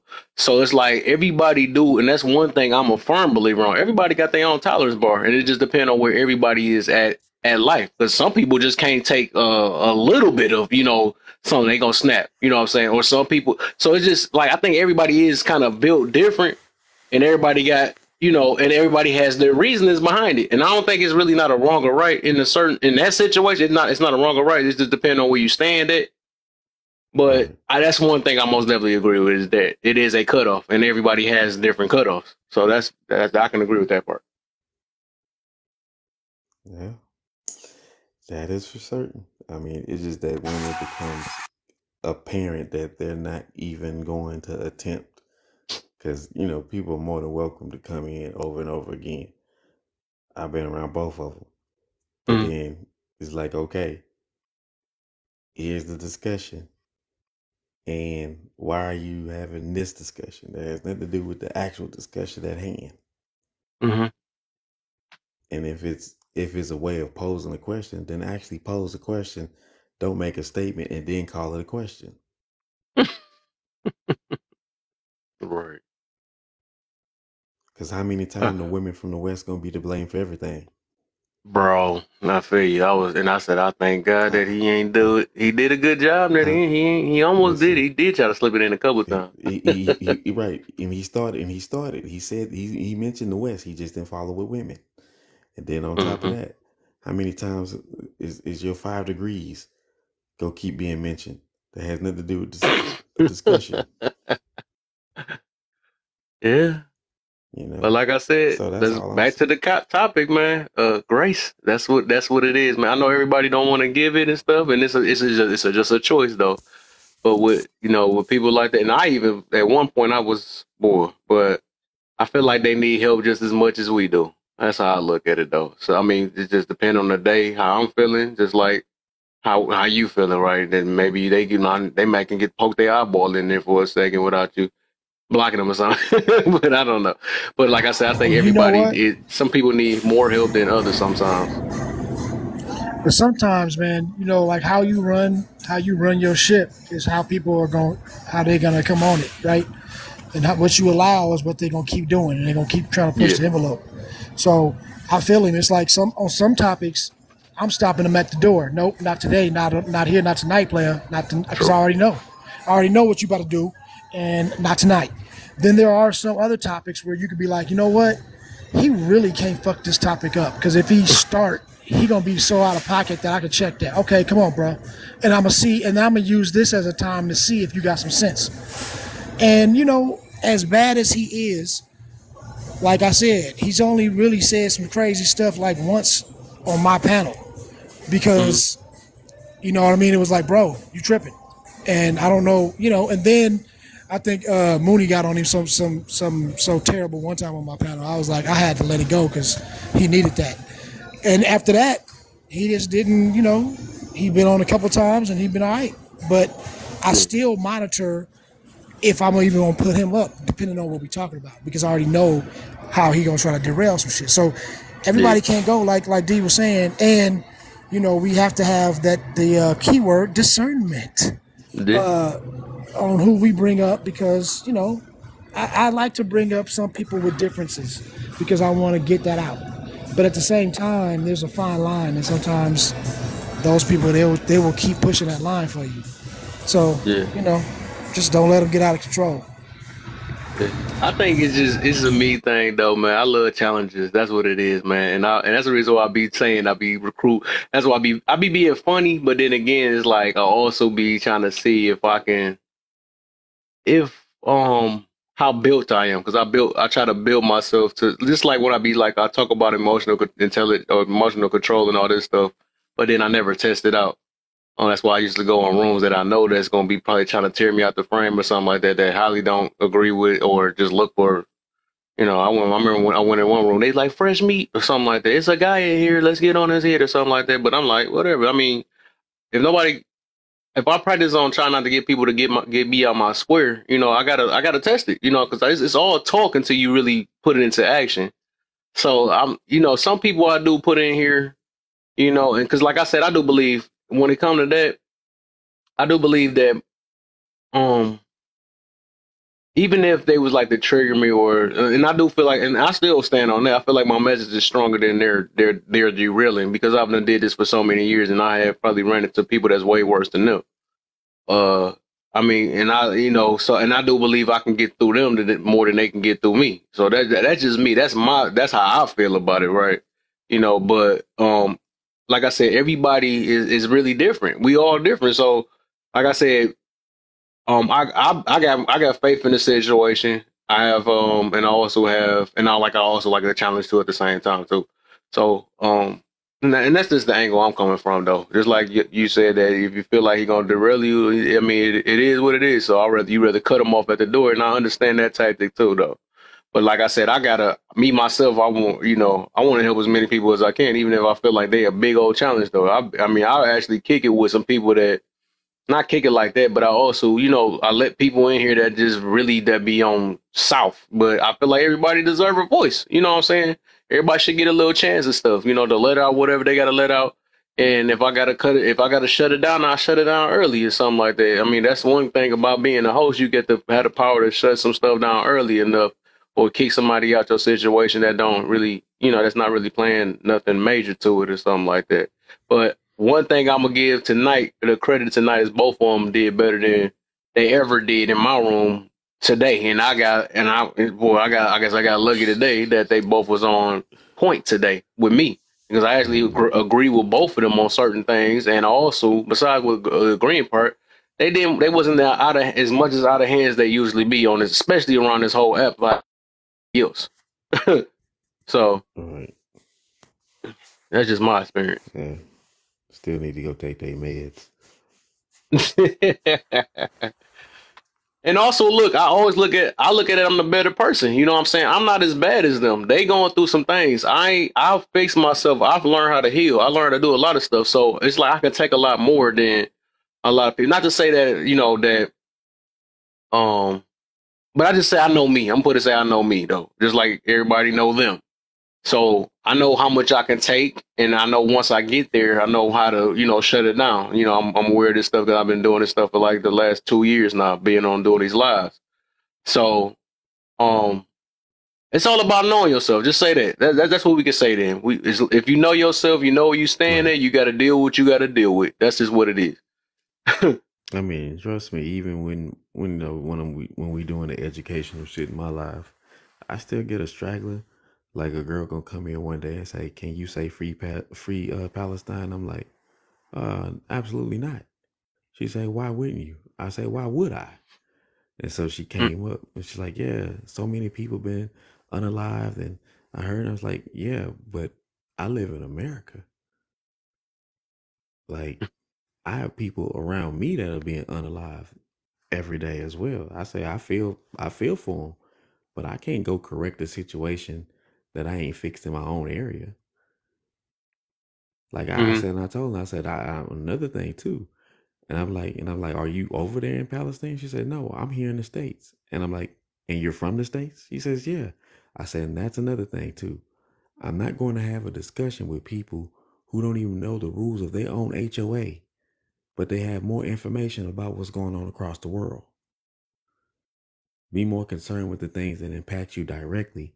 Take care of the home front, and then we can work abroad. Thanks. Oh, straight for you. I mean, I understand that for sure.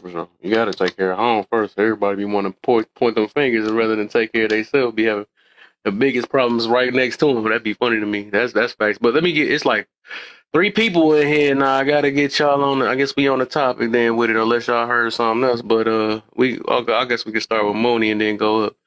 Because I know she was trying to get to know the thing. So what's up, Mooney? Welcome to the live, man. I ain't seen you in 100 years. It's been a while. First time live. Thanks for inviting me up. It's the first time I've ever been on live ever. Number 1, free Palestine. Number 2, I guess I'm just I'm gonna go back on mute because I'm still trying to kind of catch up with the topic. I feel like, are we on the whole who shouldn't be giving grace and why? Or are we just all over the place? Yeah, so basically, so with the topic itself is say, how you feel about the topic? Say, why is it so hard to move on? Well, no, I know, darling, but there's like a lot of bullet points. I'm just trying to catch up to where everybody in here is at. Oh, everybody already done with it. Y'all the newest one, so like 3 of y'all got to catch up. Gotcha. Yeah, we already done. We went through this. It's like a little late now. Well, We fair went through enough. all Okay, 4 of them already. so why is it hard to move on? I'll just start with that one then, because that seems to be the first one. I think people need to understand what moving on looks like, right? Like moving on looks like heal. Like, why is it so hard to move on really means like, why are you not healed? Because you can't move on from something that you're not healed from. And especially like as Black people, and I don't know if you took it there, but this could be applicable to many different circumstances, right? There are levels to healing, and it's hard to heal from something that's still happening. right? So there are some things that I can heal and move on from because they're not happening. They're still impacting me, but they're not still happening right now. So I can heal from that, move on. But for Black people, these conversations look a little bit different, right? There are some things that we have moved on from, but there are some things that a lot of people demand us to move on from that are still happening. So I don't know how I'm supposed to heal from that to move on. And so it's really not a weird question to be like, why is it so hard to move on? Well, because it's not in the past. I can't move on from it. Even if I healed from it this week, next week it's going to be the same thing. You cannot move on from things that are still happening. So I guess that would be probably my input on that. I don't know if anyone else wants to speak. Is it that you can, or you just don't know how to? Well, I don't understand how you could, right? Because if you're moving on from something that's still happening, that's not moving on, that's tolerating.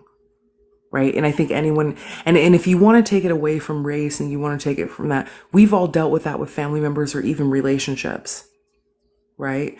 Like there's a difference. If it's still happening and it's not changing, if you can't leave it, right? Like moving on means leaving it behind, healing from it. But if you can't leave it behind because it's literally still happening, then moving on is not a possibility. It's not. Now you're just tolerating it. Now you're just surviving, right? Which is a big frustration that I get from white people when they're like, well, why can't Black people, fill in the blank? There's a million words. Why can't Black? Because it's still happening. What you're asking me is not to move on. You're asking me to tolerate, and you're asking me to survive under these circumstances. You can't move on from something that's still happening. It doesn't make sense. What about I like this. I like where you're coming from now. So it's different tonight. So what about adaptive? You ever not ever heard things can be adaptable and stuff? Because I look at it like, okay, if you chop your leg, huh? Honey, we're Black. Of course we know what adaptable is. We've been doing it since the inception, right? But again, you can throw in 100 words: adapting, surviving, tolerating, putting up with, right? But moving on is very different. Of course I know what adapting is. We're Black. Okay. We have clawed our way to everything that we have because we've adapted. But how are we supposed to move on? And again, this isn't just Black people. This would be, women, disabled people, LGBTQ, anyone who is at a disadvantage, right? Or marginalized. You can't move on from something that you're living in. That's like saying, why don't you move on from poverty? It's not possible. I can't move on from being poor as long as I'm poor. It's not a physical thing, right? It's not a moral issue. It's not a willpower thing. I can't move on from not having money when I don't have money. I can't move on from something that is happening continuously. I can adapt. I can live paycheck to paycheck. I can budget, right? I can give up vacations. I can survive, but it's not moving on. That's not a thing. So when we're asking, why is it so hard to move on? What is it that we're talking about here? What is the thing that we are moving on from? Is it racism? It couldn't be that. Not in America, right? Is it poverty? It couldn't be that, right? So what, in terms of the topic, why is it so hard to move on? What is the thing that you were talking about that we are supposed to move on from? As a woman, is it patriarchy? I can't do that. What do you mean move on? What do you mean? As a Black woman, as a light-skinned woman, especially as a light-skinned Black woman, am I supposed to move on? If you have a darker skinned Black woman, are they supposed to move on from colorism? What do you mean? It's still here, right? As a Black man, are you supposed to move on from being discriminated? What do you mean move on? So what are we moving on from? I guess in order for me to really participate, that would be my question. Why is it so hard to move on? I guess it's perspective. That's what it sounds like from what I'm hearing, though.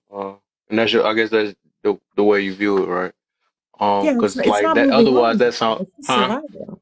It's not moving on. It's surviving, adapting. I think people in the comments have put in many words, but it's not moving on. That's not possible. By its very definition, you can't move on from something that's still happening to you. Yeah, because if you don't move on, that means you're gonna be chained to whatever you got. That's holding you to, I guess, to whatever you feel that's chained to you, right? I'm trying to see how I'm put that though, but basically, so this is what I'm getting to, right? So this like reason why I recommend moving on or trying to find something to either to move forward, because I'm like I say I'm a motivator, right? I try to motivate, or I try to do or put things in a way for us to feel like, not even feel, for us to escape ourselves for the most part, because most of the time we only change to our own self or our own way of thinking or our mindset. And also I look at it like, you don't see them guys that got and some people do this though. I believe some people don't know, some people don't got the willpower to escape with the way they think. I do. So like say if they got a chopped off leg, right? And this person spent all the rest of their years with a chopped up leg, and got a limp the rest of their life. They're not going to sit all day, but some people will, and this is what's happening nowadays. Some people gonna be like, "Oh, I got one leg. I used to have two. That's what they're gonna do the rest of their life to not move forward." So my thing is, if you got to move forward in life or do better in your life, you can't cry about your leg all day and not do anything else to keep moving forward. You still got to eat. You still got to work. You still got to figure a way to keep moving forward in life. So we have to find a way to move forward with that one leg, because you're gonna cry the rest of your life till you go to the grave. Right. Okay. So here's what I'll say to that. I have to be honest with you, Kev. I find it a weird analogy, right? Mm-hmm. I have both my legs, and I'm assuming so do you.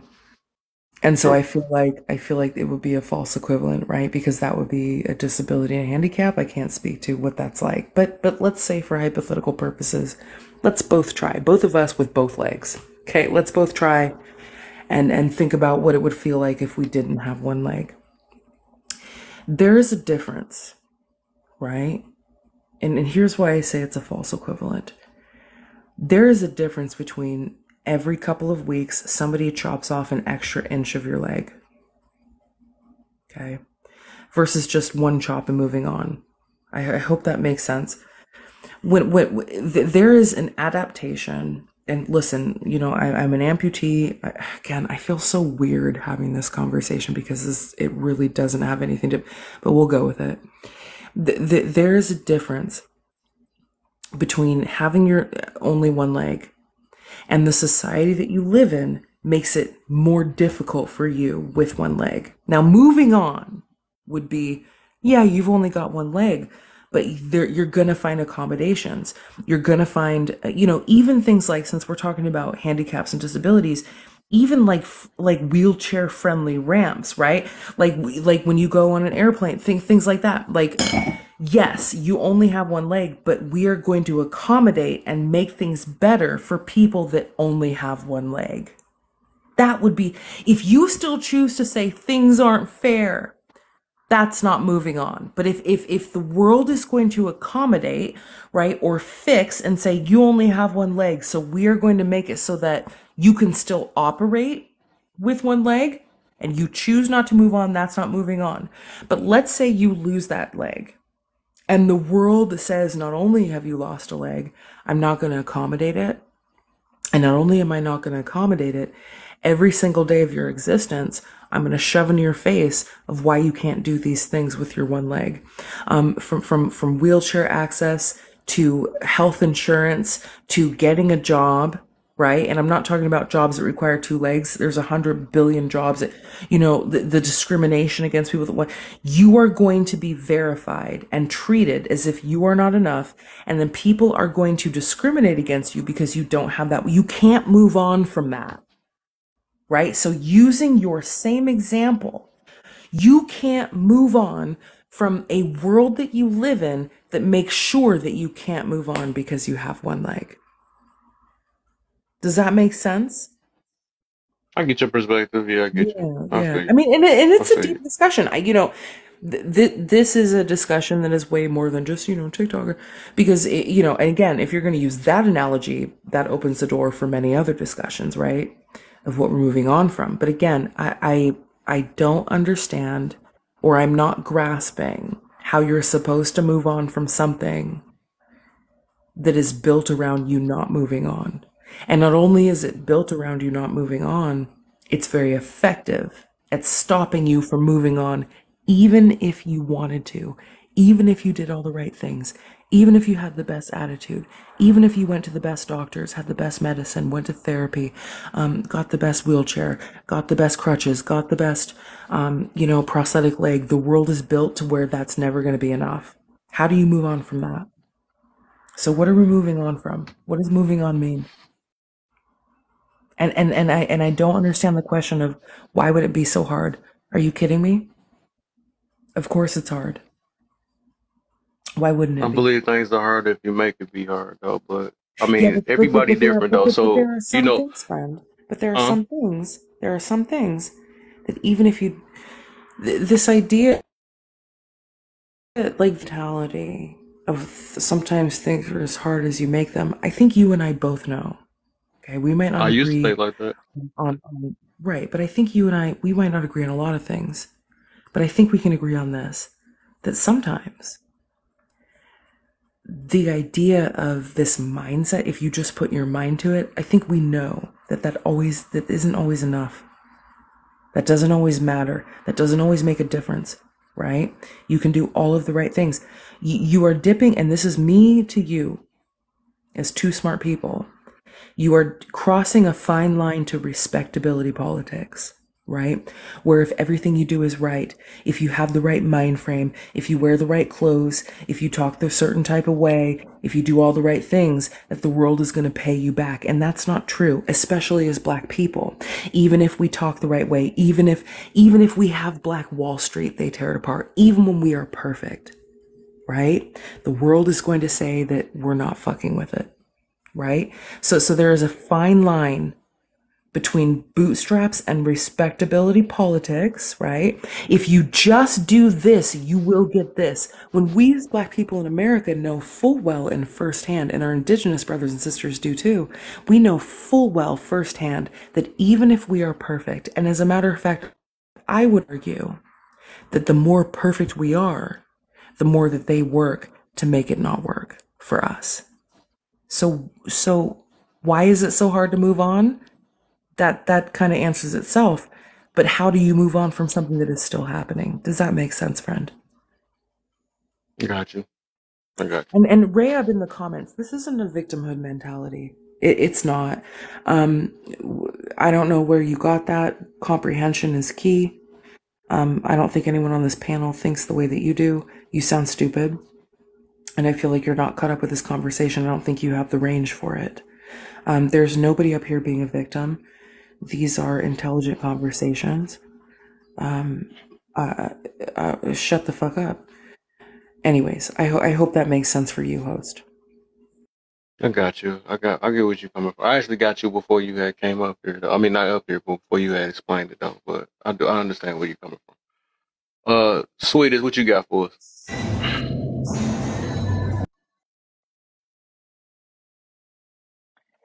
Oh. You there? Oh. Are we going back to number one? Yeah. How many did you? Oh, you was here earlier, wasn't you? Mm-hmm. I think you did. You did all of them yet? Mm-hmm. So let me get all right. Let me get Tay in and Tay, you there? Yeah, I'm here. Can you hear me? Girl, I straight up thought it was about to be a dude. I mean, a girl. I thought it was a woman. So why is it so hard to move on? Okay, that is. Well, I wanted to answer the first one, and then maybe make my way down. Not really for sure if I can answer the other ones, but that get back one, yeah, I know a lot of, and I can't see the rest of it, so I have to read only what I can read. I got you. I know a lot of people like to get their get back. How would they like if the get back was back to self? Yeah, it's not nice because it happened to me twice. So, It depends on what kind of get back it is, and whatever get back you get with somebody else, one might be down the road for you either in delete, or it could be something that cripple you, or anything of that nature. So get back is a very risky game. So it depends on how you try to do it. Or I'm not really for sure how I can explain this, is because 2 years ago some things happened to me, so it was get back. So, and yeah, I could have got back again, but I decided not to. I decided to change my life around, and yeah, so I got a plate in my leg, and I was deleted 3 times in the hospital for one in my chest.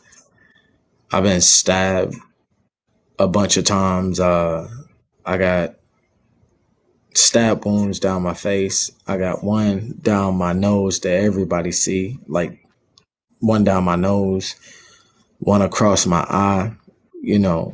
Get back is probably not the best thing that you, I don't know. I don't think anybody should do.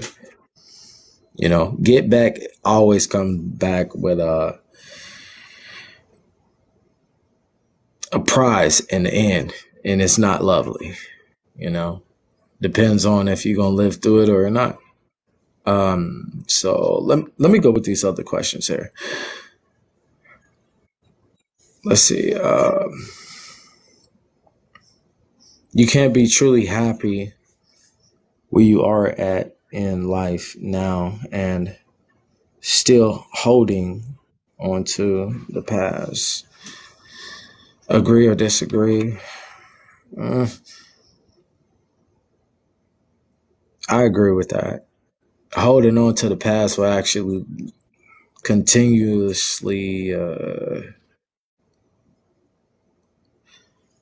it'll continuously lead you into a path of destruction and back into what you was in before. So holding on to that past, I guess I agree with that. It's it doesn't lead down a path of happiness at all. Sometimes you have to let certain things go.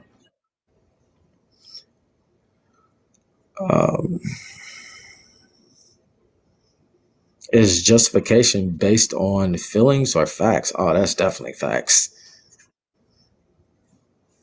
Justification, it has to be. But if it is in feelings, then it's not going to get you nowhere. But if it's in facts, it's definitely going to get you somewhere, or it can lead you. The key word in there is nowadays. Oh, nowadays. Okay. I didn't see that. Changed the whole thing up, didn't it? I did not see that one. Nowadays? Oh, man. I believe in nowadays, in my personal opinion, I think that most things are built off feelings.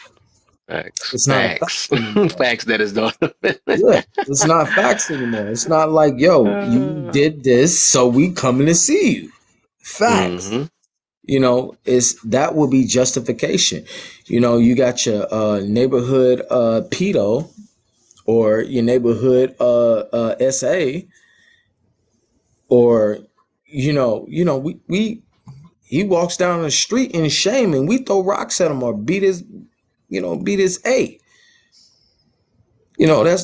That's how it was. But today, nah. Today is definitely in feelings and not facts. Okay, so is that the last one? No. This is. Who shouldn't be given before you go on to that last question, I do have to give you a little bit of a pushback. I think that if you were to ask most women their perspective of back in the day, right, with the predators and stuff like that, Most women would probably tell you very differently. No one was chasing these men down the street. I would say that in 2024, you're more likely to call out, probably because it's popular, but you're more likely to call out the predators than they ever were back in the day. I mean, why would you think that I would bring up something like walk of shame and throwing rocks at you if this did not happen back in the day? Yeah, I know, friend, and I'm not disagreeing with you. That might be your personal experience.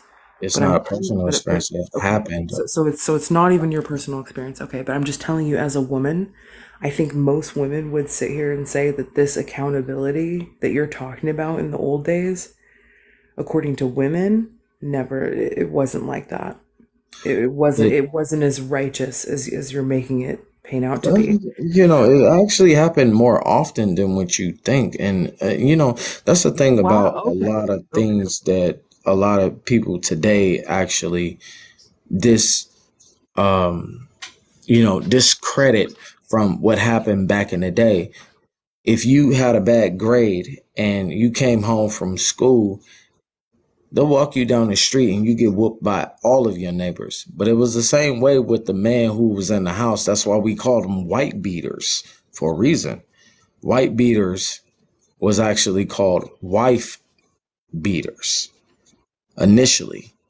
Yeah, because why? So the reason why we called them that is because they were wife beaters, and we shame them.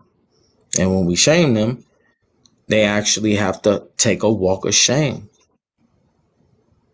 and they get beat down by the rest of the men in the village or wherever you are. But this is pretty often. Pretty often it actually happened. Now, there were women who were getting abused and things of that nature. But one thing that I'm not going to do is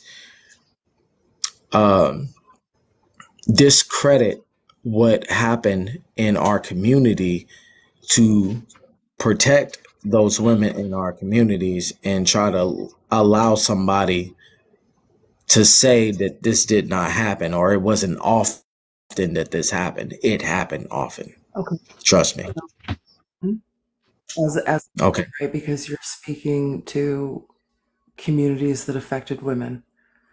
As a woman, I am telling you, and I can, upon request, back it up statistically. If you now, I don't know how far back you're going, so I'm going to go back to the 50s, 60s, 70s, right? I'll even race to the early 80s. Okay, so I'm going to give a 30-something year time span.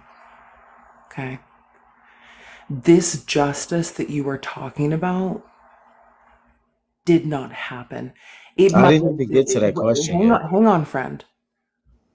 When you say that back in the day men were held accountable, and then you use this example of you know, wife beaters, which okay. As the demographic, right, who were victims of the men that you're talking about, as the demographics and as well as statistics show, this justice that you are talking about did not happen on a scale, right? So let me tie this into what Kev's topic is. Why is it so hard to move on? Okay.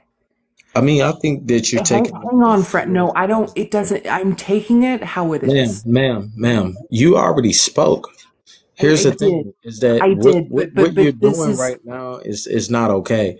You're actually taking over the whole okay because you are painting this false narrative, right? There was no false narrative. This is why it's so hard to move on. This proves the point. I love. I think that what you're doing is wrong, and I'm okay with that. If you think it's wrong, a win is a win, right? Because as a woman, it's not a win. This is a lose for you.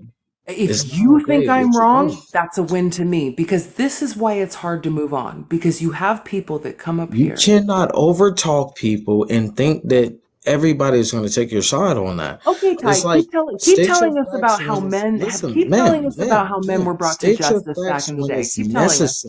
I'll let you do it. Keep telling us about how men were brought to justice back in the day. Go on. Ma'am, State your facts when it's necessary. You asked me a question, I answered it. But you asked me a question during the time that it was my time to actually answer these questions here. And then you started going on a whole ramble and want me to debate you on something. We can wait until everybody else's turn is done. That is the proper way to do certain things. And see, when people get out of line like that, like that's when it needs to be order. You're out of line right now. There's no reason why you should even came between that.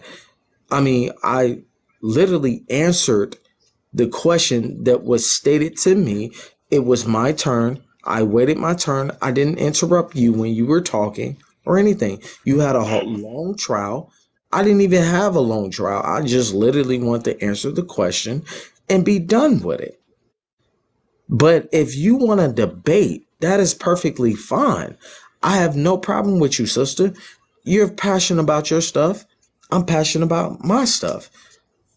But if I'm here to do one objective, let me finish that first and then write it down, because that's what I do.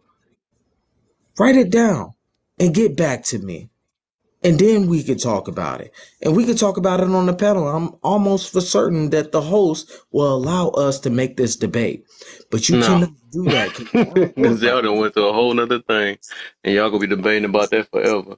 But yeah, you can just get straight to the point, because I got a couple more people that's up in this panel that besides just two people. All right, thank you, sir. The last one that I was going on was who shouldn't be given grace? Oh, man.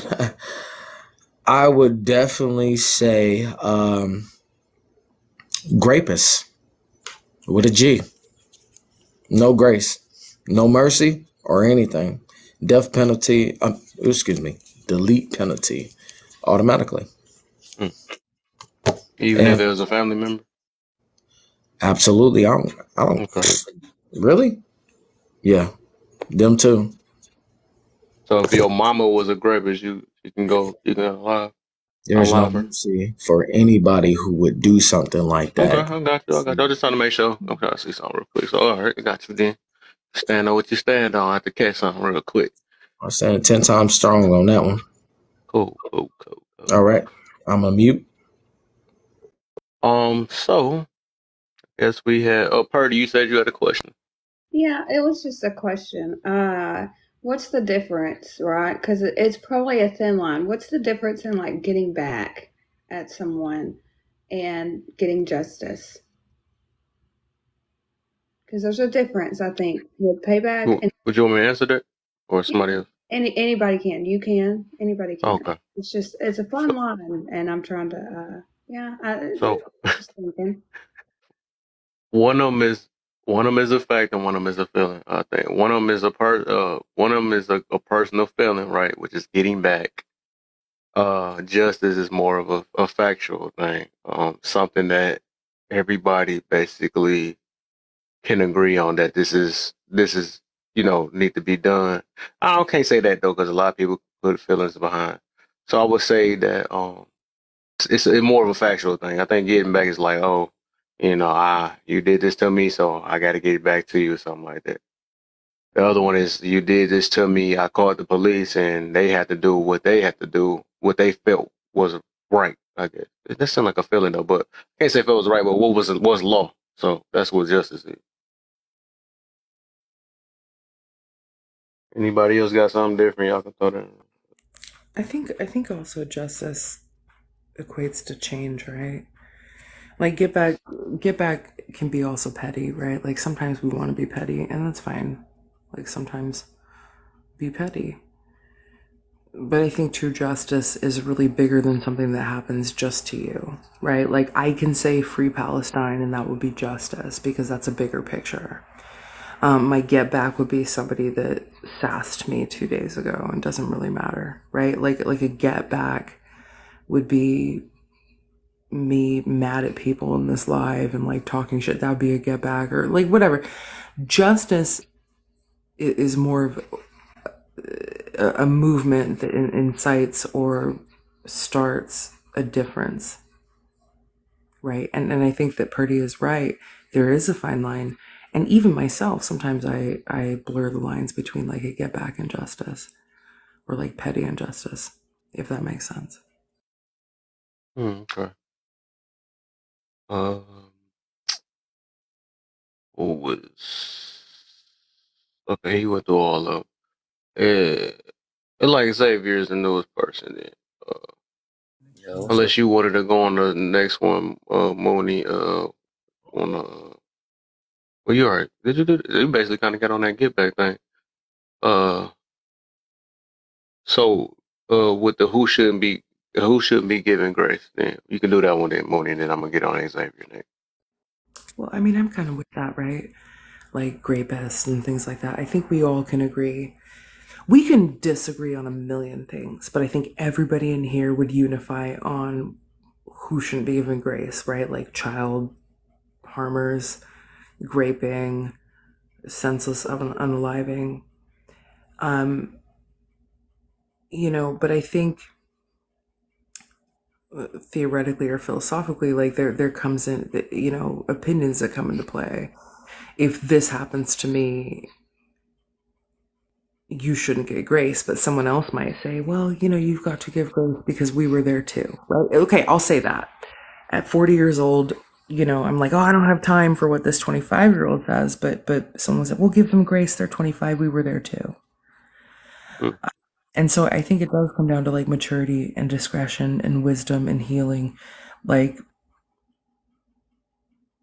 there are some people that like grace should be given regardless of your personal feelings. I might not like what you have to say or your delivery, but I'll give you grace because, whatever. But the people that shouldn't be given grace to obviously would be people where your intentions are just harmful. Sometimes even if your intentions aren't harmful, or people that are just bad, like rapists and things like the obvious. But like if you're out here intentionally really trying to cause harm, I don't give grace to you. But then also on a softer side, if we're debating on TikTok, right, for example, and I'm really giving you facts and information and you still choose not to go with it, I'm not going to give you, like, my grace only extends so far, right? And then you get done. So I think if we're going to answer who gets grace, that depends on your discretion. That depends on True. what, how you perceive things, I guess. Exactly. You said the exact word. That's perfect word. So who else, who feels that, that them couple people that they mentioned shouldn't get grace? Pretty universal, I would say, but it's like, yeah, that's pretty universal. Those are the extremes. You said that's a universal? Yeah. Maybe I'm the only one, though. I believe everybody should get grace. I mean, there's grace on levels because if we want to, whatever your beliefs is, we then have to go off of that. Then then if a sin is a sin, then desecrating your body is just as bad as doing one thing. And I've never looked at it. I never like to look at it that way, but that's what it says there. But then in society, we have different levels to stuff. So, to be honest, it's pretty subjective in that matter. Like I said, certain things are just pretty universal. Things, people that are innocent, children that are innocent. It's not really somebody that can't, defend themselves. It's pretty just at that. That's as pretty much as far as I go.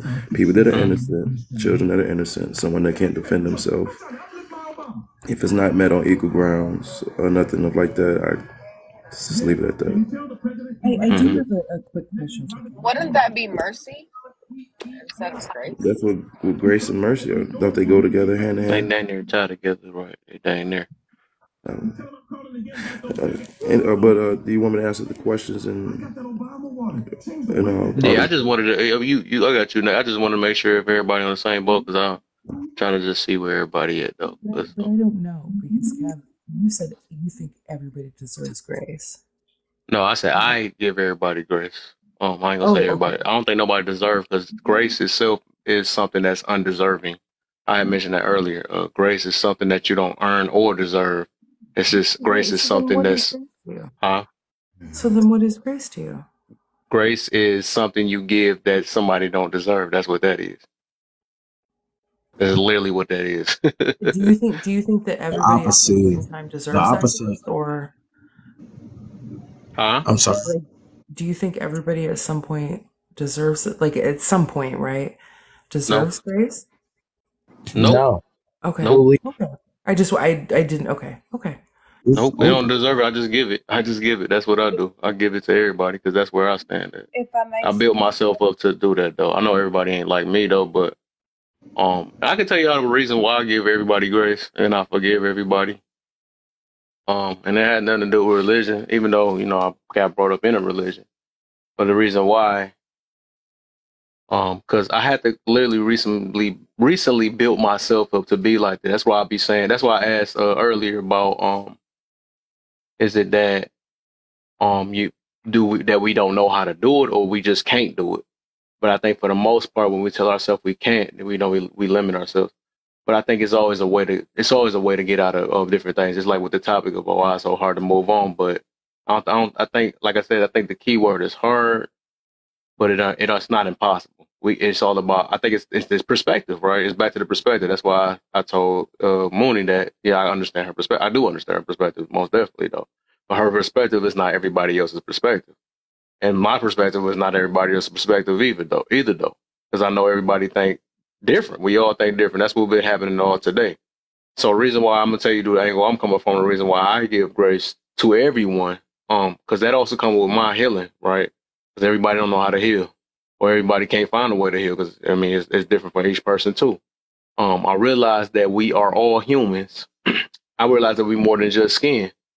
I realized that that we all got different brains. We've been born in different environments too. And I realize it's people that's doing worse than me too. That's the reason why I can't go on this. I know somebody mentioned victimhood earlier right there though, but I look at that a lot of us is more privileged than we think we are. You know what I'm saying? I know that we go through a lot and we say rights and all this other stuff, but some people don't have rights in other countries, right? They don't know how that. People came up with this stuff. That's a social construct of rights. And we determine, I guess, all as a group, we just off our feelings, we determine what's right or wrong. I don't want to bring that back, because we just had a whole debate about that wrong or right thing. But what I'm getting to is that I realized that we could have, and this is what empathy is, man, because people don't really know what it is. They just go based off how they feel, and then they ask other people to give them empathy, but they don't even give other people empathy. So empathy plays a major part why I give everybody grace, because I also put myself in, not in the action of what people do, but I put myself in other people's shoes, as in that I could have been this messed up person that grew up in this wild town. Because like, even I used the dude earlier, Hitler. I don't want to say his real name. I even give grace like him. I even give him people like that grace, because I don't know what made him be this type of person. I don't know if he could have got brought up in he could have probably got bullied all his life. He probably had a love of his life or something like that. No, I don't do the science. I got grace for people that believe in science too. I don't do the science stuff. I believe I'm a asparagus. But I look at like I said, the Hitler dude, right? We don't know his background.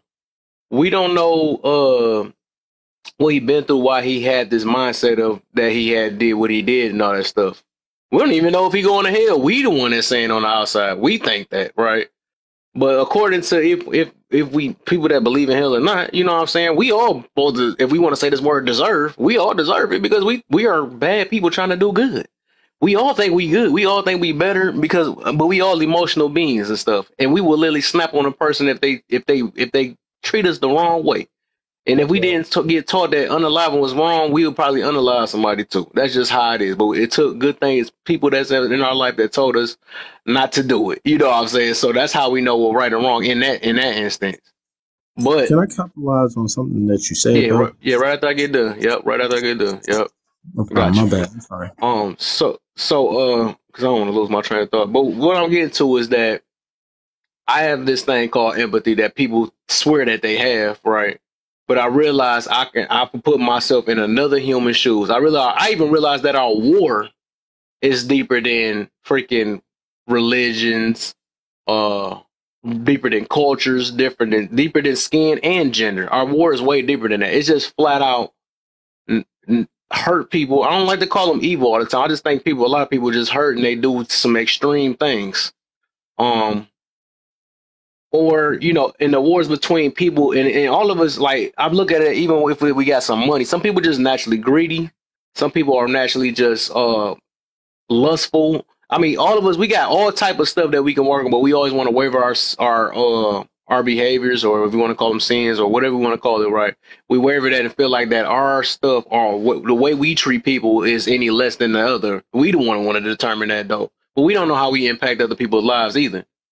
So, like I said, I do this thing called empathy, which really what everybody like to ask for, though, but they don't never go as deep as looking into their enemy's shoes. They don't do that, right? And that's how deep my empathy is. Even if a person treat me wrong, I look at it in their perspective. I look at it like, man, this person ain't got it all in their head like that, man. Or this person might have been going through a lot, and this is their way that they had to treat. The reason why they treat me. Or I could have been this person if I got brought up in the area, or somebody brainwashed me into treating this person a certain way. So I look at things from, like, when I say open-minded, I look at things from multiple ways than just me, myself, and I, or what's in my circle.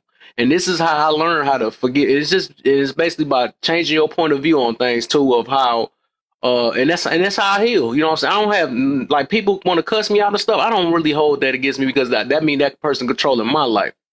You know, like I said, I know it'd be hard to move on, but the way I adjust myself and the way I look at things and be grateful every day of waking up, you know, this is how I move on in life. The fact that I am up, you see what I'm saying? The fact that I got a chance to wake up this morning, you know what I'm saying? But I learned this thing called gratefulness. You see what I'm saying? But you know, I can go deep on that situation, but that is why I give every last person grace, because I could have been any of these people that we talk bad about.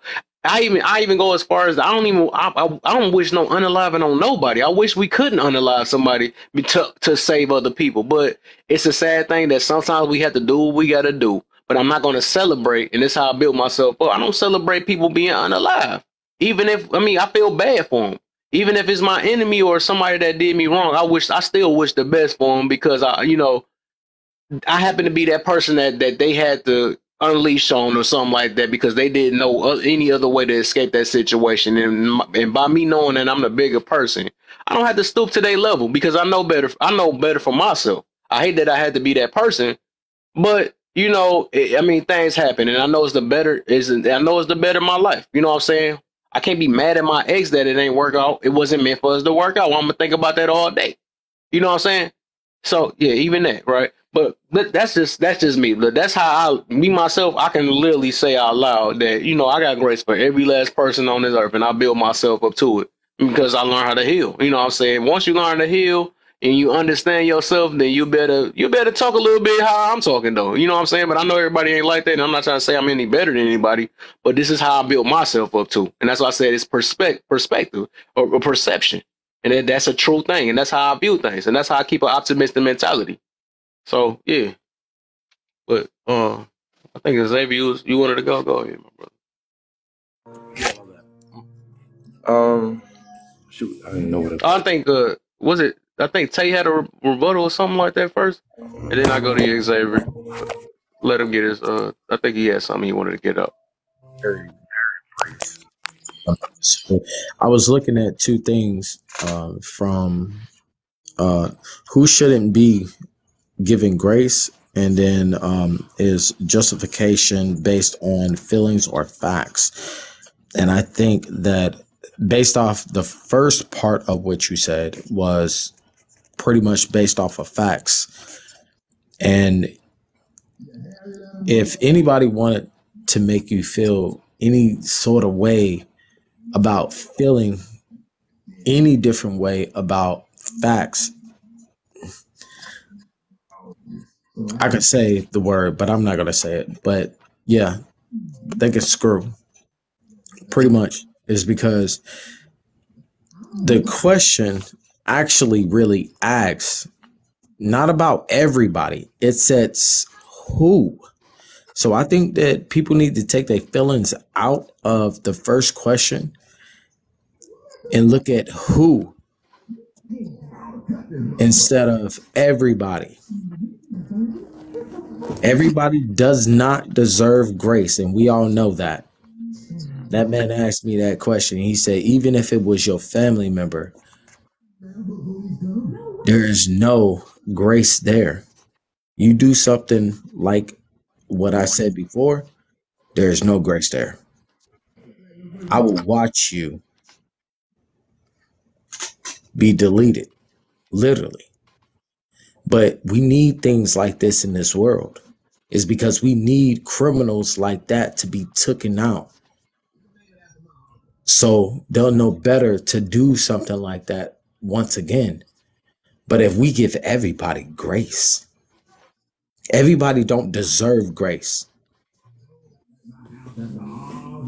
They don't. And especially the people that I'm talking about, they don't deserve grace at all. So, you know, when we talking about everybody, we're not talking about everybody. If you read what it says I'm talking about everybody. Should, not you. I'm not talking about you. I'm actually what people. I was just throwing that in there because you said we're not taking. I'll just throw that in there. Yeah, no, it's just because I really stood on what I stood on, but I was just throwing that on. Yeah, you good. It's just what people was asking you. I'm like, did they not read it? It says, who should be given grace? Who shouldn't be given grace? Yeah, who shouldn't? Yep. That doesn't specify everybody. The last sister that spoke to you said something on the terms of almost like everybody. Mm-hmm. I heard exactly what she said, and I'm like, yo, that's not what I read. No, that's so when you asked me specifically, even if it was one of my family members, I told you the same answer. Like, no, it doesn't matter who you are. You don't deserve grace, whether you're a family member or not. You do something like that, that is automatic for me. So when people were asking you that question, I just kind of felt like maybe they wasn't reading the first point of this, who says, which it says, who should be. And then that leads into the next question, which would go into is justification based off of feelings or facts. So basically that actually already proved that it should be facts instead of feelings, because they did not read who shouldn't. And then they assumed that all people should be graced. But that does not happen. It's because facts is over feelings. And it needs to be that way. And that is the only way that we can keep people like who I'm talking about, that you're talking about, that should not be graced. So that already trumps feelings over facts. And I rest my case, Your Honor. Go ahead, Xavier.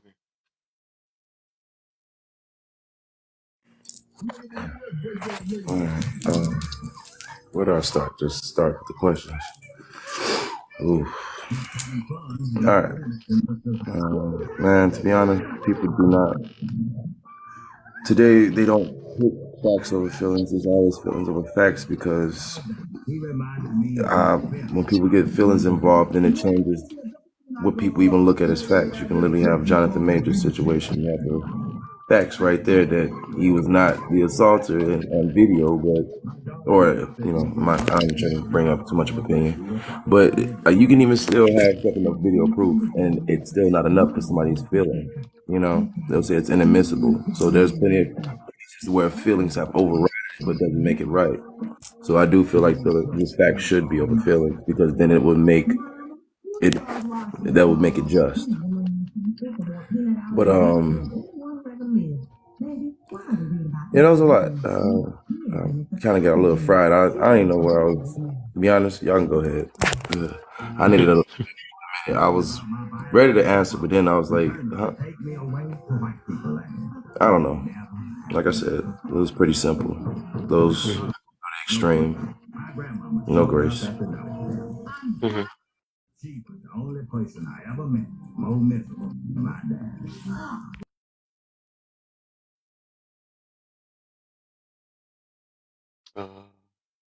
Gotta draw Can hit I that like, speak all on right. this real quick?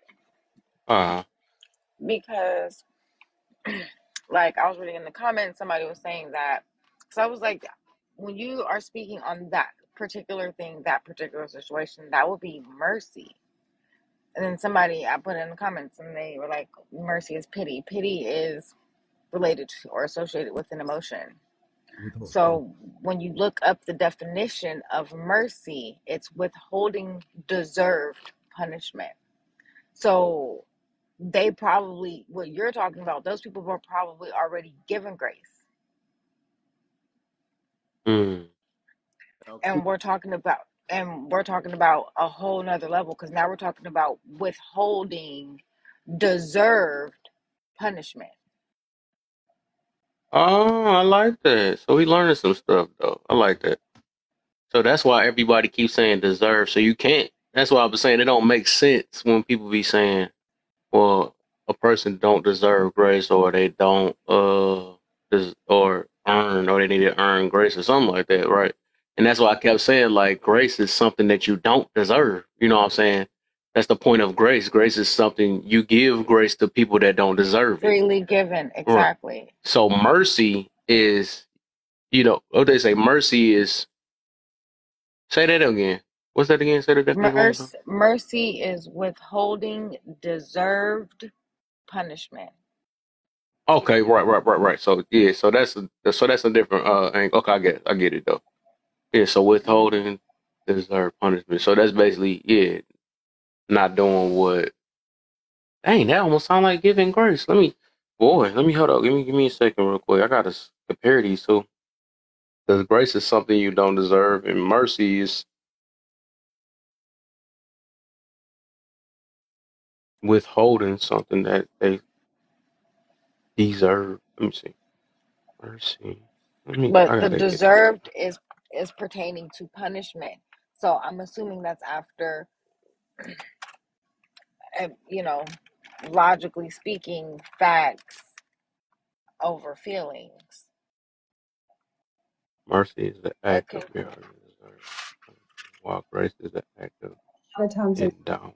you'll hear the attorneys in the closing arguments to ask the judge to show mercy on the client.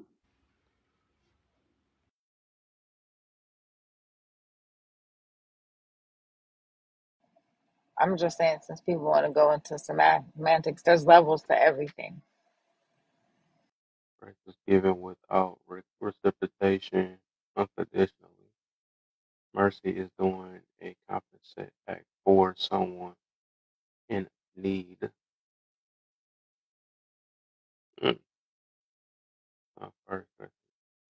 However, we forget before grace came mercy. Not only we are unable to earn grace. Right, you can't earn grace. Right. People be saying it or deserve it. We do not deserve it. Part of the dictionary for what?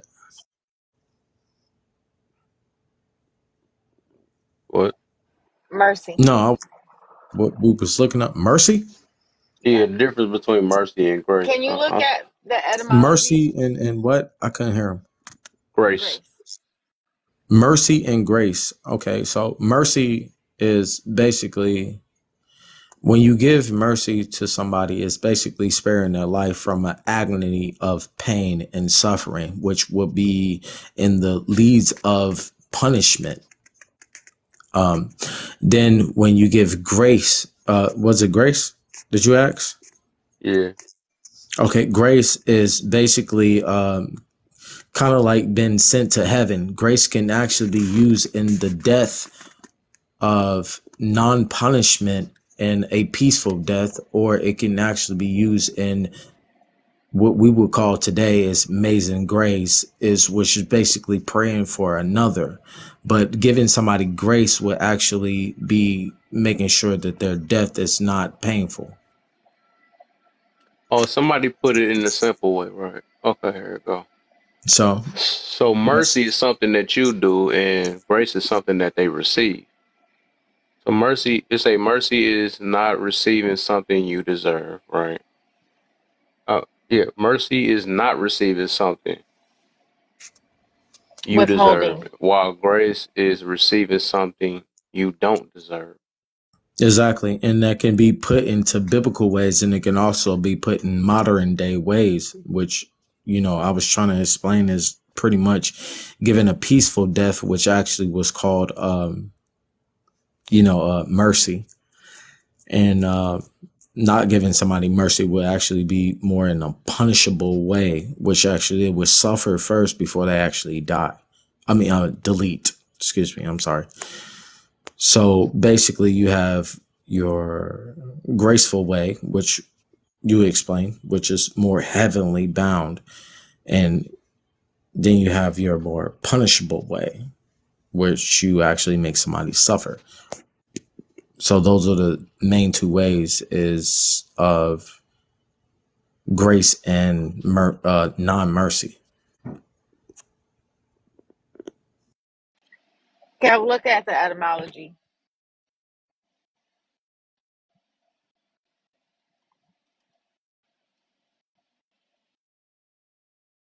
Look at the etymology. Look, I'm still a dork, all right? Even though I'm a gangster, I'm still a dork, all right? Whatever. I don't care.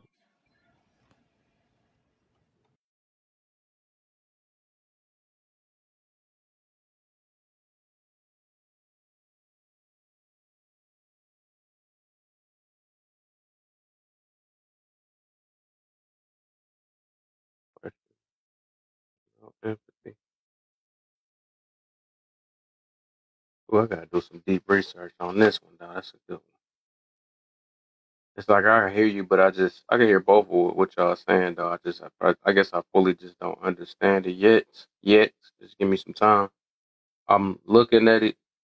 I just got to get it to marinate in my brain, though, of really what's being said.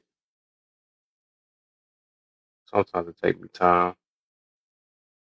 I guess I didn't. Like it took me to understand a little bit different about the difference between nice and kind. I thought those was kind of the same, but I see there's a difference in that too. I realized No, that nice kind. means stupid. Nice means stupid. Nice mean what? Stupid. What the heck? I think that's get that from. That's what it means.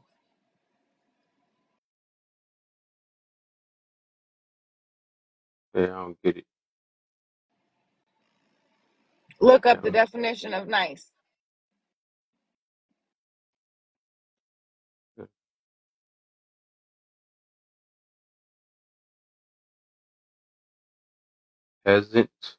Pleasant, agreeable, satisfactory, fine, subtle,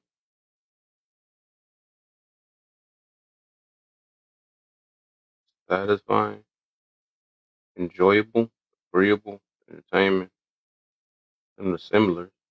I don't see where stupid is at.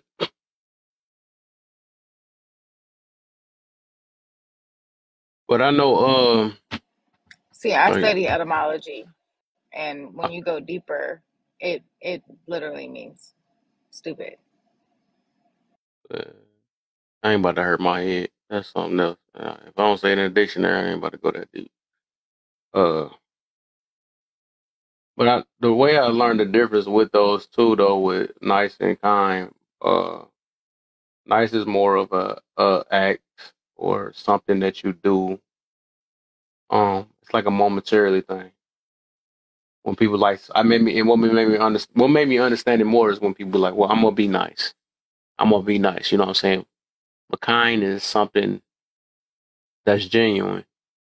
When you are natural, like not I ain't gonna say natural, but you are originally at the moment. I guess you're kind, right? Or I guess you're a genuine kind person, and nice acts usually come out of that. But being nice is like more of a that you be usually probably either mistreating people, right? But you being nice at that moment. So that's just something that you just choose to do. You know what I'm saying? So that's to make the difference between nice and kind. Because kind, you automatically doing something nice. That's just like when people be saying, where I think I was getting on that recently. When people be talking about I'm peaceful and all this stuff, until you have to match energy. So you're not really a peaceful person. That's a counter. That's a counter though, because if you're peaceful, you'll do everything it takes to get back to peace. You know what I'm saying? If you a peaceful person, you're not gonna be like, well, I'm peaceful until this person make me mad, and no, that's See, and you're not trying to avoid it. Huh? Kev, I'm looking at on etymology. It starts off saying foolish, ignorant, frivolous, senseless, and that's 13C French. And then it goes into silly, stupid. Those are Latin. So basically, when there's somebody saying like I'm going to be nice, I'm going to be stupid. I'm going to be stupid. Yes, I'm going to be willfully ignorant to this, and I'm not going to react to it. I'm going to act frivolous on it. Yeah, wouldn't it? A sarcastic type of. You got me on that one. Yeah, it's a decision to That's what I thought. overlook. Yeah, exactly. Okay. Yeah, okay. That's what I thought. So when you read that, I was like, okay, that make more sense now. Because I was like, ain't that I still kind don't of get it. sarcastic? I mean, it's like being sarcastic, but it's just like, okay, nice. No, like you know how like you like, yo, man. I mean, like, oh, okay. I'm gonna act like I didn't even like. It's not. I think nice is actually a form of giving grace too. It's not mercy. you being sarcastic. So that's not stupid. Yeah. But it's not you being. Not being. Yeah, you gotta. I can't explain. It's it okay. Let me give the prime example. Let me give a prime example. Okay, everybody remember Bernie Mac, right? I think that's a smart thing, actually, being nice. You can be nice at your job. You don't mean you like the boss. You see what I'm saying? But remember when they smart. didn't get his check? Huh? Remember when they didn't have his check and he was like, man, I'm about to blow this up. He wasn't being he was being sarcastic, but he was also being serious, but it's like a different way to explain it. It's like how we normally talk is just like a kind of like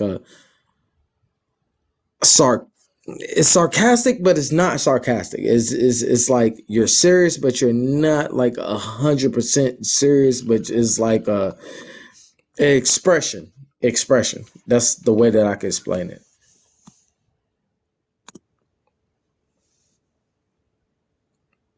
Yeah, the definition. Yeah, I even feel you on the definition, but even if I was to look at it, just some stuff just don't be making sense to me. That's all it is. I mean, if we in the way that we was actually looking it up, then it's just she looking up the definition of nice, and she's saying that it means stupid, I guess, or foolish or something. Yeah, like that. read it. I'm reading it.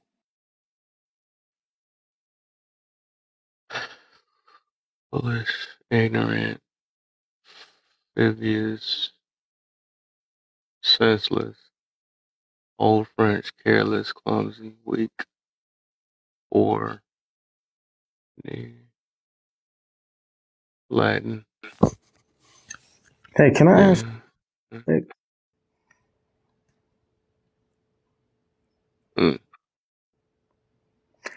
That girl right of you, is her name Hobo or who what? Hobo? Hobo line, yeah. Okay. Box long, oops. Why is my box long? That's what she said.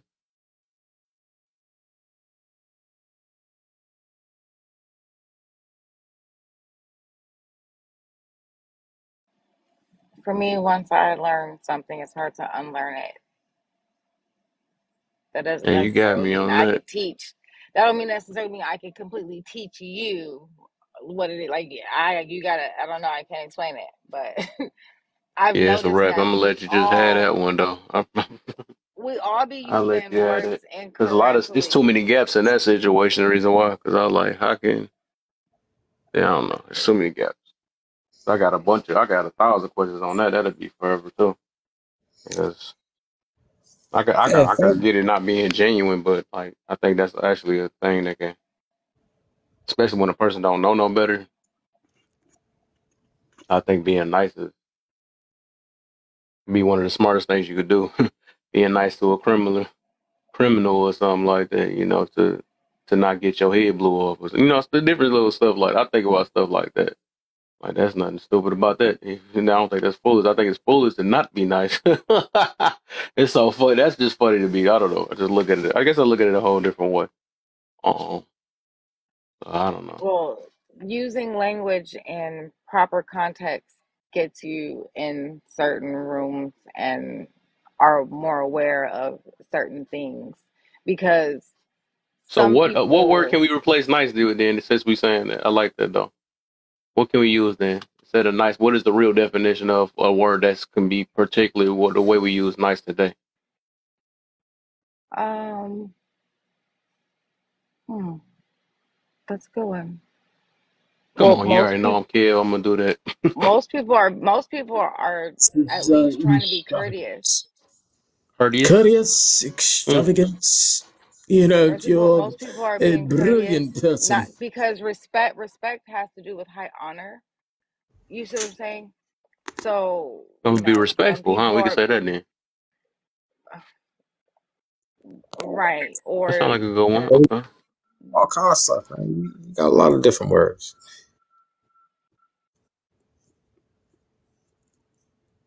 so just imagine when you're if you're doing business and the people just walk away and they're looking at you like, oh, you're so Just imagine nice. What? After they just Yo, here comes what oh is boy. going on Was he out here? following you guys? I remember that guy. Is he? He was from karaoke. Yeah, he Don't was, but stop it. yeah, I see him over there. He ain't doing that over here. I'm sorry. Hey, yo, I can't Hobo be still nice. I ain't went can't be yet. stupid.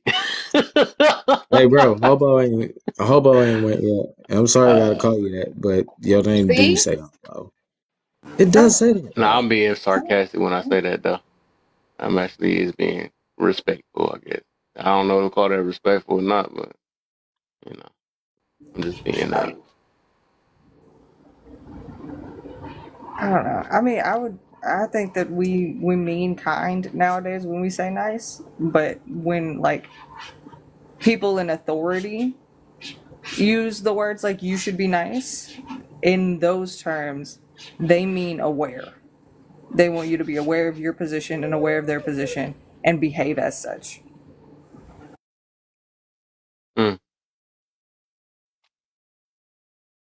I think a kind Yeah, person, kind breaks down to deliberately doing good to others. Hey, have she answered those questions yet, though? she did. Yeah, you was about the latest one up here, though. Yeah, everybody done answered that already. Dang, bro. Yeah. Oh, shoot. Dang. But yeah, well, you said kind. I like, some people do think they kind, but they not, cause that's why I wavered with that peace thing, right?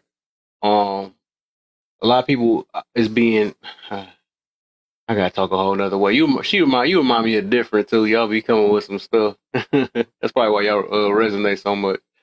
And you gotta change your talk now when y'all in here. But no, I'm still. But I think for the most part, everybody just being nice. The reason I will say they're not kind for the most part is because they don't even know how to be kind to themselves, let alone it's like I feel like nice is more of a temporary thing, and kind is more of a long term thing. That's something that's just in you. You're kind, so because when your kindness is wavered based on how somebody treats you, you're not really kind. You know what I'm saying? You're like, that's just like when somebody be saying I'm positive or I am something like this, right? And then you wait till somebody when somebody not being positive to you, you're no longer positive. So that means you're not really positive because it's wavered off how somebody else treats you. But also, now this is what happened now, right? When you are positive, right, and you do end up snapping on somebody, you don't make justifications for it. That's the difference, right? You're going to feel bad about it, and you're going to try your best to prevent from being that way. You know what I'm saying? But a lot of times, this is how I know when a person is not kind, is that they make an excuse of why they wasn't kind. You know what I'm saying? So that's something I'm just learning in my journey, and that stuff like and putting ego and pride to the side, it made me realize that, like, all right, you know, am I really this person? Do I really? And this is what I had to learn in my first years of when I made this change and stuff. That I'm really just being nice. I'm not kind because when I can't say good morning to somebody unless they say good morning back. No, if I'm a person that's supposed to be positive or looking at things or being kind, I'm gonna say good morning. And if they don't say it back, you know, I still did my job. I still say good morning, and I don't waver me saying good morning to somebody based off how they treat me. You know, that's the difference, though.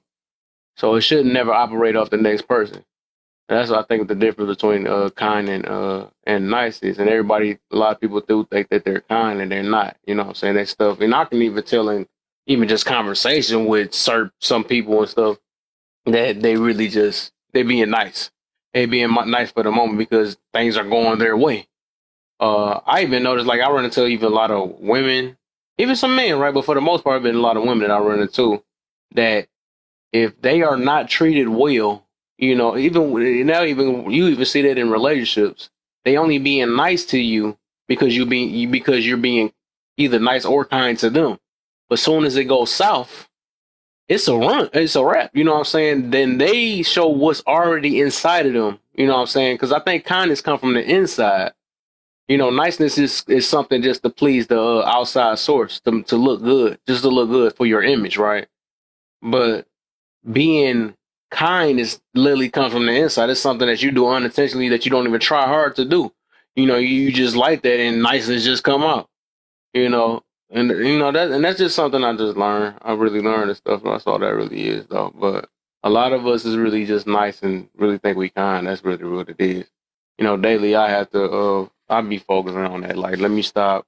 I can't let people get to me. And like I said, the difference is that a person, and I'm gonna say this for the second time, a person that's really kind, they don't make excuses of why they treat people unkind. They don't. They just flat out be like, you know, I do got to do better. I shouldn't have let this person get to me. It's not, no, I only did this because this person made me mad. I only did this because they disrespected me or something like that. That's excuses. That means you're not as kind as you thought you was. You know, because a kind person, just like I said with the peace thing. If you are a peaceful person, your last resort is doing a get back or matching energy.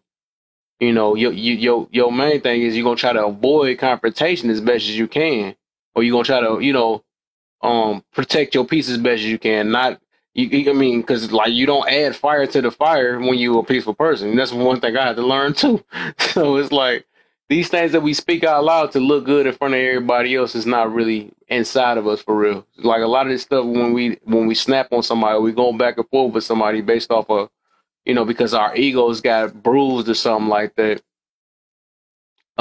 It's just an ego war. It'd be an ego war for the most part. We just, oh no, I'm gonna show you that I'm better than you, or I know more than you, or something like that. And we just keep, you know, we keep going back. That's why I'm like, some of these arguments just be pointless.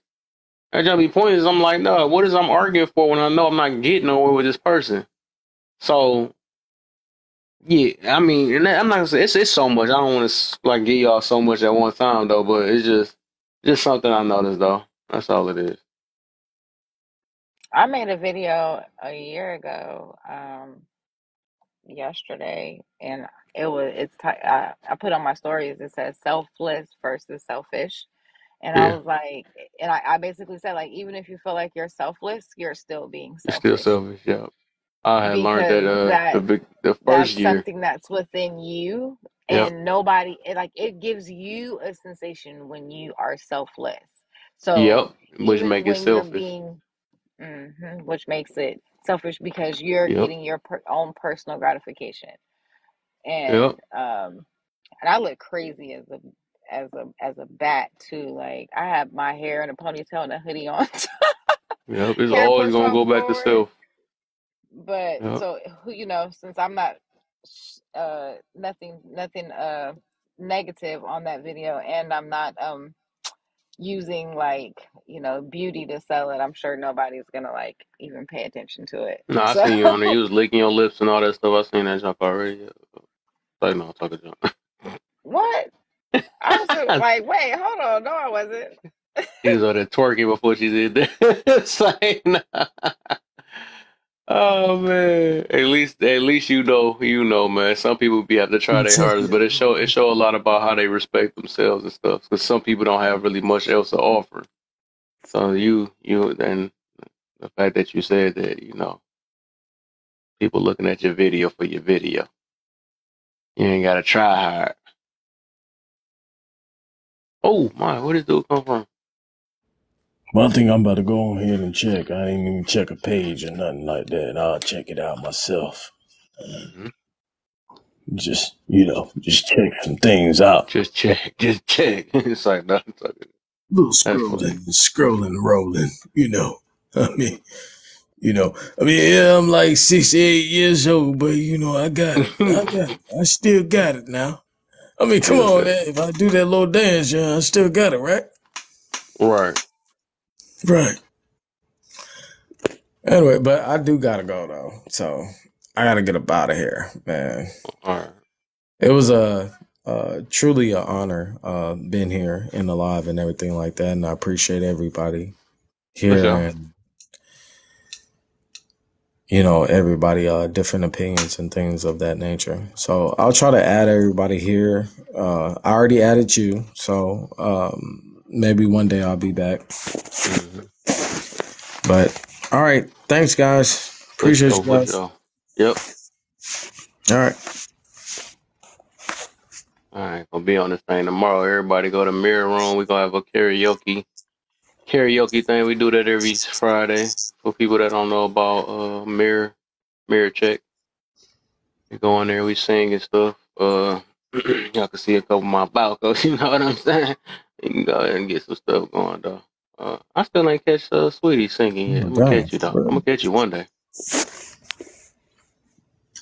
Dang, I was supposed to be leaving, but karaoke. Wow, y'all do we that do too? a little karaoke or a little just something to give us a break from some of these lives. How we be having headaches and stuff. We be needing a break every now and then. Y'all can bring your drinks and whatever you do. You know what I'm saying?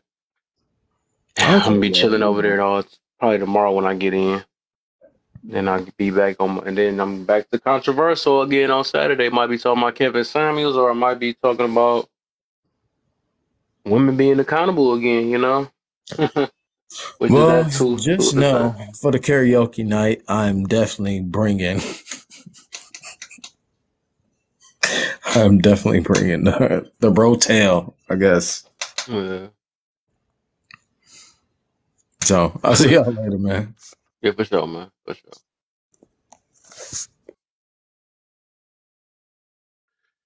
Man, y'all still up, man? Y'all still alive? Sweetest. I'm still up here. I'm gonna get ready to drop in a little bit. I gotta be at work. It's gonna be my Monday, and then I usually get off work like an hour after karaoke starts. So that's why I'm always tardy to the party. I don't want to hear no excuses, man. Don't give me no excuses. But no, I feel you though. But I be rocking out. Like it be my little motivation and stuff. Like, and then it's always good to see everybody else in a different like chilling, see what people's musical taste is. Like Brandon getting up there, that was fire. Brandon was rapping definitely and stuff. fire. Oh, you was That was there. surprising. Yeah, I be tuning in. Okay, I see you Even be over there in them shadows if I hiding can't on us and stuff. it's not that. It's just sometimes I might be at work and I just put my AirPod in and be tuning in, listening. This is why I like the better, the more elevated conversations and stuff, like, because I already have a unique perspective, and it's like, yes, I do see where different is coming from a lot of the times, Yeah. but I know that not everybody has gained that perspective. Like, D is just now going down the etymology rabbit hole and like uncovering a whole lot of stuff, because once you start getting into etymology, it's a whole nother level of seeing what type of like psych ops and manipulation is happening. And it's just like, wait. It's more? Like, hold on. You know what I'm saying? So it's nice to have rooms outside of somebody's whole business trying to like down punch and use talking points as like kicks to the shin. You know what I mean? Like, it's nice to be in a space where you have the opportunity to have some intellectual pushback, like the mercy versus grace, right? Like, just going into the definition and understanding that one comes with a deserved punishment and one has nothing to do with deserving, and it's a free will. Like,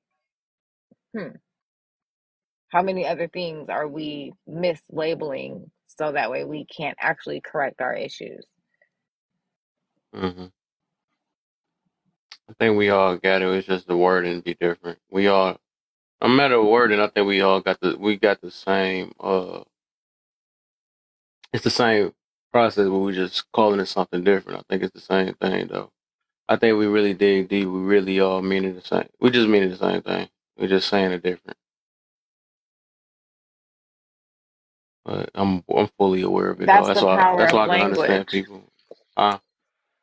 That's the power of language.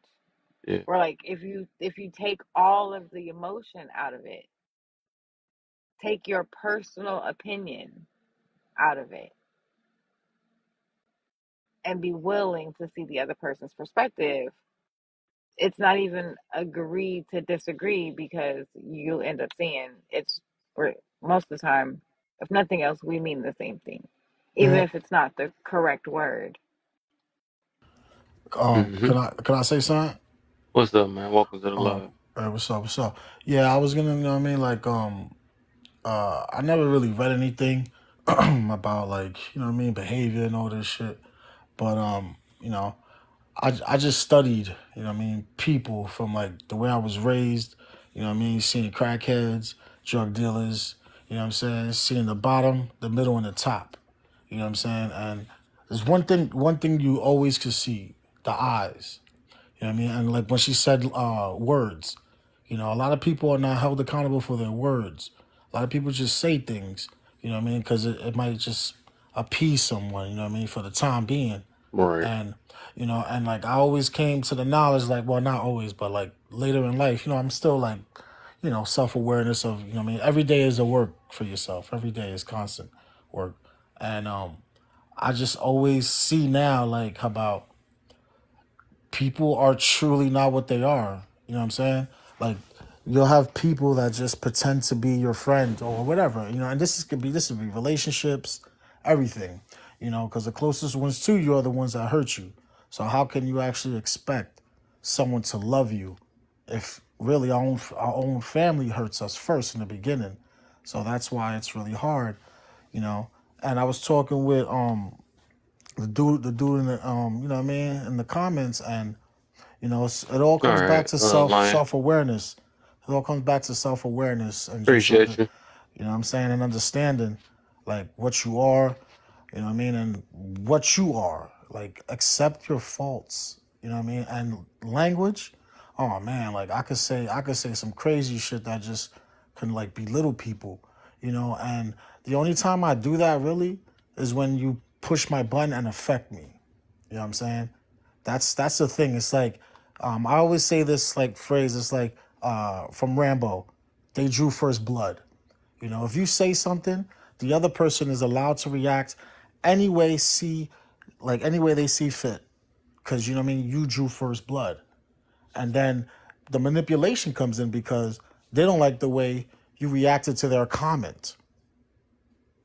That's why we really got to mind our tongue and what we say. Because they could like say anything they want to you. I'm going to land my plane. All right. Okay. I hear you. That's true. Or somebody like somebody what you call it. Boy, it's about that time. I probably gotta call it in a minute. It hurt. Boy, y'all be hanging with the big dog. So, what y'all got? What y'all learned tonight, and what y'all got for me? Or everybody else done left already. He just got here, so. What y'all got for me? Any final words? Oh, I was gonna tell you for a topic you should probably do. This is an interesting topic. I'm gonna tell you, so I was talking with a female friend of mine, and you know how like when a woman's pregnant and basically like, it's not all the time, but the woman could sometimes they say, oh, it's the woman or the child, like during like death. I feel like that should have a conversation before if it happens in that time, because you know what I'm saying, that's a very big topic. Would a woman like say keep the baby or keep me? You know what I'm saying? Mm-hmm. And I feel like, I mean, if I ever have a child, I would tell my wife, like, what would you want to do? Should we have this in writing? You know what I'm saying? Because, and no one wants to think of that, but anything is possible. Anything could happen. But I feel like that's an issue. That's crazy. It's a topic. You might end about that one.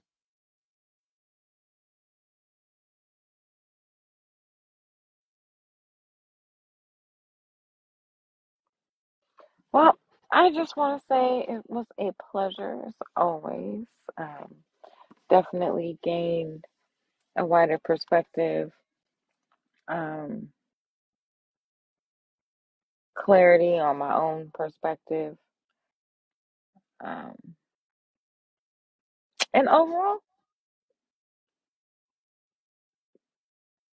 just a great, enjoyable conversation. Very surprising that some people were seemingly on their best behavior. So, right. um, Wink, wink.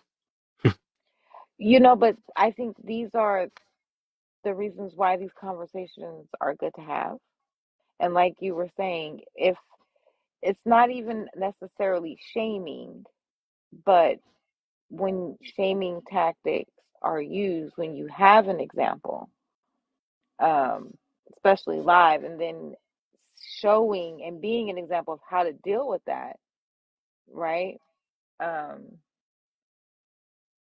It's a great blueprint.